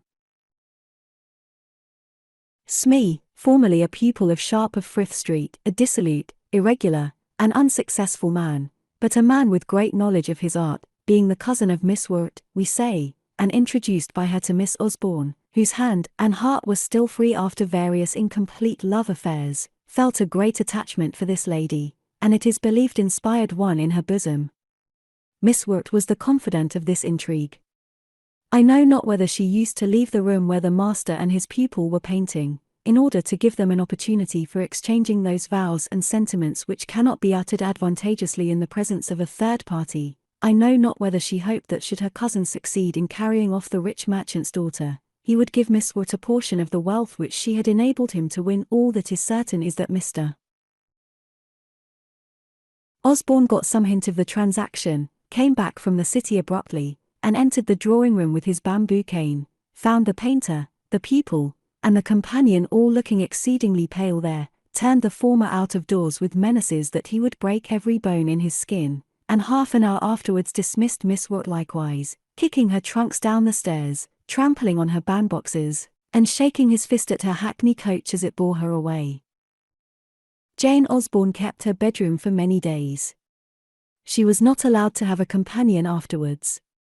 Her father swore to her that she should not have a shilling of his money if she made any match without his concurrence, and as he wanted a woman to keep his house, he did not choose that she should marry, so that she was obliged to give up all projects with which Cupid had any share. During her papa's life, then, she resigned herself to the manner of existence here described, and was content to be an old maid. Her sister, meanwhile, was having children with finer names every year, and the intercourse between the two grew fainter continually. Jane and I do not move in the same sphere of life, Mrs. Bullock said. I regard her as a sister, of course, which means, what does it mean when a lady says that she regards Jane as a sister? It has been described how the Misses Dobbin lived with their father at a fine villa at Denmark Hill, where there were beautiful graperies and peach trees which delighted little Georgie Osborne. The Misses Dobbin, who drove often to Brompton to see our dear Amelia, came sometimes to Russell Square too, to pay a visit to their old acquaintance Miss Osborne. I believe it was in consequence of the commands of their brother the Major in India, for whom their papa had a prodigious respect, that they paid attention to Mrs. George, for the Major, the godfather and guardian of Amelia's little boy, still hoped that the child's grandfather might be induced to relent towards him and acknowledge him for the sake of his son. The Misses Dobbin kept Miss Osborne acquainted with the state of Amelia's affairs, how she was living with her father and mother, how poor they were, how they wondered what men, and such men as their brother and dear Captain Osborne, could find in such an insignificant little chit, how she was still, as heretofore, a namby-pamby milk and water affected creature, but how the boy was really the noblest little boy ever seen, for the hearts of all women warm towards young children, and the sourest spinster is kind to them. One day, after great entreaties on the part of the Mrs. Dobbin, Amelia allowed little George to go and pass a day with them at Denmark Hill, a part of which day she spent herself in writing to the Major in India. She congratulated him on the happy news which his sisters had just conveyed to her. She prayed for his prosperity and that of the bride he had chosen. She thanked him for 1,000 kind offices and proofs of steadfast friendship to her in her affliction. She told him the last news about little Georgie, and how he was gone to spend that very day with his sisters in the country. She underlined the letter a great deal, and she signed herself affectionately his friend, Amelia Osborne. She forgot to send any message of kindness to Lady O'Dowd, as her wont was, and did not mention Glorvina by name, and only in italics, as the Major's bride, for whom she begged blessings. But the news of the marriage removed the reserve which she had kept up towards him. She was glad to be able to own and feel how warmly and gratefully she regarded him, and as for the idea of being jealous of Glorvina, indeed, Amelia would have scouted it, if an angel from heaven had hinted it to her. That night, when Georgie came back in the pony carriage in which he rejoiced, and in which he was driven by Sir W. M. Dobbin's old coachman, he had round his neck a fine gold chain and watch. He said an old lady, not pretty, had given it him, who cried and kissed him a great deal. But he didn't like her. He liked grapes very much. And he only liked his mamma. Amelia shrank and started. The timid soul felt a presentiment of terror when she heard that the relations of the child's father had seen him. Miss Osborne came back to give her father his dinner. He had made a good speculation in the city, and was rather in a good humour that day, and chanced to remark the agitation under which she laboured. "What's the matter, Miss Osborne?" he deigned to say. The woman burst into tears. "Oh, sir," she said, "I've seen little George. He is as beautiful as an angel and so like him." The old man opposite to her did not say a word, but flushed up and began to tremble in every limb. XLII, in which the reader has to double the cape. The astonished reader must be called upon to transport himself 10,000 miles to the military station of Bundlegunge, in the Madras division of our Indian Empire, where our gallant old friends of the th Regiment are quartered under the command of the brave Colonel, Sir Michael O'Dowd. Time has dealt kindly with that stout officer, as it does ordinarily with men who have good stomachs and good tempers and are not perplexed overmuch by fatigue of the brain. The Colonel plays a good knife and fork at tiffin and resumes those weapons with great success at dinner. He smokes his hookah after both meals and puffs as quietly while his wife scolds him as he did under the fire of the French at Waterloo. Age and heat have not diminished the activity or the eloquence of the descendant of the Malonis and the Molloys. Her ladyship, our old acquaintance, is as much at home at Madras as at Brussels in the cantonment as under the tents. On the march you saw her at the head of the regiment seated on a royal elephant, a noble sight. Mounted on that beast, she has been into action with tigers in the jungle, she has been received by native princes, who have welcomed her and Glorvina into the recesses of their zenanas and offered her shawls and jewels which it went to her heart to refuse. The sentries of all arms salute her wherever she makes her appearance, and she touches her hat gravely to their salutation. Lady O'Dowd is one of the greatest ladies in the Presidency of Madras. Her quarrel with Lady Smith, wife of Sir Minos Smith the puny judge, is still remembered by some at Madras, when the Colonel's lady snapped her fingers in the judge's lady's face and said she'd never walk behind ever a beggarly civilian. Even now, though it is 25 years ago, people remember Lady O'Dowd performing a jig at Government House, where she danced down 2 aides-de-camp, a major of Madras cavalry, and 2 gentlemen of the civil service, and, persuaded by Major Dobbin, C.B., second in command of the th, to retire to the supper-room, lasata nondum satiata recessit. Peggy O'Dowd is indeed the same as ever, kind in act and thought, impetuous in temper, eager to command, a tyrant over her Michael, a dragon amongst all the ladies of the regiment, a mother to all the young men, whom she tends in their sickness, defends in all their scrapes, and with whom Lady Peggy is immensely popular. But the subalterns and captains' ladies, the Major is unmarried, cabal against her a good deal. They say that Glorvina gives herself airs and that Peggy herself is intolerably domineering.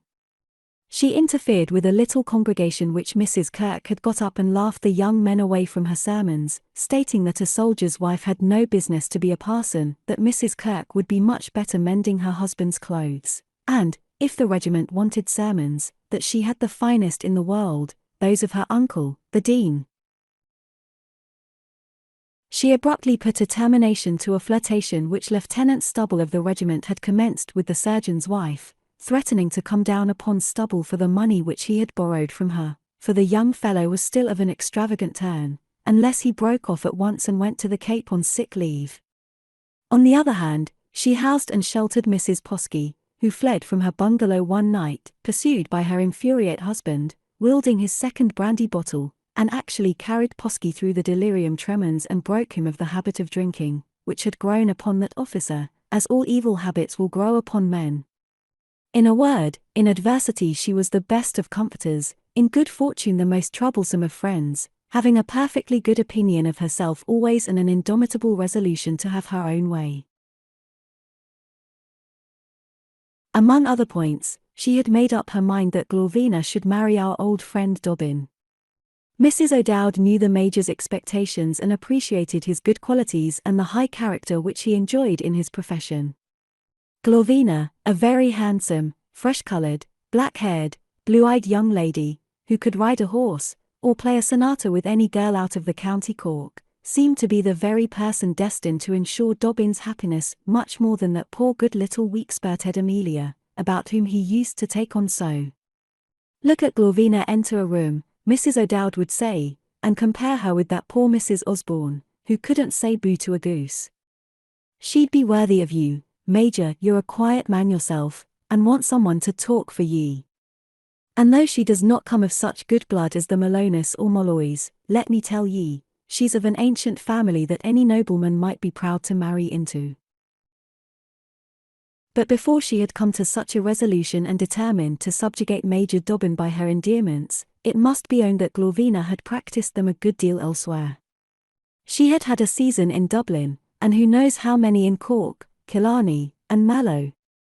She had flirted with all the marriageable officers whom the depots of her country afforded, and all the bachelor squires who seemed eligible.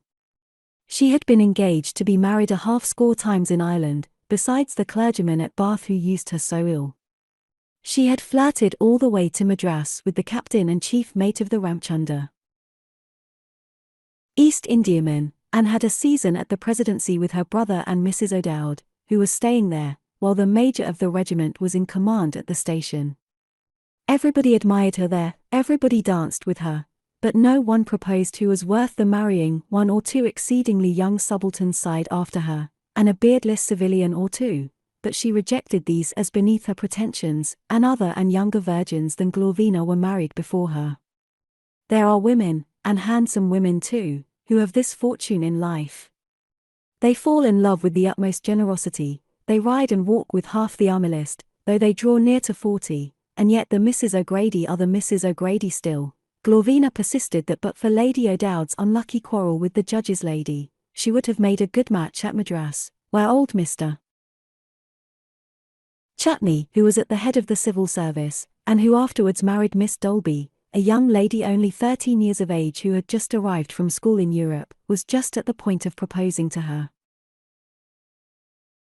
Well, although Lady O'Dowd and Glorvina quarrelled a great number of times every day, and upon almost every conceivable subject, indeed, if Mick O'Dowd had not possessed the temper of an angel, 2 such women constantly about his ears would have driven him out of his senses, yet they agreed between themselves on this point, that Glorvina should marry Major Dobbin, and were determined that the Major should have no rest until the arrangement was brought about. Undismayed by 40 or 50 previous defeats, Glorvina laid siege to him. She sang Irish melodies at him unceasingly. She asked him so frequently and pathetically, "Will you come to the Bower?" that it is a wonder how any man of feeling could have resisted the invitation. She was never tired of inquiring, if sorrow had his young days faded, and was ready to listen and weep like Desdemona at the stories of his dangers and his campaigns. It has been said that our honest and dear old friend used to perform on the flute in private. Glorvina insisted upon having duets with him, and Lady O'Dowd would rise and artlessly quit the room when the young couple were so engaged. Glorvina forced the Major to ride with her of mornings. The whole cantonment saw them set out and return. She was constantly writing notes over to him at his house, borrowing his books, and scoring with her great pencil marks such passages of sentiment or humour as awakened her sympathy. She borrowed his horses, his servants, his spoons, and palanquin. No wonder that public rumour assigned her to him, and that the Major's sisters in England should fancy they were about to have a sister-in-law. Dobbin, who was thus vigorously besieged, was in the meanwhile in a state of the most odious tranquillity. He used to laugh when the young fellows of the regiment joked him about Glorvina's manifest attentions to him. "Bah," said he, "she is only keeping her hand in. She practices upon me as she does upon Mrs. Tozer's piano, because it's the most handy instrument in the station. I am much too battered and old for such a fine young lady as Glorvina." And so he went on riding with her, and copying music and verses into her albums, and playing at chess with her very submissively, for it is with these simple amusements that some officers in India are accustomed to while away their leisure moments, while others of a less domestic turn hunt hogs, and shoot snipes, or gamble and smoke cheroots, and betake themselves to brandy and water. As for Sir Michael O'Dowd, though his lady and her sister both urged him to call upon the Major to explain himself and not keep on torturing a poor innocent girl in that shameful way, the old soldier refused point-blank to have anything to do with the conspiracy. "Faith, the Major's big enough to choose for himself," Sir Michael said. "He'll ask ye when he wants ye," or else he would turn the matter off jocularly, declaring that Dobbin was too young to keep house, and had written home to ask leave of his mamma. Nay, he went farther, and in private communications with his Major would caution and rally him, crying, "Mind your oi, Dob, my boy, them girls is bent on mischief. Me lady has just got a box of gowns from Europe, and there's a pink satin for Glorvina, which will finish ye, Dob, if it's in the power of woman or satin to move ye." But the truth is, neither beauty nor fashion could conquer him. Our honest friend had but one idea of a woman in his head, and that one did not in the least resemble Miss Glorvina O'Dowd in pink satin. A gentle little woman in black, with large eyes and brown hair, seldom speaking, save when spoken to, and then in a voice not the least resembling Miss Glorvina's, a soft young mother tending an infant and beckoning the Major up with a smile to look at him, a rosy-cheeked lass coming singing into the room in Russell Square or hanging on George Osborne's arm, happy and loving. There was but this image that filled our honest Major's mind, by day and by night, and reigned over it always. Very likely Amelia was not like the portrait the Major had formed of her. There was a figure in a book of fashions which his sisters had in England, and with which William had made away privately, pasting it into the lid of his desk, and fancying he saw some resemblance to Mrs.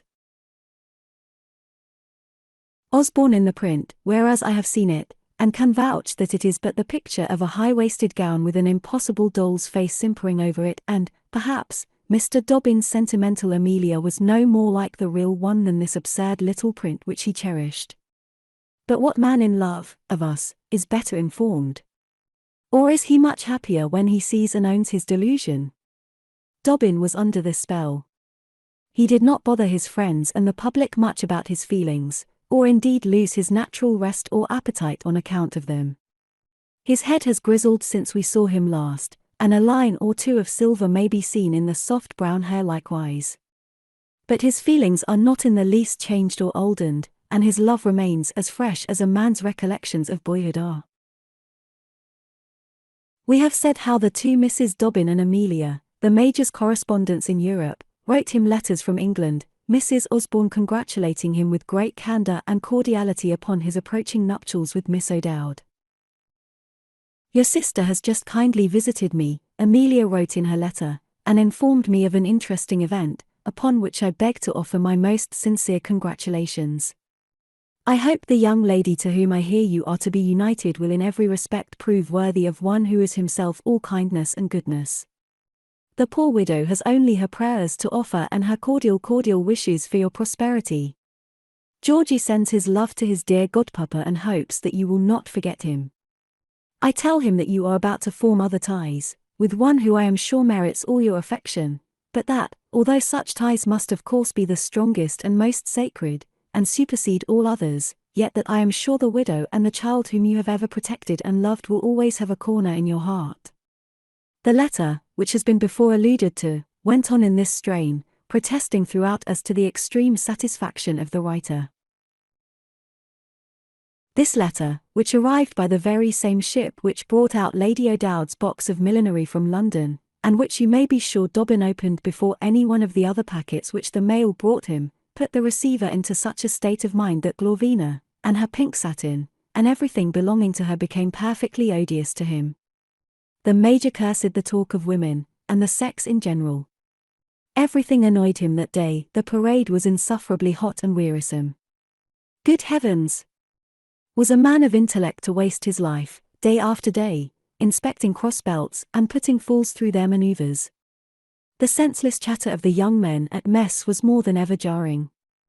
What cared he, a man on the high road to 40, to know how many snipes Lieutenant Smith had shot, or what were the performances of Ensign Brown's mare? The jokes about the table filled him with shame. He was too old to listen to the banter of the assistant surgeon and the slang of the youngsters, at which old O'Dowd, with his bald head and red face, laughed quite easily. The old man had listened to those jokes any time these 30 years. Dobbin himself had been 15 years hearing them.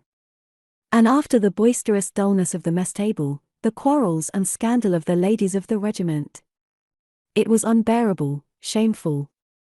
Oh, Amelia, Amelia, he thought, you to whom I have been so faithful, you reproach me.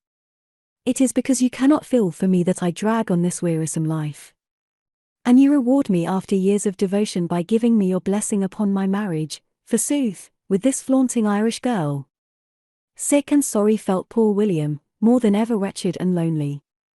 He would like to have done with life and its vanity altogether, so bootless and unsatisfactory the struggle, so cheerless and dreary the prospect seemed to him. He lay all that night sleepless, and yearning to go home. Amelia's letter had fallen as a blank upon him. No fidelity, no constant truth and passion, could move her into warmth. She would not see that he loved her. Tossing in his bed, he spoke out to her. Good God, Amelia, he said, don't you know that I only love you in the world, you, who are a stone to me, you, whom I tended through months and months of illness and grief, and who bade me farewell with a smile on your face, and forgot me before the door shut between us. The native servants lying outside his verandas beheld with wonder the Major, so cold and quiet ordinarily, at present so passionately moved and cast down.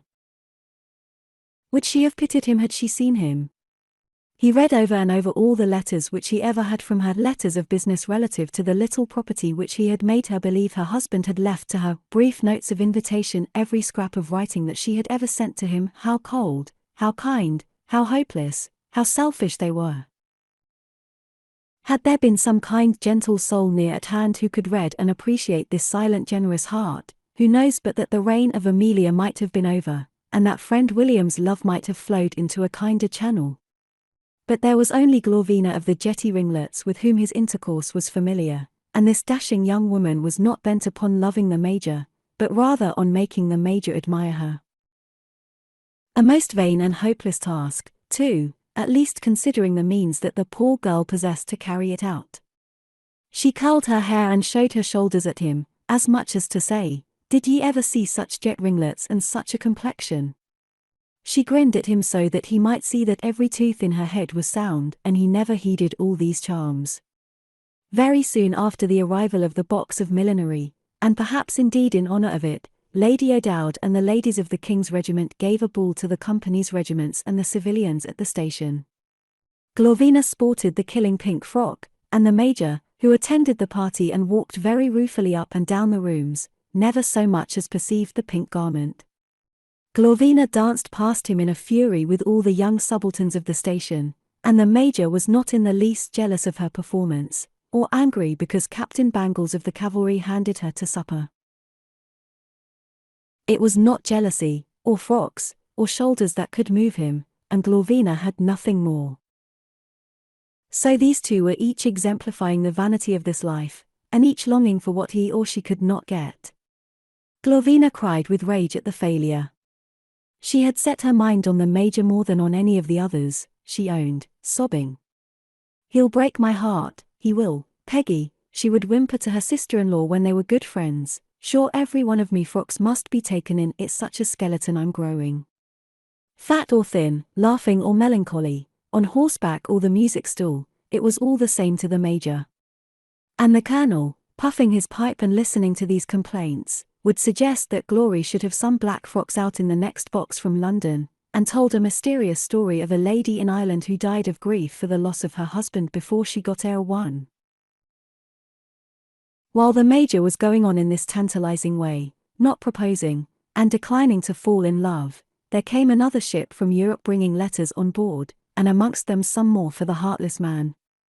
These were home letters bearing an earlier postmark than that of the former packets, and as Major Dobbin recognized among his the handwriting of his sister, who always crossed and recrossed her letters to her brother, gathered together all the possible bad news which she could collect, abused him and read him lectures with sisterly frankness, and always left him miserable for the day after dearest William had achieved the perusal of one of her epistles. The truth must be told that dearest William did not hurry himself to break the seal of Miss Dobbin's letter, but waited for a particularly favourable day and mood for doing so. A fortnight before, moreover, he had written to scold her for telling those absurd stories to Mrs. Osborne, and had despatched a letter in reply to that lady, undeceiving her with respect to the reports concerning him and assuring her that he had no sort of present intention of altering his condition. 2 or 3 nights after the arrival of the second package of letters, the Major had passed the evening pretty cheerfully at Lady O'Dowd's house, where Glorvina thought that he listened with rather more attention than usual to the meeting of the What-Hers, the minstrel boy, and 1 or 2 other specimens of song with which she favoured him. The truth is, he was no more listening to Glorvina than to the howling of the jackals in the moonlight outside, and the delusion was hers as usual, and, having played his game at chess with her, cribbage with the surgeon was Lady O'Dowd's favourite evening pastime. Major Dobbin took leave of the Colonel's family at his usual hour and retired to his own house. There on his table, his sister's letter lay reproaching him. He took it up, ashamed rather of his negligence regarding it, and prepared himself for a disagreeable hour's communing with that crabbed-handed absent relative. It may have been an hour after the Major's departure from the Colonel's house. Sir Michael was sleeping the sleep of the just. Glorvina had arranged her black ringlets in the innumerable little bits of paper, in which it was her habit to confine them. Lady O'Dowd, too, had gone to her bed in the nuptial chamber, on the ground floor, and had tucked her mosquito curtains round her fair form, when the guard at the gates of the commanding officer's compound beheld Major Dobbin, in the moonlight, rushing towards the house with a swift step and a very agitated countenance, and he passed the sentinel and went up to the windows of the Colonel's bedchamber. "O'Dowd, Colonel," said Dobbin, and kept up a great shouting. "Heavens, Major," said Glorvina of the Culpapers, putting out her head too, from her window. "What is it, Dob, me boy?" said the Colonel, expecting there was a fire in the station, or that the route had come from headquarters. I must have leave of absence. I must go to England on the most urgent private affairs," Dobbin said. "Good heavens, what has happened?" thought Glorvina, trembling with all the papillotes. "I want to be off, now, tonight," Dobbin continued, and the Colonel, getting up, came out to parley with him. In the postscript of Miss Dobbin's cross-letter, the Major had just come upon a paragraph, to the following effect: "I drove yesterday to see your old acquaintance, Mrs. Osborne. The wretched place they live at, since they were bankrupts, you know, Mr. S., to judge from a brass plate on the door of his hut, it is little better, is a coal merchant. The little boy, your godson, is certainly a fine child, though forward, and inclined to be saucy and self-willed. But we have taken notice of him as you wish it, and have introduced him to his aunt, Miss O., who was rather pleased with him. Perhaps his grandpapa, not the bankrupt one, who is almost doting, but Mr. Osborne, of Russell Square, may be induced to relent towards the child of your friend, his erring and self-willed son. And Amelia will not be ill-disposed to give him up. The widow is consoled. Anne is about to marry a reverend gentleman, the Reverend Mr. Binney, one of the curates of Brompton. A poor match. But Mrs. O is getting old, and I saw a great deal of grey in her hair. She was in very good spirits, and your little godson overate himself at our house. Mamma sends her love with that of your affectionate, and Dobbin. XLIV. A roundabout chapter between London and Hampshire. Our old friends the Crawleys' family house, in Great Gaunt Street, still bore over its front the hatchment which had been placed there as a token of mourning for Sir Pitt Crawley's demise, yet this heraldic emblem was in itself a very splendid and gaudy piece of furniture, and all the rest of the mansion became more brilliant than it had ever been during the late baronet's reign. The black outer coating of the bricks was removed, and they appeared with a cheerful, blushing face streaked with white. The old bronze lions of the knocker were gilt handsomely, the railings painted, and the dismalest house in Great Gaunt Street became the smartest in the whole quarter, before the green leaves in Hampshire had replaced those yellowing ones which were on the trees in Queen's Crawley Avenue when old Sir Pitt Crawley passed under them for the last time. A little woman, with a carriage to correspond, was perpetually seen about this mansion. An elderly spinster, accompanied by a little boy, also might be remarked coming thither daily. It was Miss Briggs and little Rawdon, whose business it was to see to the inward renovation of Sir Pitt's house, to superintend the female band engaged in stitching the blinds and hangings, to poke and rummage in the drawers and cupboards crammed with the dirty relics and congregated trumperies of a couple of generations of Lady Crawleys, and to take inventories of the china, the glass, and other properties in the closets and storerooms. Mrs. Rawdon Crawley was general-in-chief over these arrangements, with full orders from Sir Pitt to sell, barter, confiscate, or purchase furniture, and she enjoyed herself not a little in an occupation which gave full scope to her taste and ingenuity. The renovation of the house was determined upon when Sir Pitt came to town in November to see his lawyers, and when he passed nearly a week in Curzon Street, under the roof of his affectionate brother and sister. He had put up at an hotel at first, but Becky, as soon as she heard of the baronet's arrival, went off alone to greet him, and returned in an hour to Curzon Street with Sir Pitt in the carriage by her side. It was impossible sometimes to resist this artless little creature's hospitalities, so kindly were they pressed, so frankly and amiably offered. Becky seized Pitt's hand in a transport of gratitude when he agreed to come. "Thank you," she said, squeezing it and looking into the baronet's eyes, who blushed a good deal. "How happy this will make Rawdon." She bustled up to Pitt's bedroom, leading on the servants, who were carrying his trunks thither. She came in herself laughing, with a coal scuttle out of her own room. A fire was blazing already in Sir Pitt's apartment. It was Miss Briggs's room, by the way, who was sent upstairs to sleep with the maid. "I knew I should bring you," she said with pleasure beaming in her glance. Indeed, she was really sincerely happy at having him for a guest. Becky made Rawdon dine out once or twice on business, while Pitt stayed with them, and the baronet passed the happy evening alone with her and Briggs. She went downstairs to the kitchen and actually cooked little dishes for him. "Isn't it a good salmi?" she said. "I made it for you. I can make you better dishes than that, and will when you come to see me." "Everything you do well," said the baronet gallantly. "The salmi is excellent indeed." "A poor man's wife," Rebecca replied gaily, "must make herself useful, you know," on which her brother-in-law vowed that she was fit to be the wife of an emperor, and that to be skillful in domestic duties was surely one of the most charming of woman's qualities. And Sir Pitt thought, with something like mortification, of Lady Jane at home, and of a certain pie which she had insisted on making, and serving to him at dinner, a most abominable pie. Besides the salmi, which was made of Lord Steyne's pheasants from his lordship's cottage of Stilbrook, Becky gave her brother-in-law a bottle of white wine, some that Rawdon had brought with him from France, and had picked up for nothing, the little storyteller said, whereas the liquor was, in truth, some white hermitage from the Marquis of Steyne's famous cellars, which brought fire into the baronet's pallid cheeks and a glow into his feeble frame.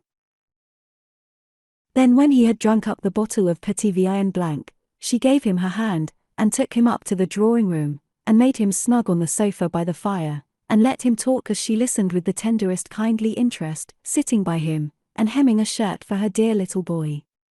Whenever Mrs. Rawdon wished to be particularly humble and virtuous, this little shirt used to come out of her workbox. It had got to be too small for Rawdon long before it was finished. Well, Rebecca listened to Pitt, she talked to him, she sang to him, she coaxed him, and cuddled him, so that he found himself more and more glad every day to get back from the lawyers at Gray's Inn, to the blazing fire in Curzon Street, a gladness in which the men of law likewise participated, for Pitt's harangues were of the longest, and so that when he went away he felt quite a pang at departing. How pretty she looked kissing her hand to him from the carriage and waving her handkerchief when he had taken his place in the mail. She put the handkerchief to her eyes once. He pulled his sealskin cap over his, as the coach drove away, and, sinking back, he thought to himself how she respected him and how he deserved it, and how Rawdon was a foolish dull fellow who didn't half appreciate his wife, and how mum and stupid his own wife was compared to that brilliant little Becky. Becky had hinted every one of these things herself, perhaps, but so delicately and gently that you hardly knew when or where. And, before they parted, it was agreed that the house in London should be redecorated for the next season, and that the brothers' families should meet again in the country at Christmas. "I wish you could have got a little money out of him," Rawdon said to his wife moodily when the baronet was gone. "I should like to give something to old Raggles, hanged if I shouldn't. It ain't right, you know, that the old fellow should be kept out of all his money. It may be inconvenient, and he might let to somebody else besides us, you know." "Tell him," said Becky, "that as soon as Sir Pitt's affairs are settled, everybody will be paid, and give him a little something on account. Here's a cheque that Pitt left for the boy," and she took from her bag and gave her husband a paper which his brother had handed over to her, on behalf of the little son and heir of the younger branch of the Crawleys. The truth is, she had tried personally the ground on which her husband expressed a wish that she should venture, tried it ever so delicately, and found it unsafe. Even at a hint about embarrassments, Sir Pitt Crawley was often alarmed. And he began a long speech, explaining how straitened he himself was in money matters, how the tenants would not pay, how his father's affairs, and the expenses attendant upon the demise of the old gentleman, had involved him, how he wanted to pay off encumbrances, and how the bankers and agents were overdrawn, and Pitt Crawley ended by making a compromise with his sister-in-law and giving her a very small sum for the benefit of her little boy. Pitt knew how poor his brother and his brother's family must be. It could not have escaped the notice of such a cool and experienced old diplomatist that Rawdon's family had nothing to live upon, and that houses and carriages are not to be kept for nothing. He knew very well that he was the proprietor or appropriator of the money, which, according to all proper calculation, ought to have fallen to his younger brother, and he had, we may be sure, some secret pangs of remorse within him, which warned him that he ought to perform some act of justice, or, let us say, compensation, towards these disappointed relations. A just, decent man, not without brains, who said his prayers, and knew his catechism, and did his duty outwardly through life, he could not be otherwise than aware that something was due to his brother at his hands, and that morally he was Rawdon's debtor. But, as one reads in the columns of the Times newspaper every now and then, queer announcements from the Chancellor of the Exchequer, acknowledging the receipt of £50 from A. B., or £10 from W. T., as conscience money, on account of taxes due by the said A. B., or W. T., which payments the penitents beg the right honourable gentleman to acknowledge through the medium of the public press. So is the Chancellor, no doubt, and the reader likewise, always perfectly sure that the above-named A, B, and W, T, are only paying a very small instalment of what they really owe, and that the man who sends up a £20 note has very likely hundreds or thousands more for which he ought to account. Such, at least, are my feelings, when I see A, B, or W, T's insufficient acts of repentance. And I have no doubt that Pitt Crawley's contrition, or kindness if you will, towards his younger brother, by whom he had so much profited, was only a very small dividend upon the capital sum in which he was indebted to Rawdon. Not everybody is willing to pay even so much. To part with money is a sacrifice beyond almost all men endowed with a sense of order. There is scarcely any man alive who does not think himself meritorious for giving his neighbour £5. Thriftless gives, not from a beneficent pleasure in giving, but from a lazy delight in spending. He would not deny himself one enjoyment, not his opera stall, not his horse, not his dinner, not even the pleasure of giving Lazarus the £5. Thrifty, who is good, wise, just, and owes no man a penny, turns from a beggar, haggles with a hackney coachman, or denies a poor relation, and I doubt which is the most selfish of the two. Money has only a different value in the eyes of each.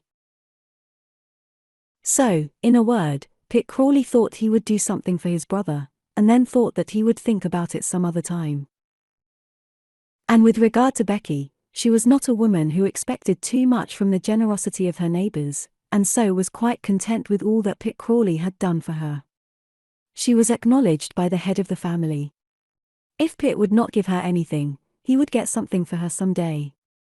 If she got no money from her brother-in-law, she got what was as good as money credit. Raggles was made rather easy in his mind by the spectacle of the union between the brothers, by a small payment on the spot, and by the promise of a much larger sum speedily to be assigned to him. And Rebecca told Miss Briggs, whose Christmas dividend upon the little sum lent by her Becky paid with an air of candid joy, and as if her exchequer was brimming over with gold. Rebecca, we say, told Miss Briggs, in strict confidence, that she had conferred with Sir Pitt, who was famous as a financier, on Briggs's special behalf, as to the most profitable investment of Miss B.'s remaining capital, that Sir Pitt, after much consideration, had thought of a most safe and advantageous way in which Briggs could lay out her money, that, being especially interested in her as an attached friend of the late Miss Crawley, and of the whole family, and that long before he left town, he had recommended that she should be ready with the money at a moment's notice, so as to purchase at the most favourable opportunity the shares which Sir Pitt had in his eye. Poor Miss Briggs was very grateful for this mark of Sir Pitt's attention. It came so unsolicited, she said, for she never should have thought of removing the money from the funds, and the delicacy enhanced the kindness of the office, and she promised to see her man of business immediately and be ready with her little cash at the proper hour. And this worthy woman was so grateful for the kindness of Rebecca in the matter, and for that of her generous benefactor, the Colonel, that she went out and spent a great part of her half-year's dividend in the purchase of a black velvet coat for little Rawdon, who, by the way, was grown almost too big for black velvet now, and was of a size and age befitting him for the assumption of the virile jacket and pantaloons. He was a fine open-faced boy, with blue eyes and waving flaxen hair, sturdy in limb, but generous and soft in heart, fondly attaching himself to all who were good to him, to the pony, to Lord Southdown, who gave him the horse. He used to blush and glow all over when he saw that kind young nobleman, to the groom who had charge of the pony, to Molly, the cook, who crowned him with ghost stories at night, and with good things from the dinner, to Briggs, whom he plagued and laughed at, and to his father especially, whose attachment towards the lad was curious too to witness. Here, as he grew to be about 8 years old, his attachments may be said to have ended. The beautiful mother vision had faded away after a while. During near 2 years she had scarcely spoken to the child. She disliked him. He had the measles and the whooping cough. He bored her. One day when he was standing at the landing place, having crept down from the upper regions, attracted by the sound of his mother's voice, who was singing to Lord Steyne, the drawing-room door opening suddenly, discovered the little spy, who but a moment before had been wrapped in delight, and listening to the music. His mother came out and struck him violently a couple of boxes on the ear. He heard a laugh from the Marquis in the inner room, who was amused by this free and artless exhibition of Becky's temper, and fled down below to his friends of the kitchen, bursting in an agony of grief. "It is not because it hurts me," little Rawdon gasped out, only sobs and tears wound up the sentence in a storm. It was the little boy's heart that was bleeding. Why mayn't I hear her singing? Why don't she ever sing to me as she does to that bald-headed man with the large teeth?" He gasped out at various intervals these exclamations of rage and grief. The cook looked at the housemaid looked knowingly at the footman. The awful kitchen inquisition which sits in judgment in every house and knows everything set on Rebecca at that moment. After this incident, the mother's dislike increased to hatred. The consciousness that the child was in the house was a reproach and a pain to her. His very sight annoyed her. Fear, doubt, and resistance sprang up, too, in the boy's own bosom. They were separated from that day of the boxes on the ear. Lord Steyne also heartily disliked the boy. When they met by mischance, he made sarcastic bows or remarks to the child, or glared at him with savage-looking eyes. Rawdon used to stare him in the face and double his little fists in return. He knew his enemy, and this gentleman, of all who came to the house, was the one who angered him most. One day the footman found him squaring his fists at Lord Steyne's hat in the hall. The footman told the circumstance as a good joke to Lord Steyne's coachman. That officer imparted it to Lord Steyne's gentleman, and to the servants' hall in general. And very soon afterwards, when Mrs. Rawdon Crawley made her appearance at Gaunt House, the porter who unbarred the gates, the servants of all uniforms in the hall, the functionaries in white waistcoats, who bawled out from landing to landing the names of Colonel and Mrs. Rawdon Crawley, knew about her, or fancied they did. The man who brought her refreshment and stood behind her chair, had talked her character over with the large gentleman in motley-coloured clothes at his side. Bon Dieu! It is awful, that servant's inquisition. You see a woman in a great party in a splendid saloon, surrounded by faithful admirers, distributing sparkling glances, dressed to perfection, curled, rouged, smiling and happy. Discovery walks respectfully up to her, in the shape of a huge powdered man with large calves and a tray of ices, with calumny, which is as fatal as truth, behind him, in the shape of the hulking fellow carrying the wafer biscuits. Madam, your secret will be talked over by those men at their club at the public house tonight. James will tell Charles his notions about you over their pipes and pewter beer pots. Some people ought to have mutes for servants in Vanity Fair, mutes who could not write. If you are guilty, tremble. That fellow behind your chair may be a janissary with a bowstring in his plush breeches pocket.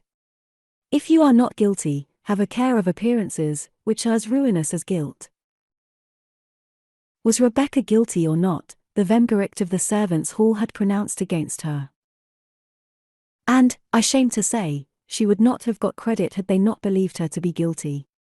It was the sight of the Marquis of Steyne's carriage lamps at her door, contemplated by Raggles, burning in the blackness of midnight, that kept him up, as he afterwards said, that even more than Rebecca's arts and coaxings. And so, guiltless very likely, she was writhing and pushing onward towards what they call a position in society, and the servants were pointing at her as lost and ruined. So you see Molly, the housemaid, of a morning, watching a spider in the doorpost lay his thread and laboriously crawl up it, until, tired of the sport, she raises her broom and sweeps away the thread and the artificer. A day or two before Christmas, Becky, her husband and her son made ready and went to pass the holidays at the seat of their ancestors at Queen's Crawley. Becky would have liked to leave the little brat behind, and would have done so but for Lady Jane's urgent invitations to the youngster, and the symptoms of revolt and discontent which Rawdon manifested at her neglect of her son. "He's the finest boy in England," the father said in a tone of reproach to her, "and you don't seem to care for him, Becky, as much as you do for your spaniel. He shan't bother you much, at home he will be away from you in the nursery, and he shall go outside on the coach with me."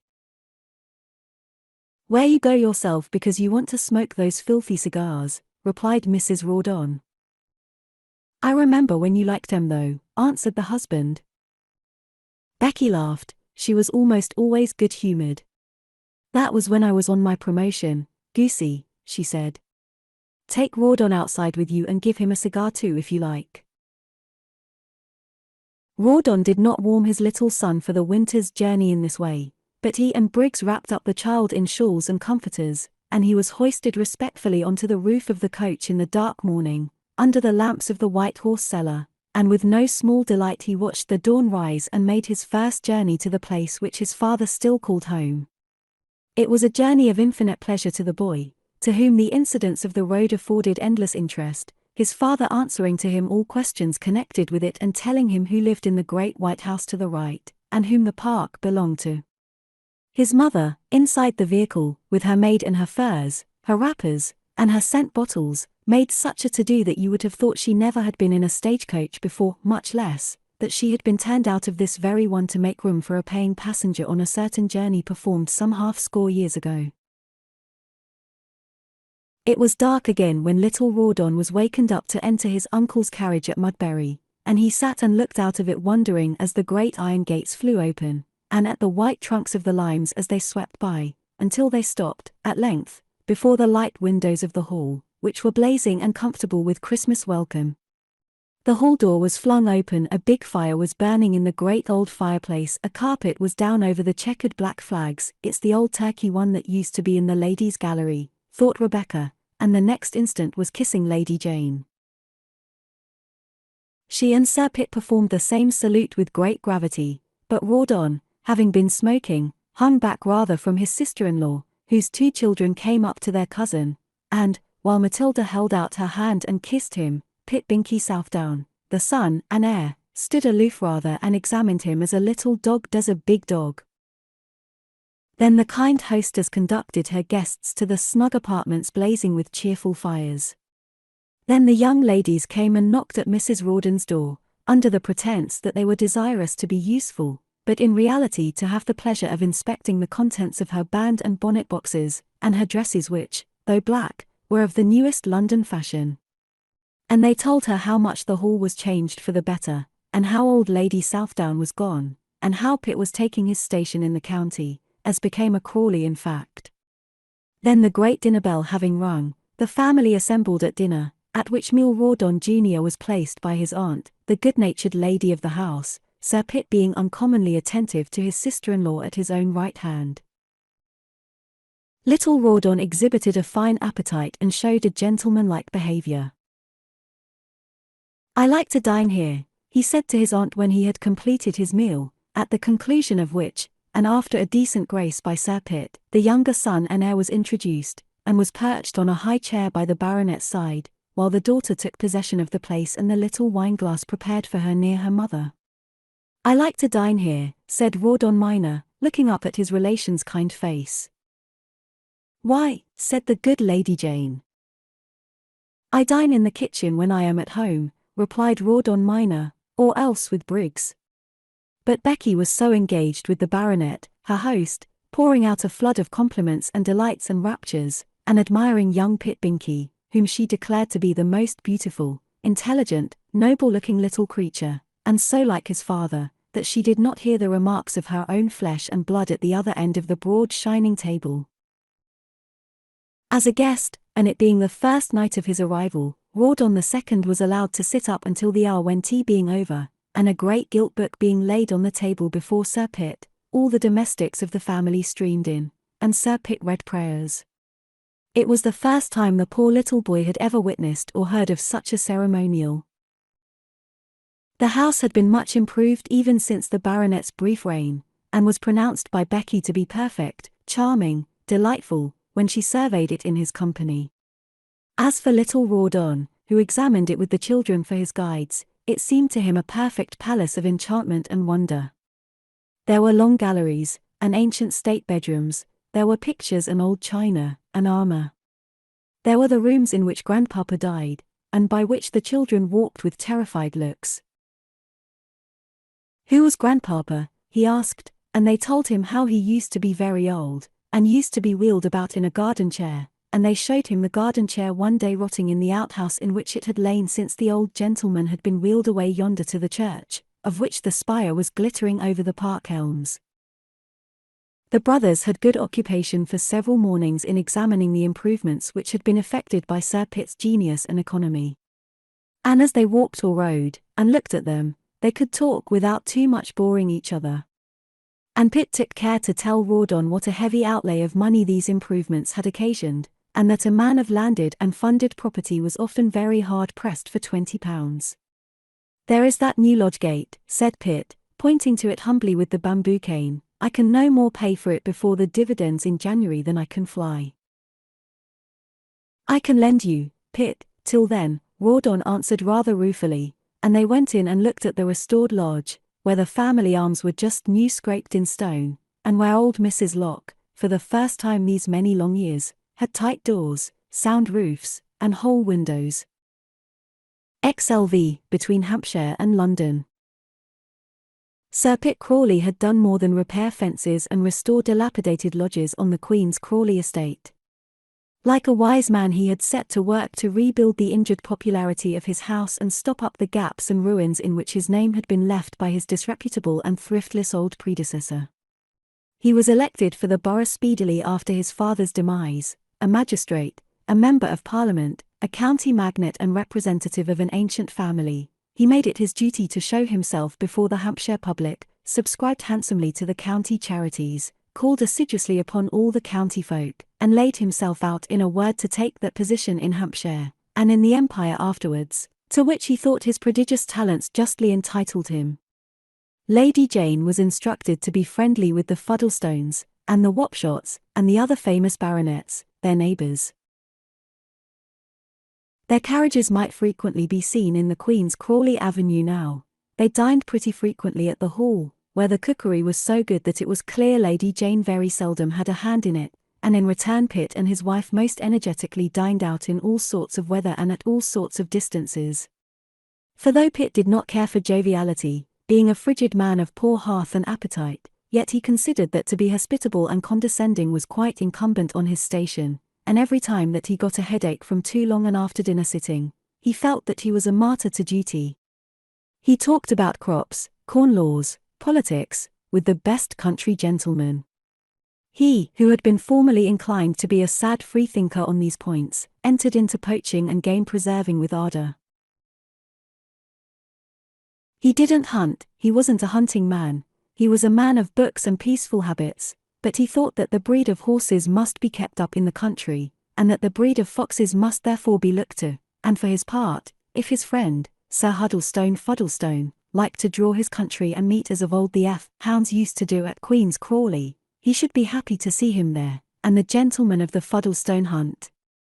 And to Lady Southdown's dismay too, he became more orthodox in his tendencies every day, gave up preaching in public and attending meeting houses, went stoutly to church, called on the bishop and all the clergy at Winchester, and made no objection when the venerable Archdeacon Trumper asked for a game of whist. What pangs must have been those of Lady Southdown, and what an utter castaway she must have thought her son-in-law for permitting such a godless diversion.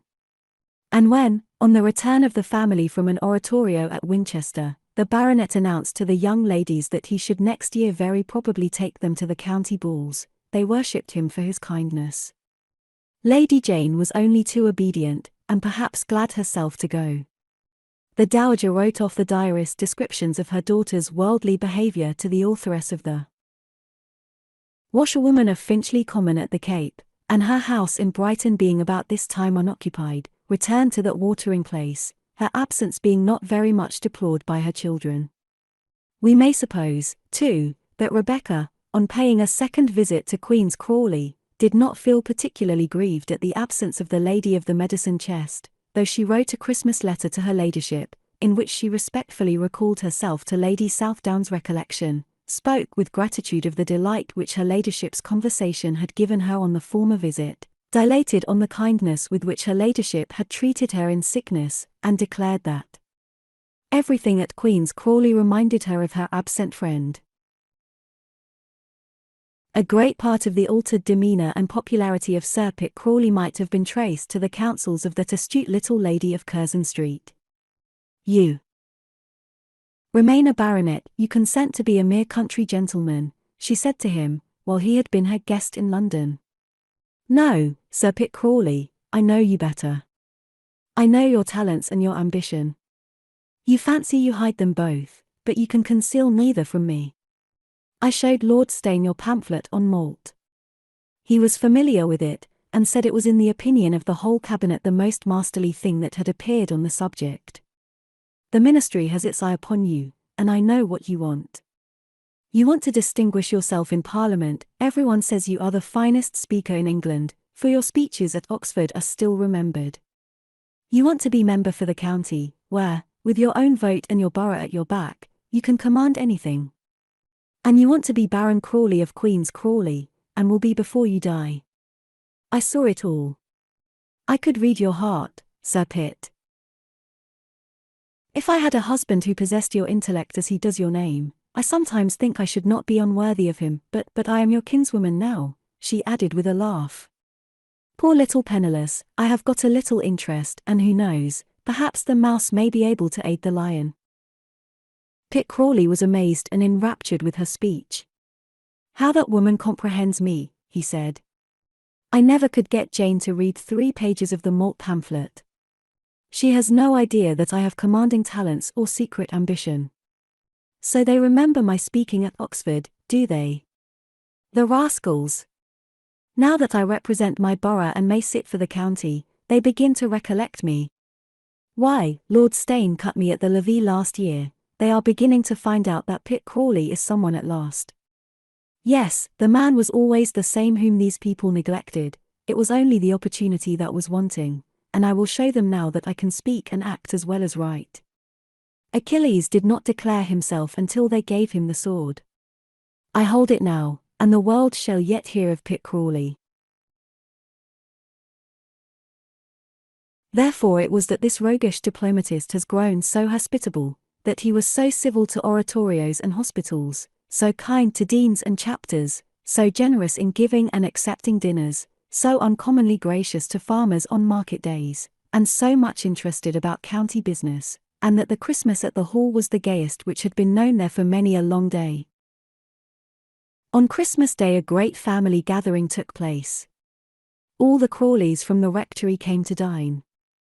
Rebecca was as frank and fond of Mrs. Bute as if the other had never been her enemy. She was affectionately interested in the dear girls, and surprised at the progress which they had made in music since her time, and insisted upon encoring one of the duets out of the great songbooks which Jim, grumbling, had been forced to bring under his arm from the rectory.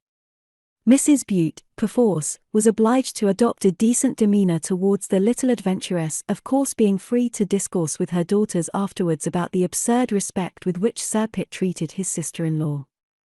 But Jim, who had sat next to her at dinner, declared she was a trump, and one and all of the rector's family agreed that the little Rawdon was a fine boy. They respected a possible baronet in the boy, between whom and the title there was only the little sickly pale Pitt Binkie. The children were very good friends. Pitt Binkie was too little a dog for such a big dog as Rawdon to play with, and Matilda being only a girl, of course not fit companion for a young gentleman who was near 8 years old, and going into jackets very soon. He took the command of this small party at once, the little girl and the little boy following him about with great reverence at such times as he condescended to sport with them. His happiness and pleasure in the country were extreme. The kitchen garden pleased him hugely, the flowers moderately, but the pigeons and the poultry, and the stables when he was allowed to visit them, were delightful objects to him. He resisted being kissed by the Mrs. Crawley, but he allowed Lady Jane sometimes to embrace him, and it was by her side that he liked to sit when, the signal to retire to the drawing-room being given, the ladies left the gentlemen to their claret, by her side rather than by his mother. For Rebecca, seeing that tenderness was the fashion, called Rawdon to her one evening and stooped down and kissed him in the presence of all the ladies. He looked her full in the face after the operation, trembling and turning very red, as his wont was when moved. "You never kiss me at home, mamma," he said, at which there was a general silence and consternation and a by no means pleasant look in Becky's eyes. Rawdon was fond of his sister-in-law, for her regard for his son. Lady Jane and Becky did not get on quite so well at this visit as on occasion of the former one, when the Colonel's wife was bent upon pleasing. Those 2 speeches of the child struck rather a chill. Perhaps Sir Pitt was rather too attentive to her. But Rawdon, as became his age and size, was fonder of the society of the men than of the women, and never wearied of accompanying his sire to the stables, whither the Colonel retired to smoke his cigar, Jim, the rector's son, sometimes joining his cousin in that and other amusements. He and the baronet's keeper were very close friends, their mutual taste for dogs bringing them much together. On one day, Mr. James, the colonel, and Horn, the keeper, went and shot pheasants, taking little Rawdon with them.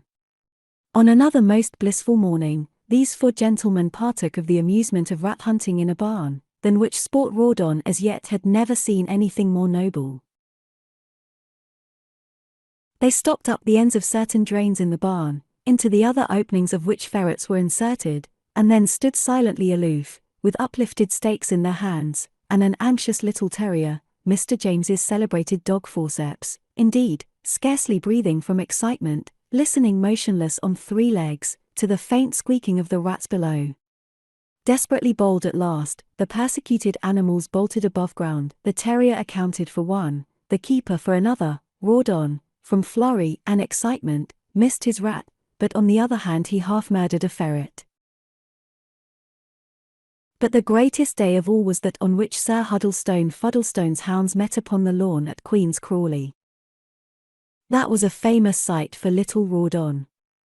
At 10:30, Tom Moody, Sir Huddlestone Fuddlestone's huntsman, was seen trotting up the avenue, followed by the noble pack of hounds in a compact body, the rear being brought up by the two whips clad in stained scarlet frocks, light hard-featured lads on well-bred lean horses, possessing marvellous dexterity in casting the points of their long heavy whips at the thinnest part of any dog's skin who dares to straggle from the main body, or to take the slightest notice, or even so much as wink at the hares and rabbits starting under their noses.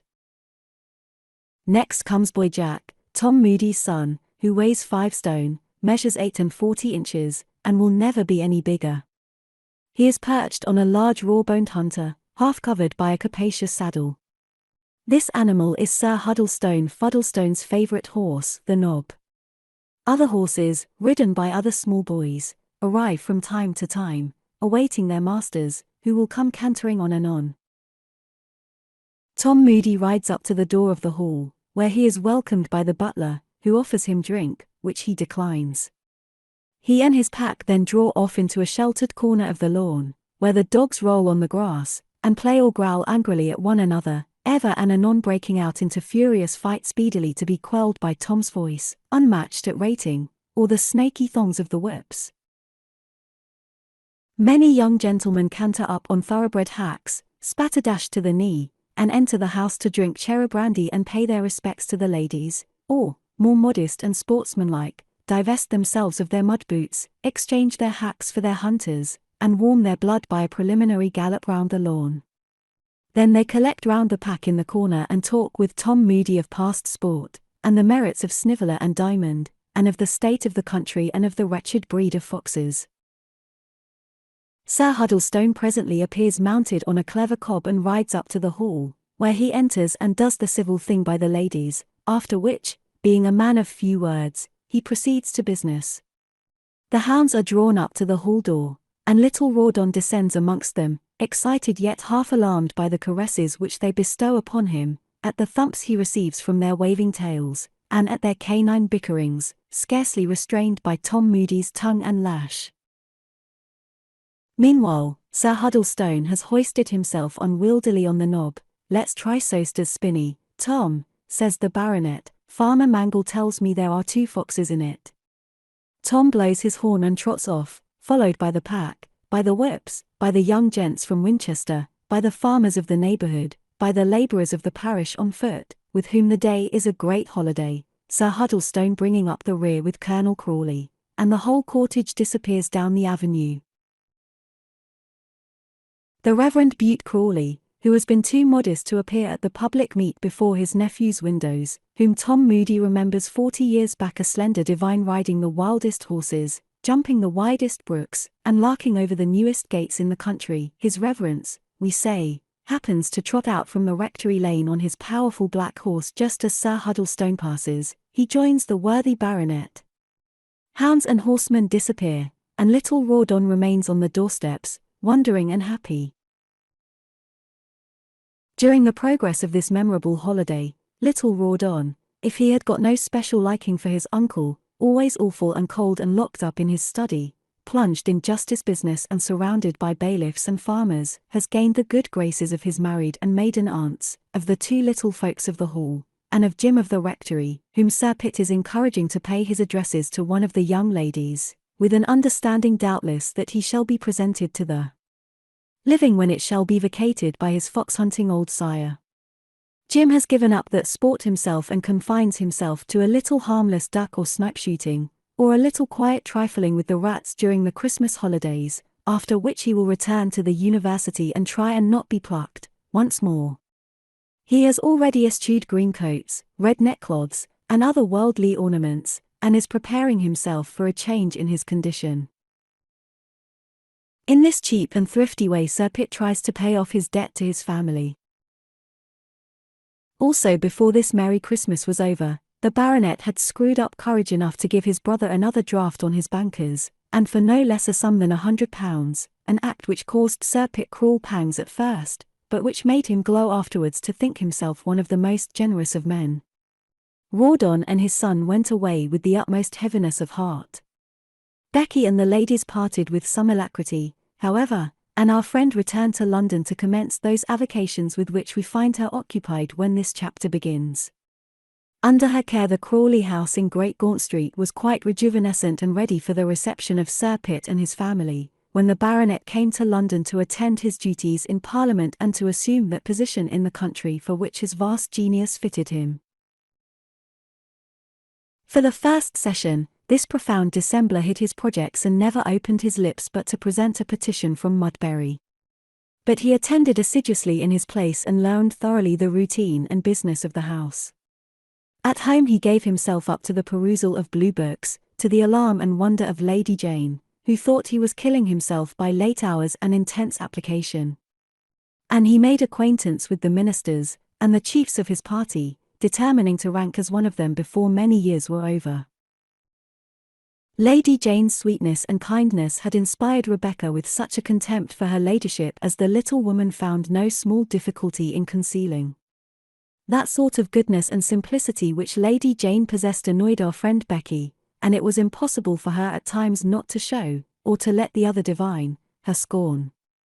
Her presence, too, rendered Lady Jane uneasy. Her husband talked constantly with Becky. Signs of intelligence seemed to pass between them, and Pitt spoke with her on subjects on which he never thought of discoursing with Lady Jane. The latter did not understand them, to be sure, but it was mortifying to remain silent, still more mortifying to know that you had nothing to say, and hear that little audacious Mrs. Rawdon dashing on from subject to subject, with a word for every man, and a joke always pat, and to sit in one's own house alone, by the fireside, and watching all the men round your rival. In the country, when Lady Jane was telling stories to the children, who clustered about her knees, little Rawdon into the bargain, who was very fond of her, and Becky came into the room, sneering with green scornful eyes, poor Lady Jane grew silent under those baleful glances. Her simple little fancies shrank away tremulously, as fairies in the storybooks, before a superior bad angel. She could not go on, although Rebecca, with the smallest inflection of sarcasm in her voice, besought her to continue that charming story.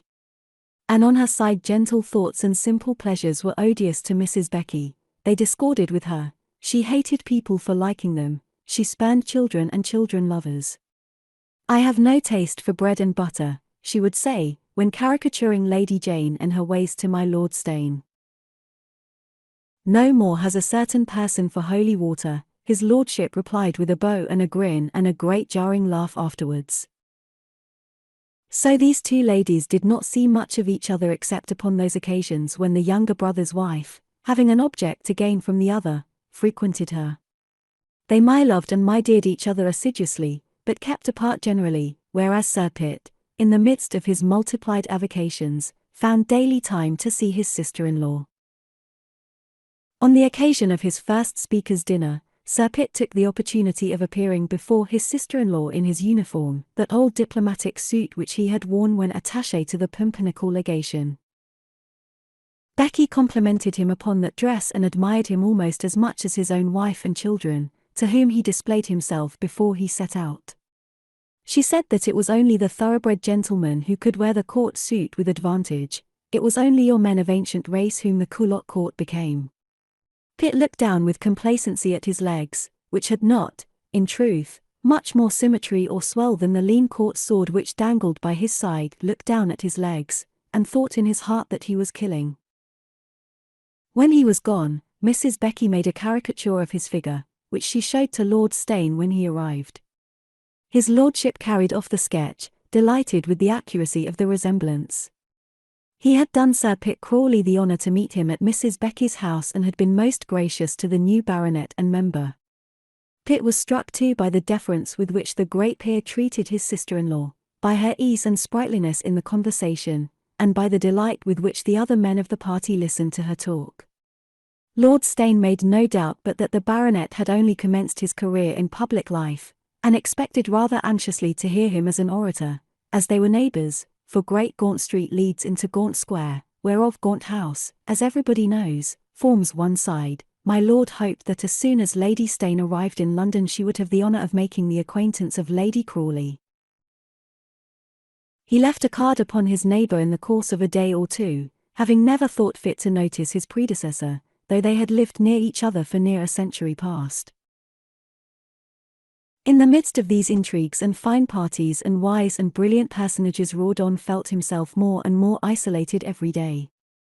He was allowed to go to the club more, to dine abroad with bachelor friends, to come and go when he liked, without any questions being asked.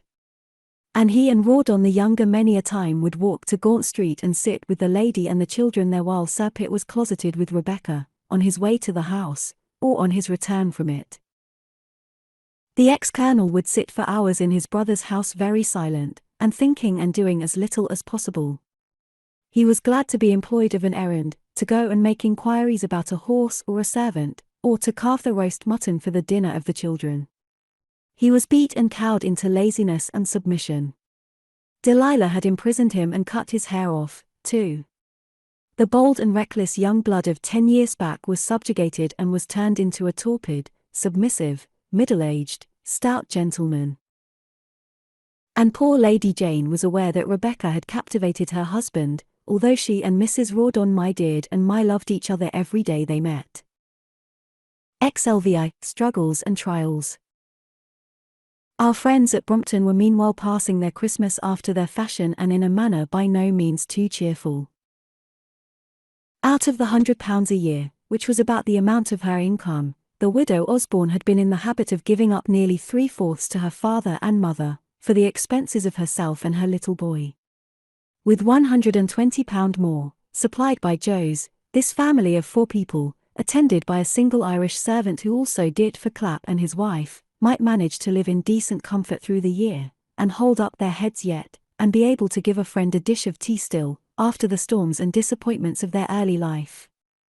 Sedley still maintained his ascendancy over the family of Mr. Clapp, his ex-clerk. Clapp remembered the time when, sitting on the edge of the chair, he tossed off a bumper to the health of Mrs. S., Miss Emmy, and Mr. Joseph in India, at the merchant's rich table in Russell Square. Time magnified the splendour of those recollections in the honest clerk's bosom. Whenever he came up from the kitchen parlour to the drawing-room and partook of tea or gin and water with Mr. Sedley, he would say, "This was not what you was accustomed to once, sir," and as gravely and reverentially drink the health of the ladies as he had done in the days of their utmost prosperity.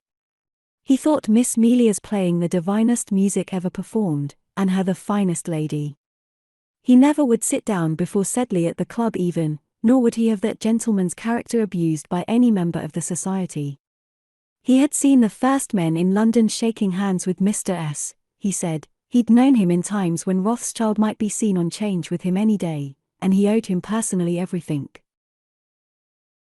Clapp, with the best of characters and handwritings, had been able very soon after his master's disaster to find other employment for himself.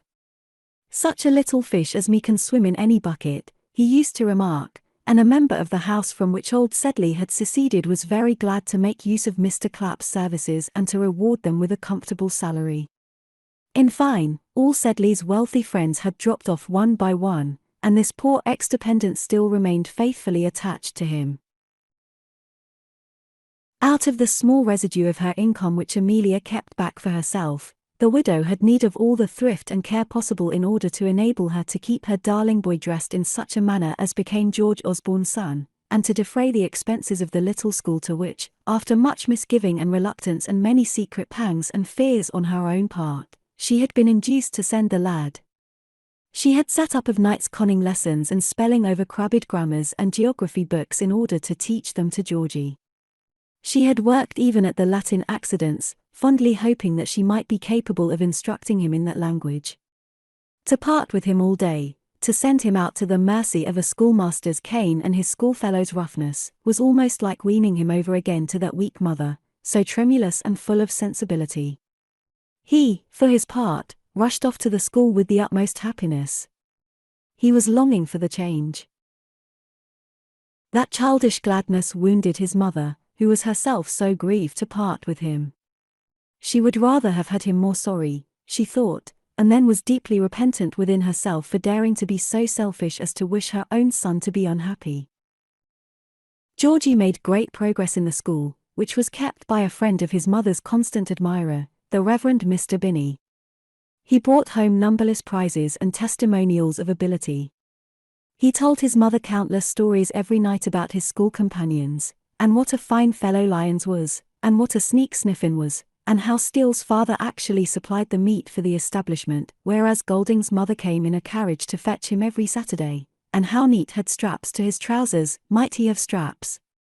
And how Bull Major was so strong, though only in Eutropius, that it was believed he could lick the usher, Mr. Ward, himself.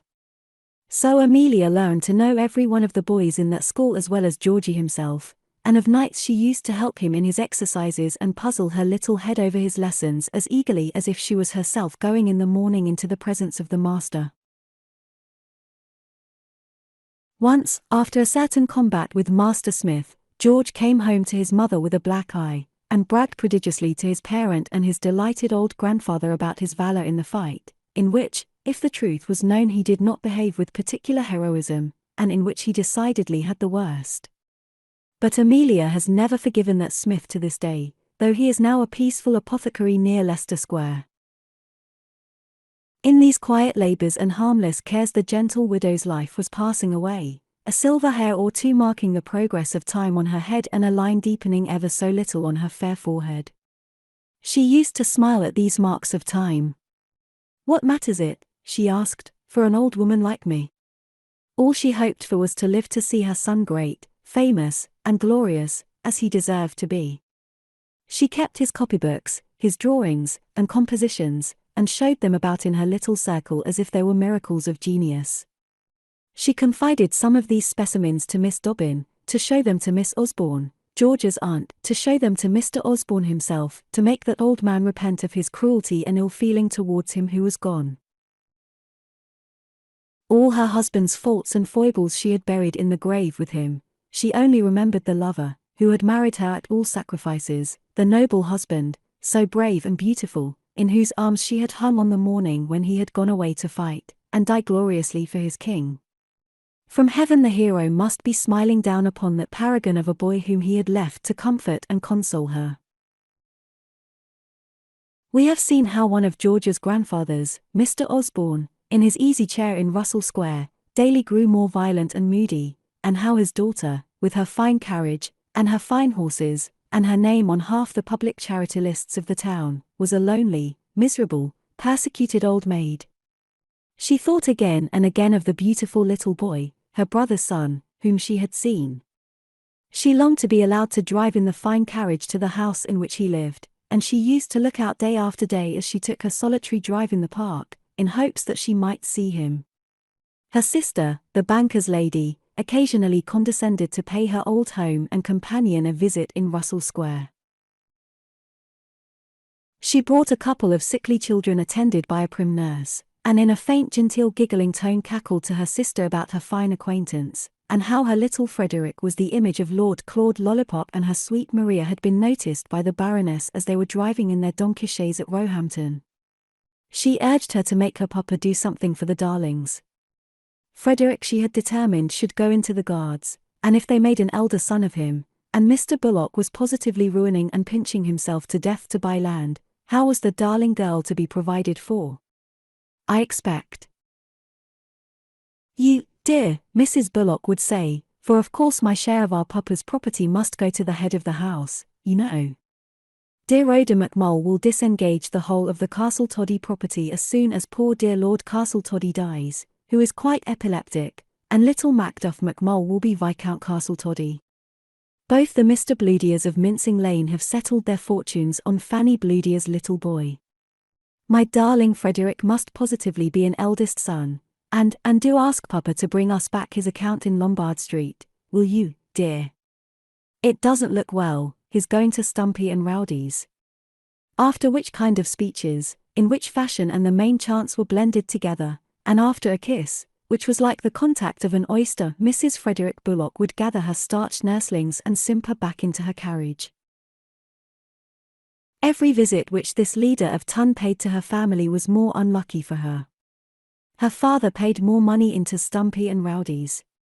Her patronage became more and more insufferable. The poor widow in the little cottage at Brompton, guarding her treasure there, little knew how eagerly some people coveted it. On that night when Jane Osborne had told her father that she had seen his grandson, the old man had made her no reply, but he had shown no anger and had bade her good night on going himself to his room in rather a kindly voice. And he must have meditated on what she said and have made some inquiries of the Dobbin family regarding her visit, for a fortnight after it took place, he asked her where was her little French watch and chain she used to wear. "I bought it with my money, sir," she said in a great fright. "Go and order another like it, or a better if you can get it," said the old gentleman and lapsed again into silence. Of late the Misses Dobbin more than once repeated their entreaties to Amelia, to allow George to visit them. His aunt had shown her inclination, perhaps his grandfather himself, they hinted, might be disposed to be reconciled to him. Surely, Amelia could not refuse such advantageous chances for the boy. Nor could she, but she acceded to their overtures with a very heavy and suspicious heart, was always uneasy during the child's absence from her, and welcomed him back as if he was rescued out of some danger. He brought back money and toys, at which the widow looked with alarm and jealousy. She asked him always if he had seen any gentleman, only old Sir William, who drove him about in the four-wheeled chaise, and Mr. Dobbin, who arrived on the beautiful bay horse in the afternoon, in the green coat and pink neckcloth, with the gold-headed whip, who promised to show him the Tower of London and take him out with the Surrey hounds. At last, he said, there was an old gentleman, with thick eyebrows, and a broad hat, and large chain and seals. He came one day as the coachman was lunging Georgie round the lawn on the grey pony. He looked at me very much. He shook very much. I said my name is Norval after dinner. My aunt began to cry. She is always crying. Such was George's report on that night. Then Amelia knew that the boy had seen his grandfather, and looked out feverishly for a proposal which she was sure would follow, and which came, in fact, in a few days afterwards. Mr. Osborne formally offered to take the boy and make him heir to the fortune which he had intended that his father should inherit. He would make Mrs. George Osborne an allowance, such as to assure her a decent competency. If Mrs. George Osborne proposed to marry again, as Mr. O. heard was her intention, he would not withdraw that allowance. But it must be understood that the child would live entirely with his grandfather in Russell Square, or at whatever other place Mr. O. should select, and that he would be occasionally permitted to see Mrs. George Osborne at her own residence. This message was brought or read to her in a letter one day, when her mother was from home and her father absent as usual in the city. She was never seen angry but twice or thrice in her life, and it was in one of these moods that Mr. Osborne's attorney had the fortune to behold her. She rose up trembling and flushing very much as soon as, after reading the letter, Mr. Poe handed it to her, and she tore the paper into 100 fragments, which she trod on. I marry again.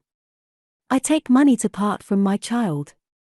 Who dares insult me by proposing such a thing? Tell Mr. Osborne it is a cowardly letter, sir, a cowardly letter. I will not answer it. I wish you good morning, sir, and she bowed me out of the room like a tragedy queen," said the lawyer who told the story.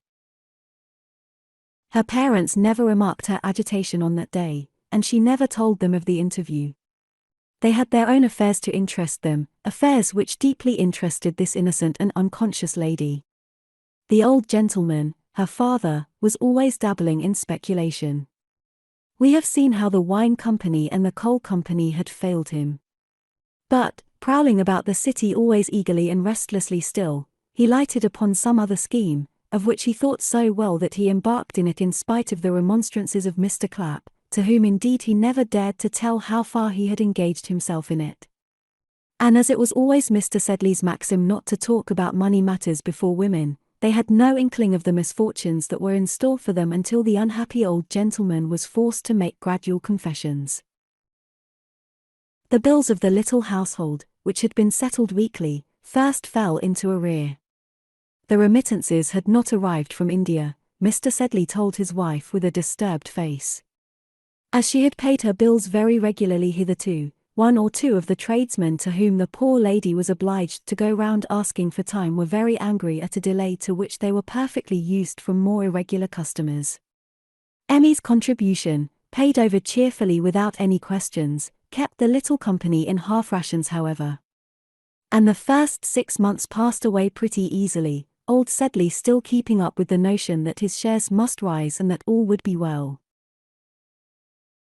No £60, however, came to help the household at the end of the half-year, and it fell deeper and deeper into trouble. Mrs. Sedley, who was growing infirm and was much shaken, remained silent or wept a great deal with Mrs. Clapp in the kitchen. The butcher was particularly surly, the grocer insolent. Once or twice little Georgie had grumbled about the dinners, and Amelia, who still would have been satisfied with a slice of bread for her own dinner, could not but perceive that her son was neglected and purchased little things out of her private purse to keep the boy in health. At last they told her such a garbled story as people in difficulties tell. One day, her own money having been received, and Amelia about to pay it over, she, who had kept an account of the moneys expended by her, proposed to keep a certain portion back out of her dividend, having contracted engagements for a new suit for Georgie. Then it came out that Josie's remittances were not paid, that the house was in difficulties, which Amelia ought to have seen before, her mother said, but she cared for nothing or nobody except Georgie. At this she passed all her money across the table, without a word, to her mother, and returned to her room to cry her eyes out. She had a great access of sensibility too that day, when obliged to go and countermand the clothes, the darling clothes on which she had set her heart for Christmas Day, and the cut and fashion of which she had arranged in many conversations with a small milliner, her friend. Hardest of all, she had to break the matter to Georgie, who made a loud outcry. Everybody had new clothes at Christmas. The others would laugh at him. He would have new clothes. She had promised them to him. The poor widow had only kisses to give him. She darned the old suit in tears. She cast about among her little ornaments to see if she could sell anything to procure the desired novelties. There was her India shawl that Dobbin had sent her. She remembered in former days going with her mother to a fine India shop on Ludgate Hill, where the ladies had all sorts of dealings and bargains in these articles. Her cheeks flushed and her eyes shone with pleasure as she thought of this resource, and she kissed away George to school in the morning, smiling brightly after him.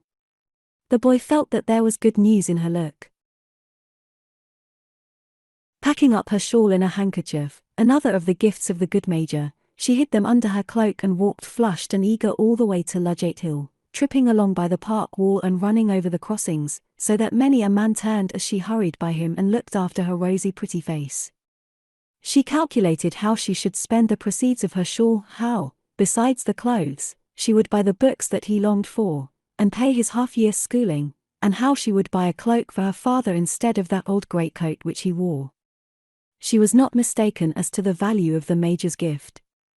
It was a very fine and beautiful web, and the merchant made a very good bargain when he gave her 20 guineas for her shawl. She ran on amazed and flurried with her riches to Darton's shop, in St. Paul's churchyard, and there purchased the parents' assistant and the Sanford and Merton Georgie longed for, and got into the coach there with her parcel, and went home exulting. And she pleased herself by writing in the flyleaf in her neatest little hand, George Osborne, a Christmas gift from his affectionate mother. The books are extant to this day, with the fair delicate superscription. She was going from her own room with the books in her hand to place them on George's table, where he might find them on his return from school, when in the passage, she and her mother met. The gilt bindings of the 7 handsome little volumes caught the old lady's eye. "What are those?" she said. "Some books for Georgie," Amelia replied. I promised them to him at Christmas." "Books!" cried the elder lady indignantly. "Books, when the whole house wants bread! Books, when to keep you and your son in luxury, and your dear father out of gale, I've sold every trinket I had, the India shawl from my back even down to the very spoons, that our tradesmen mightn't insult us, and that Mr. Clapp, which indeed he is justly entitled, being not a hard landlord, and a civil man, and a father, might have his rent." "Oh, Amelia! You break my heart with your books and that boy of yours, whom you are ruining. Oh, part with him you will not."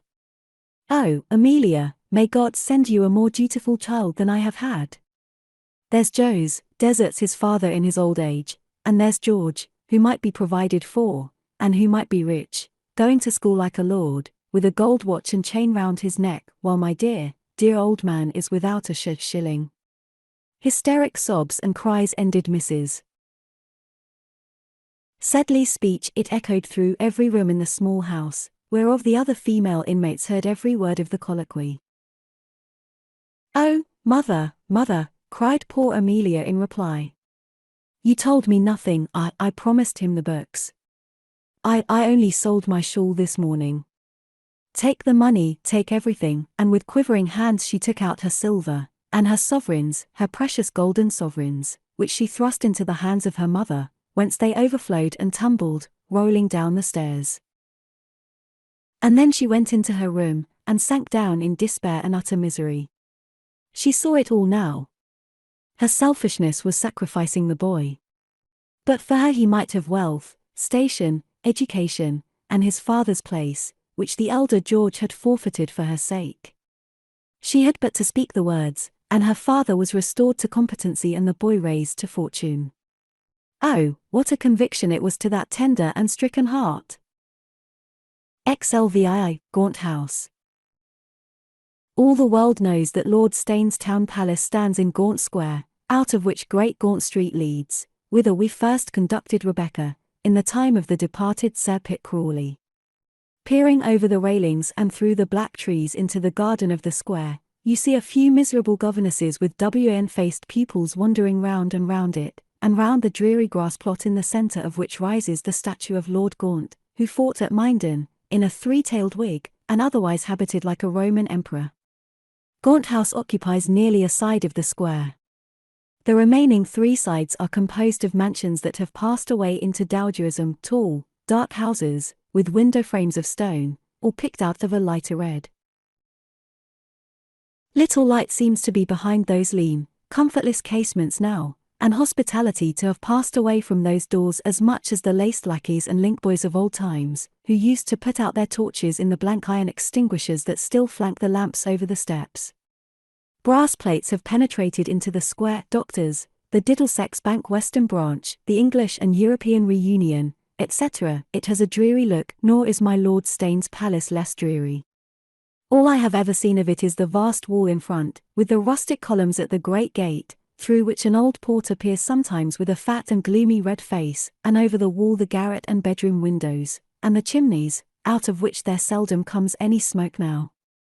For the present Lord Steyne lives at Naples, preferring the view of the bay and Capri and Vesuvius to the dreary aspect of the wall in Gaunt Square. A few score yards down New Gaunt Street, and leading into Gaunt Mews indeed, is a little modest back door, which you would not remark from that of any of the other stables. But many a little close carriage has stopped at that door, as my informant, little Tom Eves, who knows everything, and who showed me the place, told me. The Prince and Perdita have been in and out of that door, sir, he had often told me. Marianne Clark has entered it with the Duke of It conducts to the famous Petty's apartments. Of Lord Steyne, one, Sir, fitted up all in ivory and white satin, another in ebony and black velvet. There is a little banqueting room taken from Sallust's house at Pompeii, and painted by Cosway, a little private kitchen, in which every saucepan was silver and all the spits were gold. It was there that Egalite Orleans roasted partridges on the night when he and the Marquis of Steyne won 100,000 from a great personage at Umber. Half of the money went to the French Revolution, half to purchase Lord Gaunt's marquisate and garter, and the remainder, but it forms no part of our scheme to tell what became of the remainder, for every shilling of which, and a great deal more, little Tom Eves, who knows everybody's affairs, is ready to account. Besides his town palace, the Marquis had castles and palaces in various quarters of the three kingdoms, whereof the descriptions may be found in the road books. Castle Strongbow, with its woods, on the Shannon shore; Gaunt Castle, in Carmarthenshire, where Richard II was taken prisoner; Gauntley Hall in Yorkshire, where I have been informed there were 200 silver teapots for the breakfasts of the guests of the house, with everything to correspond in splendour; and Stilbrook in Hampshire, which was my lord's farm, an humble place of residence, of which we all remember the wonderful furniture which was sold at my lord's demise by a late celebrated auctioneer. The Marchioness of Steyne was of the renowned and ancient family of the Caerlyons, Marquises of Camelot, who have preserved the old faith ever since the conversion of the venerable Druid, their first ancestor, and whose pedigree goes far beyond the date of the arrival of King Brute in these islands. Pendragon is the title of the eldest son of the house.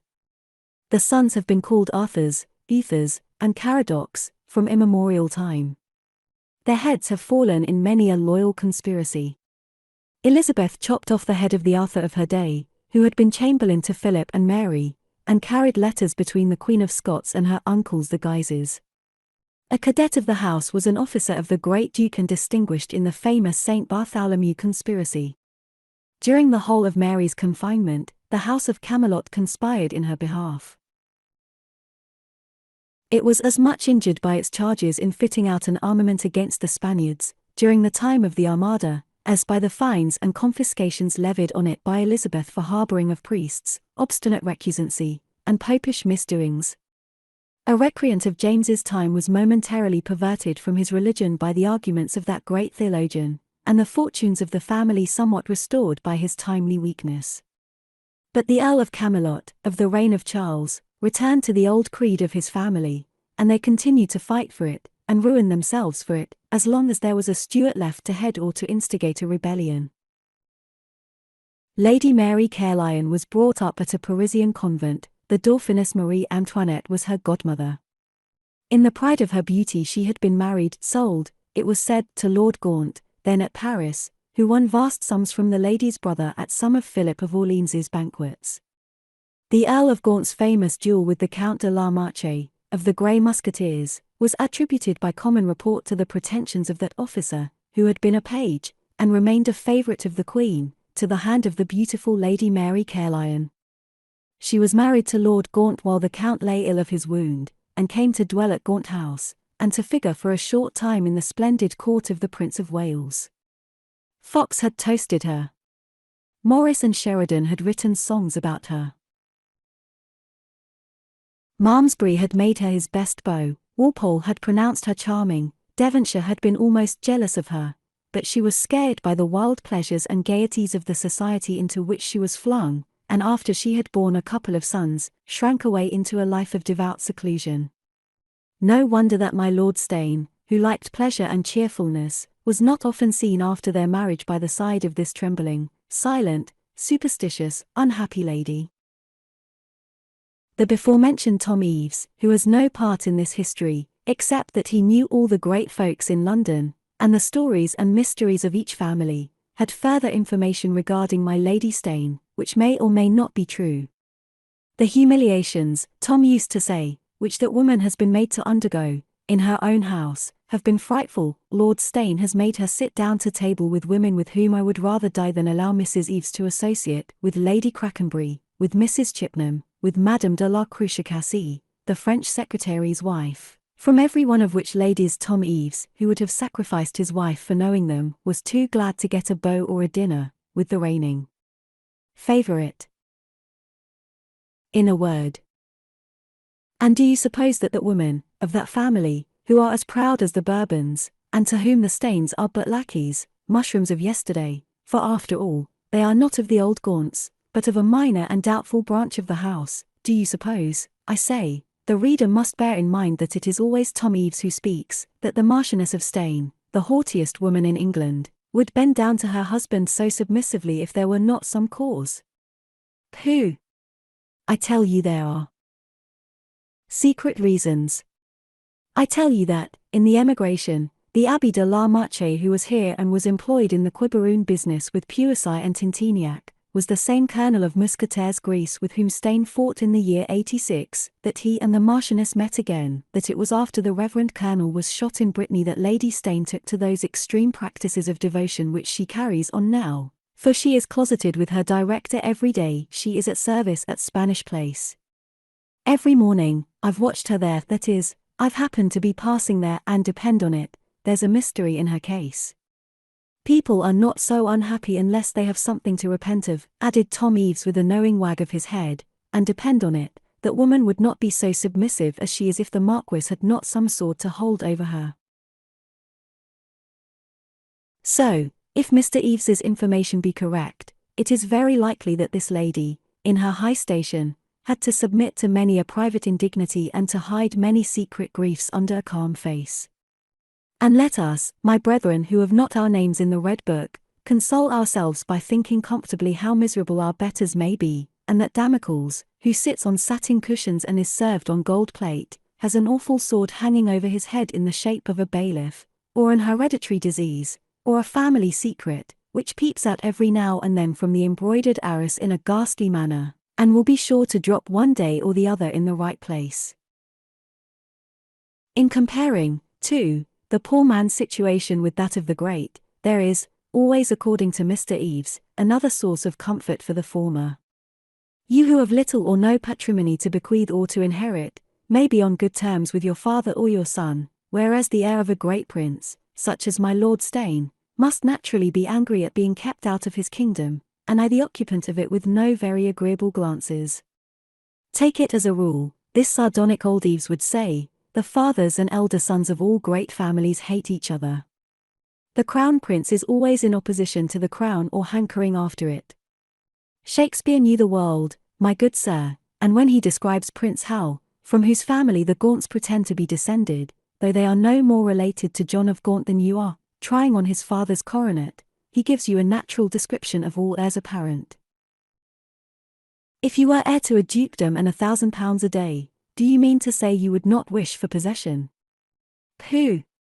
And it stands to reason that every great man, having experienced this feeling towards his father, must be aware that his son entertains it towards himself, and so they can't but be suspicious and hostile. Then again, as to the feeling of elder towards younger sons.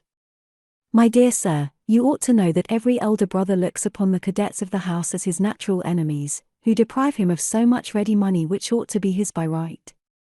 I have often heard George Makepeace, Lord Bajazet's eldest son, say that if he had his will when he came to the title, he would do what the sultans do, and clear the estate by chopping off all his younger brothers' heads at once, and so the case is, more or less, with them all. I tell you they are all Turks in their hearts. Pooh! Sir, they know the world. And here, haply, a great man coming up, Tom Eves's hat would drop off his head, and he would rush forward with a bow and a grin, which showed that he knew the world too, in the Tommy-Ovesian way, that is. And having laid out every shilling of his fortune on an annuity, Tom could afford to bear no malice to his nephews and nieces, and to have no other feeling with regard to his betters but a constant and generous desire to dine with them. Between the Marchioness and the natural and tender regard of mother for children, there was that cruel barrier placed of difference of faith.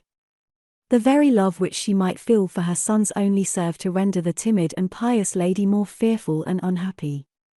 The gulf which separated them was fatal and impassable. She could not stretch her weak arms across it, or draw her children over to that side away from which her belief told her there was no safety.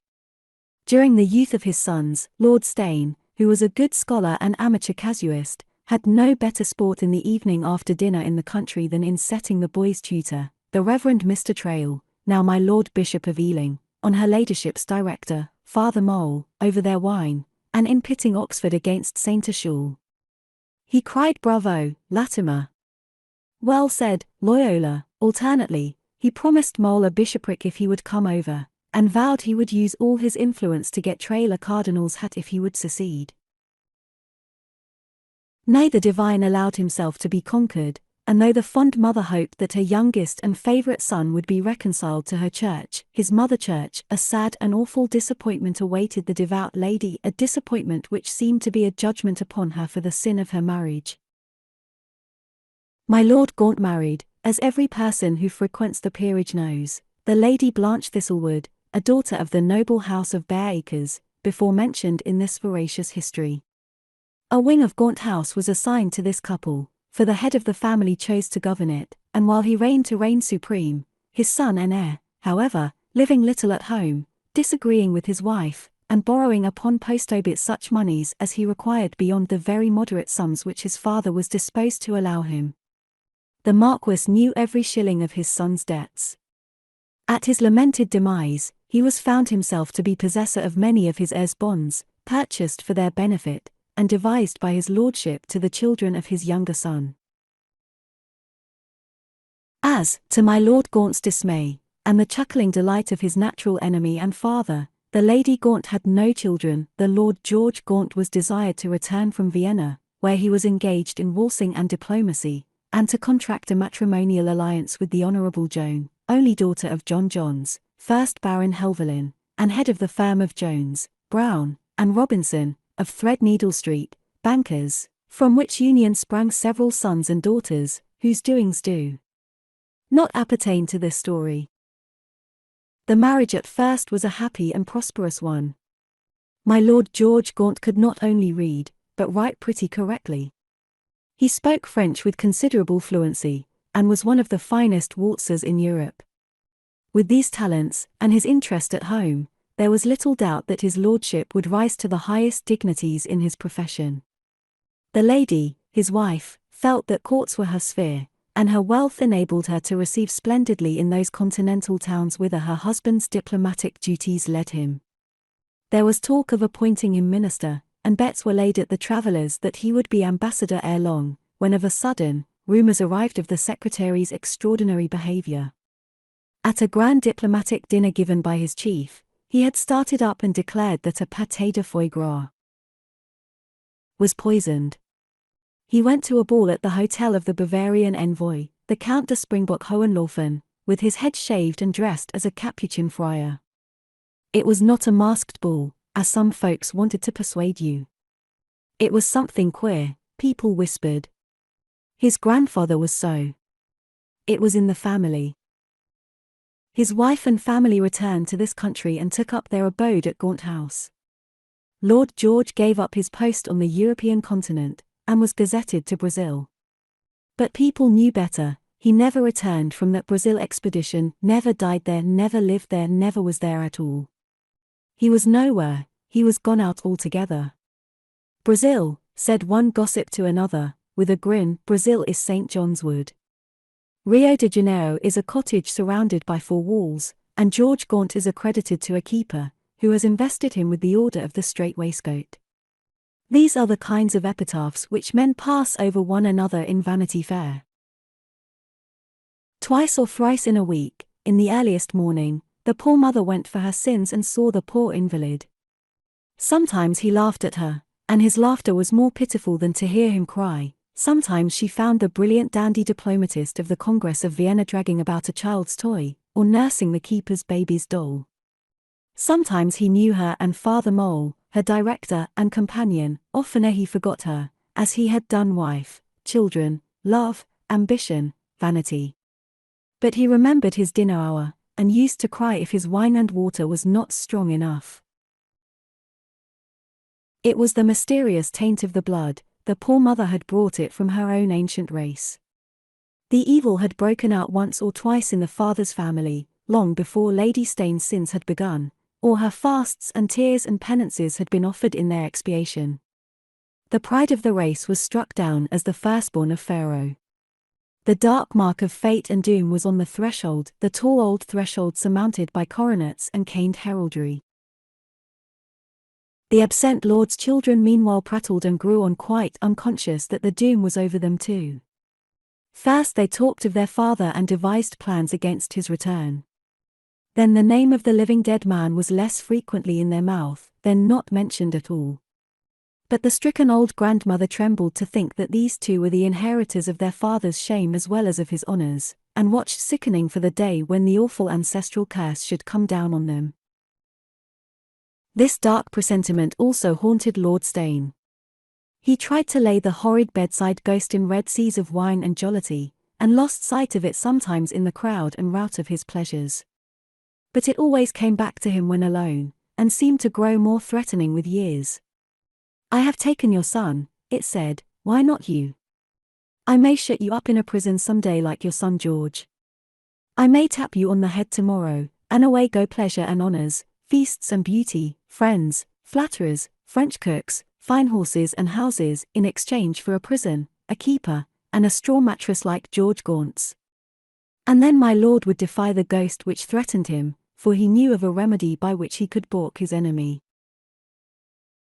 So there was splendor and wealth, but no great happiness perchance, behind the tall caned portals of Gaunt House with its smoky coronets and ciphers. The feasts there were of the grandest in London, but there was not overmuch content therewith, except among the guests who sat at my lord's table. Had he not been so great a prince very few possibly would have visited him, but in Vanity Fair the sins of very great personages are looked at indulgently. Nous regardons à deux fois, as the French lady said, before we condemn a person of my lord's undoubted quality. Some notorious carpers and squeamish moralists might be sulky with Lord Steyne, but they were glad enough to come when he asked them.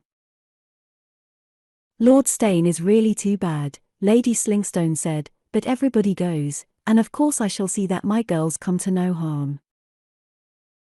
His lordship is a man to whom I owe much, everything in life," said the Right Reverend Dr. Trail, thinking that the Archbishop was rather shaky, and Mrs. Trail and the young ladies would as soon have missed going to church as to one of his lordship's parties. "His morals are bad," said little Lord Southdown to his sister, who meekly expostulated, having heard terrific legends from her mamma with respect to the doings at Gaunt House, "but hang it, he's got the best dry sillery in Europe. And as for Sir Pitt Crawley, Bart. Sir Pitt, that pattern of decorum, Sir Pitt who had led off at missionary meetings, he never for one moment thought of not going to. Where you see such persons as the Bishop of Ealing and the Countess of Slingstone, you may be pretty sure, Jane," the baronet would say, "that we cannot be wrong." The great rank and station of Lord Steyne put him in a position to command people in our station in life. The Lord Lieutenant of a county, my dear, is a respectable man. Besides, George Gaunt and I were intimate in early life. He was my junior when we were attachés at Pumpernickel together. In a word, everybody went to wait upon this great man, everybody who was asked, as you the reader, do not say nay, or I the writer hereof would go if we had an invitation.